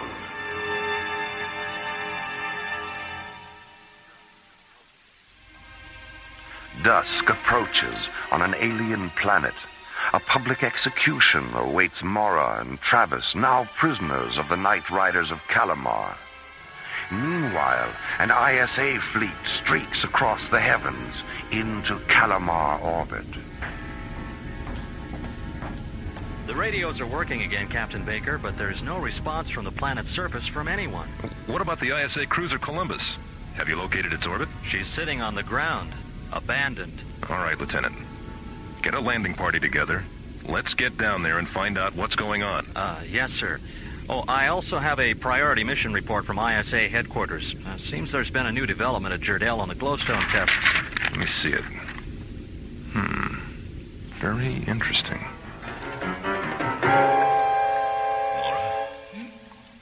Mora, I just had a realization. About what? Glowstone. What? I'm going to reveal it to the Night Riders. I have a feeling glowstone is different from other forms of light energy. It's true. We know it's in a spectrum of super high ultraviolet energy, much higher than synthetic light. That's right. It could affect them totally different. Go ahead. It could save our skins. Here they come. And here goes. Put the glowstone away, Earthman. What? What do you mean? I said, put the glowstone away, out of exposure. It is very dangerous to us. We will die in minutes. I've got a full hand, pal. I'll put it away when you ensure me you'll listen to what we've got to say. Go on, it's your deal. All right, Earthling. As you wish. We will listen. Hey, Mora. Look, the glowstone went out. It's no longer emitting any light. Do as he says, Travis. Put it away. Oh, all right. I wonder why it stopped glowing. It didn't, Travis. What do you mean it didn't? Hey, wait a minute. You mean... You're going blind, Travis. Oh. Travis, what is it? My head, it's exploding. Mora, I feel like I'm dying. You're not dying, Travis. I can't stand the pressure in my head. Travis! Don't touch me, Mora. Don't touch me. Oh, I can't believe it. I just had a full hand. I had the game. What happened, Mora? What happened? Travis. Travis. Your friend is dead. Yes, he's dead. We have heard of these effects on your kind from exposure to glowstone, but I have never actually been witness to this. What do you mean you've heard of this? How? It is the legend of the Light Plague. Our glowstone is what the Troman use for guidance. The deposits of glowstone on Calamar emit a wavelength that is perceived by our senses. That is why we attacked your people, for destroying our wavelength.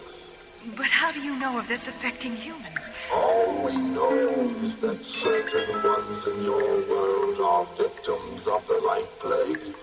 It is a weakness in the eyes of humans that causes death.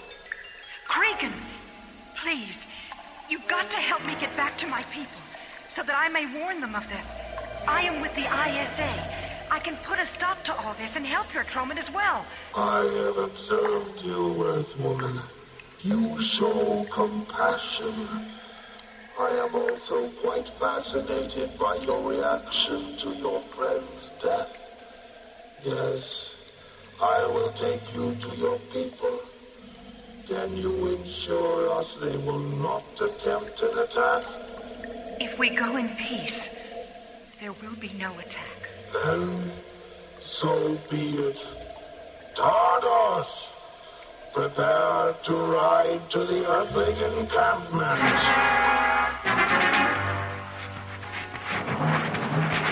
Captain Baker, SCT Commanders John Graydon and Buddy Griff. Thank you, Lieutenant. Welcome to YSA Security Command, gentlemen. Thank you, Captain Baker. We've just received a special report on glowstone from the Jardel Institute. I think you should be made aware of it. Oh, yeah? What did the boys in the lab come up with now? Well, it seems that since the discovery of glowstone on Calamar 6 weeks ago, 3 of the 10 scientists involved with the experiments have died. From what? The glowstone? The cause of death was diagnosed as a brain hemorrhage. Just exactly how the glowstone causes this remains a mystery. We're expecting further information shortly. Then glowstone is harmful to humans? Not all humans. The other 7 scientists were unaffected. Captain! Captain! They're here! The Night Riders are approaching from the southeast quadrant, sir. Let me have those glasses, Lieutenant. There are several hundred of them. Wait! In the lead formation. I don't believe it. One of the creatures has a woman with it. Mora? Let me see, Captain. Holy Jupiter, it is Mora. But where's Travis?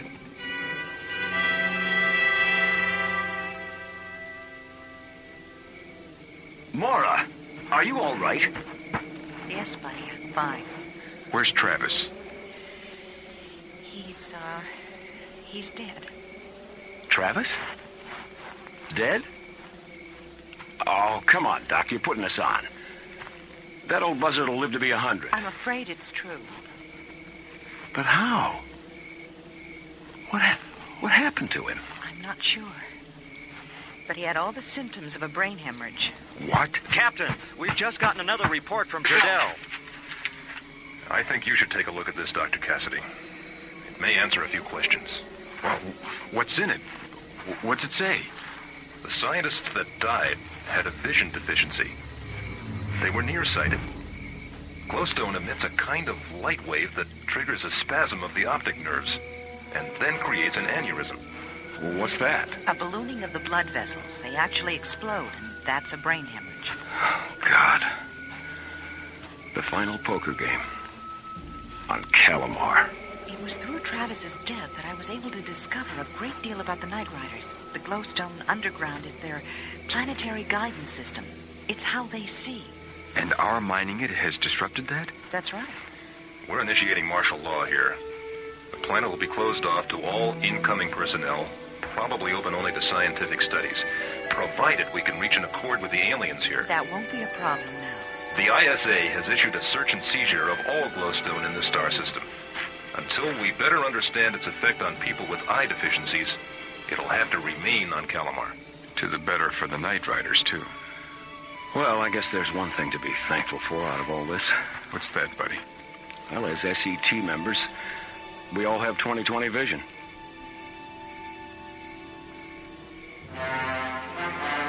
As the SET prepares to disembark Calamar, a galaxy has been spared an outbreak of the Light Plague. The dangers of glowstone have now become true and apparent. As the search continues for new energy sources in the universe, man will reflect on this time and place as an offering to understanding on the threshold of the unknown. Well, old boy, looks as though you're cleaned out. Not quite. I got a real rare gem here. It's worth 50,000. Oh, what's it called? Glowstone. Let me see that. Just let me put my glasses on, have a better look. Oh, lovely. Lovely. And it glows, too. Yes.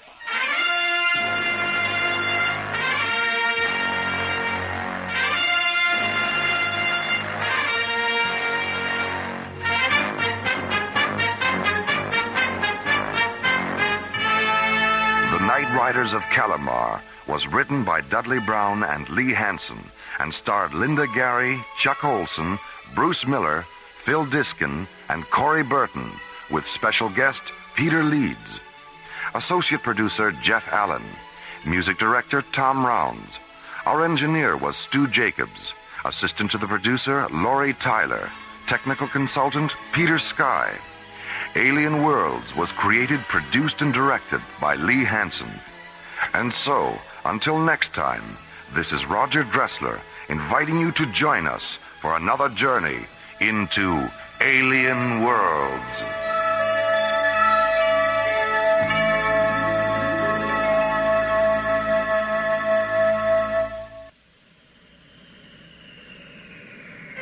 Slowly orbiting at the edge of deep space, 1,000 kilometers beyond 21st century Earth, is the Arthur C. Clarke Astronomical Observatory, Starlab. Here, Starlab Research Director Maura Cassidy and scientists and technicians of the International Space Authority watch over the countless star systems that fill the universe. This week, England's most famous consulting detective, Sonar T. Foom, and his associate, Dr. MacGuffin Drone, return to Starlab and become involved in the adventure of the Parallax Deception on Alien Worlds.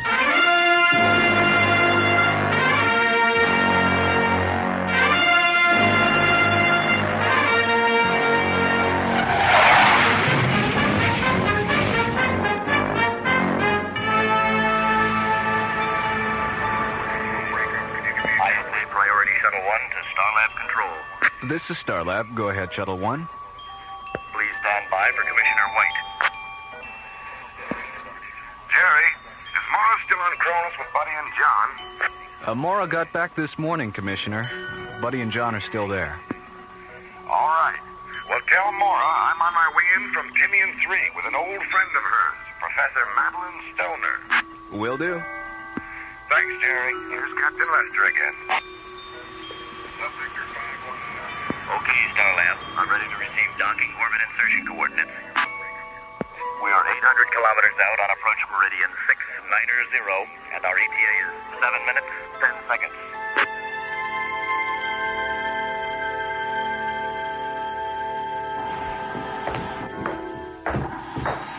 Hello, Maura. How you doing? Oh, hello, Commissioner. Fine. Madeline, is that you? It's me, all right. What did you do to yourself? You look 20 years younger. She is 20 years younger, Maura. But how? Solamine yellow, an age reversal serum I've been experimenting with at the Latham Institute. How long have you been experimenting on yourself? 5 weeks. You've lost 20 years in just 5 weeks? Mm-hmm. If this isn't some kind of miracle, I don't know what is. Well, there's still a lot of work to be done, Maura. Control group studies, long-term side effects, things like that. I'm leaving for England tomorrow to work with an old friend of mine. Maybe you've heard of her, Dr. Vivian Stanchel. Sure, I know her work. Well, she owns a private research lab near London, so we're going to start conducting some advanced experiments with the serum. How many people know about Solamine Yellow, besides Oliver Latham and Dr. Stanchel? The 5 ISA charter scientists we met with yesterday on Timian 3, and England's most famous consulting detective, Sonar T. Foom. Why is Mr. Foom involved? Well, since half the universe would beat a path to Madeline's door if they knew about the serum, the project's top secret. And since Foom knows everything there is to know about keeping a secret... The ISA has engaged him to work out the security arrangements for Dr. Stanchel's laboratory. Right. Foom and Dr. Drone will be here in the morning. Well, it's way past midnight. I've got a long day ahead of me tomorrow. Will you show me to my quarters, Maura? Of course, Madeline. And you, Commissioner? I think I'll wander around Starlab for a while. See you in the morning. Okay, Commissioner. Night. Night. Night, Matthew. Good night.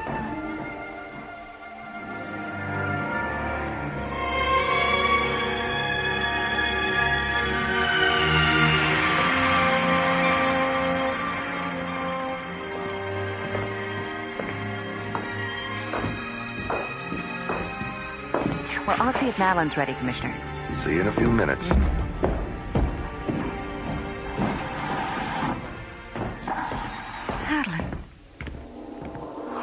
God, Madeline. Laura. I'm old.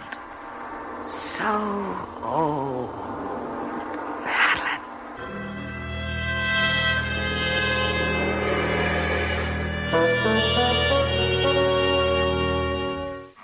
Okay, Starlab. I'm ready to receive docking orbit insertion coordinates. We are 800 kilometers out. Following a top-secret science conference on Timian 3, ISA Commissioner White and Professor Madeline Stoner arrive at Starlab for a meeting with Maura Cassidy. Madeline, what did you do to yourself? You look 20 years younger. She is 20 years younger, Maura. What? But how? Solamine yellow, an age reversal serum I've been experimenting with at the Latham Institute. But when Maura enters Madeline's quarters the next morning, she finds her friend lying on the floor, her newfound youth gone, her eyes glazed with age, transformed overnight into a withered old woman. Meanwhile, at a small spaceport near London, England's most famous consulting detective, Sonar T. Foom, and its associate, Dr. MacGuffin Drone, board Foom's multi-atmosphere cruiser, the Bellerophon, and blast off for Starlab.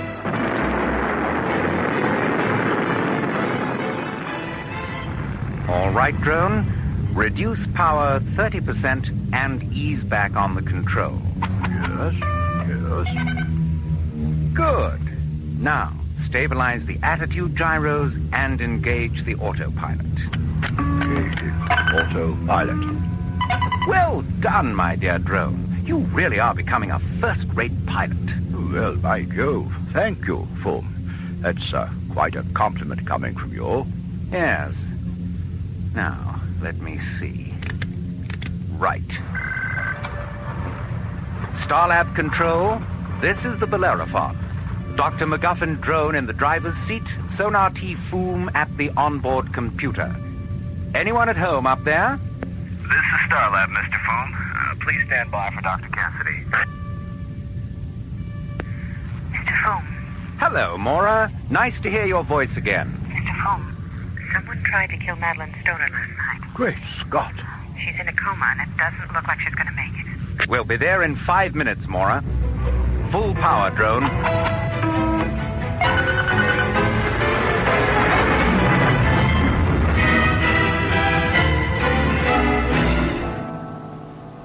We thought at first she'd had some kind of reaction to the serum.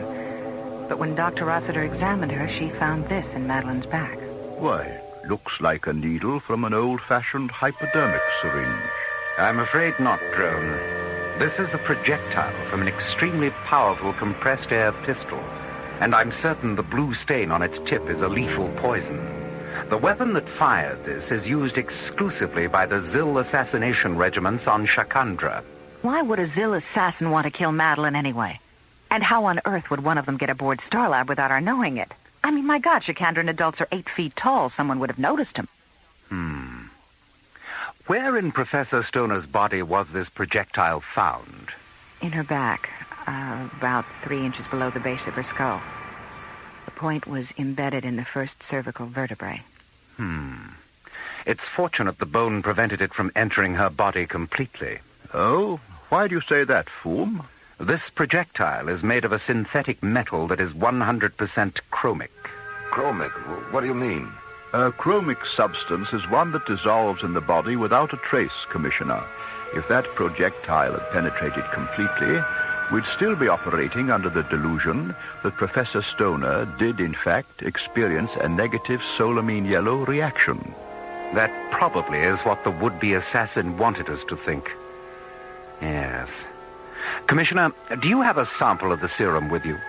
There's a small vial in Madeline's bag. Good. I'll need some laboratory facilities, Maura. Starlab is at your disposal, Mr. Foom. All right, then let's get on with it. We have a lot of work to do.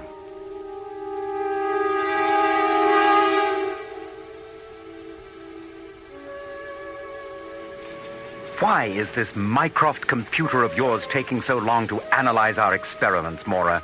Seems like we've been staring at this blank screen for days. Here's our data now. Projectile 100% chromic. Tip substance 30% verthiolate, 70% unknown. Properties of the unknown element. Interacts exclusively with solamine yellow, converting it to an age acceleration agent by a factor of 18.6. Well, that's it, isn't it? Whoever tried to kill Madeline had to know about solamine yellow and what it took to reverse the process. That considerably narrows our list of possible suspects, doesn't it, Foom? Yes. Oliver Latham, Dr. Vivian Stanshaw, and the 5 ISA scientists on Timian 3. If you think it'll do any good, I'll go back to Timian 3 and investigate the possibility of a security leak. Excellent. Now, what about Dr. Stanshaw? No. Madeline said they were so close they could practically read each other's minds. They were like sisters. All right, that's good enough for me. Does Oliver Latham know what's happened? Yes, I radioed the Institute just before you docked. Radio him again, Maura, and tell him we're on our way down to have a chat. Okay. Oh, one more thing, Maura. Have Jerry pull the visual scanner tapes of every docking procedure that's occurred here within the past 48 hours. This fiend had to arrive by ship and leave the same way. Perhaps the tapes will disclose something.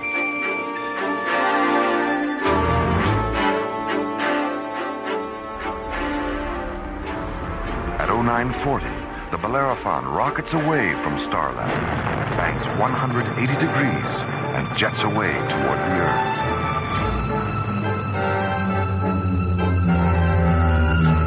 30 minutes later, Foom's powerful ship enters Earth's atmosphere and approaches the Latham Institute, a complex of pearlescent blue domes situated on the Gold Coast of New California.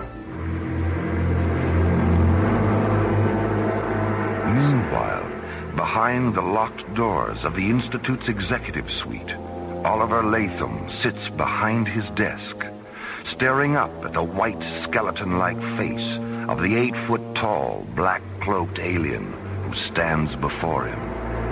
It's the judgment of the Chikandran War Council that you overextended yourself, Latham. I don't care what your War Council thinks, Brack. I'm doing The Council's ultimatum is this. If you cannot deliver the Etrusine you promised, they will terminate the flow of wealth you so desperately need to maintain this complex of yours. You have 10 days. 10 days? There's no way in the world that I can produce 200,000 liters of Etrusine in 10 days. And why not? You produced 200,000 liters of solamine yellow in only 6 days. Well, producing solamine yellow in quantity was easy. It was already developed. Etrusine is still in the experimental stage. Latham, if Etrusine is so experimental, why did it interact so perfectly with the solamine yellow in Professor Stoner's system? Well, I didn't mean that. I meant that process of converting it from a solid to a liquid is experimental. Latham, do you remember how surprised you were when your old friend Jacob Himmler approached you concerning our war with Abraxas? I was more than surprised. I was astonished. I had no idea he was involved with your... Astonished, yes. Now, multiply that astonishment by a factor of 10, and you will know how much you astonish me. Astonish you? How? By the way you confuse an issue in the hope of gaining an advantage. You said Etrusine was experimental. Now you say the conversion process is experimental. Which of the two is it? The process. It's the process. The way your mind works is an embarrassment, Latham. Oh, I see. I see. And the fact that your planet intends to age Abraxas into extinction, I suppose that's logical. Their culture is passive, Latham. Mr. Latham, Dr. Cassidy, Mr. Foom, and Dr. Drone are here. Oh, all right. Give me a half a minute. This man Foom could be trouble, Brack. I'll be the judge of that. Let them in. I'll wait in the next room. All right, Miss Fuller. Send them in.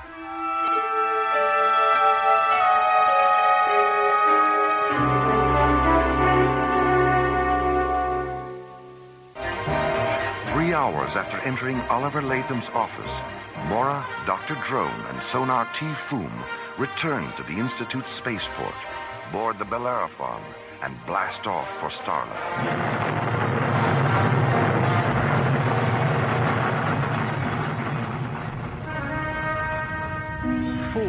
When you dropped your pipe in Latham's office and then bent down to retrieve it, I noticed you picked something out of the carpet. What was it? Evidence, my dear Drone. Evidence that will send Oliver Latham straight into Jastrow prison for the attempted murder of Madeline Stoner. I don't believe it. Come now, Foom. You're pulling my leg. I've never been more serious in my life. But what possible motive could he have? Unimaginable wealth, Mora. A fortune in capricite gemstones, the currency of Shikandra. What makes you think Shikandra has anything to do with this? Elementary, my dear Drone. The faint, lingering fragrance of night blossom perfume in Latham's office. Perfume? Yes. The Zill assassins on Shikandra anoint themselves with it as part of a self-purification ritual. All right, let's assume Latham is responsible. How did he get aboard Starlab? And what about the fact that he was in his office from 7 last night until 7 this morning? His door was open. 12 people saw him. Oh, they saw him, all right. The bandage on the palm of his left hand proves that. Bandage? Yes. Full speed ahead, Drone. I'm anxious to peruse Jerry's docking bay tapes.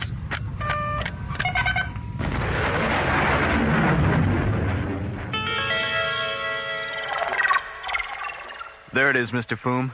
Lunar Shuttle 135. It came in late last night after the pilot radioed he was having trouble with the life support system.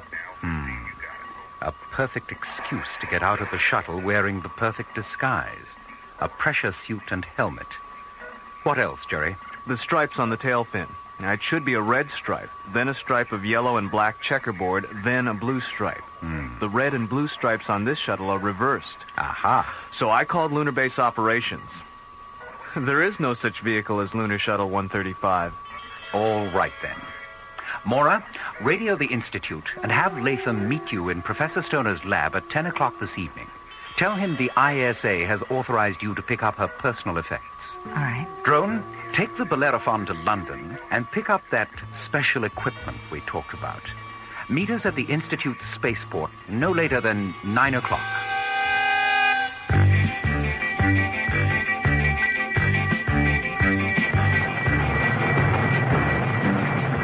As Dr. Drone banks away from Starlab aboard the Bellerophon, Mora and Foom rocket out of Launch Bay 9 aboard the ISA Interceptor Atlantis and jet toward the Gold Coast of New California. I still can't believe Oliver Latham did it. You know my methods, Mora. I never make an accusation I can't prove. And before this night is out, my own evidence will be vindicated by an admission of guilt from Latham himself. Isn't that your scanner alarm, Mora? Yes, we have an unidentified spacecraft at 205. That blue button, Mr. Foom. Let's get a visual. Well, a Shikandran sky raider. The plot thickens, eh, Mora? It certainly does. Activate the laser turrets, Mr. Foom. Those red switches. Tally-ho, Mora. Close, but no cigar. Oops, here he comes again. Not a very good shot, is he? What time is it? 8:30. Oh, gee, it's getting late, isn't it? Now I better get this over with. Nice shooting, Mora. That's one you owe me, Mr. Foom. One what? One cigar.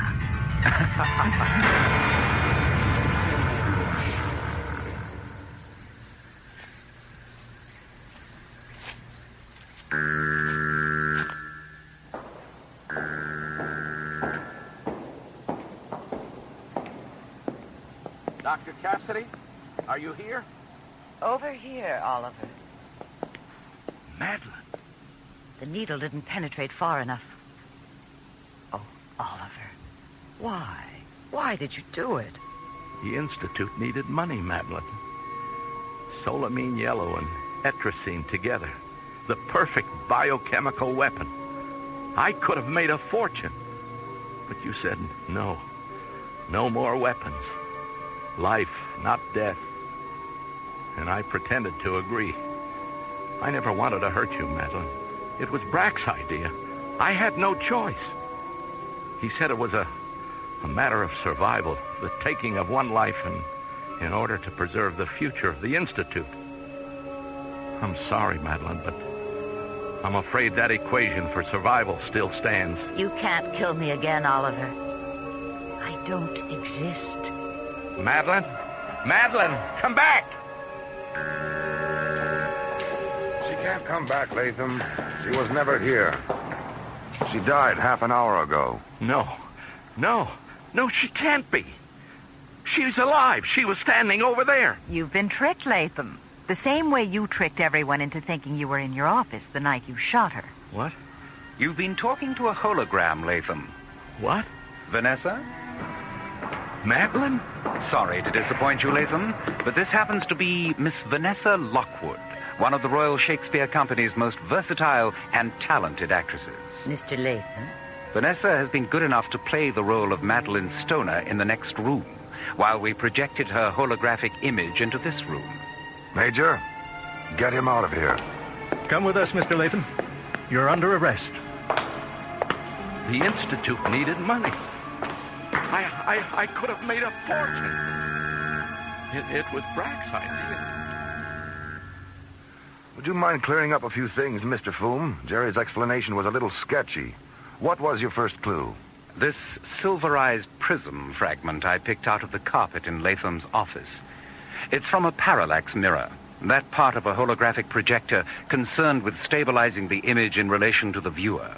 He accidentally broke the mirror while disassembling the apparatus and cut himself picking up the pieces. But, Sonar, doesn't the thing one wishes to project have to be somewhere nearby? Normally, yes, but Latham used a pre-programmed visual scanner tape, which permitted him to be in two places at once when he isn't really anywhere at all.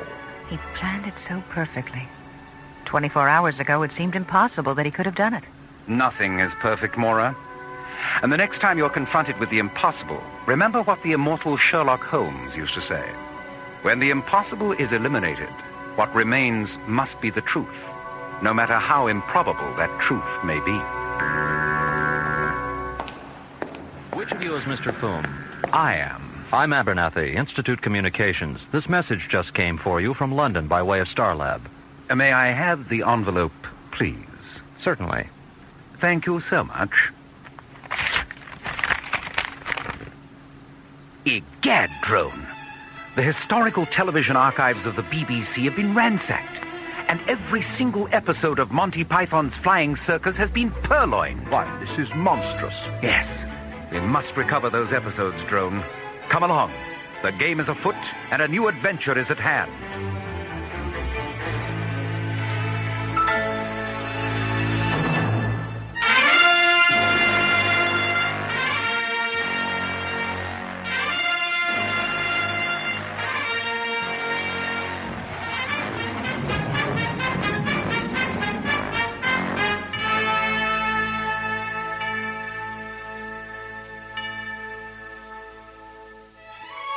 The Adventure of the Parallax Deception was written by Ron Thompson and starred Linda Gary, Roger Dressler, Corey Burton, and the Watermark Players, with special guest stars Philip Clark as Sonar T. Foom, Bernard Fox as MacGuffin Drone, Jesse White as Latham, Irv Immerman as Brack, and Corinne Conley as Madeline Stoner.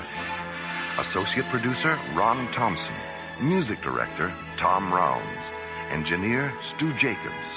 Technical consultant Peter Sky. Assistant to the producer Jim Cook. Alien Worlds was created, produced, and directed by Lee Hansen. This episode of Alien Worlds is dedicated to the memory of Sir Arthur Conan Doyle, creator of England's most famous consulting detective. And so until next week, this is Roger Dressler inviting you to join us for a question of conscience from the elsewhere and elsewhen of Alien Worlds.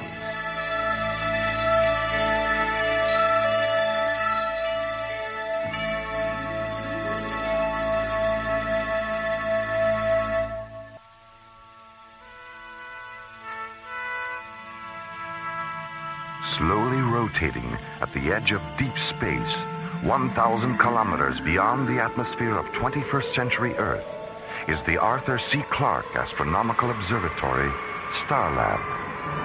Here, Starlab Research Director Maura Cassidy, along with scientists and technicians of the International Space Authority, watch over the countless suns, planets, and star systems that fill the universe. This week, Space Exploration Team Captains John Graydon and Buddy Griff are hurled from the outer boundaries of space into the subatomic light and shadow of a world within a world, as the Infinity Factor Part 1 embraces the threshold of the unknown on Alien World.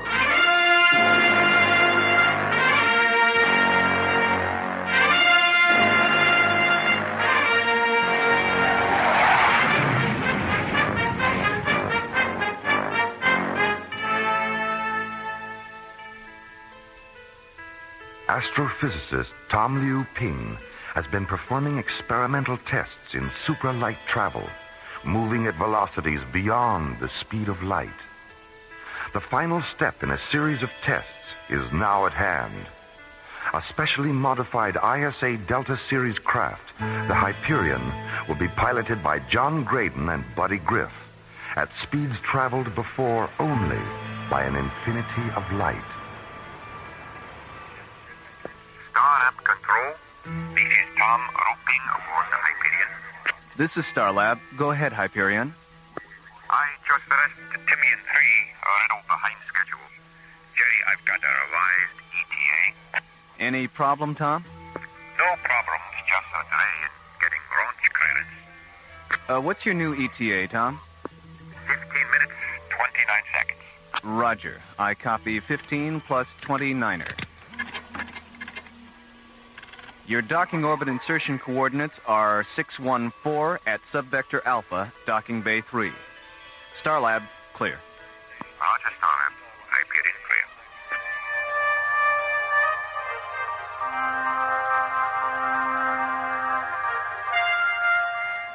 clear. When did Tom Liu Ping arrive, Maura? He got in at 0300, John. He was late leaving Timian 3. That's why we rescheduled the briefing. Here's his room. He should be ready by now. Oh, Tom, excuse us. I really didn't realize that you... It's okay. Come on in, Maura. I was just finishing my Tai Chi exercises. Oh. Captain Graydon. So good to meet you in person after all the visual communication. Yes, hello, Tom. Nice to see you. Tai Chi, huh? Mm-hmm. Sort of looks like slow-motion karate. Yes, actually, it's more meditation than martial art. Well, keeping in shape out here is a good idea. I do a little hatha yoga myself. Oh, very good, Maura. Very good. Well, what's our program? I understand the briefing was rescheduled? Yes, we're meeting at 1300 hours in room 2 on Level A Conference Center. All right. I'll meet you there in a few minutes.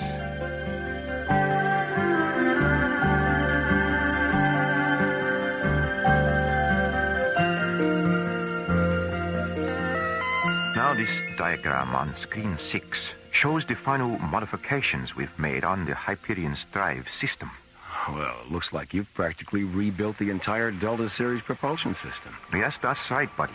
But the key to super-right veracity is the ion drive we've installed just behind the Star-Smith Parsec accelerator. What effect will superlight warp-through have on our communication systems? In my preliminary tests, I experienced plasma sheath buildup that caused a temporary communications blackout. Is there any way we can avoid the blackout? No. But even though our telemetry signals will be delayed, when we reach superlight speed, you'll be able to monitor our shadow image on the screen. But remember, the scanning brief will show where we were, not where we are. At warp speed, we'll actually surpass the frequency of light. Any final questions? No, let's go. Okay. Buddy, John, let's get our gear and prepare to launch.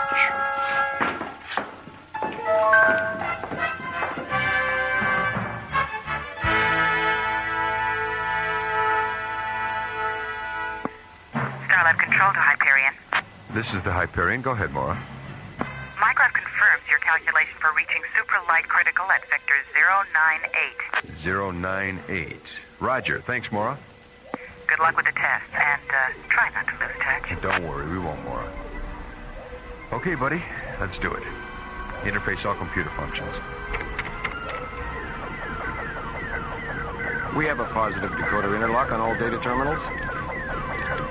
Manual launch functions are canceled. Real-time launch status, 15 seconds and counting. Okay, Hyperion, you're cleared for launch. Roger, Starlab. Okay, let's see what this baby can do.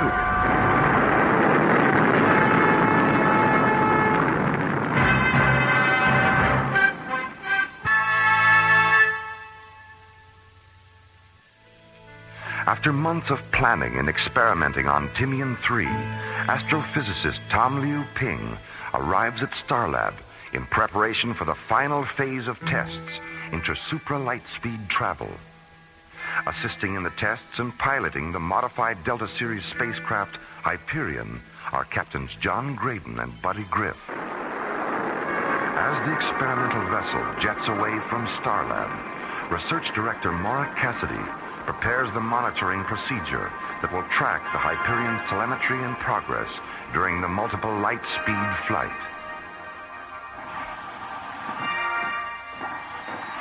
Oh, hi, Maura. Hi, Jerry. How's it going? Well, they've made a couple of orbits at light speed 1 to check the systems. We're monitoring them on screen 4. Dr. Cassidy, this is Barbara, spectral analysis. Our monitoring is beginning to show telemetry distortion coming back from the Hyperion. What's their position, Barbara? We're tracking them in final orbit prior to the superlight entry at subvector 096. Okay, thanks, Barbara. Jerry, open a channel to the Hyperion. This is Starlab to Hyperion. Over. This is the Hyperion, Starlab. Jerry, I can barely reach you. Roger. Hold on a minute, John. How's the signal now, John? Any better? No, you're still breaking up, Jerry. Tom, how's the ion drive functioning? He's fine, boss. In fact, he's more effective than I thought it would be in 3 warp speed. We don't make 15 seconds course directly, which should create notice. We'll recheck the monitors before we go super right. Jerry, can't you do anything about the transmission?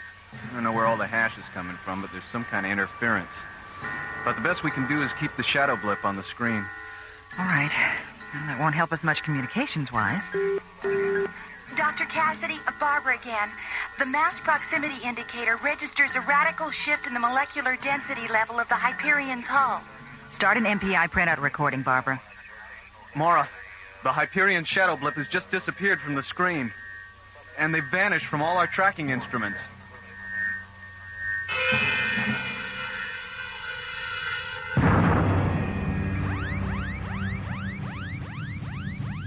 Geez, what kind of light show was that? Scanners indicate we've walked through some kind of photon barrier. Damage report, buddy. Well, the surge buffers between the ion drive and the parsec accelerator have shifted 110 degrees out of phase. And we've got heavy vibration and thermal overload on engine number 2. Reduce power, buddy. Correct to a pitch of 312. And fire yaw thruster with a 0.5 vertical correction. Let's see if we can stabilize. Right, Skip. She's coming around, Skip. Where the devil are we? Let me check the translocator beacon.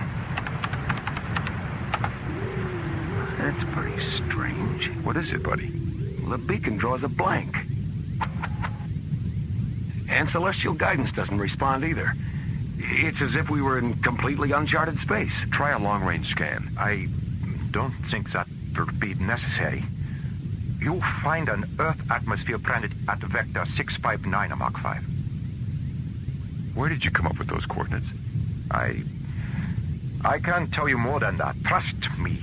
Program the coordinates and you'll see. Listen, Tom.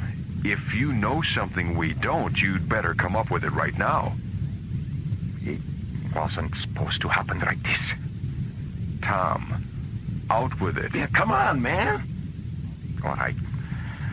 About 6 months ago, I made breakthrough in my experiments. What kind of a breakthrough? I discovered a parallel universe during my first super-right warp-through test in Delta 5. Oh, terrific. Is that where we are now? Yes. What about the planet you just mentioned? is a water world called Asakusha. The people of the planet live on 2 islands. I made contact with one of the islands called Adusa. What I found was a world out of balance. Out of balance? What do you mean? The Asakushans had an ion generator that kept the people of the planet in balance, physically and emotionally. They regarded this generator as some kind of holy shrine. It's a 2-piece interlocking cylinder called the altar of light and dark. So what caused the imbalance? The people from the other island, Kudor, broke into the shrine 2 years ago and stole half of the altar. As a result, the ion level of the atmosphere has shifted.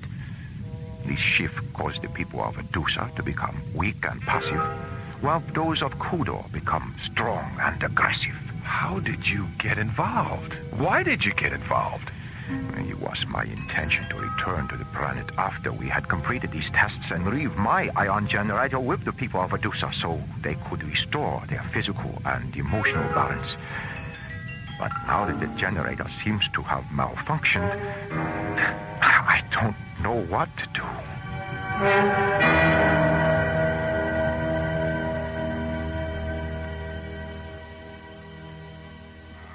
Jerry, start cross-checking the Hyperion's last known coordinates from the MPI graph. Okay, Mara. Starlab, this is Echo Leader. Roger, Echo Leader. Go ahead. We've completed our Phase 2 search and reconnaissance. There's not a trace of the Hyperion anywhere. No debris? No sign of wreckage? No, apparently she didn't break up. There's nothing here. All right, Echo Leader, thanks. Return to base.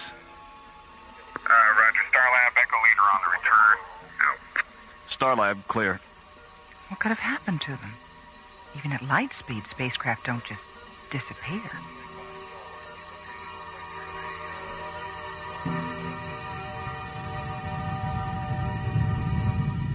Buddy, how's number 2 engine holding up?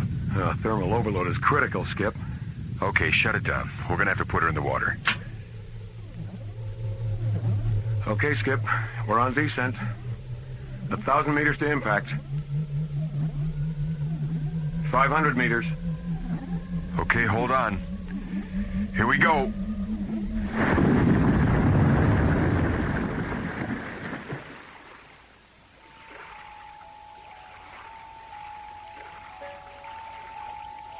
Oh, my head. Are you okay, buddy? Yeah, I'll be okay. Just give me a couple of minutes. I wonder if the ship sustained any serious damage. I think we're okay. The flotation collar inflated on impact. I don't see any structural damage. Open the hatch, Tom. Let's see where we are. See anything? Yes. A small boat approaching. It's ready coming and Rod Gunshot. Friendlies, I hope. Yes, they're the ones from Medusa I told you about. Ready coming. You did come back. Thank God you found us, and not the raiders of Kudor. You brought others. Yes, Rod Gunshot. This here is John Graydon. Hello. And Buddy Griff. Pleased to meet you. You come with us. We take you to Adusa.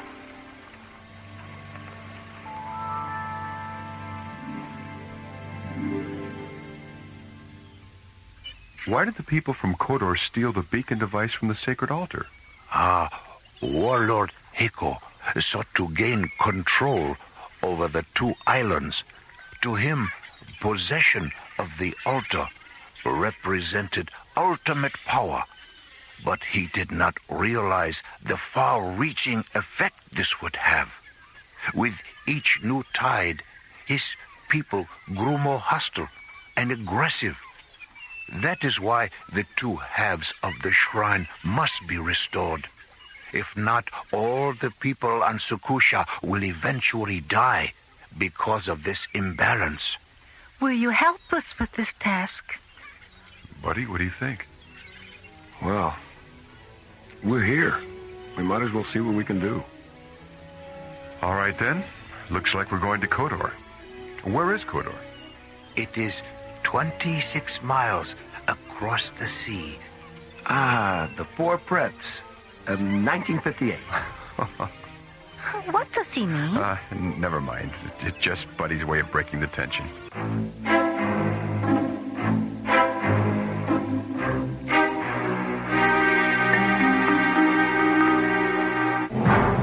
Orbiting above the emerald green water world of Circus, the Hyperion develops an engine malfunction, forcing John Graydon to ditch the ship in the sea.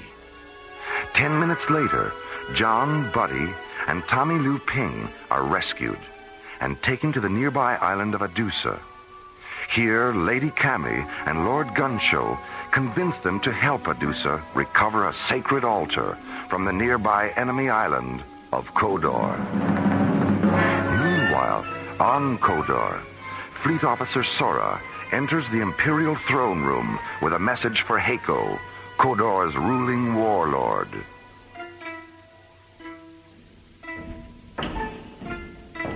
Lord Heiko, alien skyship, fallen waters near Adusa. Skyship? Oh, come now, Sora. You know that such things exist only in legend.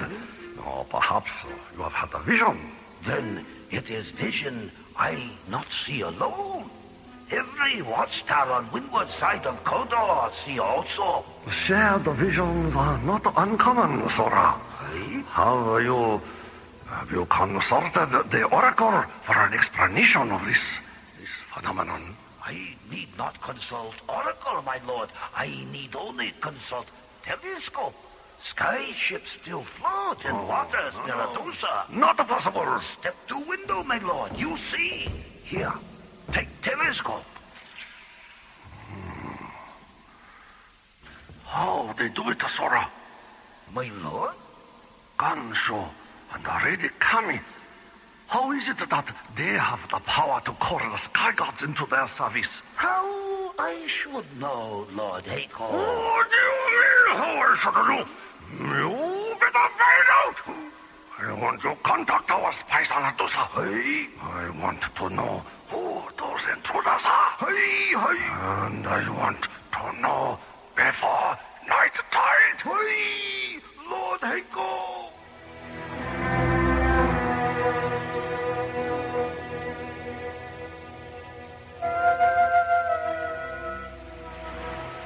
Mara must be going crazy wondering what's happened to us. Yeah. Dear Mora, we're somewhere in a parallel universe. The weather is overcast, and so are we. Your pals, Buddy and John. P.S. Help. Where's the post office, Gunshaw? I want to get this off right away. What is your friend talking about, Tom? He's expressing dissatisfaction with our circumstances. Can you blame him? No, I suppose not. Look, Tom, we know that you should have told us about all this before the Hyperion took off. So we're not going to get too upset right now. But when we get back to Starlab, if we ever do, you'd better be prepared to run for your life. All right? All right. And thanks. Our ship is ready, my lord Gansho. Hey, wait a minute. I don't mind sailing into the Valley of the Shadow of Death, but not in broad daylight. The sun sets quickly on twilight afternoons like these, Buddy. It will be dark long before we sail. Cross your heart? My heart? No, that's just Buddy's way of asking for reassurance, Cammy. Oh. Yes, Buddy. Cross my heart. Tom, where's the equipment you brought ashore from the Hyperion? Over here, John.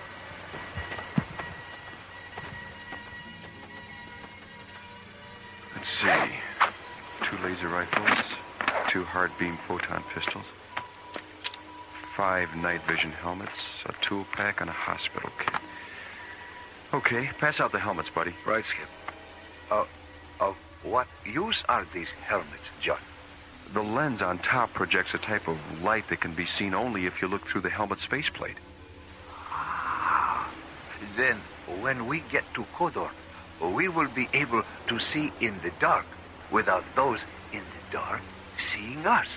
Yes? Yes. That's right. Another miracle of rare device. You have so many. Are they endless? I hope not, Gunshow. We're going to need every miracle we can get our hands on before this is over.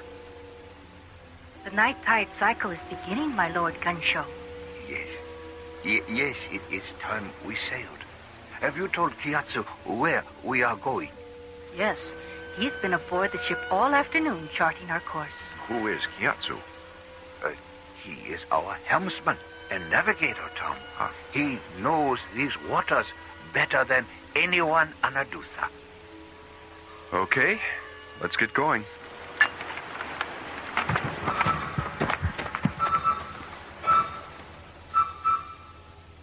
Sora, do you still have the message the carrier brought this afternoon? Hey, Lord Echo?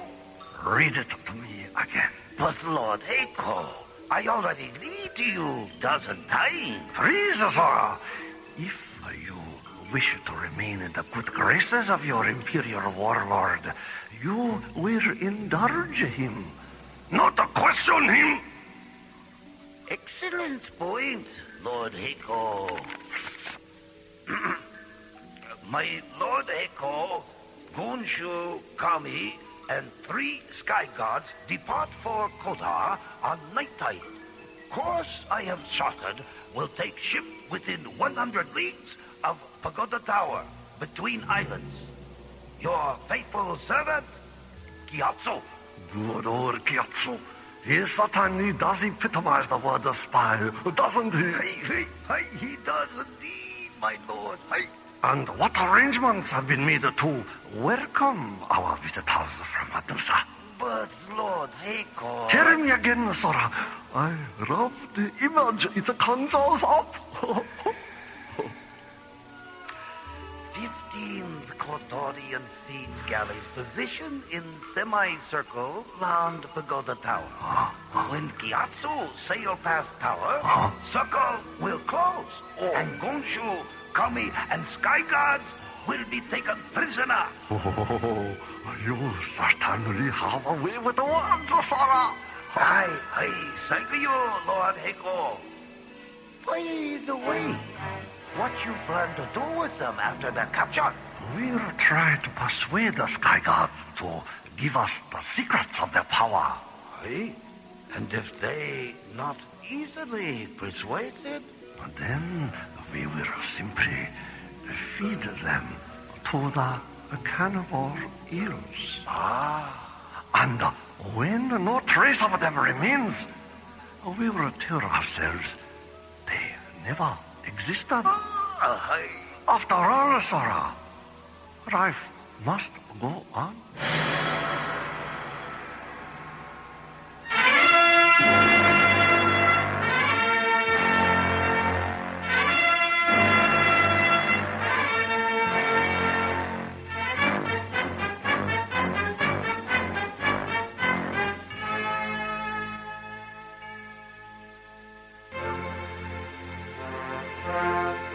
Last week's episode, astrophysicist Tom Liu Ping arrived at Starlab for a final phase of tests in the development of supralight travel. Piloting the modified Delta Series spacecraft Hyperion and assisting in the tests are space exploration team captains John Graydon and Buddy Griff. As the experimental vessel jets away from Starlab, Mora monitors the progress of the multiple light speed flight. Dr. Cassidy, the mass proximity indicator registers a radical shift in the molecular density level of the Hyperion hull. Start an MPI printout recording, Barbara. Mora, the Hyperion shadow blip has just disappeared from the screen. And they've vanished from all our tracking instruments.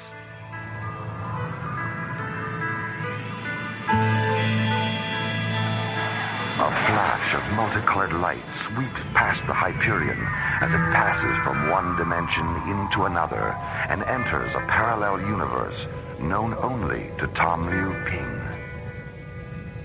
Where the devil are we? You will find an Earth atmosphere planet at vector 659 Mark 5. It's a water world called Sakusha. The people on the planet live on 2 islands. I made contact with one of the islands called Adusa.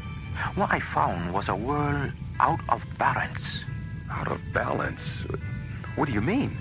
The Circusians had an ion generator which kept the people on the planet in physical and emotional balance. It's a two-piece interlocking cylinder they call the altar of light and dark. So what caused the imbalance? The people from the other island, Kudor, stole half of the device. As a result, the ion level in the atmosphere shifted. The people on Adusa have become weak and passive, while those on Kudor have become strong and aggressive.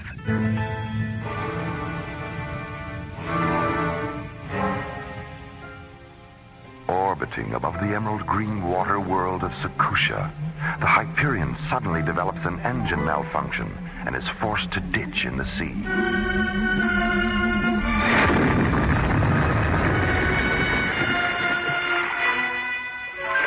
Minutes later, John, Buddy, and Liu Ping are rescued by Tom's friends, Lady Cammy and Lord Gunshow.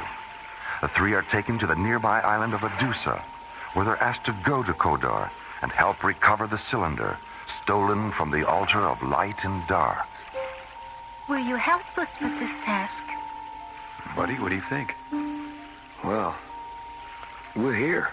We might as well see what we can do. Meanwhile, on Kodor, Fleet Officer Sora and ruling warlord Heiko, now aware of the plot to regain the cylinder, discuss a counterplan. 15 Kodorian siege galleys positioned in semicircle round Pagoda Tower. When Gyatso sail past tower, circle will close, and Gonshu, Kami, and Sky Guards will be taken prisoner. And now, the conclusion of the Infinity Factor on Alien Worlds.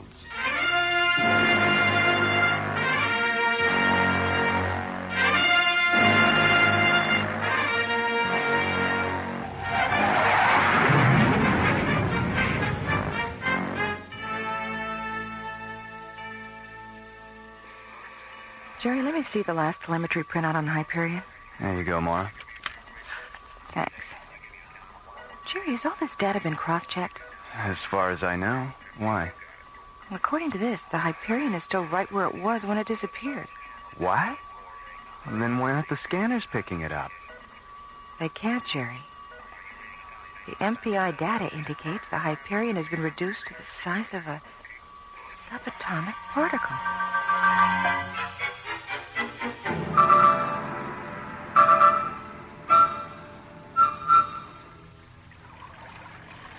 Lord Gunshaw! Kodorian siege galleys! They're all around us! I see no Kodorian vessels, my lord. Perhaps that helmet causes her to see things that are not there. No, Gyatso. The helmets allow her to see through darkness. Lord Gunshaw! Let me light this lantern so I might see. Gyatso, what are you doing? Skipper, he's signaling those ships. Stop it. I can see many boats closing in on us. What are we going to do? We're going to take them out, that's what. Skip? Right, buddy. Fire! By the gods! A right-wing shooter. Good work. They break formation. Look! There's Kodor! I can see the island! Tom, take the helm. I know a cove just beyond those cliffs.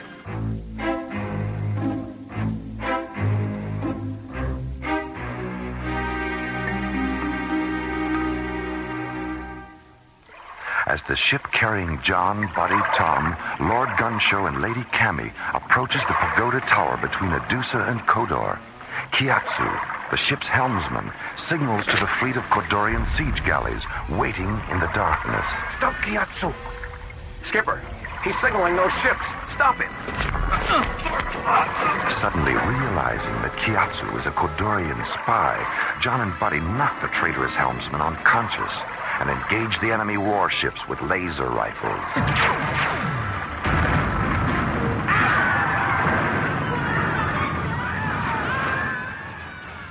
Half an hour later, Fleet Officer Sora reports the outcome of the battle to Warlord Heiko. 10 ships, my Lord Heiko. The sky gods projected lightning bolts that destroy 10 of our ships. I nearly drowned. Where are the Adusans and the sky gods now, Sora? You have captured them, yes? No. No! What do you mean, no? I mean, no. We did not capture them. They escaped to the other side of the island. Escape? You had better find them, Sora. I'll drown you myself. Oh, Lord Heiko, you don't want to do that, do you? Gyatso! Lord Heiko. Gyatso! What happened? When I tried to signal our ships, sky gods knocked me out. Where are they now, Gyatso? In a cove on other side of island. When they went ashore, I escaped. They're after the cylinder for the Order of Right. So, my trusty Gyatso, you did not fear me after all. No, Lord Heiko, I not fear. Gyatso, tell me about the sky gods lightning. How did they do it? Gyatso? How I should know, my lord? I out cold during battle. You missed the whole thing! That will be all, Gyatso. Yes, Lord Heiko. Sora, you were there. You tell me about the lightning. Was it wonderful? Oh, Lord Heiko, it was so terrible. And yet, it was beautiful, too. Everywhere there was lightning. Red, orange, and purple. There was fire and smoke and the clack of wooden masts splitting, falling and burning. It was as if the night itself had turned to fire. Oh, Sora, such a way with the words you have.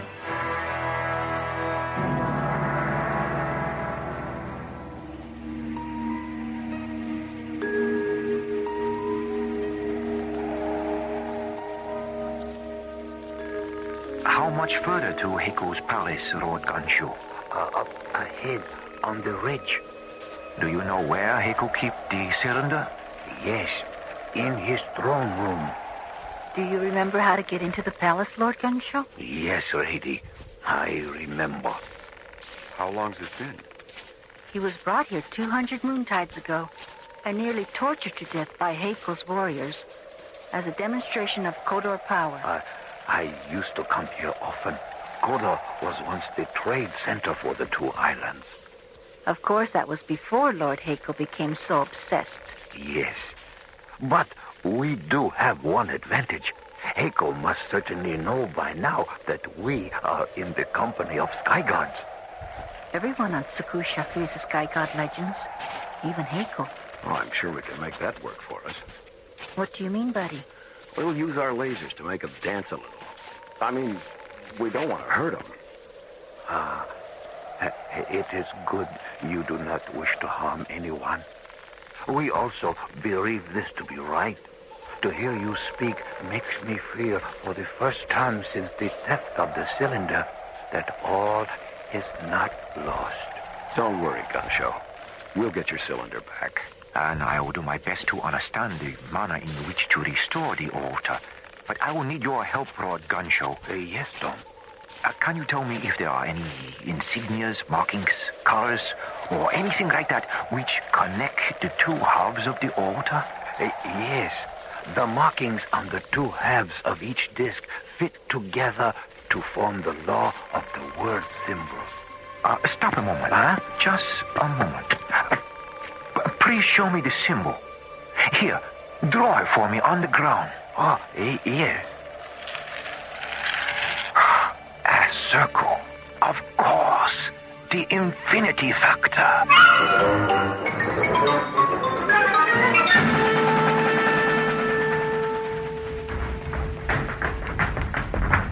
My Lord Heiko! Sky gods Gunsho and Lady Kami enter palace. What shall we do? What shall we do? We should call the gods, you idiot.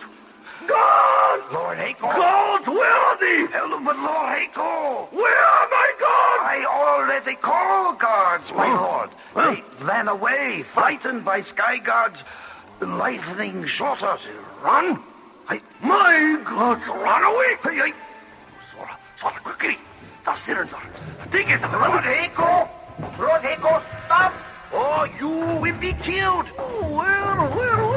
Oh, Lord the gun show. And the lady coming. Oh, welcome back to Kodor.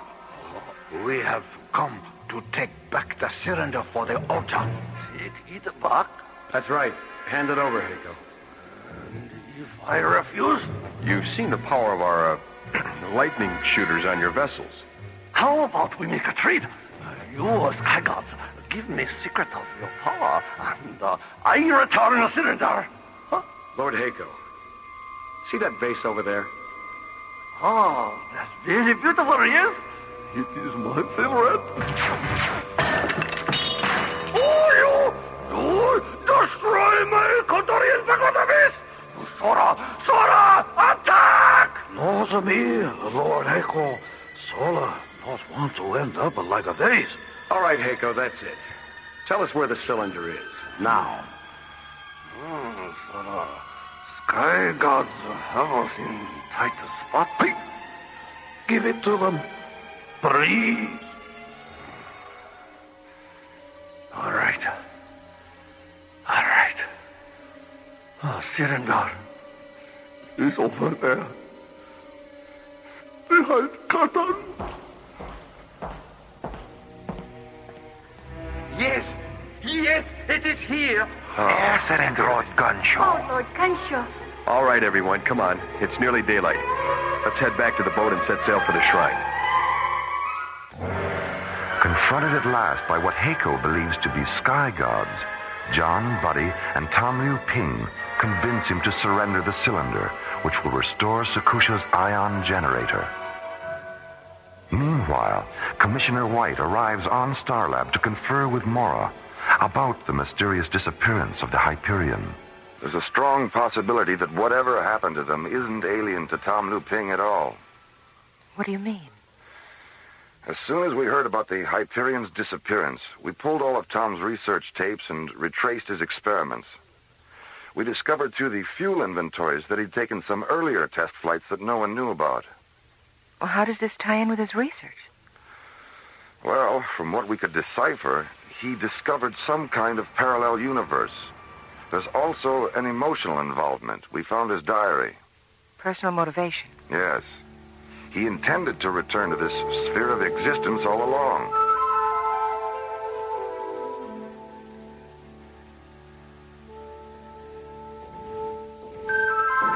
I can't get over it.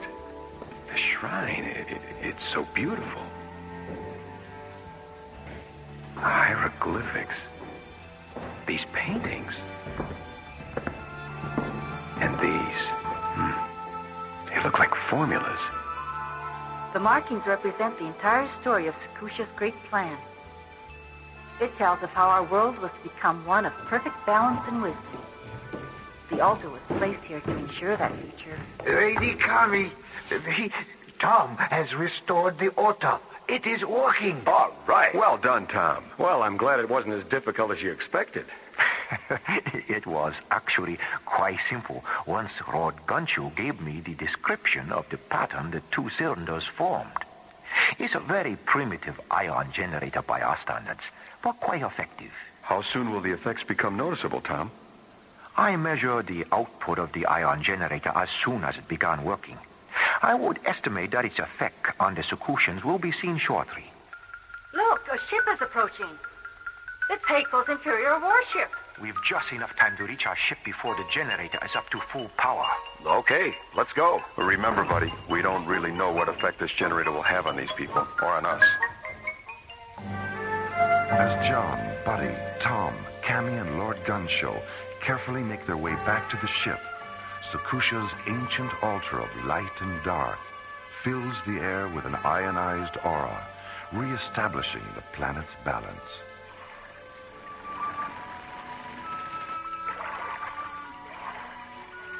Meanwhile, while aboard Lord Hako's Imperial flagship. Ah, Sora, isn't it a wonderful day for a sailboat ride? Water smooth and the wind just right. Hey, my lord, sailboat, very relaxing. Lord Hako, huh?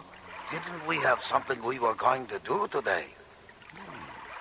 Ah, yes, Sora. I believe you're right. Did it have anything to do with a rod gun show? There's a vessel off the windward side. Hi. It must be we were to sail with him. Shall we go alongside? By all means, Sora. By all means. Let us greet our old friend, the good and kindly Lord Medusa. Rod gun show! Lady Kami, how are you? Excellent, Lord Hako. Excellent. Who are your three friends? They are friendly visitors from another world. Another world? You hear that, Zora? Visitors from another world?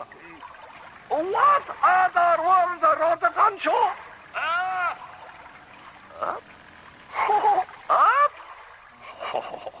What a funny name for a world. You must bring your friends to Koda for a visit.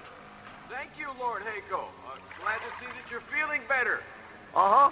Thank you. We will look forward to that. Be seeing you. Goodbye. Goodbye, Lord Hako. Sora, what did the visitor from other world mean? Now that I'm feeling better. Have I been ill? Perhaps he was just wondering about your health. Where I never felt better. So good to be feeling so good. Sora, hey.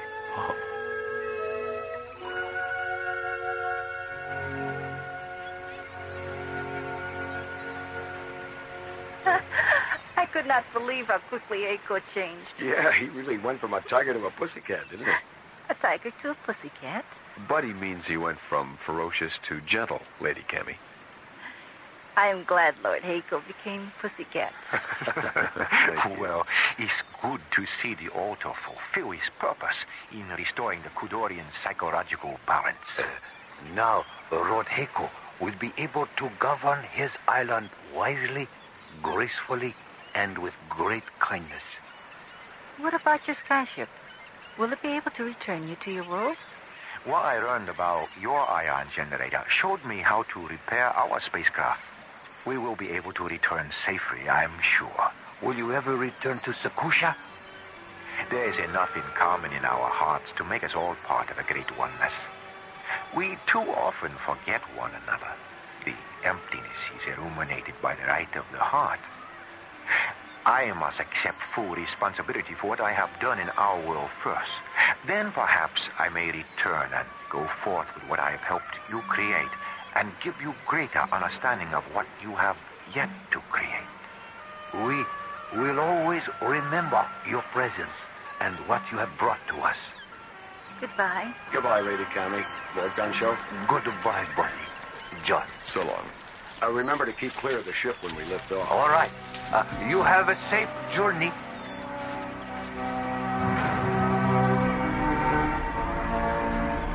As Lady Cammy and Lord Gunshow watched the Hyperion rocket away from the emerald green water world of Sakusha, John, Buddy, and Tamu Ping make ready for the critical warp back through time and space into their own universe. Buddy, let's program our coordinates for FTL reentry. Right, Skip. Tom, that circle Gunshow drew on the ground, what was that all about? This circle, John, was the missing key to all my research. I knew that by understanding what had happened on Sakusha, I would be able to understand what I had discovered. We were reduced in time and space to an infinity where balance is restored through the cohesiveness of philosophy and science together. And the moon circle on the cylinders united the two. The moon circle? Yes, you see, the circle had been broken, separated, and the way the two cylinders fit together restored the circle and the balance of Sakusha. We're programmed for FTL re-entry at Vector 558, Mark 1, Skip. Okay. Keep your fingers crossed.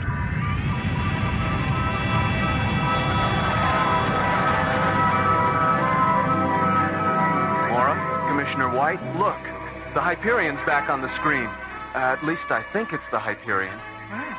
Looks like your theory may have been well-founded, Commissioner. Yes, it looks that way, doesn't it? Hyperion to Starlab, over. All right. It is them. We read you, Hyperion. Welcome back. Thanks, Jerry. What's going on, a party? You might say that, yes. Are you all okay? Oh, we're fine, Maura. Where have you been? Do you know what happened? Yes, we know what happened. We're still not sure how we got there, but it was an incredible experience. We'll tell you all about it soon. Jerry, give us a docking orbit insertion.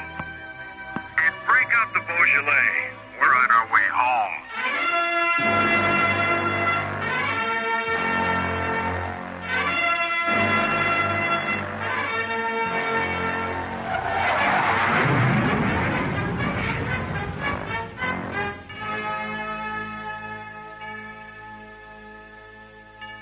The Infinity Factor, Part 2, was based on a story concept by Larry Oakner and written by Lee Hansen, Jim Cook, and Ron Thompson.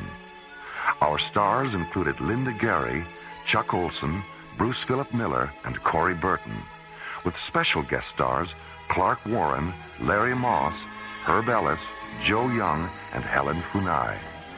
Associate producer Ron Thompson. Music director Tom Rounds. Engineer Stu Jacobs. Assistant to the producer Jim Cook. Alien Worlds was created, produced, and directed by Lee Hansen. And so until next week, this is Roger Dressler inviting you to join us for our next adventure, Earthlight, on Alien Worlds.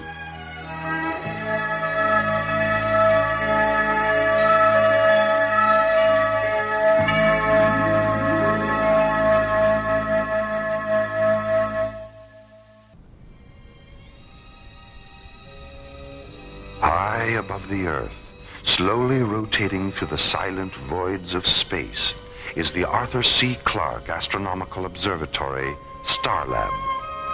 Here, the International Space Authority, ISA, watches over an eternity of uncharted galaxies and the countless planets orbiting within their starlit borders.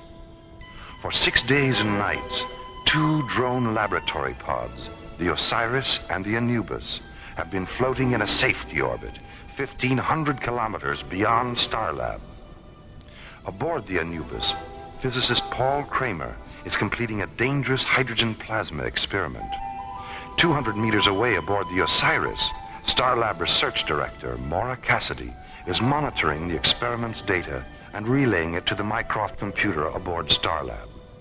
It is July 19th, 2026, 0815 Universal Interstellar Time, as this week's adventure, The Keeper of 8, takes us from the routine of a deep space laboratory experiment into the mysterious light and shadow of Alien Worlds.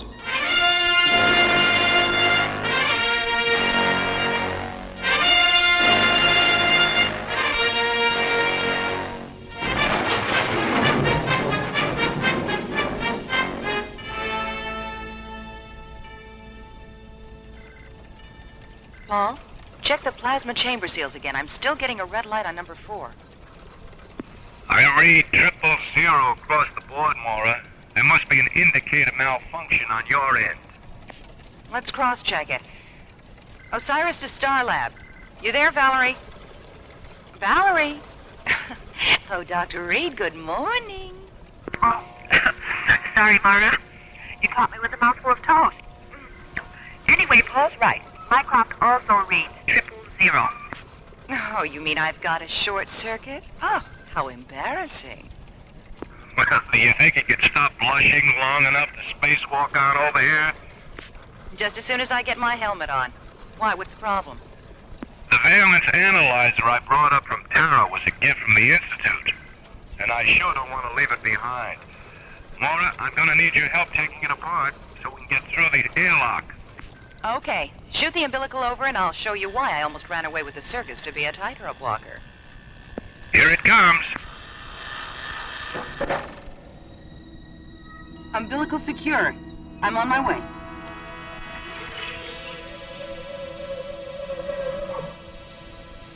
Depressurizing her airlock, Mora swings open the hatch and floats from the zero-gravity interior of the Osiris into the starlit vacuum of deep space. Her tinted glass helmet and metallic yellow pressure suit glittering in the clean, white light of the sun. Paul, can you see me? I sure can. Loud and clear. What's so funny? You're upside down. Wait a minute. Mora, I'm reading a ship in the area, 057 and closing. Do you see it? Hold on. Let me get turned around. Yeah. Yes, I see it. It's black. There aren't any markings. It's shaped like a bat. Tremendous wingspan. It's moving into a parking orbit directly above us. Something's coiling out of one of those nose vents. Looks like a metallic black snake. Oh, it's moving toward!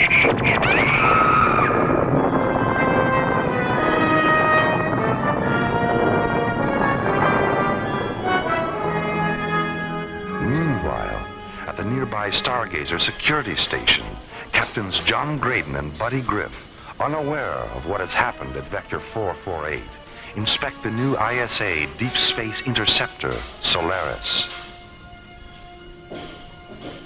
4 Alpha sunburst engines, primary and secondary energy absorbent field generators, high-density particle deflectors. Hey, this baby's really loaded. Yeah, hard beam photon shielding, 5 dual laser turrets, and a modified Starsmith parsec accelerator.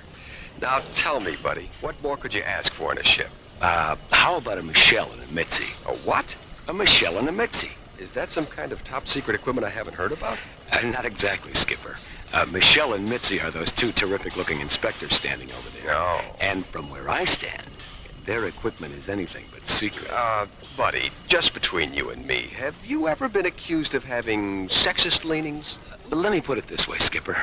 Attention all paramedic search vessels. This is an emergency rescue alert. Pilots and crews report to the information office in your sector. Captains Graydon and Griff, please contact the bridge. Come on, buddy. Let's use the radio aboard the Solaris. Right.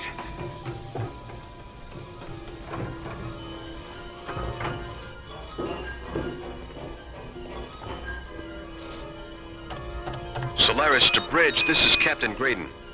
I have some bad news, John. The Anubis laboratory pod exploded 5 minutes ago. Dr. Kramer was inside. Exploded? Dr. Kramer. What about the Osiris? What about Dr. Cassidy? Is she all right? We don't know, John. She was EVA when the Anubis blew up. Well, for God's sake, what happened? We don't know that either, buddy. They finished their experiment, and Starlab was about to launch a shuttle to pick them up when an unidentified ship came into the area. 30 seconds later, the Anubis exploded. All right, feed the coordinates into the Solaris onboard computer. We're going out there. John Graydon and Buddy Griff streak toward the area aboard the Solaris, followed by Stargazer rescue ships.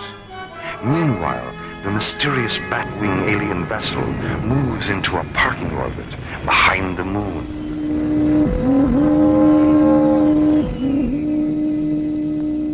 What quantity of hydrogen plasma was withdrawn from the Earth probe by our penetrator before the explosion? 2,000 fusion qubits. Enough to fill the planet generators of every ship in the Armada. Enough for every shadow sentry, light assassin, scan watcher, and penetrator guide who wears the dark armor of Draconia.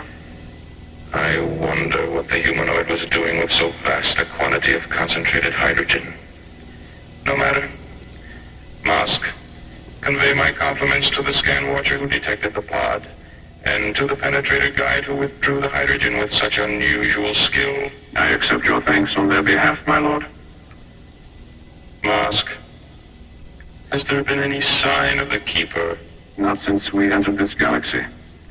Perhaps we've slipped away from him. Don't fool yourself, Mosk. He's clever.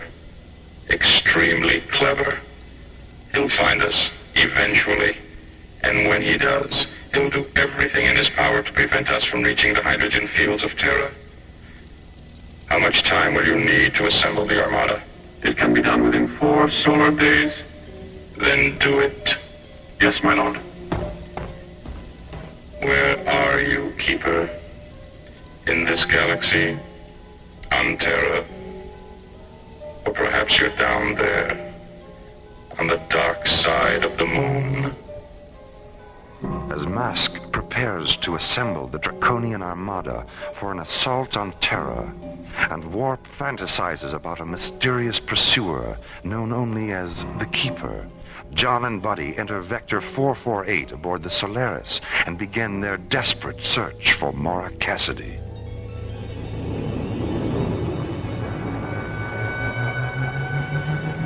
Buddy, what's that on screen 6? Take it easy, Skipper. Let's magnify it and have a look. It's the plasma chamber from the Anubis. Damn it. Wait, something's not quite right here, Skipper. What do you mean? The chamber's still intact.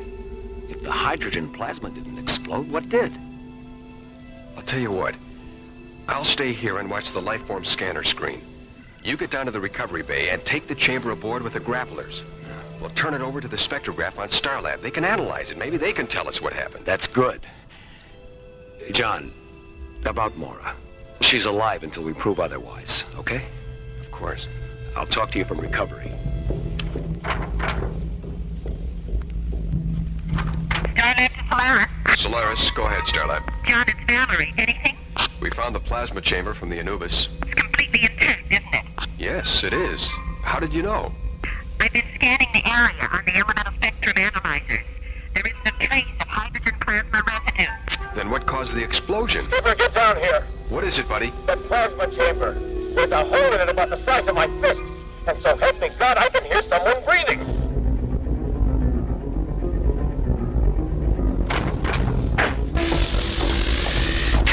Buddy, Skipper, grab that other pulse wrench off the wall. We've got to get this thing open. Where's the hole?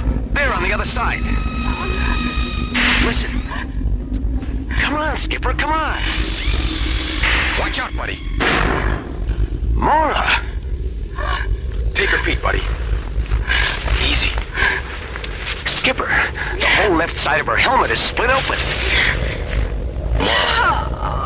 Maura, can you hear me? Get her gloves off and check her fingernails. They're normal, Skipper. No sign of anoxia. Her lips are normal, too. Let's get her out of the suit. Light. All around. Right. Blinding. Take it easy, Maura. You're safe now. Oh, safe. I'm safe. Inside. Now. Buddy, hasn't it hit you yet? What? We just took Maura out of a 1-ton plasma chamber, hermetically sealed from the outside, with no way in except through a 6-inch hole. Now, how in the name of God did she get in there?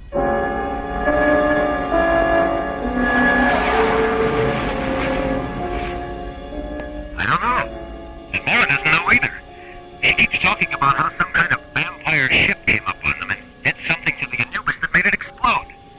Then there was a brilliant white light all around her, and that's all she remembers. You're sure she's all right? Positive. The body scan John did on her in the medical chamber showed that everything was perfectly normal. Well, Dr. Rossiter wants to examine her anyway, so take her directly to sickbay when you dock. Roger, Starlab. Solaris, out.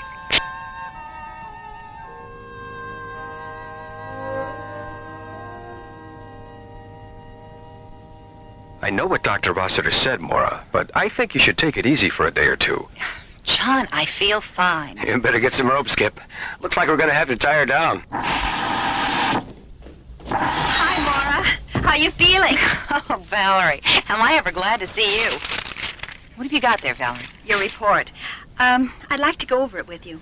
Come on, buddy. We've got work to do. We'll be down in Docking Bay 4 if you need us, Maura. All right, see you later.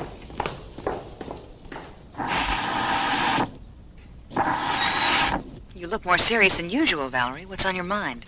How you got inside the plasma chamber. I've worn every circuit in Mycroft to a frazzle trying to figure it out. Have you tried the Houdini file? The Houdini file? It's a joke, Valerie. Oh, sorry, Mara. My sense of humor escaped me there for a minute. Oh, yes. Well, maybe we can get a volunteer from the audience to help you find it. Dr. Cassidy, is Dr. Reed with you? Oh, yes, I'm here, somewhere. The Mycroft's printing out the results of your molecular transposition program. Oh, I'll be right there. Be back in a few minutes, Mara. Maybe Mycroft's finally come up with something. I hope so. What on earth? What on earth? No more and no less than on any other planet, Laura. I know your voice. Where are you? Sometimes I'm here, sometimes I'm there. I'm here, there, and everywhere. Who are you? My father was infinity. My mother was the light. I am Echo, the keeper of ages. Translucent fragments of cool white light materialize in Mora's quarters and slowly puzzle together to form a calm, shimmering pool of ethereal radiance, free-floating in the center of the room. Mora suddenly finds herself in the presence of Echo, the Keeper of Eight, a free energy being who has suddenly manifested in the form of a radiant pool of floating light. I am the last of an ancient race of Star Watchers, a refugee from a parallel universe, destroyed in the subvoid annihilations that created the star system. A parallel universe? You mean there used to be more than one? There still are, Mara. Hundreds of them, beyond the time-space continuum of this one. What are they like? You know that as well as I do. I don't understand. You dream, don't you? Yes, I dream. And when you do, you pass from the illusion of one universe into the illusion of another, and then another, and then another. Each is a reflection of the other, endlessly echoing through the antediluvian corridors of infinity. What happened during the explosion? Molecular dematerialization of what might have been the moment of your death. While their numbers were still disintegrating, I transformed you into pure energy and rematerialized you inside the plasma chamber. If I hadn't, you would have been killed by the shrapnel debris of the exploding pod. But my helmet was split open. It was struck by a pod fragment an instant before I dematerialized you.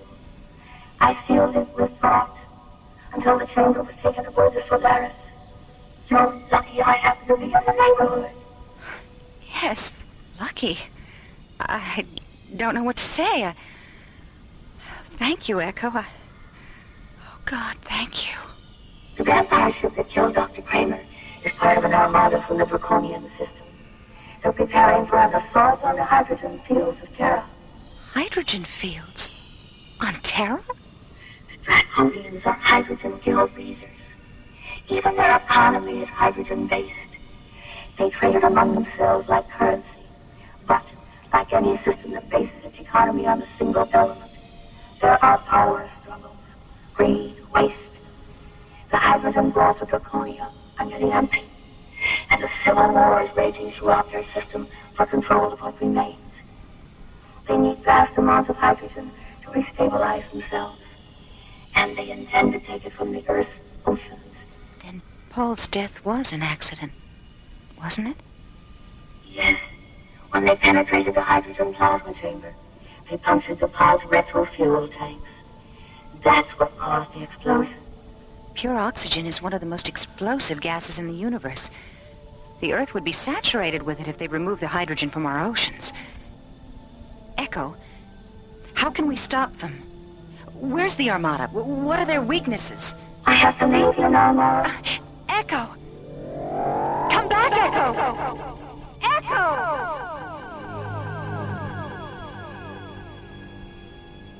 Echo? He called himself Echo? Are you absolutely certain you weren't having some kind of delayed stress reaction? John, you know me better than that, and I know me better than that. I believe you, Mora. I just wanted to be sure that you believed you. It all fits, Skipper. The problem now is how to deal with the Draconians. We don't even know where they are. I don't think that Draconian ship is very far away. Oh, Valerie, I forgot you were listening. Why? What makes you say that? The element scanners are reading a first magnitude concentration of hydrogen somewhere behind the moon. That might be it. Well, there's only one way to find out. Mara, do you feel up to a little ride in the Solaris? I certainly do. I'll meet you in the launch bay after I talk to Commissioner White. Hey, what about me? I don't know, Valerie. It could be dangerous. Danger is my middle name. Oh, I thought Daphne was your middle name. Oh, Mara. Okay, you can come along. Meet me in the communications center. Mara, is her middle name really Daphne? I was just kidding, buddy. Her middle name really is Danger.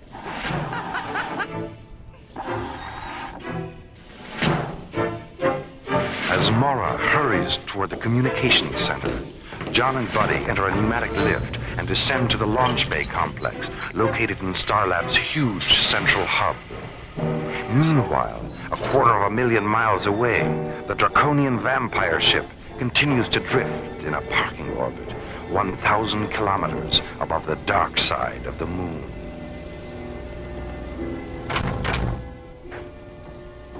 With your permission, my lord. Yes, of course, Musk. My time is yours. The Armada will enter this star system 2 solar days hence. It will consist of 200 multi-atmosphere assault cruisers, a flight of 1,800 siege raiders, 600 defense penetrators, and 1,000 armed tankers. 1,000 tankers. Excellent. That's twice the number I expected. How did you manage it, Mars? A bribe, my lord.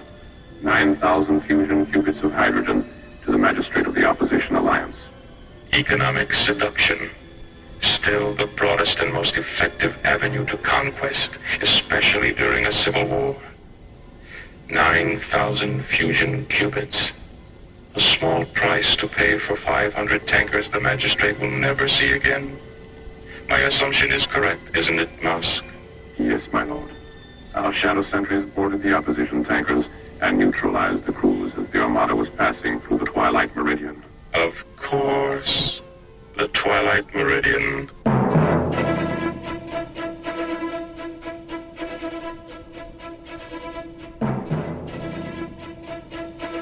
Are you two strapped in back there? Anytime you're ready, John. All set. Okay, buddy. Let's do it. Synchronize all computer functions. We have a positive decoder interlock on all data terminals. Manual launch functions are canceled. Real-time status is 20 seconds to ignition and counting.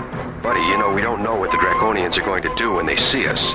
So as soon as we get a fix on their ship, lock in our photon shielding and energy-absorbent field generators, and activate all laser turrets. Okay, Skipper.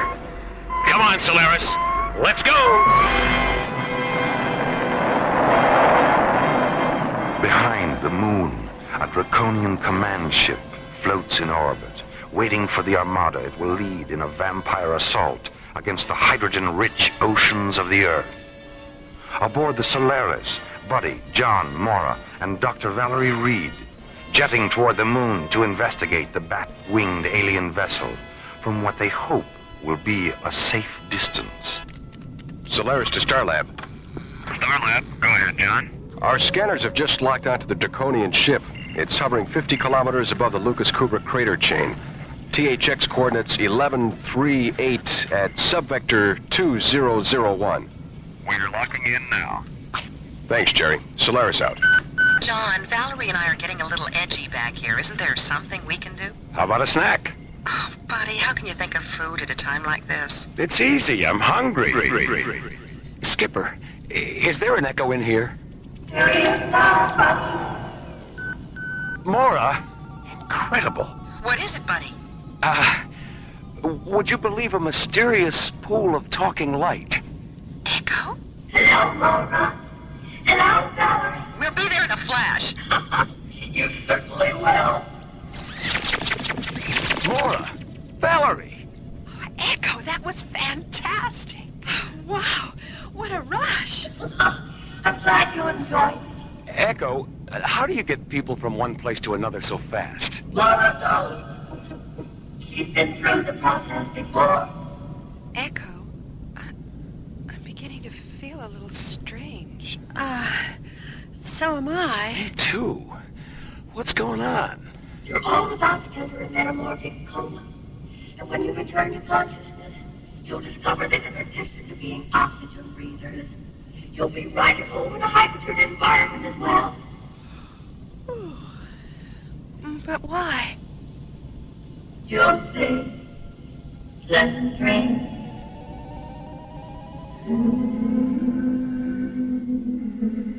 In The Rime of the Ancient Mariner, Samuel Coleridge writes, "O sleep, it is a gentle thing, beloved from pole to pole.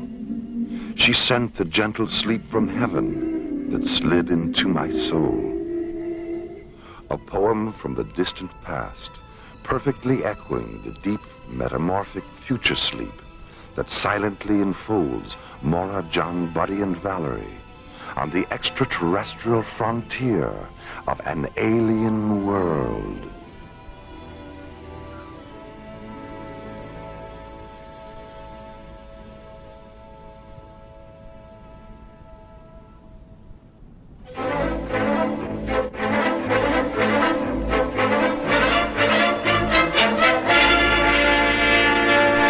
Alien Worlds continues.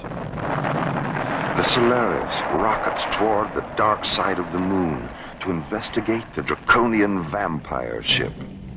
8 minutes away from visual contact with the alien vessel, Echo, the Keeper of Eight, materializes and subjects Maura, John, Buddy, and Dr. Valerie Reed to molecular transmutation. A few moments later, they fall into a deep metamorphic coma that will radically alter their cellular pathology and body chemistry. A transcendental sleep from which they will awaken with the ability to breathe lethal hydrogen.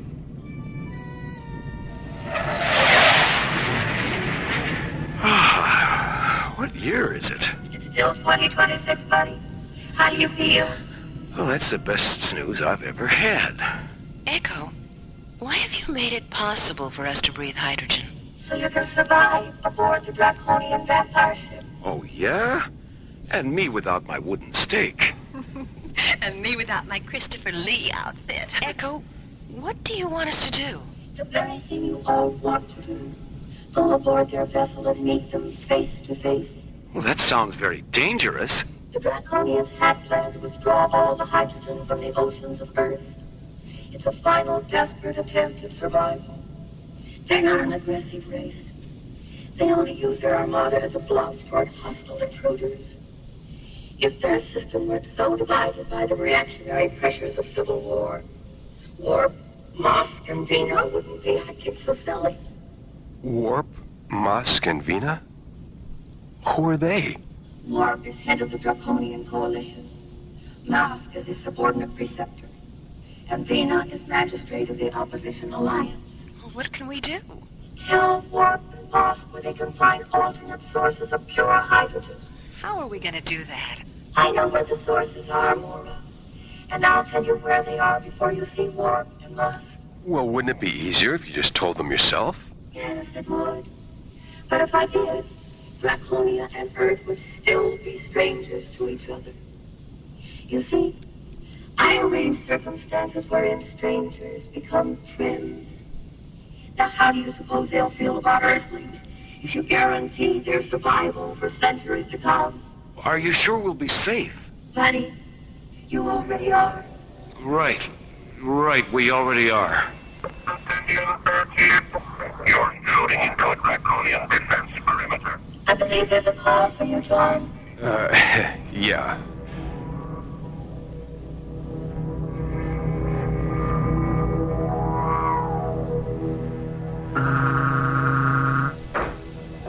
With your permission, my lord, my time is yours, Mask.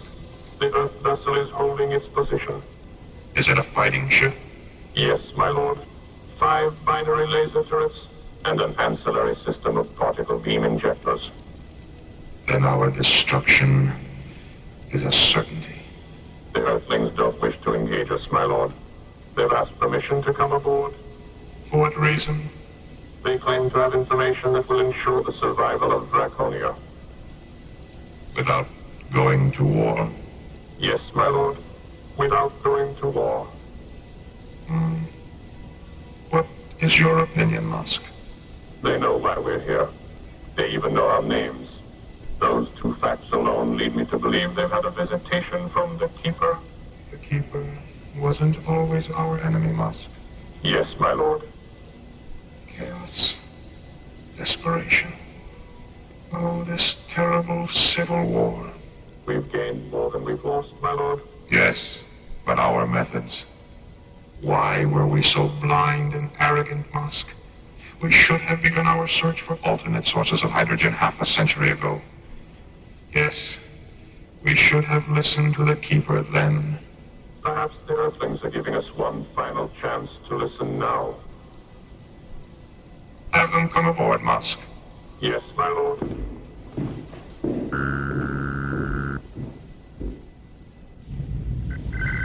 They're certainly taking their time about it, aren't they? Take it easy, Valerie. Echo wouldn't have left us alone out here if it wasn't safe. Attention, Solaris. You have been granted permission to come aboard. Guide your vessel under ours and enter through the illuminated docking bay. Will you require survival costumes? No, we're able to survive in your atmosphere. Proceed.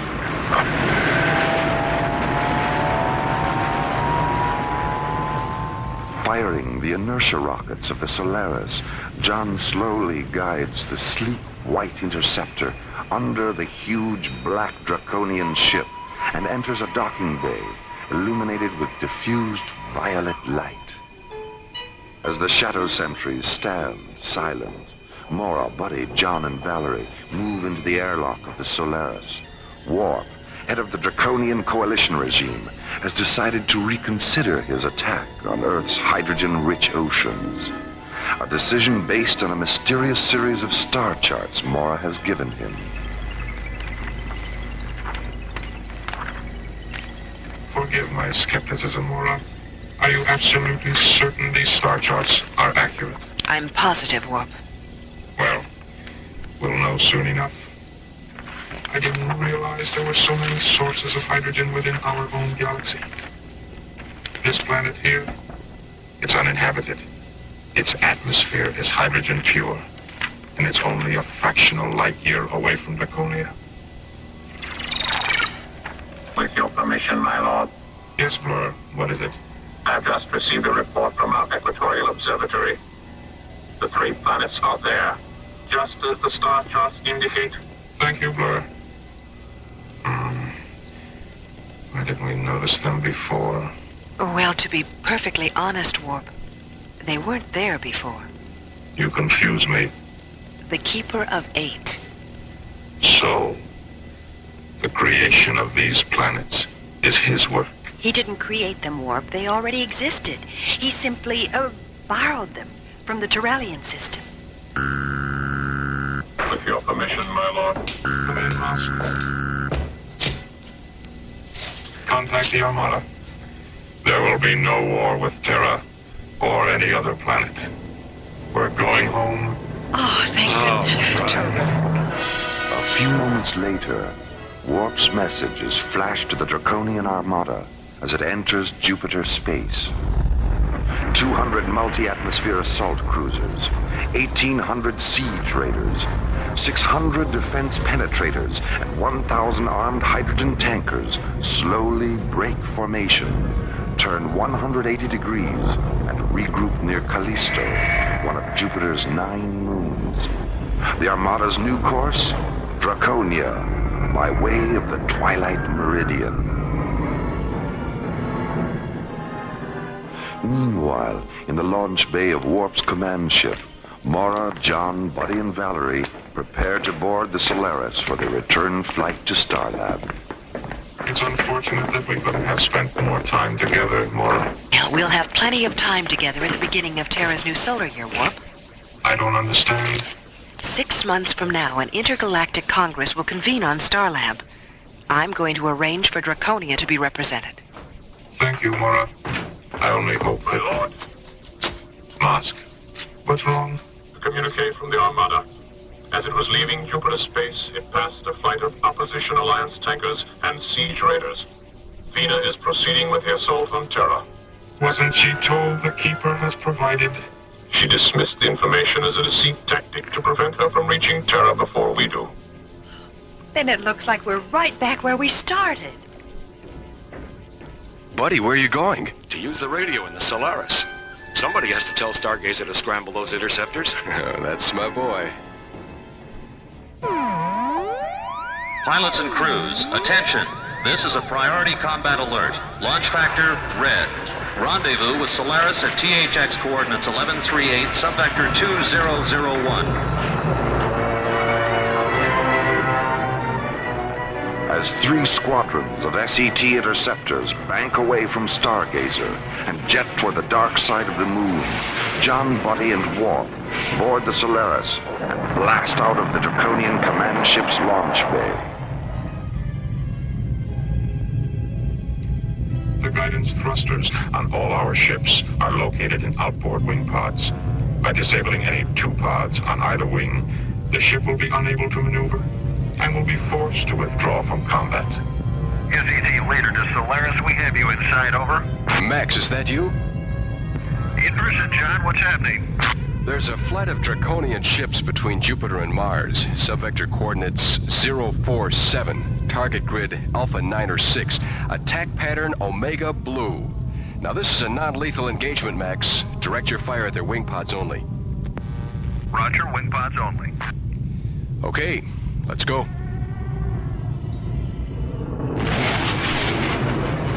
There they are, Skipper. John, before you commence the attack, I'd like to try to reason with Vina. Open a close proximity channel, buddy. Okay, Warp. Go ahead. Vina, can you hear me? I hear you, Warp. The Keeper has placed infinite sources of hydrogen in our galaxy. You believed me before, Warp. Vina, this is Captain John Graydon, commander of Earth ship Solaris. Warp is telling you the truth. Have you formed an alliance with Warp, Captain? Not just with Warp, with all Draconians. Warp doesn't represent all Draconians. I'm leading my ships to Tero. Solaris to SCT leader, over. Go ahead, Solaris. Take Blue Squadron in over the tankers. Will do, John. Skip, we got a bogey at 2 o'clock. Yellow Squadron, circle the perimeter of the tanker formation and watch for targets of opportunity. Roger. Red Squadron, behind us, 2 by 2. Roger. Remember, wing pods only. Let's go.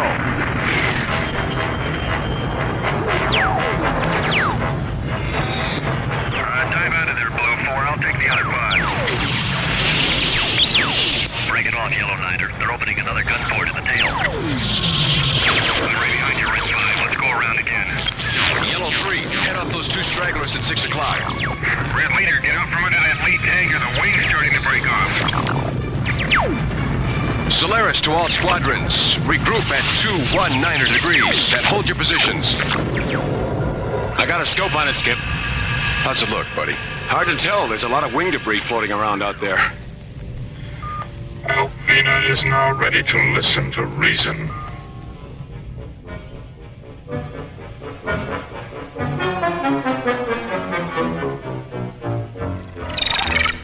Vox, have you a casualty report? There are no casualties, Vina. Neither death nor injury. It appears that the attack objective was to disable our ships, not take lives. I don't understand. You haven't understood for a long time, Vina. Echo. Vina. Vina, whatever am I going to do with you? You're such a fool. Am I? Yes. And a stubborn one at that. The Earthship attack wasn't calculated to destroy you.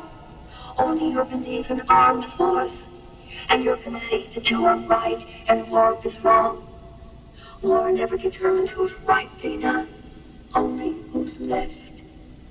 Now, if you really care about the future of Draconia, you'll return to Warp ship with Captain Graydon, and stay there until you and Warp resolve your differences. I'll go, Echo, but No buts about it, Vina. Remember, those 3 hydrogen planets are a gift. And what the Keeper giveth, the Keeper can darn well remove it.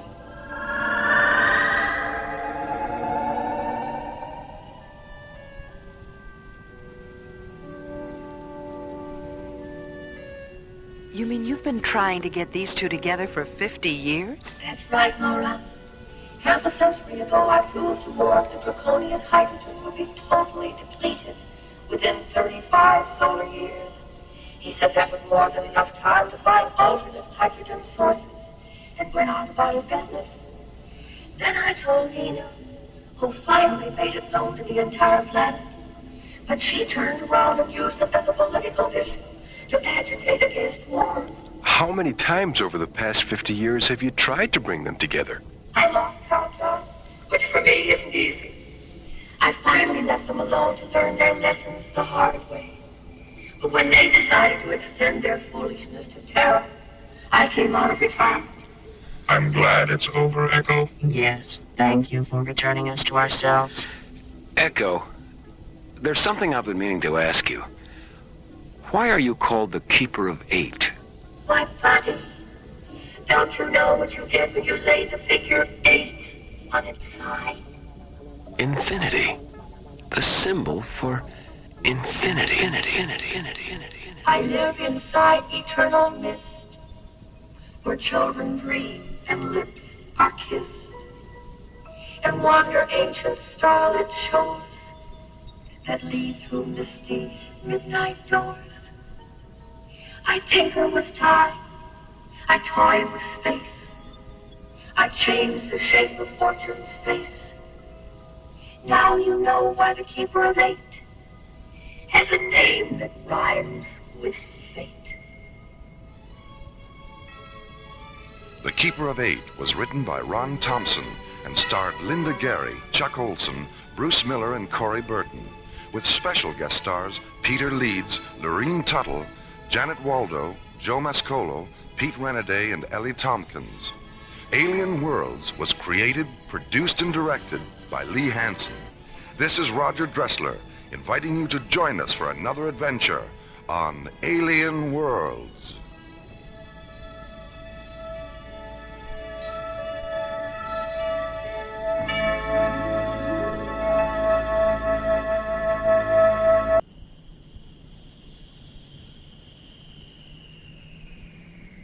High above Earth's windy skies, slowly rotating through the silent voids of space, is the Arthur C. Clarke Astronomical Observatory, Starlab.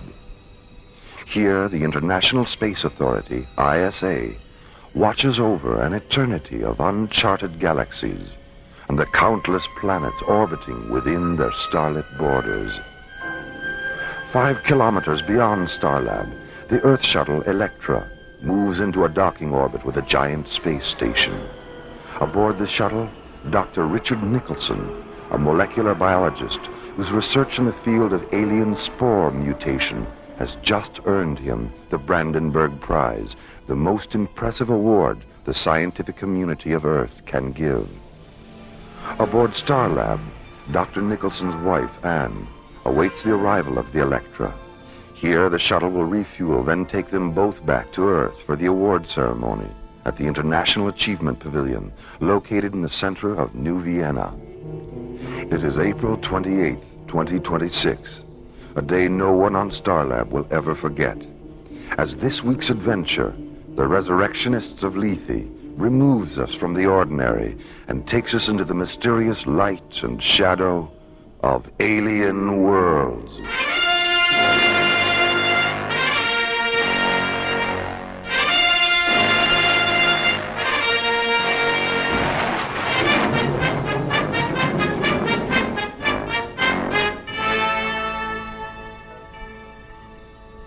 Starlab Control, this is the Electra on docking vector approach 558 ETA 3 minutes, 10 seconds. Over. Roger, Electra. You're cleared for entry into Shuttle Bay 5. The doors are open and the refueling crew is standing by. Roger, Starlab. And send a systems technician down after we dock. I've been having a little trouble with the NO3 feeder line, the number 4 retro thruster. Nothing serious, but it wouldn't hurt to check it out. Will do, Electra.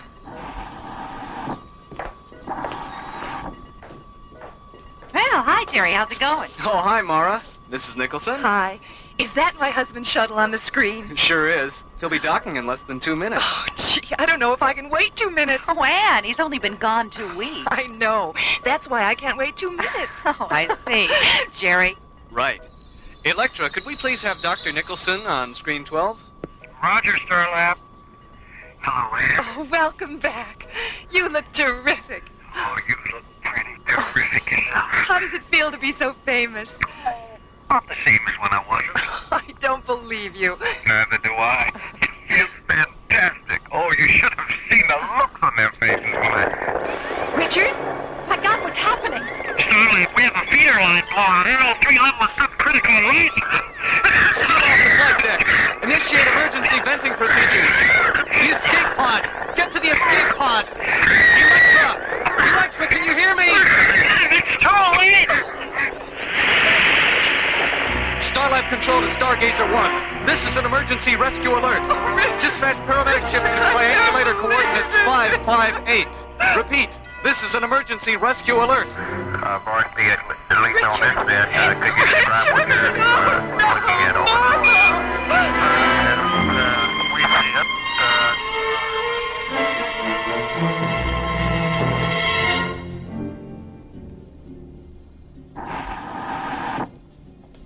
Dr. Cassidy?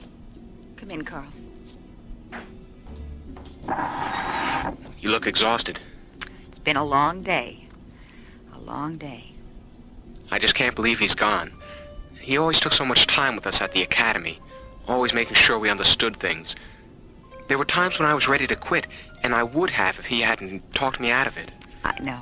He was understanding with all of us. Is that the accident report? Yes, I just finished it. NO3 suffocation. It's so stupid.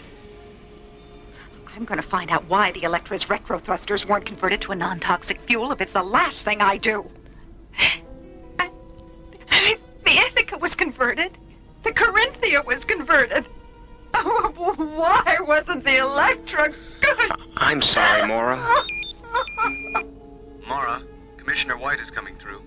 Have the message recorded, Jerry. Mora will have to... No. That's all right, Carl. I'll be there in a minute, Jerry. Come on. I'll walk up to communications with you. Thanks, Carl.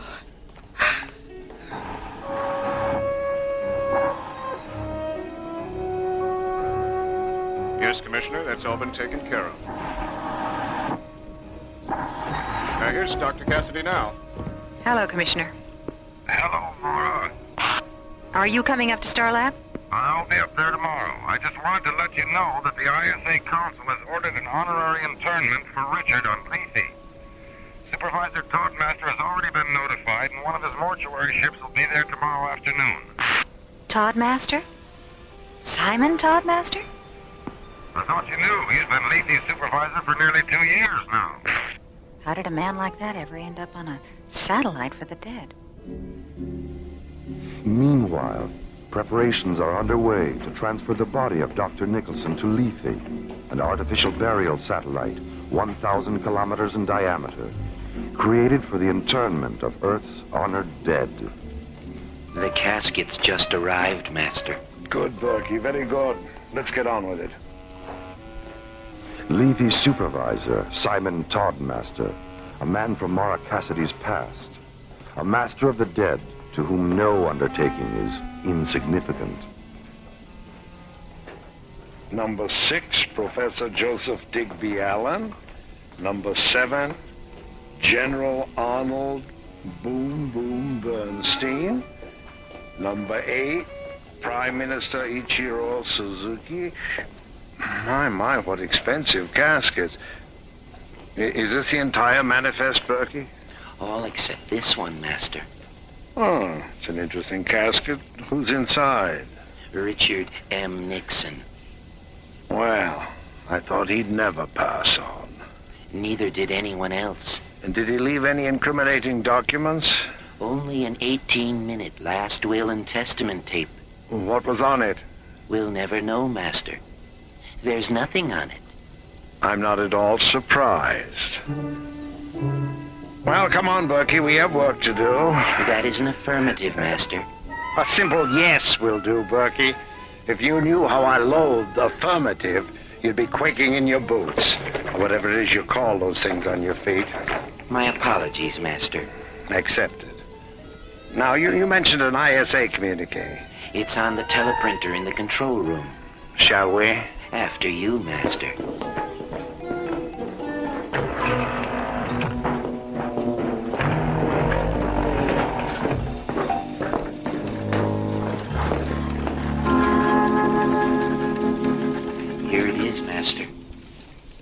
What does it say? We've been ordered to Starlab to pick up the body of Dr. Richard Nicholson. So, Dr. Nicholson has finally shuffled off his mortal coil. Cause of death? An accident. NO3 suffocation. How utterly fitting that the man who used to give me so much gas should succumb to a lethal dose himself. I don't understand. Now, poor Richard and I worked together on Starlab once upon a time as fellow science officers. We were Professor Cassidy's golden-haired boys. Oh, you mean you used to have yellow protein filaments growing on that shiny dome of yours? Golden-haired boys is just a figure of speech, Berkey. Now, where was I? Oh, yes, well, I got into some trouble while I was stationed on Starlab. Nothing serious, just a little glowstone smuggling, but they railroaded me into prison anyway. I'd still be there if Lethe hadn't suddenly required a man of my unique talent. From prison to Lethe? What's the difference, Master? Yes, indeed. Volunteering for this post was sheer inspiration. Berkey, Professor Cassidy had a daughter, Maura. Find out if she's still on Starlab. And find out if Ann Nicholson is there, too. She could be very useful to us, considering how closely she and her husband worked together. As you wish, Master. Ratchet? Master? Berkey and I are going to Starlab. Prepare the Orcus Omega. Yes, Master. By the way, Mrs. Thorndancer is waiting to see you. Well, send her in, Ratchet. My dear Mr. Toddmaster. My dear Mrs. Thorndancer. I just couldn't leave without thanking you for everything. 24 hours with my husband, alive and happy, reliving the best times we ever had. Oh, Mr. Toddmaster, it was wonderful. Well, I'm delighted that you're delighted. But remember, this is our little secret. Oh, don't worry. I won't breathe a word to a living soul. Goodbye, Mr. Toddmaster. Oh, it's never really goodbye, Mrs. Thorndancer. Only au revoir. Ratchet, what's the progress on the Thorndancer experiment? She relived a period with Professor Thorndancer during which he was deeply involved with mind weapon research. Some of his workable hypotheses were so dangerous he never revealed them to his colleagues, but he did confide them to his wife, and she talked her head off about them. The professor's replicant functioned so well that it had her discussing mind weapon theory within 5 minutes. The data is in the Omni extrapolator now. Good work, Ratchet. Stay tuned. Berkey, what did you find out about Maura Cassidy? She's now Starlab's research director. Ann Nicholson is there, too. Well.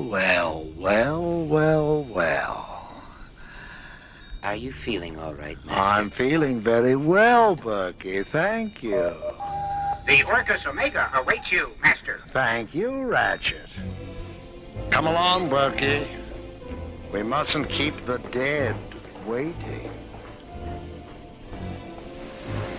Lethe's sinister supervisor and his assistant Berkey descend to the mortuary satellite's launch bay and board the sleek cobalt blue funeral ship Orcus Omega. Orcus, the ancient Roman name for Pluto, the god of Hades, and Omega, the Greek symbol for the end, the final singularity. Meanwhile, on Starlab, Ann Nicholson has just been told about the ISA decree to have her husband honorarily interred on Lethe. I can't help the way I feel, Maura. I am not going to Lethe, and that's all there is to it. Well, you still haven't told me why you won't go. It's grotesque. Taking him away from me like this, and hiding him in a place where I'll never see him again. Couldn't he be put in cryosuspension, Maura? Have you asked the council about that? Maybe there's still a chance that Richard could be brought back to me someday. And you know it's too late for that. All right. Then you take him to Lethe, Maura. You salute all those stupid flags and smell all those dying flowers. And, yes, listen to people who never knew him lie about what a good friend he was. There won't be any flags, Anne, or any flowers or speeches or anything like that. It's a private ceremony between you and Richard. Oh, I'm tired, Maura. Will you please leave me alone? All right. I'll be on the control bridge if you need me.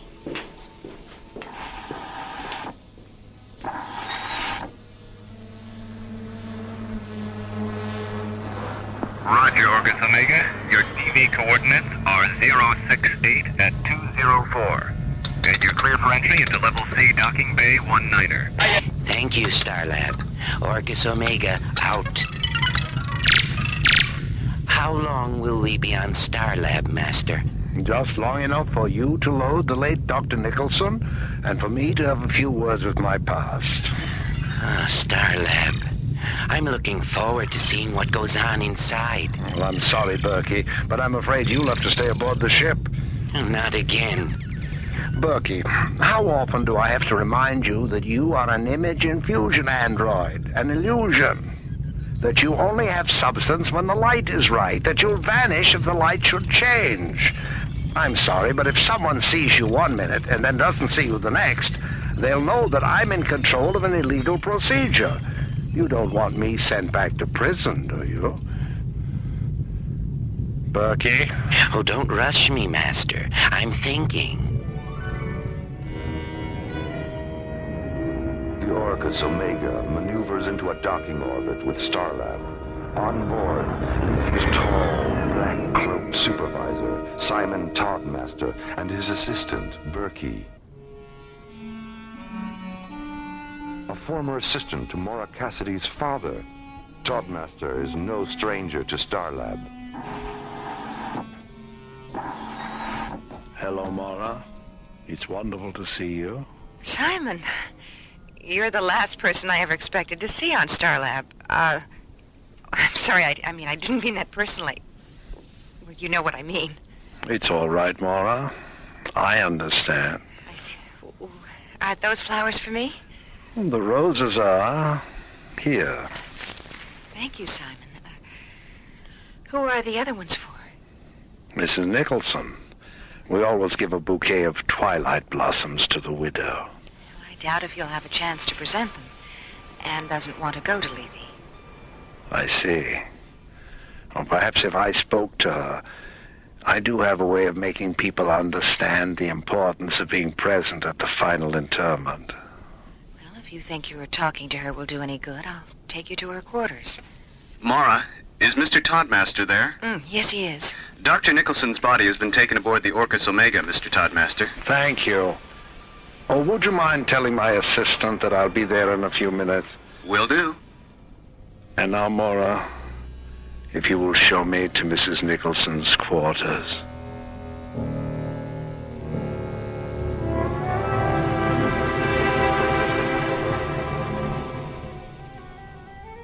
Yes, Mr. Toddmaster. The flowers are beautiful. What did you call them again? Twilight blossoms? That's right, Anne. Twilight blossoms. You know, when you first came in, I thought they were ugly. But there's something about their fragrance now that makes them seem so alive. Anne. Yes. Would you like to see Richard again? Alive? Oh, yes. Oh, yes, I want to see Richard. I want to hold him and touch him and talk to him. Then come with me to Lethe and have Richard back again. Oh, Richard, back again. Yes. Take my hand, Mr. Toddmaster. Lead me.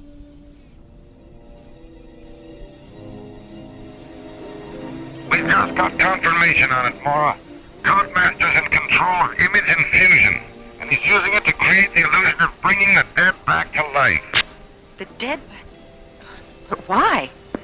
So he can extract classified military and scientific information from those who were at one time associated with the men and women now interred on Lethe. In some cases, it's a husband and wife would work together. In other cases, colleagues or fellow officers. I still don't understand, Commissioner. What exactly does he do? Well, he creates an image infusion replicate of the man or woman whose secrets he wants. Then he invites the husband or wife or former colleague to Lethe, drugs them, and puts them in the room with the replicate. The illusion is so perfect and the drug so effective that the people actually believe they're face-to-face with someone they once knew and loved. And the replicate Earthlight is programmed to ask questions designed to make people reveal what Toddmaster wants to know. It's insane. Commissioner, he's with Anne right now. Get on the intercom and tell her to stay put. I'll stand by. Anne! Anne, it's Mara. Hello, Maura. I'm feeling much better, thank you. Oh, thank heavens that you're still here. You were right about Mr. Toddmaster. He's persuaded me to go to Lethe after all. Anne, listen to me. And since I'll be back in a few days and didn't really feel like seeing anyone, Mr. Toddmaster suggested I leave this recording. Recording? Jerry! Yes, Mara. Shut the doors on the Orcus Omega's launch bay. Mara, the Orcus Omega took off 3 minutes ago. Oh, God, no. Was Ann Nicholson aboard? Yes, she was. Mara, what's wrong? Jerry, what's the Delta 1's ETA? 14 minutes, 50 seconds? Contact them right now. Give them the flight plan of the Orcus Omega and tell them to intercept it. Right. I was too late, Commissioner. They're gone. Gone? Damn. Is there anything you can do? Delta 1 is 14 minutes out. I've ordered John and Buddy to divert it and try to intercept the Orcus Omega. Stay with it, Mara. I'm coming up in the priority shuttle. I'll do my best, Commissioner. Mara, I just talked to Buddy and John. They can't do it. Delta 1 doesn't have enough fuel. All right. Contact the Stargazer security station. Tell them to scramble a pursuit cruiser. And find out who the pilot is. I want to talk to him.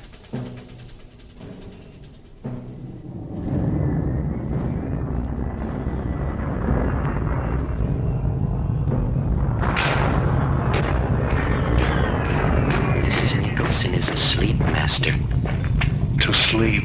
Perchance to dream, eh, Bertie? Dream? What's a dream, Master? An expedition to the interior of the subconscious. Something humans do when they sleep. What's the subconscious, Master? A place where secrets live. In Mrs. Thorndance's case, thought weapon secrets. In Anne's case, bacteriological warfare secrets. Disease weapons based on Richard's alien spore mutation research. Weapons so terrible, he hid the data tapes for them, and only Anne knows where they are. Amazing, isn't it, Berkey? The way a Twilight Blossom trance can bring out the best possible secrets about the worst possible things. Did she tell you where the tapes are? Not yet, but she will, when her dead husband rises from the grave and takes her in his arms again. Oh. In times past, there were legends and myths that told how the dead became the undead and walked the regions of night, passing ancient moonlit walls and mirrors, casting neither shadow nor reflection. But because dreams of resurrection are ageless and the powers of darkness infinite, the demon sorcerer of the past has reappeared as the Simon Toddmaster of the future. Simon Toddmaster, the resurrectionist of Lethe, a man walking the regions of night beneath the cold, moonlit skies of alien worlds.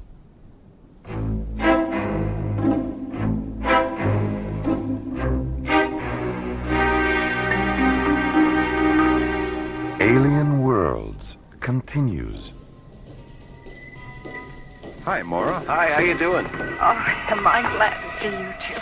What's been going on around here? Everyone looks so depressed. Well, losing Richard like that is part of it. Well, what's the other part?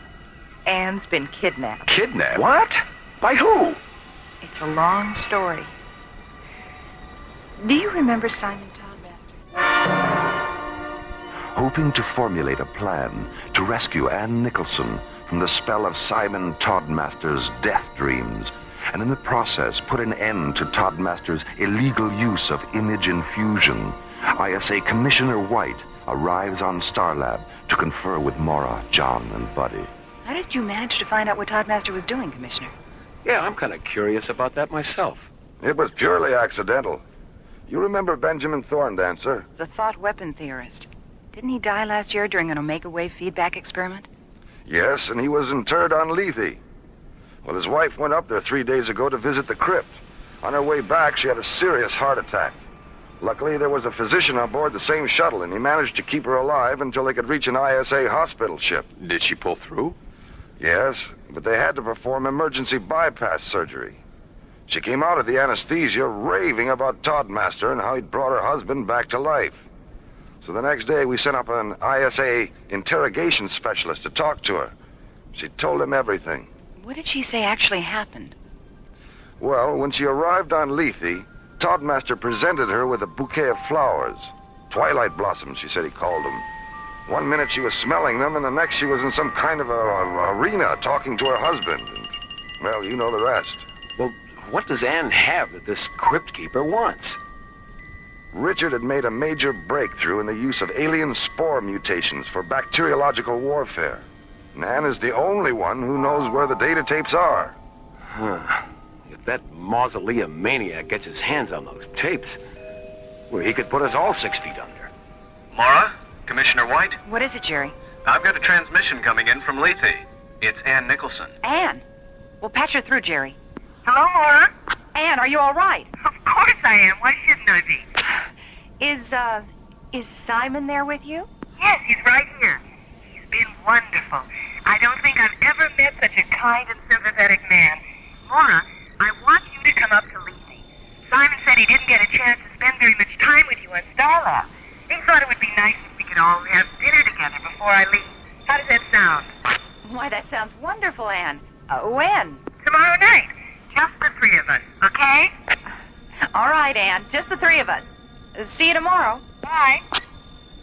Just the 3 of us, huh? John, Buddy, what do you say we make it dinner for 5? Well, I hope it's not formal. My electric tie and tails are still at the cleaners.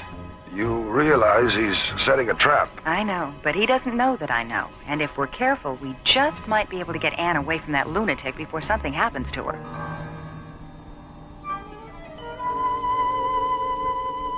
Old wine, sweet music, candlelight, delicious food, good friends. It will certainly be an evening to remember, won't it, Anne? Yes, it certainly will, Master. 18 hours later, Delta One blasts off from Starlab and streaks toward Lethe.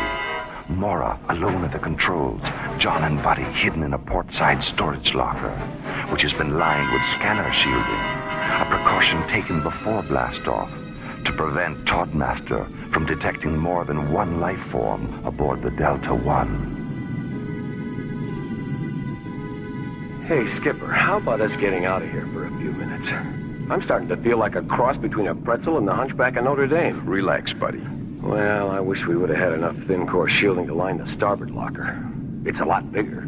Sorry, buddy. What do you think Toddmaster would do if he detected more than one life form aboard? Oh, please, don't tell me. He'd probably kill Anne and blow the Delta One into the next galaxy. Oh, Skip, I told you not to tell me. Berkey, would you mind stepping in here, please? Not at all, Master. Here I am, Master. Where? Right here in front of you. Berkey, you've gone transparent again. Step back into the light a little bit. Thank you. Sorry I disappeared like that. That's all right, Berkey. It wasn't my fault. I didn't say it was. You built me. I can't help it if I'm here today and gone tomorrow. Berkey, if you don't pay attention, you're going to be gone tonight. Oh, my. How's Mrs. Nicholson? Who? Berkey, I'm warning you. I put fresh bouquets of twilight blossoms around her bed, just as you ordered. She's sound asleep.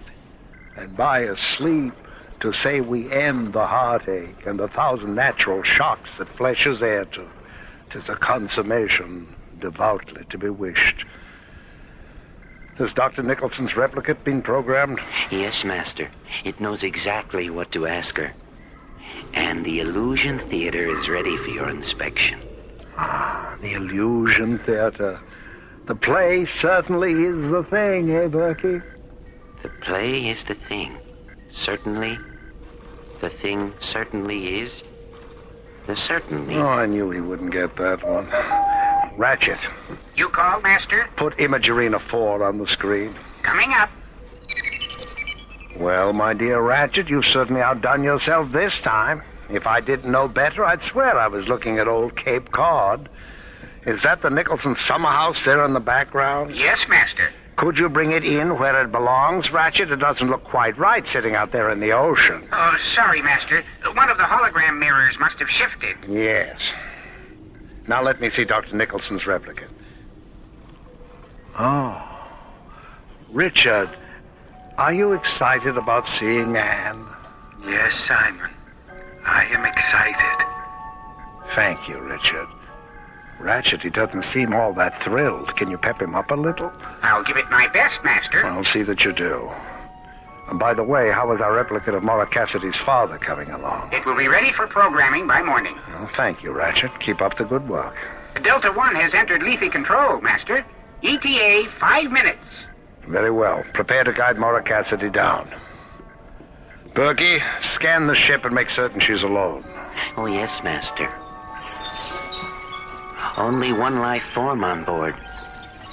Lethe control to Delta One. Retro to descent. Maura orbits the Delta One into a descent vector above Lethe. John and Buddy hidden in a shielded storage locker to prevent detection by Lethe's life form scanners. Their safe arrival, the first stage of a plan to rescue Ann Nicholson from Lethe's mysterious mortician, Simon Toddmaster. An undertaking which will soon continue with a quiet dinner between Maura, Anne, and Toddmaster, and hopefully end with Toddmaster getting his just desserts. Roger, Lethe Control. I'm on the pad.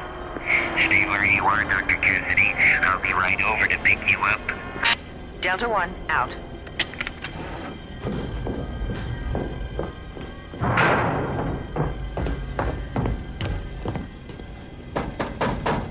You two all right in there?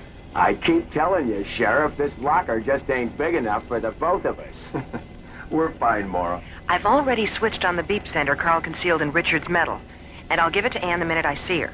Your micro receivers are on the console. One of them is tuned to Anne's beeper. The other one is tuned to my button transmitter. Dr. Cassidy. For God's sakes, don't lose track of us. Coming!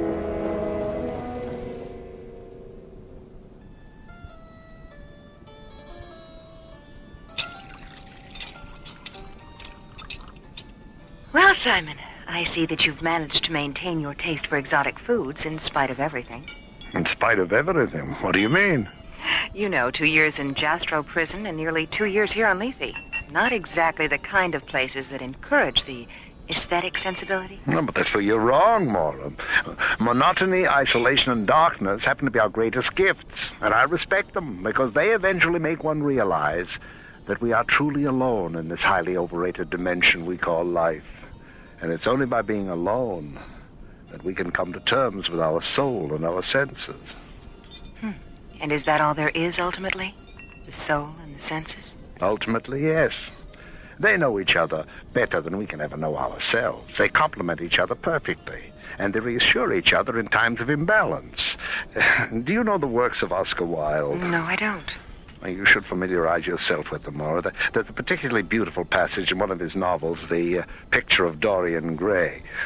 Dorian is out in the garden drinking in the sweet perfume of the lilac blossoms, and Lord Henry walks to him and says, "You're quite right to do that, for nothing can cure the soul but the senses, just as nothing can cure the senses but the soul."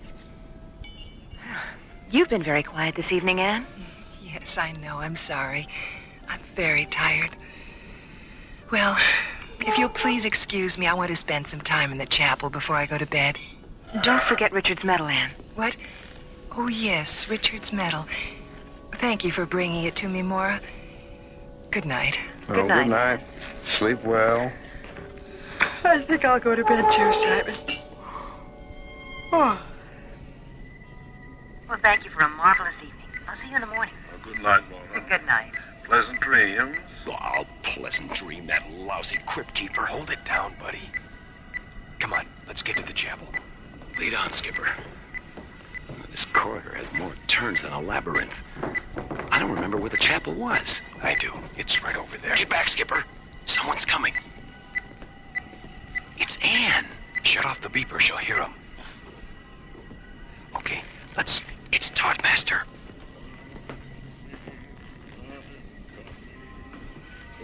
I hear those gentle voices calling.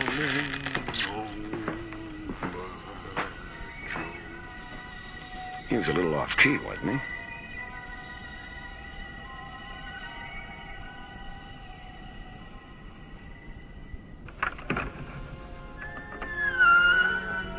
Lovely, isn't it, Anne? The way the candlelight transforms the flowers into living shadows. Oh, yes. Beautiful. Richard is waiting.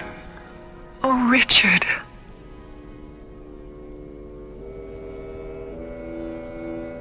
I'm not saying this place is cold, Skipper, but if I had any brass monkeys, this is the last place I'd keep them. Take it easy. Here comes Mara. Mara, over here. Where's Anne? She and Toddmaster went into the chapel a half hour ago. Half an hour ago? Well, come on. Ready? Let's go. They're gone. John, the beep scanner. Over here. She's behind the wall. Well, feel around for a lever or something. Here, behind the tapestry. Hey, get this. A real-life secret panel.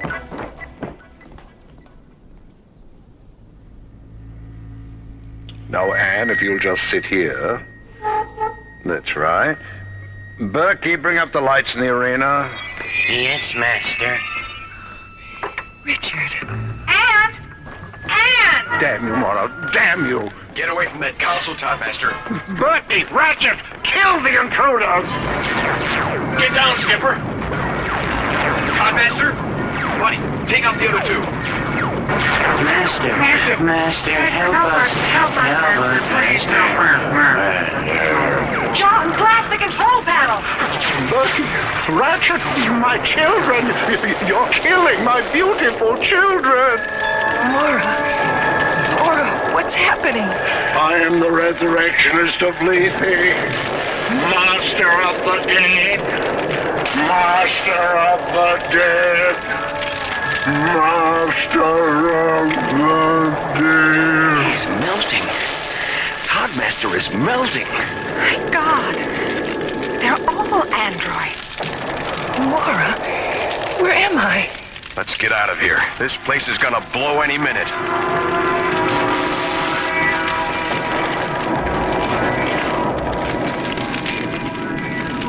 For Anne Nicholson, a narrow escape from the machineries of deception and death. For Mora, John, and Buddy, another experience to be filed away under the heading of attempted immortality. And for the android Simon Toddmaster, the sudden disquieting stillness that visits all things electric when the power fails and the lights go out. An artificial man with a synthetic mind, incapable of knowing creation's most perfect flesh and blood law. That death, like life, is its own master. Well, how's Anne today, Mora? Oh, fine, Commissioner. Dr. Rossiter says she'll be able to go back to Tero tomorrow. Is it true about Simon? Yes, an ISA security squad found his body this morning. It was in a sealed crypt under the floor of the chapel. Spectrocyte poisoning. A laboratory accident a long time ago. Never told anyone. How did you find out? A diary in his casket. You should all read it sometime. He was an extraordinary man. He perfected image infusion for use as a holographic communicator. Nothing more. And because he knew he'd die before he'd finish it, he built a synthetic alter ego to carry on his work. Well, I've got a shuttle waiting. Goodbye for now, and again, congratulations on a job well done. Thanks, Commissioner. Goodbye, Commissioner. We'll talk to you later, Mara. I'll be here. Library. Ingrid? It's Dr. Cassidy. Will you please check and see if there's anything down there by Oscar Wilde? I'm interested in one of his novels. The Picture of Dorian Gray.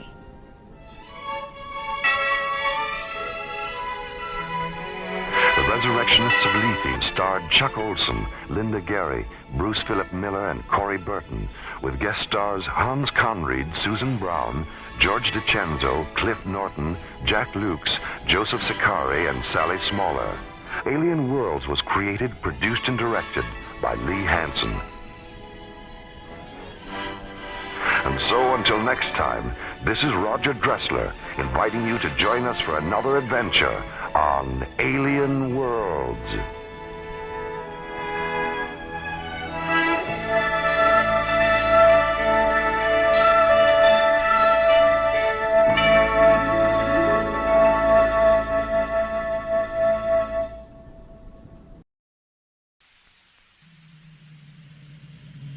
Slowly rotating at the edge of deep space, 1,000 kilometers beyond the atmosphere of 21st century Earth, is the Arthur C. Clarke Astronomical Observatory, Starlab. Here, Starlab Research Director Maura Cassidy and scientists and technicians of the International Space Authority watch over the countless stars and planets that fill the silent distances beyond the giant space station. This week, Maura Cassidy and Space Exploration Team Captains John Graydon and Buddy Griff cross the Himalayan parallel and encounter one of mankind's oldest legends on the high plateaus of Tibet, a land whose windswept frontiers guard the extraterrestrial secret of something pale and strange, something which has fallen to Earth during an interstellar journey between alien worlds.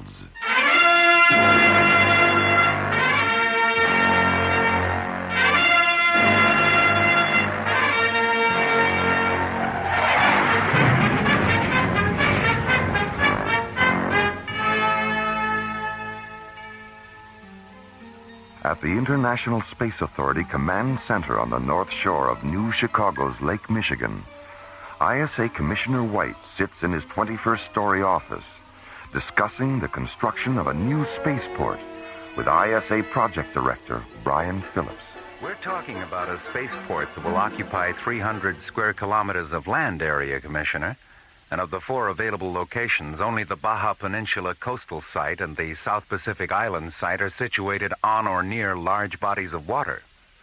Well, we both know the advantages of having spaceports near the water. Let's take another look at the pre-construction profile tapes for the Baja site. Commissioner. What is it, Katie? Comm Center has a transmission coming through from the ISA tracking station at Tikal, Tibet.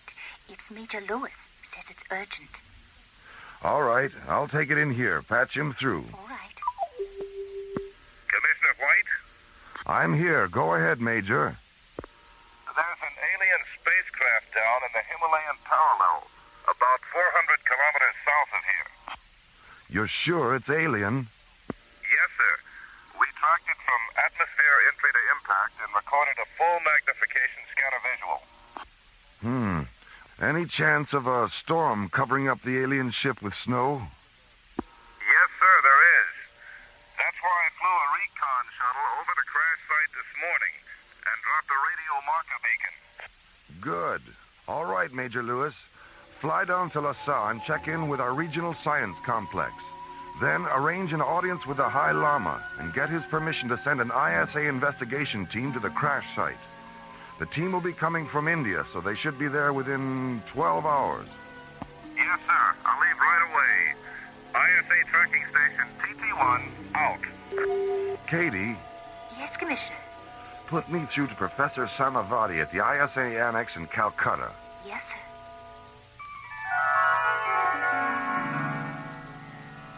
Half an hour after receiving Commissioner White's transmission, Professor Samavati sends an ISA security officer to Calcutta's Royal Hyperion Hotel with a message for Starlab Research Director Maura Cassidy. Who is it? Lieutenant Chapman, ISA Security. Dr. Cassidy? Yes? I have a message from Professor Samavati. Thank you. Well, that's the end of our vacation. Has transportation to Lhasa been arranged? There's an ISA priority shuttle waiting at the Rosalila spaceport.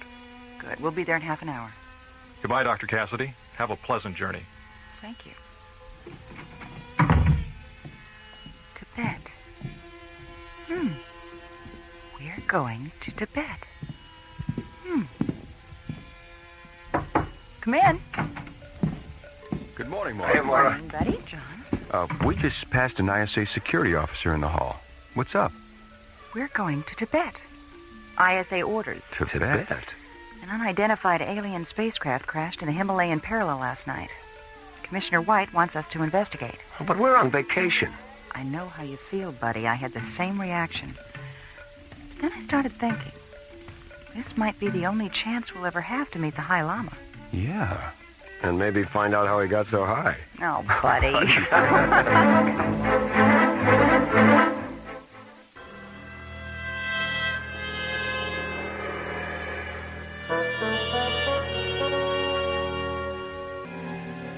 An unidentified alien spacecraft has crashed in the Himalayan parallel, 100 kilometers south of Lhasa, the capital city of Tibet. After being notified of the crash by an ISA tracking station, Commissioner White sends a message to Calcutta, ordering Maura Cassidy, John Graydon, and Buddy Griff to interrupt their vacation and investigate the incident. 20 minutes later, Maura, John, and Buddy board an ISA jetcopter on the roof of Calcutta's Royal Hyperion Hotel and take off for the Rasa Leela spaceport, located on the Bay of Bengal. I wish we could have spent more time traveling across India. It's really an amazing country. Yeah. So interesting. You know what I like most about it? What? Well, all the things that are holy. I mean, they've got holy cows, holy rivers, holy smoke. Buddy.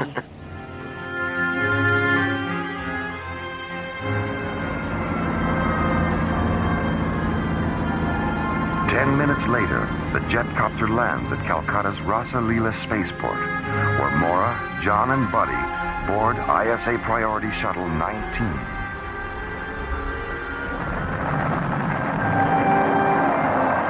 Then, as the new morning sun fills the blue waters of the Bay of Bengal with scatterings of brightness, the shuttle lifts off, banks 90 degrees, and rockets away toward the wind-swept high frontiers of Tibet.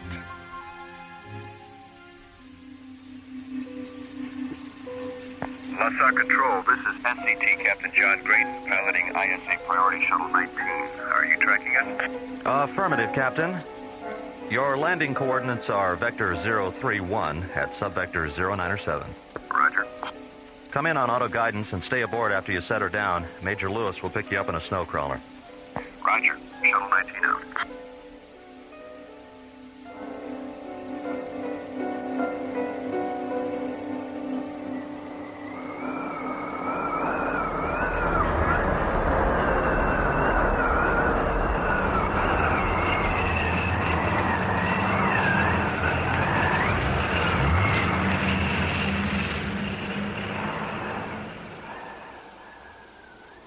Would anyone care for more tea? Thank you. I wouldn't mind another cup, Major.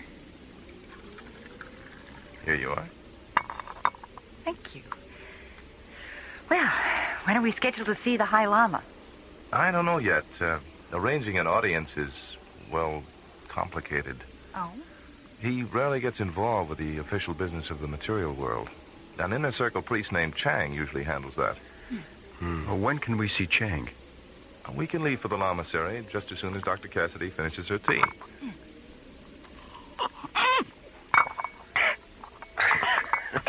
Are you all right, Maura? I think so. You'll have to excuse Dr. Cassidy, Major. Her table manners are usually beyond reproach. Funny.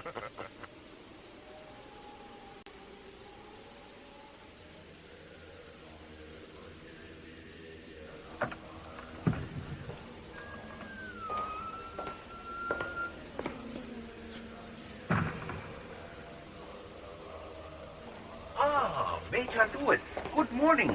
Good morning, Chang. Good to see you. I'd like to present Dr. Maura Cassidy, Captain John Graydon, and Captain Buddy Griff. How do you do, sir? Nice to meet you. So, Have you traveled here all the way from Starlab to investigate the fallen alien spacecraft? No, we were... You know about Starlab? We are as devoted to transcendental science as we are to the mysticism of our religion. The basic precepts of Theravadan Buddhism and the underlying concepts of astrophysics are quite similar, you know. Yes, I know. Every day we spend on Starlab makes us realize that more and more. Chang, have you mentioned the alien spacecraft to the High Lama? I did not have to.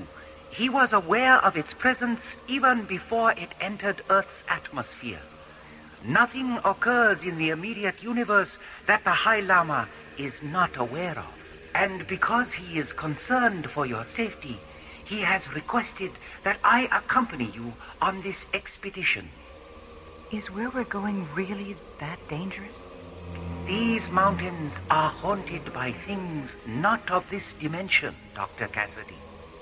Invisible things that hide in the ice and light and wind, waiting for the intruder to make his first fatal mistake.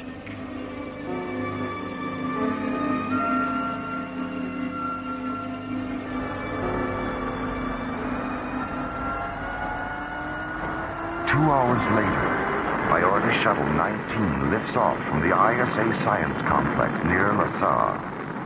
At an altitude of 30,000 feet, John turns the shuttle due south and jets toward the snow-swept Kurakal Plateau, deep inside the Himalayan parallel.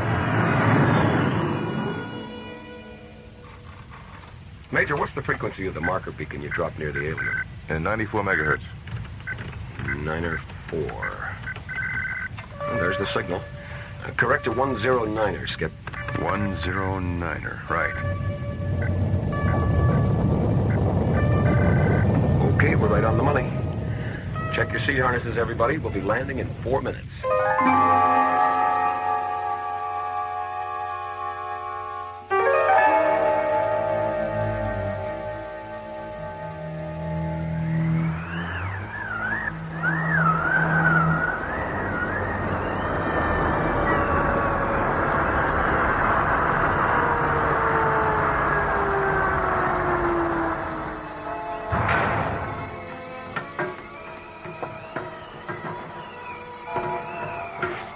Not very big, is it?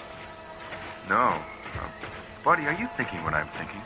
That it looks more like a multi-atmosphere drone than an interplanetary spacecraft? Yeah. What makes you think it's a drone? The size, for one thing. It's only about 12 meters long, so it couldn't have carried more than 10 or 15 minutes worth of fuel. Yeah. And look at the thruster nozzle. That kind of residue is a byproduct of short-range solid propellant, not long-range liquid. Well, the only way we can be certain is to take a residue sample into the shuttle and analyze it. Okay, I'll get the... What was that? Sound. Did you hear that? It is the voice of the Yeti. Abominable snowman? His cries have echoed through these mountains for centuries.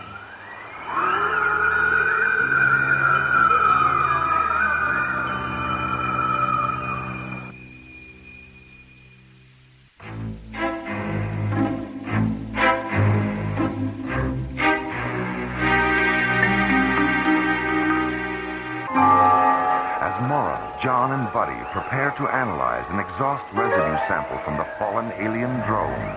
The cold Himalayan wind carries the sound of something wild and unearthly across the Kurakal Plateau.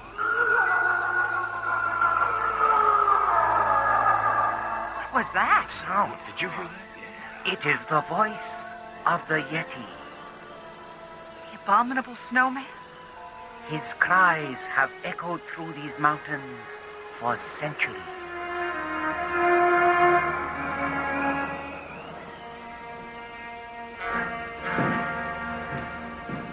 You two still at it? Maura, I thought you were asleep. I tried, but... What time is it? A few minutes past midnight. What about Chang and Major Lewis? We're back in the starboard cabin. Chang's meditating, and Major Lewis is sound asleep. Ooh, it's freezing in here. Why is the port open? Oh, we collected so much scanner data from the drone today, we thought we'd better start indexing some of it.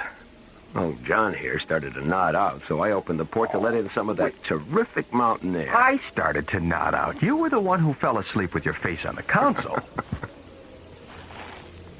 Listen. There's something walking around outside. John, the port. Can you see anything? No. It's pitch black out there.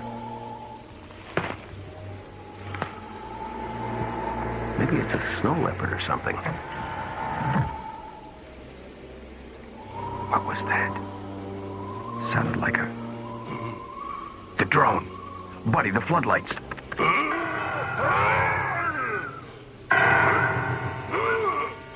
God, it's a Yeti. Well, let's get out there. Grab a couple of blasters, buddy. Right.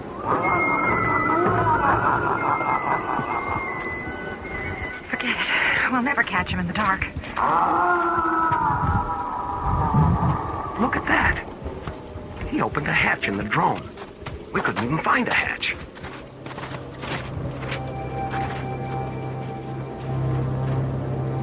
Boost me up, Skip. What's inside, buddy? Racks full of spare parts and tools. Looks like a maintenance depot in here.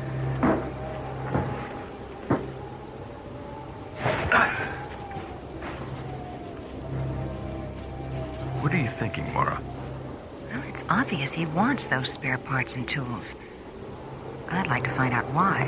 You're not the only one. Let's try and get some rest. We'll track him with a portable lifeform scanner when the sun comes up. The invisible fingers of the universe move across the ebony sky. Night slides away like soot rubbed from glass. The misty gray spaces fill with thick veins of purple, red, and rose. The veins silently rupture, flooding the sky with the dazzling brilliance of this planet's closest star, dawn over the Himalayas.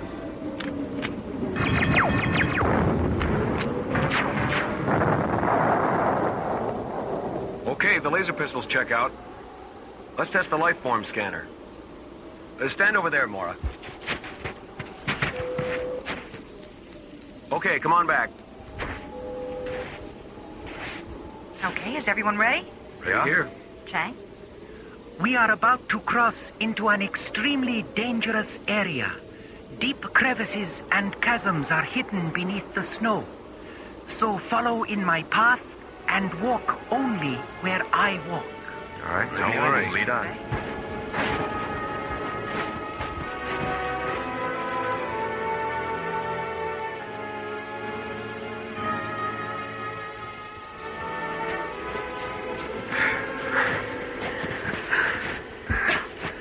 It's true what they say about long-distance perception, isn't it?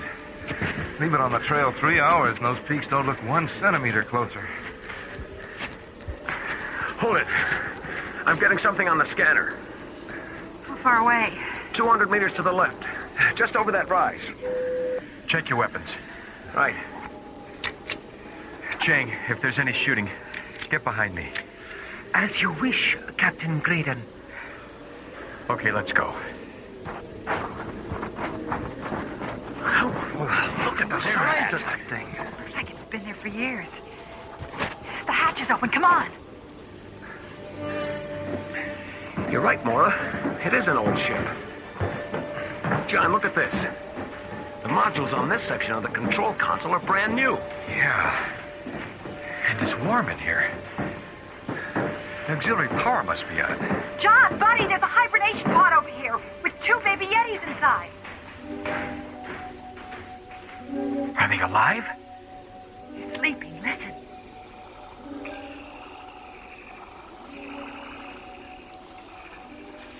Hold on a minute. There's something outside.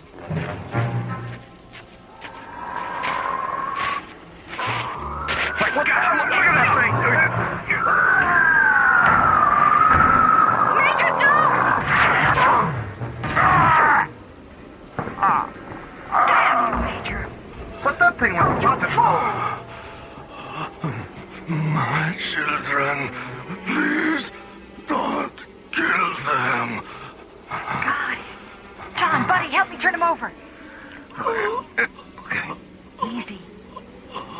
Easy. Chang, he's bleeding to death. Do something. Captain Griff, my physician's pouch on the floor behind you. Here. God, what have I done?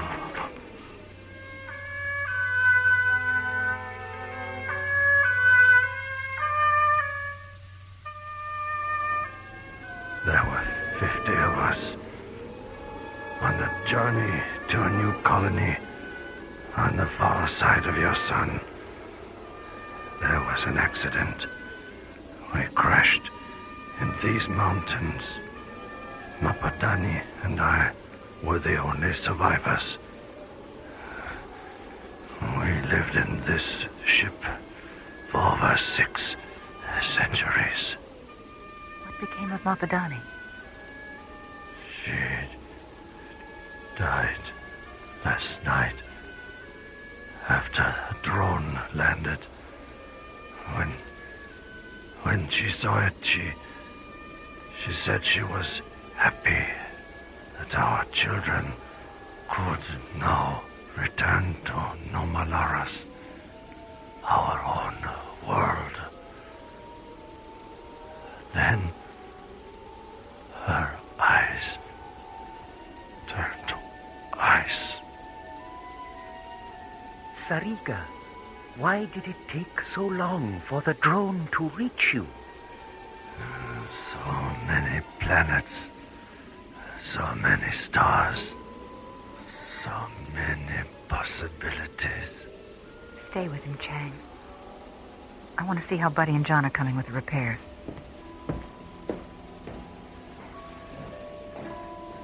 Take my hand, Chang.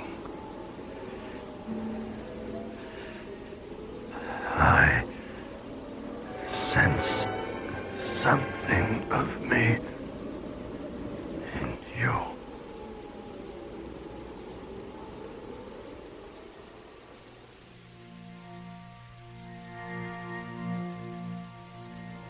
Everything checks out, Mora. We followed Sariga's instructions to the letter. There really wasn't all that much to do. He'd finished most of the repairs himself. What about auto guidance?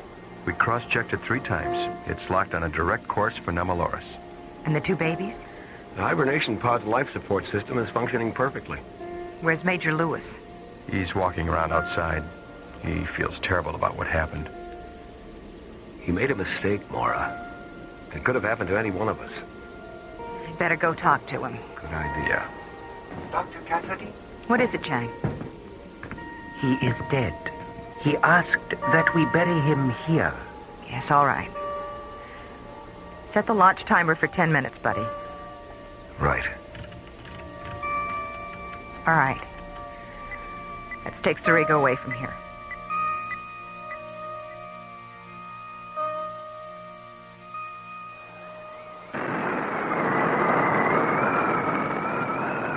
Goodbye, little guys. Good luck. I wish I could think of something to say. Your sorrow about taking Sariga's life is much greater than his was about losing it, Major. You were afraid. Sariga understood that. And his was a spirit that believed in forgiveness. That kind of spirit will rise up on this planet one day. But not until this world comes to terms with the next world and realizes, like Sariga did, that life isn't everything. Nothing is.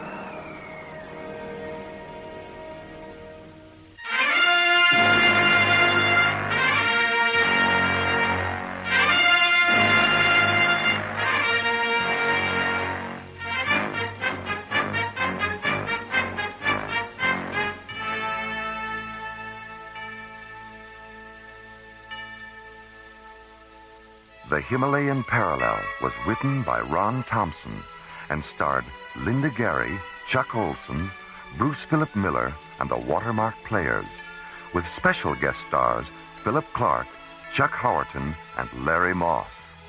Associate producer Ron Thompson. Music director, Tom Rounds. Engineer, Stu Jacobs. Assistant to the producer, Jim Cook. Technical consultant, Peter Sky. Alien Worlds was created, produced, and directed by Lee Hansen. And so, until next week, this is Roger Dressler, inviting you to join us for our next adventure from the elsewhere and elsewhen of Alien Worlds.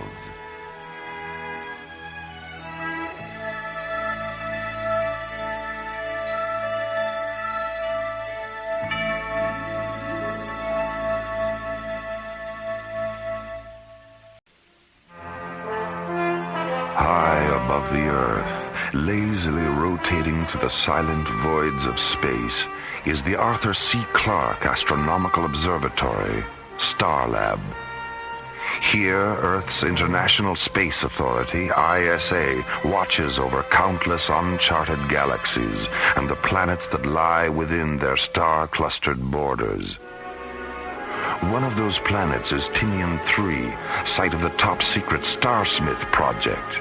Beyond the atmosphere of Tinian 3, a sudden, unexplainable incident whose momentum will soon carry Starlab Research Director Maura Cassidy, Captains John Graydon and Buddy Griff, and the Starsmith project itself into the unknown territory of Alien Worlds.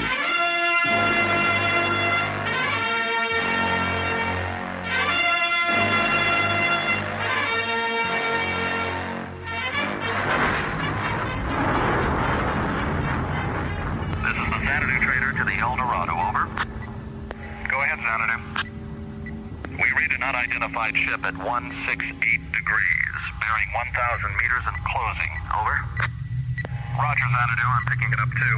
Switch to visual. Let's have a look at her. Over.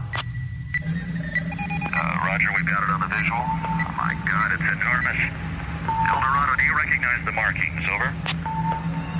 Negative, Xanadu. Wait a minute, Bill. I'm picking up a tractor beam generator impulse from the UFO. They've locked onto us, Xanadu. They're overriding our shielding circuits. Bill, I see another tractor beam nozzle. Get out of here. Dive. Xanadu, we're inside the UFO. They're closing the hatch on us. I can see. Starlab Control, this is the Xanadu trainer. We have a condition red alert. Repeat, red alert. Coordinates 595. Do you read? Over. Starlab Control to Xanadu Trader. Starlab Control to Xanadu Trader. There's too much static on this frequency. Switch to subchannel 4. Roger, Starlab Control, subchannel 4. How do you read me now? Over. 4 by, loud and clear. Go ahead. We've just been attacked by an unidentified alien vessel. Huge. Twice the size of a Viking-class cruiser. What's your location, Xanadu? We're orbiting in a descent vector over Tinian 3. Triangulator coordinates 5, 9, or 5. Any damage? Negative, but the other freighter is gone. The El Dorado. She was orbiting with us. Destroyed? No, the alien didn't fire a shot. They locked onto the El Dorado with a tractor beam and took her aboard through some kind of recovery hatch. What was the El Dorado's cargo? Same as mine. Classified hardware for the Starsmith project.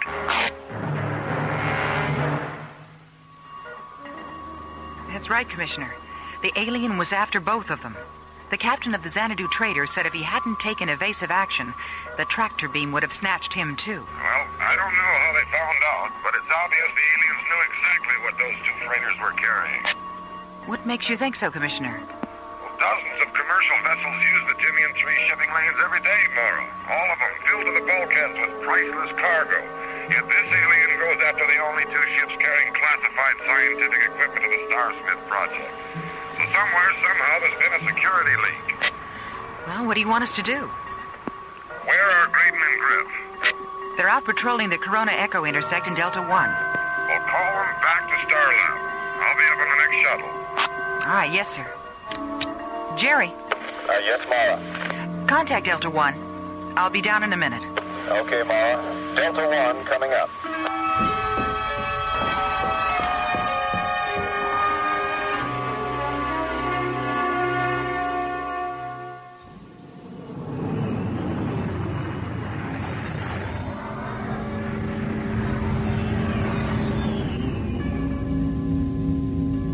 Skipper, take a look at the echo pattern on G-monitor.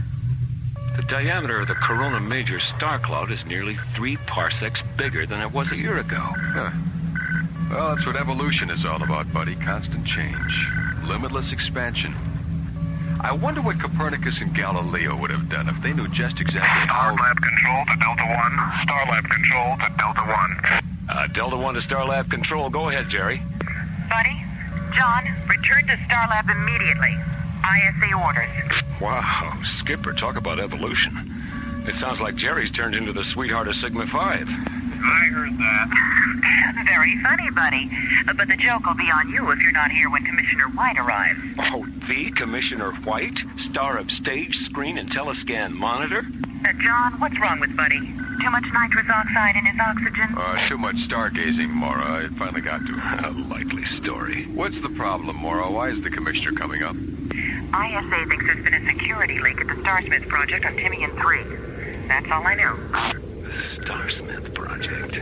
All right, Mora. We're on our way. Delta 1 out.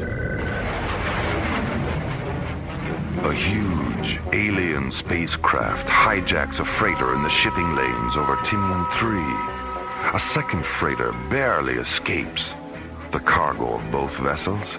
Classified scientific equipment for the Starsmith project. A secret ISA installation on Timian 3. A lonely, Earthlight planetoid orbiting at the threshold of alien worlds.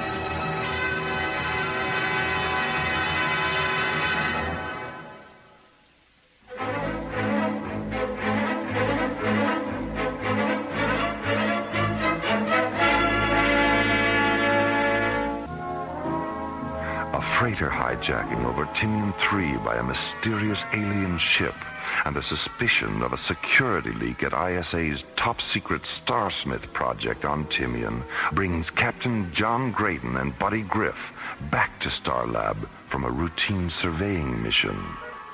I never heard of the Starsmith project, Mora. What is it? Search me, Buddy. Well, I don't mind if I do. John, I think we'd better depressurize Buddy's libido before it's too late. Saved from a fate worse than death. Hiya, Commish. Hello, Buddy. John, Mora. Hello, Commissioner. Have you told him about the freighter hijacking, Mora? Yes, sir. All right, here's the rest of it. 3 months ago, Professor Logan Starsmith came up with a workable blueprint for a new hyperdrive unit, the SPA-1, the Starsmith Parsec Accelerator. It won't replace the HD-4 units now in service, but used in conjunction with them, the SPA-1 will increase their power by a warp factor of 10. A warp factor of 10? Well, that's a 5-magnitude increase. That's right, John. Now, our defense system depends on having the fastest ships in the galaxy, and to prevent the SPA-1 from falling into the wrong hands, we've kept it under wraps. We even had the various components built at separate locations. Now, 2 weeks ago, we reopened the ISA Plasmatron laboratory on Timian 3 so Starsmith could assemble the unit. He took some of the components with him. The rest were aboard the Eldorado and the Xanadu Trader. Well, how many people knew what the freighters were carrying? Only Starsmith.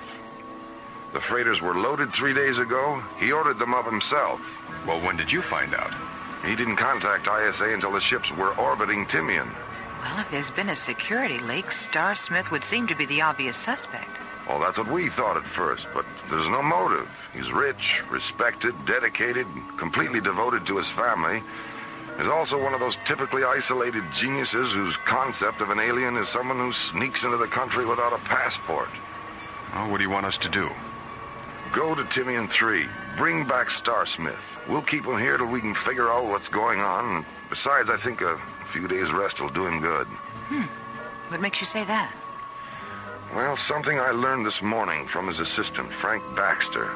He and Starsmith were taking a walk last night when Starsmith stopped, stared up into the sky for a long time, and then he said, "All my children are dying." And then he started to cry.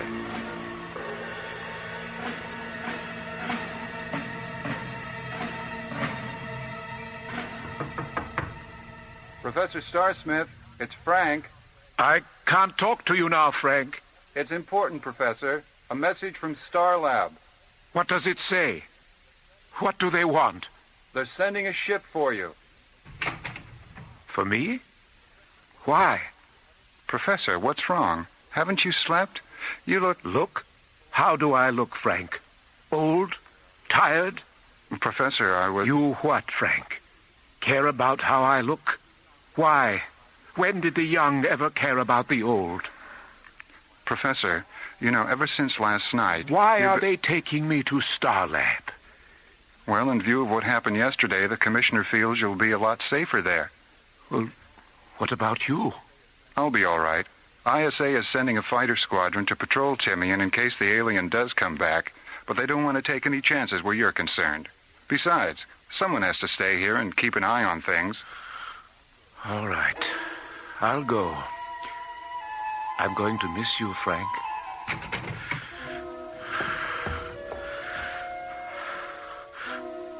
Are you still here? Yes, Logan. I'm still here. Then please finish with me for God's sake. I can't stand the pain.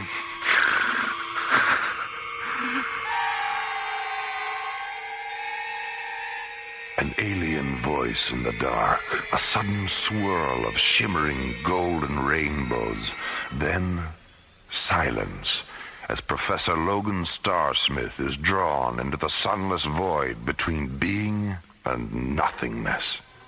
Meanwhile, aboard Delta One, John Graydon and Buddy Griff are crossing another void, the space between Starlab and Timian 3, a distance normally measured in days, about to be compressed into one measured in minutes. Okay, buddy, let's start the switch over to hyperdrive. Pulse converters? Pulse converters. Check. Shift register circuits A through E. A through E. Check. Sequencer links to substatus screen. Substatus screen. Check. Primary and secondary parsec refractors. Parsec refractors are in phase. All right. Synchronize timers for a -15 interface. And hold on to your hat. Timers are set and counting. Hat is firmly gripped. Check. Oh, if only Werner von Braun could see us now. Who knows, buddy? Someday if we stay in hyperdrive long enough, maybe he will. We're through. There's Timian. You all right, Skipper? Yeah, fine. How about you? Okay. Except that now I'm 3 days late for my date with that cute little Mycroft technician. 3 days late? Yeah. We were supposed to go out the day after tomorrow. Right. Roger, Delta One. Stay aboard. We'll rotate the pad. Professor Starsmith will be right there. Roger, Timian Control. Tell them to use the starboard ramp. We've already got the hatch open. Roger, Delta One. Personnel ramp 5. Professor? All right, Lieutenant. Thank you. You're sure you're all right, Professor? Yes, Frank, I'm sure. I was just going through one of those neurotic episodes we so-called eccentric geniuses are famous for. Well, I'll do my best to hold things together while you're gone. Excuse me, Professor, but you'd better hurry. The magnetic storm we've been tracking is moving in fast. Another 15 minutes and you won't be able to launch. I'll be in touch, Frank. Goodbye, Professor. Take care of yourself.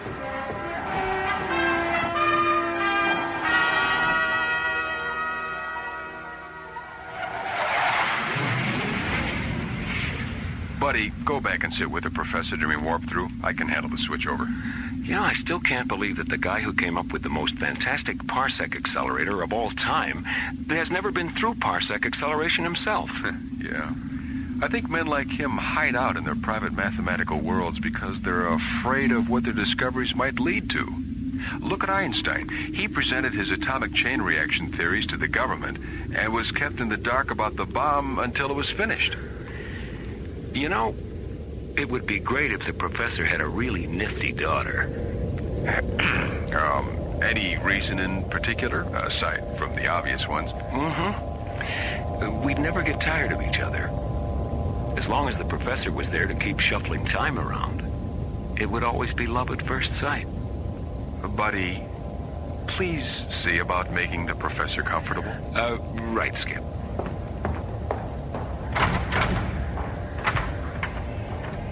How you doing, Professor? A little nervous, but other than that, I'm fine. Well, you'll experience a little blurred vision at light speed, but that'll clear up as soon as we warp through. Don't worry about a thing. I'll be right here beside you all the way. I appreciate that, Captain. Thank you. All right, gentlemen. Timers are synchronized for a -10 interface. See you on the other side. Here we go.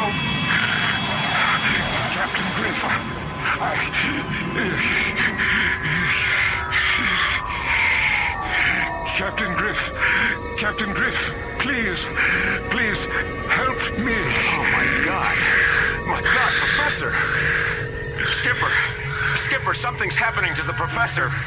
Buddy, what's wrong? Oh, my God, he's shriveling up. He's dehydrated. I can see his cheekbones. Rainbows. Golden rainbows are spilling out of his eyes. As Buddy Griff looks on, helpless, Professor Logan Starsmith undergoes a strange and terrifying metamorphosis. An unexplainable transformation that slowly reveals he is neither terrestrial nor humanoid, but is instead an inhabitant of alien worlds. Returning to Starlab from Timian 3, Delta One has warped through the time-space continuum. A routine hyperdrive procedure normally harmless to both terrestrials and extraterrestrials. But as Buddy Griff looks on in disbelief and John Graydon frantically radios ahead, their passenger, Professor Logan Starsmith, as a result of the warp-through, is undergoing an astonishing transfiguration. You heard me the first time, Jerry. The professor is changing into some kind of alien life form. Notify Mora and the commissioner, and tell Dr. Rossiter to get down to sickbay and open up the alienology unit. And get us aboard now. Whoever this creature is, he's dying. Starlab control to all incoming traffic. Hold your positions. We have an emergency. Dr. Rossiter, report to sickbay. Prepare the alienology unit. Starlab to Delta One. Red Vector approach 589er. Bay 14, level C. I'm opening the doors now.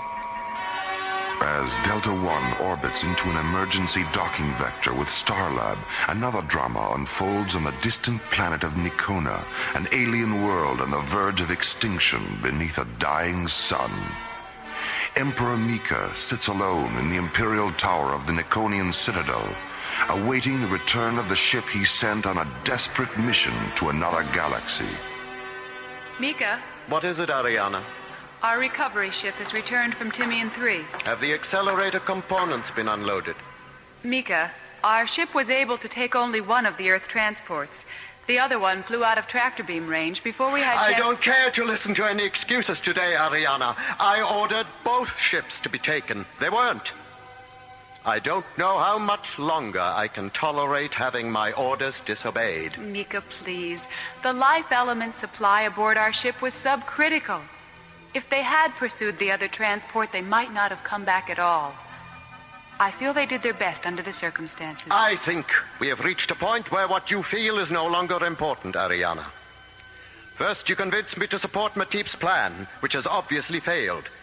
Now, you stand there and suggest that failure to carry out a direct Imperial edict is acceptable under the circumstances. Mika? Nikona is dying. That is our only reality. And survival by any means possible is our only concern. Disobedience and failure, regardless of the circumstances, are inexcusable, and they have no place in an unforgiving and uncompromising universe. There was a time when you understood failure. Was there? I doubt it. What's being done with the crew of the capture transport? They're being held in the Legionnaires' quarters. Have them taken to the cells. No, Mika, I won't. There's no reason to make them suffer your disappointment. I see. Andros. Yes, Mika?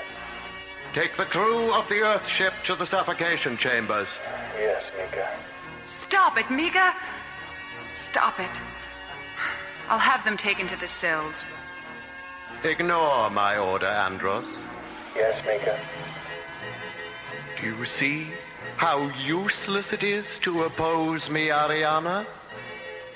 I know you think I have become a sadistic tyrant. But I am the Emperor of Nikona, and our situation is desperate.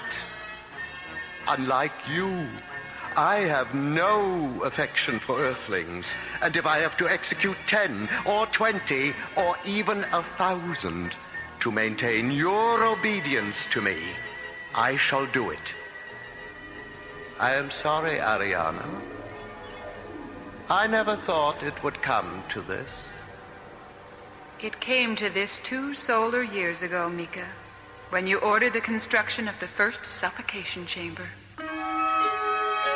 Meanwhile, on Starlab, Delta One has docked, and the mysterious being Professor Starsmith has become lies near death in Starlab's alienology unit. Collapse at 1723 UIT. Mark. Right and left lobes are 100%. What are his chances, Diana? We won't know until Mycroft finishes analyzing the pathological data. But if his body fluids keep misting out of him like this, he won't last another hour. Sandy? Yes, Doctor? How are you coming with the anti-dehydration chamber? Just a few more minutes. Captain Griff, you said his eyes were hemorrhaging golden rainbows. How long do they do that? Well, it all happened so fast. 15, 20 seconds, maybe. Were his eyes transparent before the hemorrhage or after? Before. His eyes changed, and then the rainbows just spilled out. What is it, Diana? You have that look on your face. The eye phenomena. I've read about it before. Captain Graydon, did you witness any part of the reversal process? No, I didn't. By the time I got to the passenger deck, Professor Starsmith was gone, and this alien was there, strapped in next to Buddy. Diana, why does he still have one human hand? His bioenergy discharged too fast during the reversal to neutralize all the exterior synthetic tissue. It'll disappear if we can get him stabilized. If? Diana, we've got to. He's the only one who knows where Professor Starsmith is and what this whole incident is all about. The chamber's ready, Doctor. Thank you, Sandy. Oh, Sandy, see what you can find in the alien medicine bank on ophthalmic hemorrhage reaction. I'll call you from the display terminal. Let's get him into the chamber. Maura, if you'll just open the main chamber. Children, Siata, Ut, Omitas, Matibsa. I'll miss you, Frank. Linguistics, it's Dr. Cassidy. I want 2 Omnivox technicians and a portable phonetics decoder in the alienology unit immediately. Riata, Forma, Anissa. Thank you, Captain Griff. Buddy, he's talking to you. Why me? You were the last life form he saw before the transformation. I don't know what to say to him. Dr. Rossiter, Sandy, the alien is an inhabitant of the Nikonian Empire. Nikona, of course. Sandy, is the pathological data ready? It just came off. I'm on my way down with it. Matibsa, I'll miss you, Captain Griff. Diana, he's not breathing. Do something. Oh, I'm sorry, Mara. He's gone. I'm going to miss you, Frank.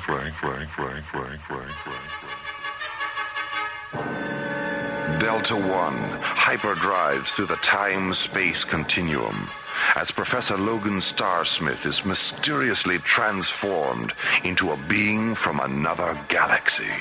A creature so badly injured by the warp-through ordeal that Dr. Diana Rossiter, Starlab's executive physician, is unable to save him. And somewhere in the vast reaches of space beyond Starlab, the real Professor Starsmith waits, lost behind one of those countless secret doors that open onto alien worlds.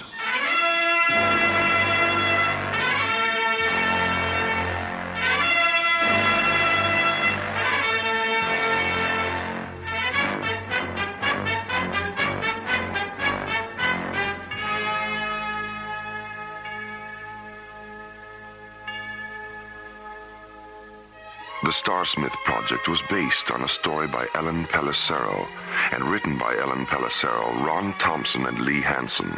Associate producer Jeff Allen. Music director Tom Rounds. Engineer Stu Jacobs. Assistant to the producer Laurie Tyler. Technical consultant Peter Sky. Alien Worlds was created, produced, and directed by Lee Hansen. And so, until next time, this is Roger Dressler, inviting you to join us for the conclusion of the Starsmith project on Alien Worlds.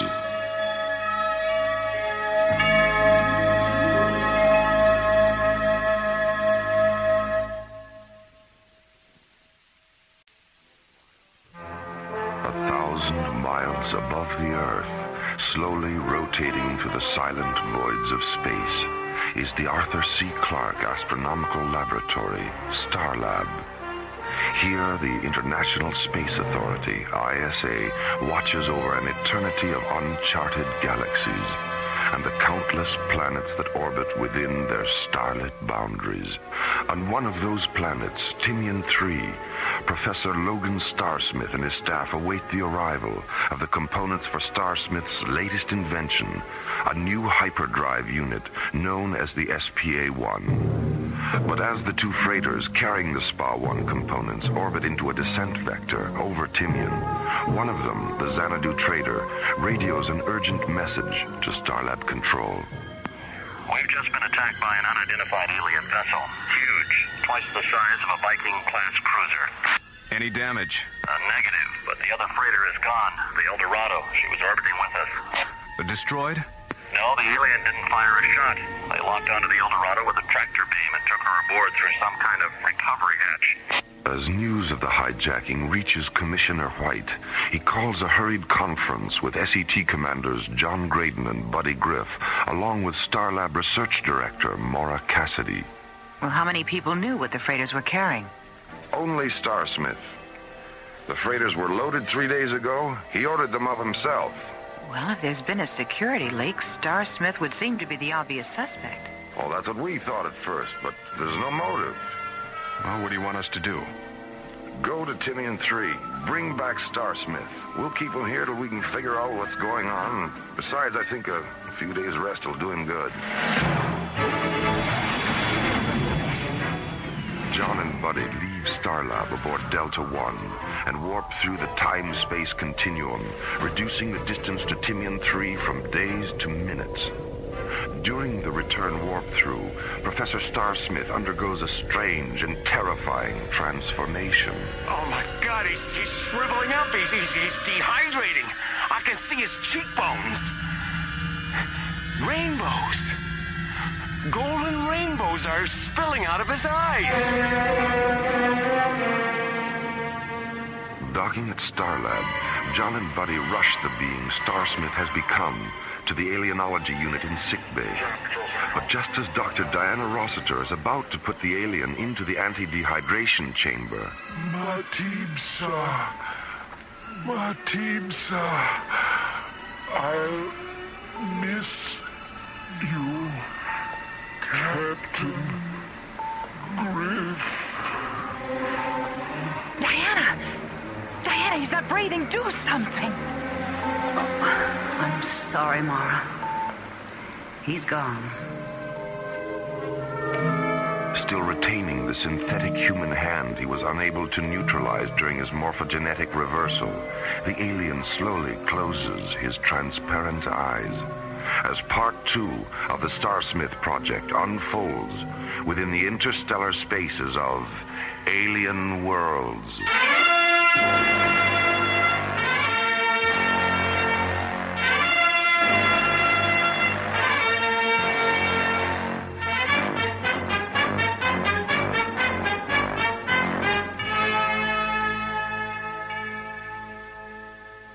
right and left lobes are 100% negative function. Body temperature is centigrade. Doctor, look.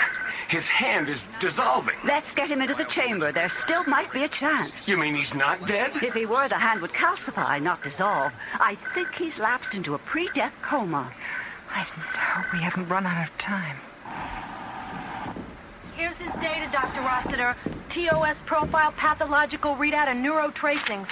Nitrogen, oxygen, neon theta, hydrogen, paragen violet. His cells are 92% paragen violet.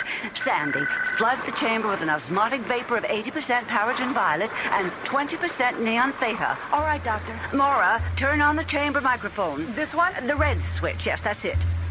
Captain Griff. I'm right here. I was afraid. You don't have to be afraid anymore. We're all here to help you. Then you should know me.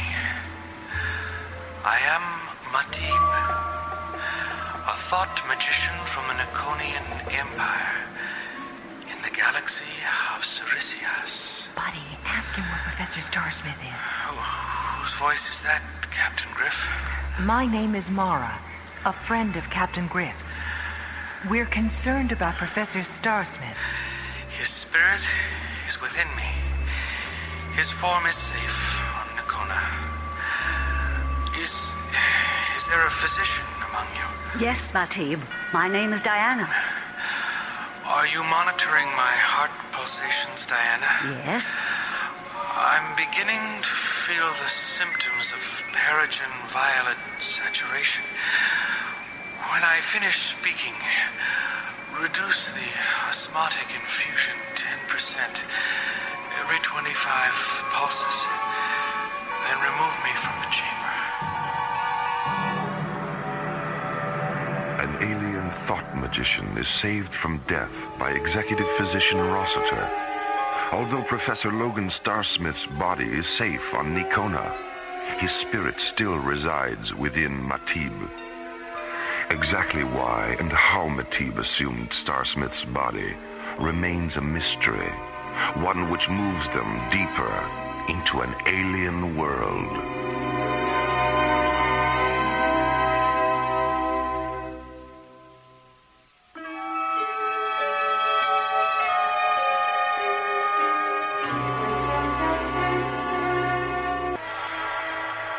His health and strength restored, Matib is removed from the anti-dehydration chamber and taken to a recovery unit in sickbay, where he explains the mysterious chain of events which have brought him to Starlab. As the light of our sun diminishes, so does the paragen violet content of our atmosphere. Those of us in our middle years have been slowly mutating ourselves in order to survive with reduced amounts of the life element. But because our children and elders lack the strength for cell mutation, they've been dying at the rate of 500 a day. Is there any way you can save yourselves? Our only choice is migration to a planet with a high atmospheric content of paragen violet. We know of one, but it's 2,000 light years from home. And without Professor Starsmith's invention, we'll never reach it in time. Our ships are too slow. Why didn't you simply come to us and ask for help? Emperor Mika doesn't trust you. He knows that the history of Earth is one of almost fatal devotion to the extremes of pleasure, pain, and power. And to Mika, all extremes have their basis in fear and deceit. Well, I think we'd all have to agree with that, Matib, but things have changed during the past century. I realize that, Commissioner, but Mika doesn't. He's old. Paragen violet anoxia has all but destroyed his logic and reason. He no longer understands the universal constant of change, and that it affects all sentient beings. There was a time when he would have come to you himself, but now... Well, how did you find out about the project? It was top secret. There are no secrets from someone who can become anyone. I was a parsec engineer at the component facility in New Chicago. I was the navigation officer aboard the Xanadu Trader. And finally, I was Professor Starsmith. We've always been aware of Earth's technological skills, and we knew it would only be a matter of time before one of your scientists devised a revolutionary hyperdrive unit. I spent 3 years at the new Chicago facility, waiting. Where are the men whose bodies you biosynthesized? They were held in cryosuspension on Nakona, then returned one by one as I cycled through their various identities. But what about the time missing from their lives? Nothing is missing, Captain Great. All I experienced in their places was given to them when I returned their spirits. They're not even aware they've been gone. How did you manage to get Professor Starsmith to Nakona? A number of storage tunnels under the project complex opened several hundred meters beyond the laboratory. Last night, I left Professor Starsmith at the mouth of one of them. A Nakonian lander picked him up at moonset. Matib, would you be willing to try and convince Mika that in exchange for Professor Starsmith and the crew of the El Dorado, ISA will give him all the parsec accelerators your planet needs? Yes. When will you be able to leave? As soon as Captain Griff is ready. You know something, Matib? I think this is the beginning of a beautiful friendship.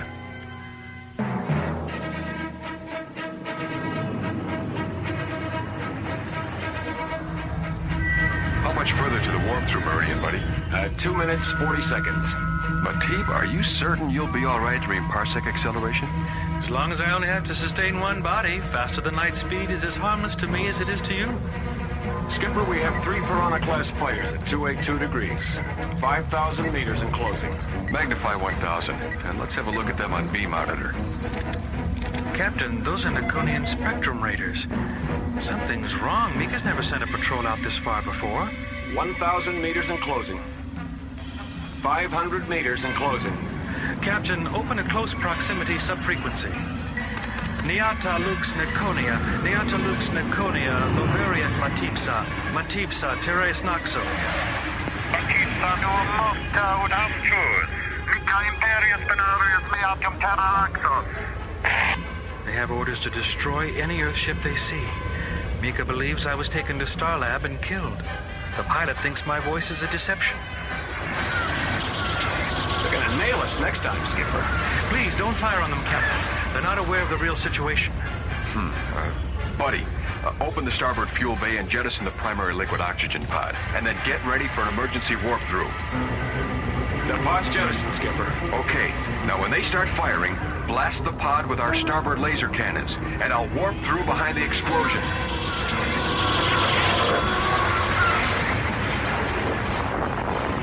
We're through. Is everyone all right? Nice going, Skipper. We're in one piece and they think we're scattered from here to the great beyond. An excellent maneuver, Captain Great. Nakona dead ahead, Skipper.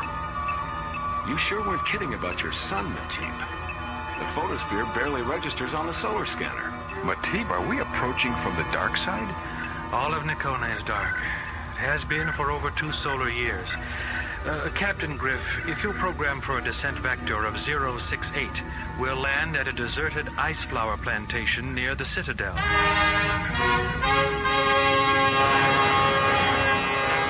As John, Buddy, and Matib approach Nakona aboard Delta One, Emperor Mika sits alone in one of the Nakonian Citadel's high towers, his spirit weakened by Peregrine Violet's starvation, his mind suffocated by hallucinations.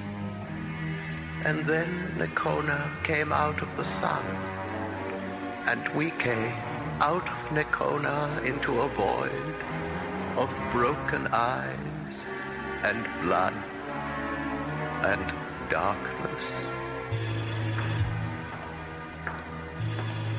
Mika? What do you want, Ariana? The crew of the captured transport vessel. They're desperately in need of water.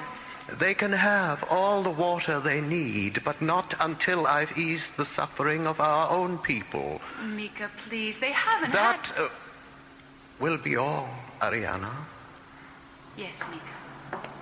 Ariana, Yes, Mika? please, bring me a heart-beam photon pistol. Why? You have no enemies here. Oh, but I do, Ariana. They live all around me, in the twilight and the shadows. The pistol, Ariana. Yes, Mika. Yes. The pistol. As Emperor Mika sits planning his revenge against a dark force of invisible enemies, John, Buddy, and Matib enter the subterranean corridors beneath the Niconian citadel and make their way to one of Matib's cryo-laboratories. Professor Starsmith is in here. Matib, all these crystal pillars, what are they? Beautiful. These are the cryo chambers. Buddy, Professor Starsmith is standing inside this one. He looks all right, doesn't he? Captain Griff, if you touch that prism, the chamber will open. Captain Graydon, take these jewels and place the red one over the professor's left eye, the yellow one over his right eye, and the blue one in the center of his forehead. Like this? Yes. Now, please stand away or you may be harmed. Professor Starsmith. Professor Starsmith. Are you still here? Yes, Logan. I'm still here. As John and Buddy watch, two razor-thin beams of golden light erupt from the center of Matib's forehead and penetrate the iridescent jewels over Professor Starsmith's eyes. The gem on his forehead begins to oscillate, filling the white crystal chamber with a blinding ultra-blue radiance. Matib begins to tremble, his bioenergy temporarily weakened, as he returns Professor Starsmith's spirit, erasing the void between being and nothingness, where the professor has been suspended in the dark sanctuaries of cryo-sleep. How do you feel, Logan? I feel a little dizzy, but I'll be all right. Hello, Captain Graydon. Captain Griff? Hiya, Professor. Professor? I... Stand where you are, all of you. Mika. You were seen entering the Citadel, Matib. I've been monitoring you ever since. Legionnaires, take them to the cells. Skip, put your blaster away, buddy. The outnumber is 10 to 1. Surrounded by Imperial Legionnaires, John and Buddy are disarmed, and then, along with Matib and Professor Starsmith, are taken to a subterranean prison cell beneath the Niconian citadel. Meanwhile, Mika listens to the hallucinatory voices that continue to flood his broken mind. Voices that insist even his friends are enemies, and that all enemies must be destroyed. Emperor Mika, a lonely dweller in a sad mirage at the very center of alien worlds.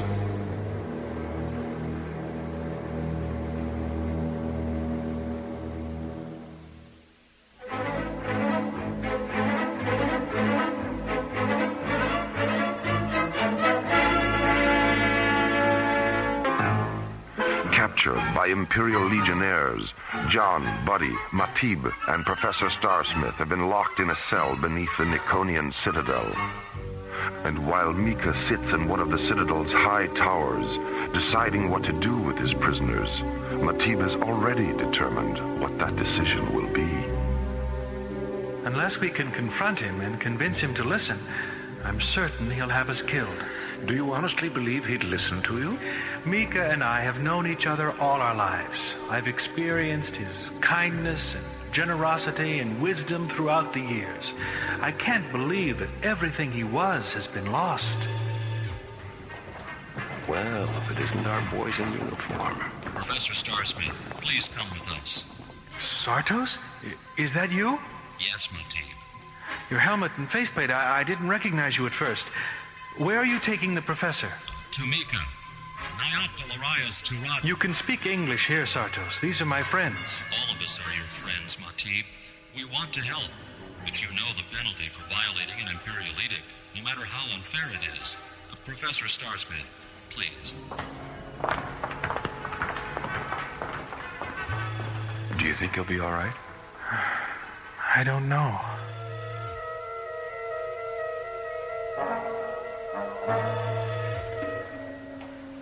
Mika, they've brought Professor Starsmith. Have him come in. Tell the guards to wait. Yes, Mika. Professor? Professor, I want you to contact your laboratory on Timian 3 and order the rest of the components to be transported here. If you refuse, I shall order the execution of the freighter crew. You don't have to threaten me, Mika. You can have all the parsec accelerators you need. That's what Matib wanted to tell. Matib has failed me. He didn't fail you. Without him, we'd never have learned how desperately you need our help. I don't want your help, Professor. Only your invention. Our own technicians are quite capable of assembling it. That would take months. You don't have that much time. If you let me supervise the assembly, it would only be a matter of weeks. Mika, I'm willing to stay here and help in any way I can. Like you helped certain races on your own planet? I'm familiar with your history, Professor. I know how ruling system like yours forced their way into other lands on the pretext of helping. And I know how you destroyed their cultures when they resisted you. What was the dominant political philosophy of that age? Burn the infants of one land so the earth could be made safe for the children of another land? That was a long, long time ago, Mika. I live in whatever time I choose, Professor. Now, shall we begin again? He's been gone a long time, Matib. What do you think's going on up there? I don't know, Captain Graydon. I don't know. Ariana! There isn't much time. Mika's in a terribly violent state. Here are your weapons. Sartos gave them to me. Sartos. I knew he'd help us. He said he had no choice. Not after seeing you here. I'll leave the door open. Give me a few moments, then come to Mika's chamber through the tower passageway. And please, try not to hurt him. Well, things are certainly looking up. Who was that, Matib? Mika's daughter. I shall kill them, Professor. I'll kill them all. All right, Mika. But you've got to promise me that you'll... No promises, Professor. Now, please follow me to the communications chamber. Mika, wait! Stand where you are, Matib. Mika, put that weapon aside. We don't want to harm you.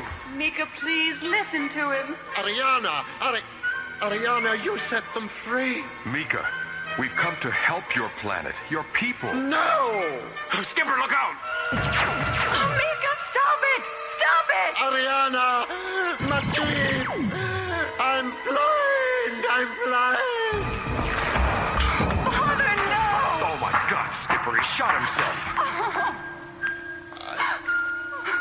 I couldn't help myself, Ariana.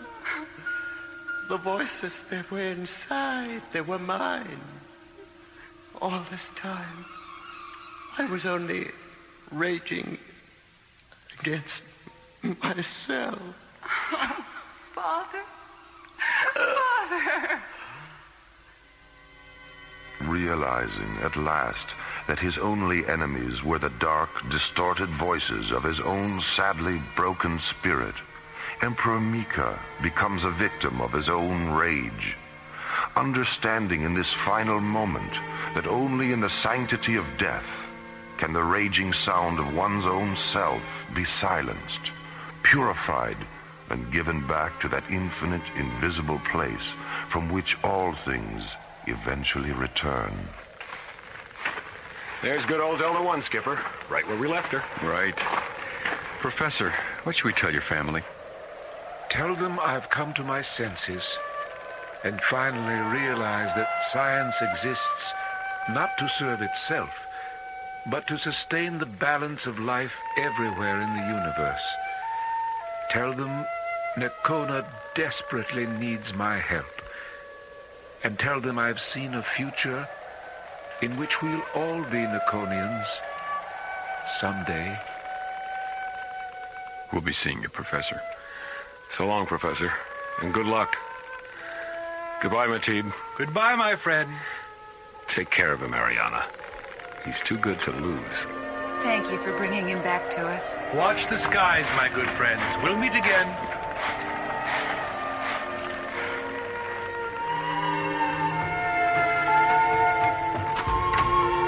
Lironia amicus lux eterna.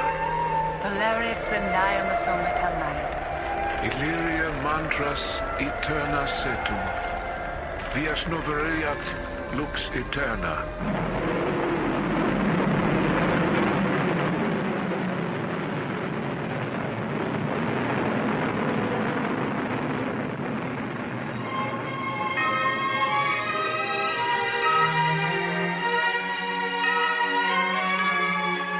The Starsmith Project was based on a story by Ellen Pellicero and written by Ron Thompson.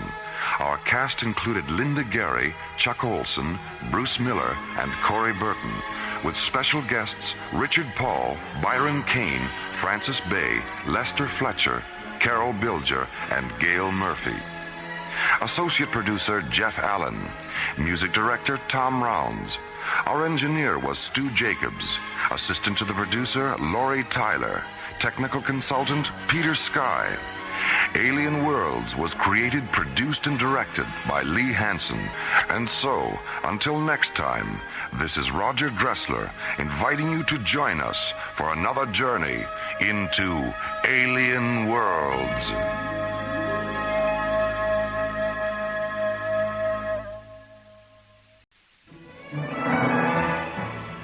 Slowly rotating at the edge of deep space, 1,000 kilometers beyond the atmosphere of 21st century Earth, is the Arthur C. Clarke Astronomical Observatory, Starlab.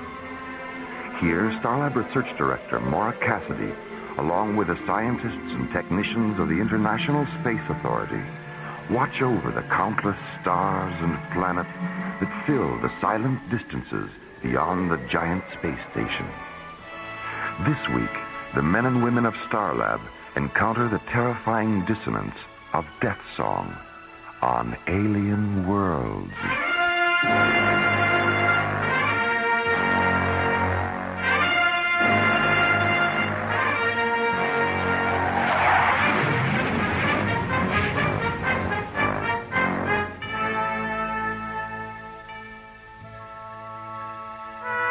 After spending 5 days at the Sealab 7 underwater research station in the South Pacific, ISA Commissioner White arrives at Starlab aboard Earth Shuttle 1.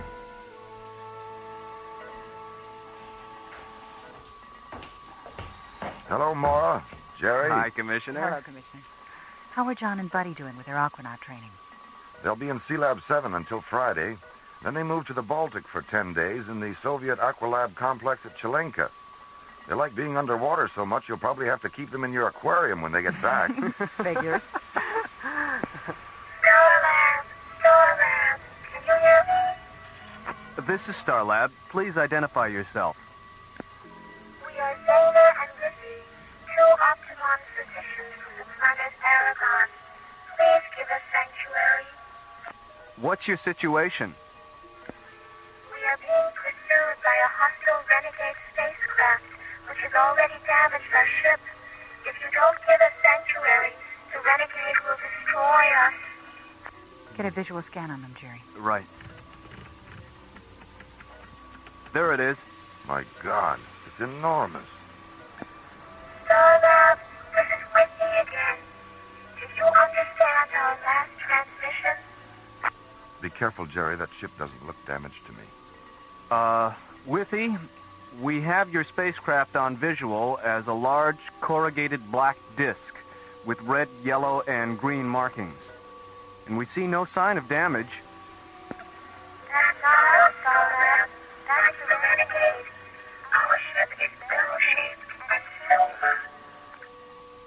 There it is. Lower left-hand corner of the screen. It's so small. No wonder we didn't see it. Magnify it, Jerry. Jeez, look at that. The hull's full of cracks all the way down to the tail fins. Open the emergency docking bay, Jerry. Right. Withy, guide your ship toward the docking bay that's surrounded with flashing red lights, and we'll take you aboard. Starlab. Thank you. Starlab, you will soon regret having given them sanctuary. Who are you? Identify yourself. I am Helon, Willie and Zena's pursuer. Is it true that you intend to kill them? Of course it's true. But why? What have they done? It isn't a question of what they've done, Starlab. It's what they haven't done.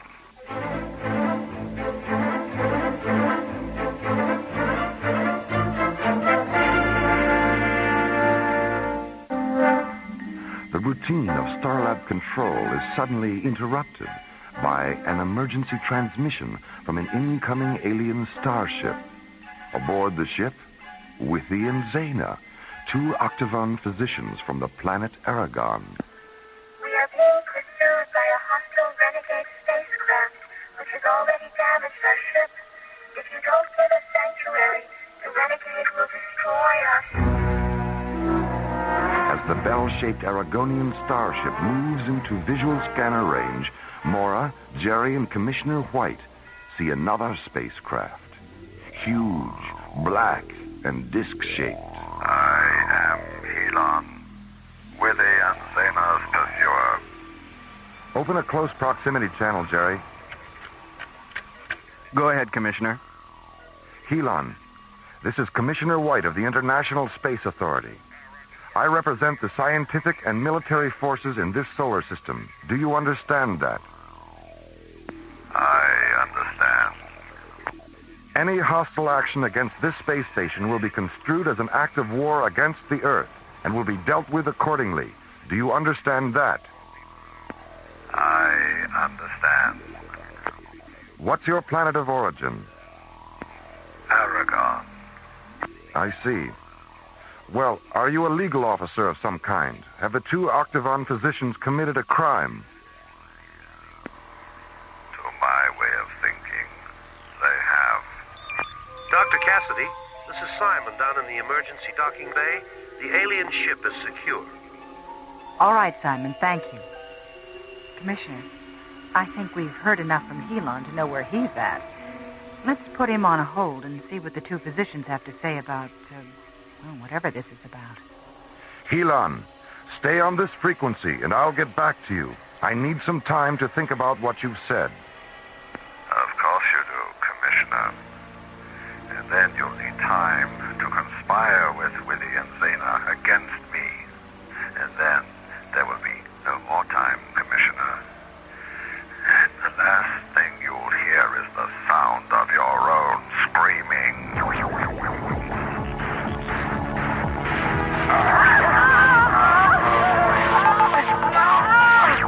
Surrender the two physicians within the hour, or I'll unleash a symphony of such terrible power that your Starlab will shatter like delicate crystal.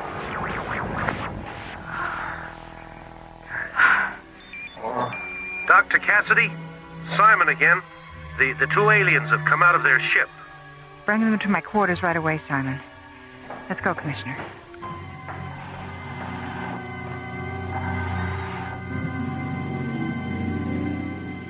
I don't know, Mora. Except for Stygos and the Trell, we've never had to deal with this kind of hostile alien power before.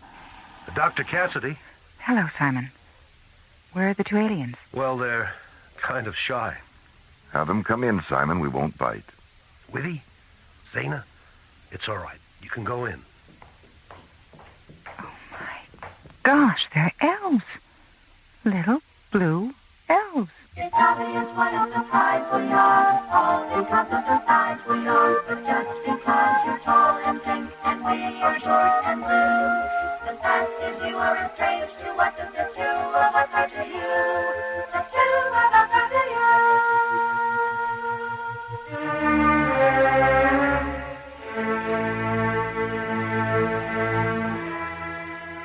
2 kilometers beyond Starlab, Helon enters the audiogenic spectrum chamber of his slowly orbiting ship. He touches a bright red jewel near the entryway. The gleaming black metal floor slides open. Then something begins to rise up out of the opening. Something massive and angular and dark. A nightmare construct of polyphonic drone generators and ultrasonic inverters, thick spiraling amplifier coils, and blood-red keyboards. Helon's death song synthesizer, the Cathedron. My beautiful Cathedron, my phantom self, my soul. Soon we will hear their voices dying amid the music of an unexpected destiny. Helon, it's time. Time? Time for what, Cataract? My infusion. It's time for my infusion. I just gave you a death song infusion, Cataract, a few moments ago, up in the communications chamber. No, you didn't, Helon. That wasn't my infusion. That was the premonition adagio you transmitted to Starlab. It was? Yes, of course it was. Forgive me, Cataract. Perhaps we should share an infusion. Memory distortion is one of the primal symptoms of death song withdrawal. Yeah, yes, of course. An infusion. Here, Cataract. Help me with the anthem injectors. With pleasure.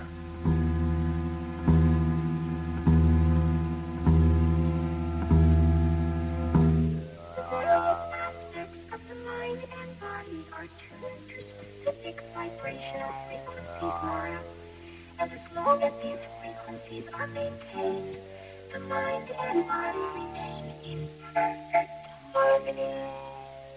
Illness occurs when certain vibrational frequencies shift out of phase.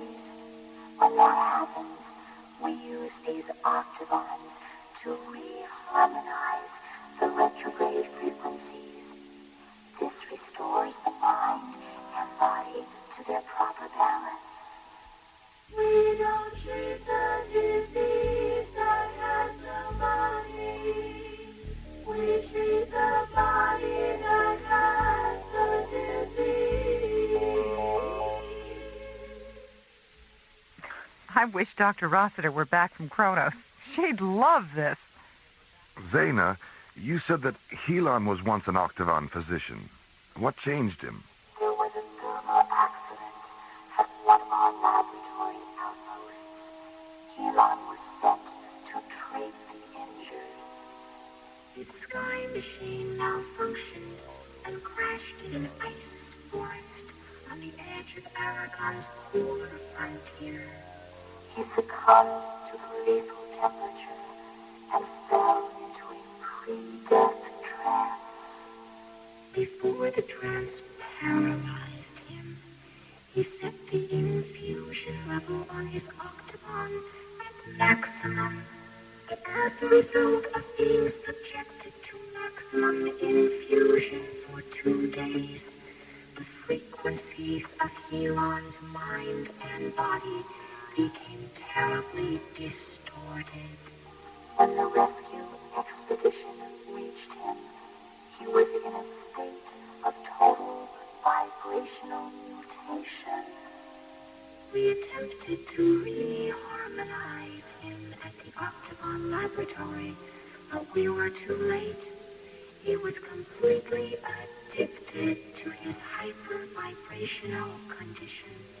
One night, he forced his way into the Octagon vault and took all but 2 of the instruments.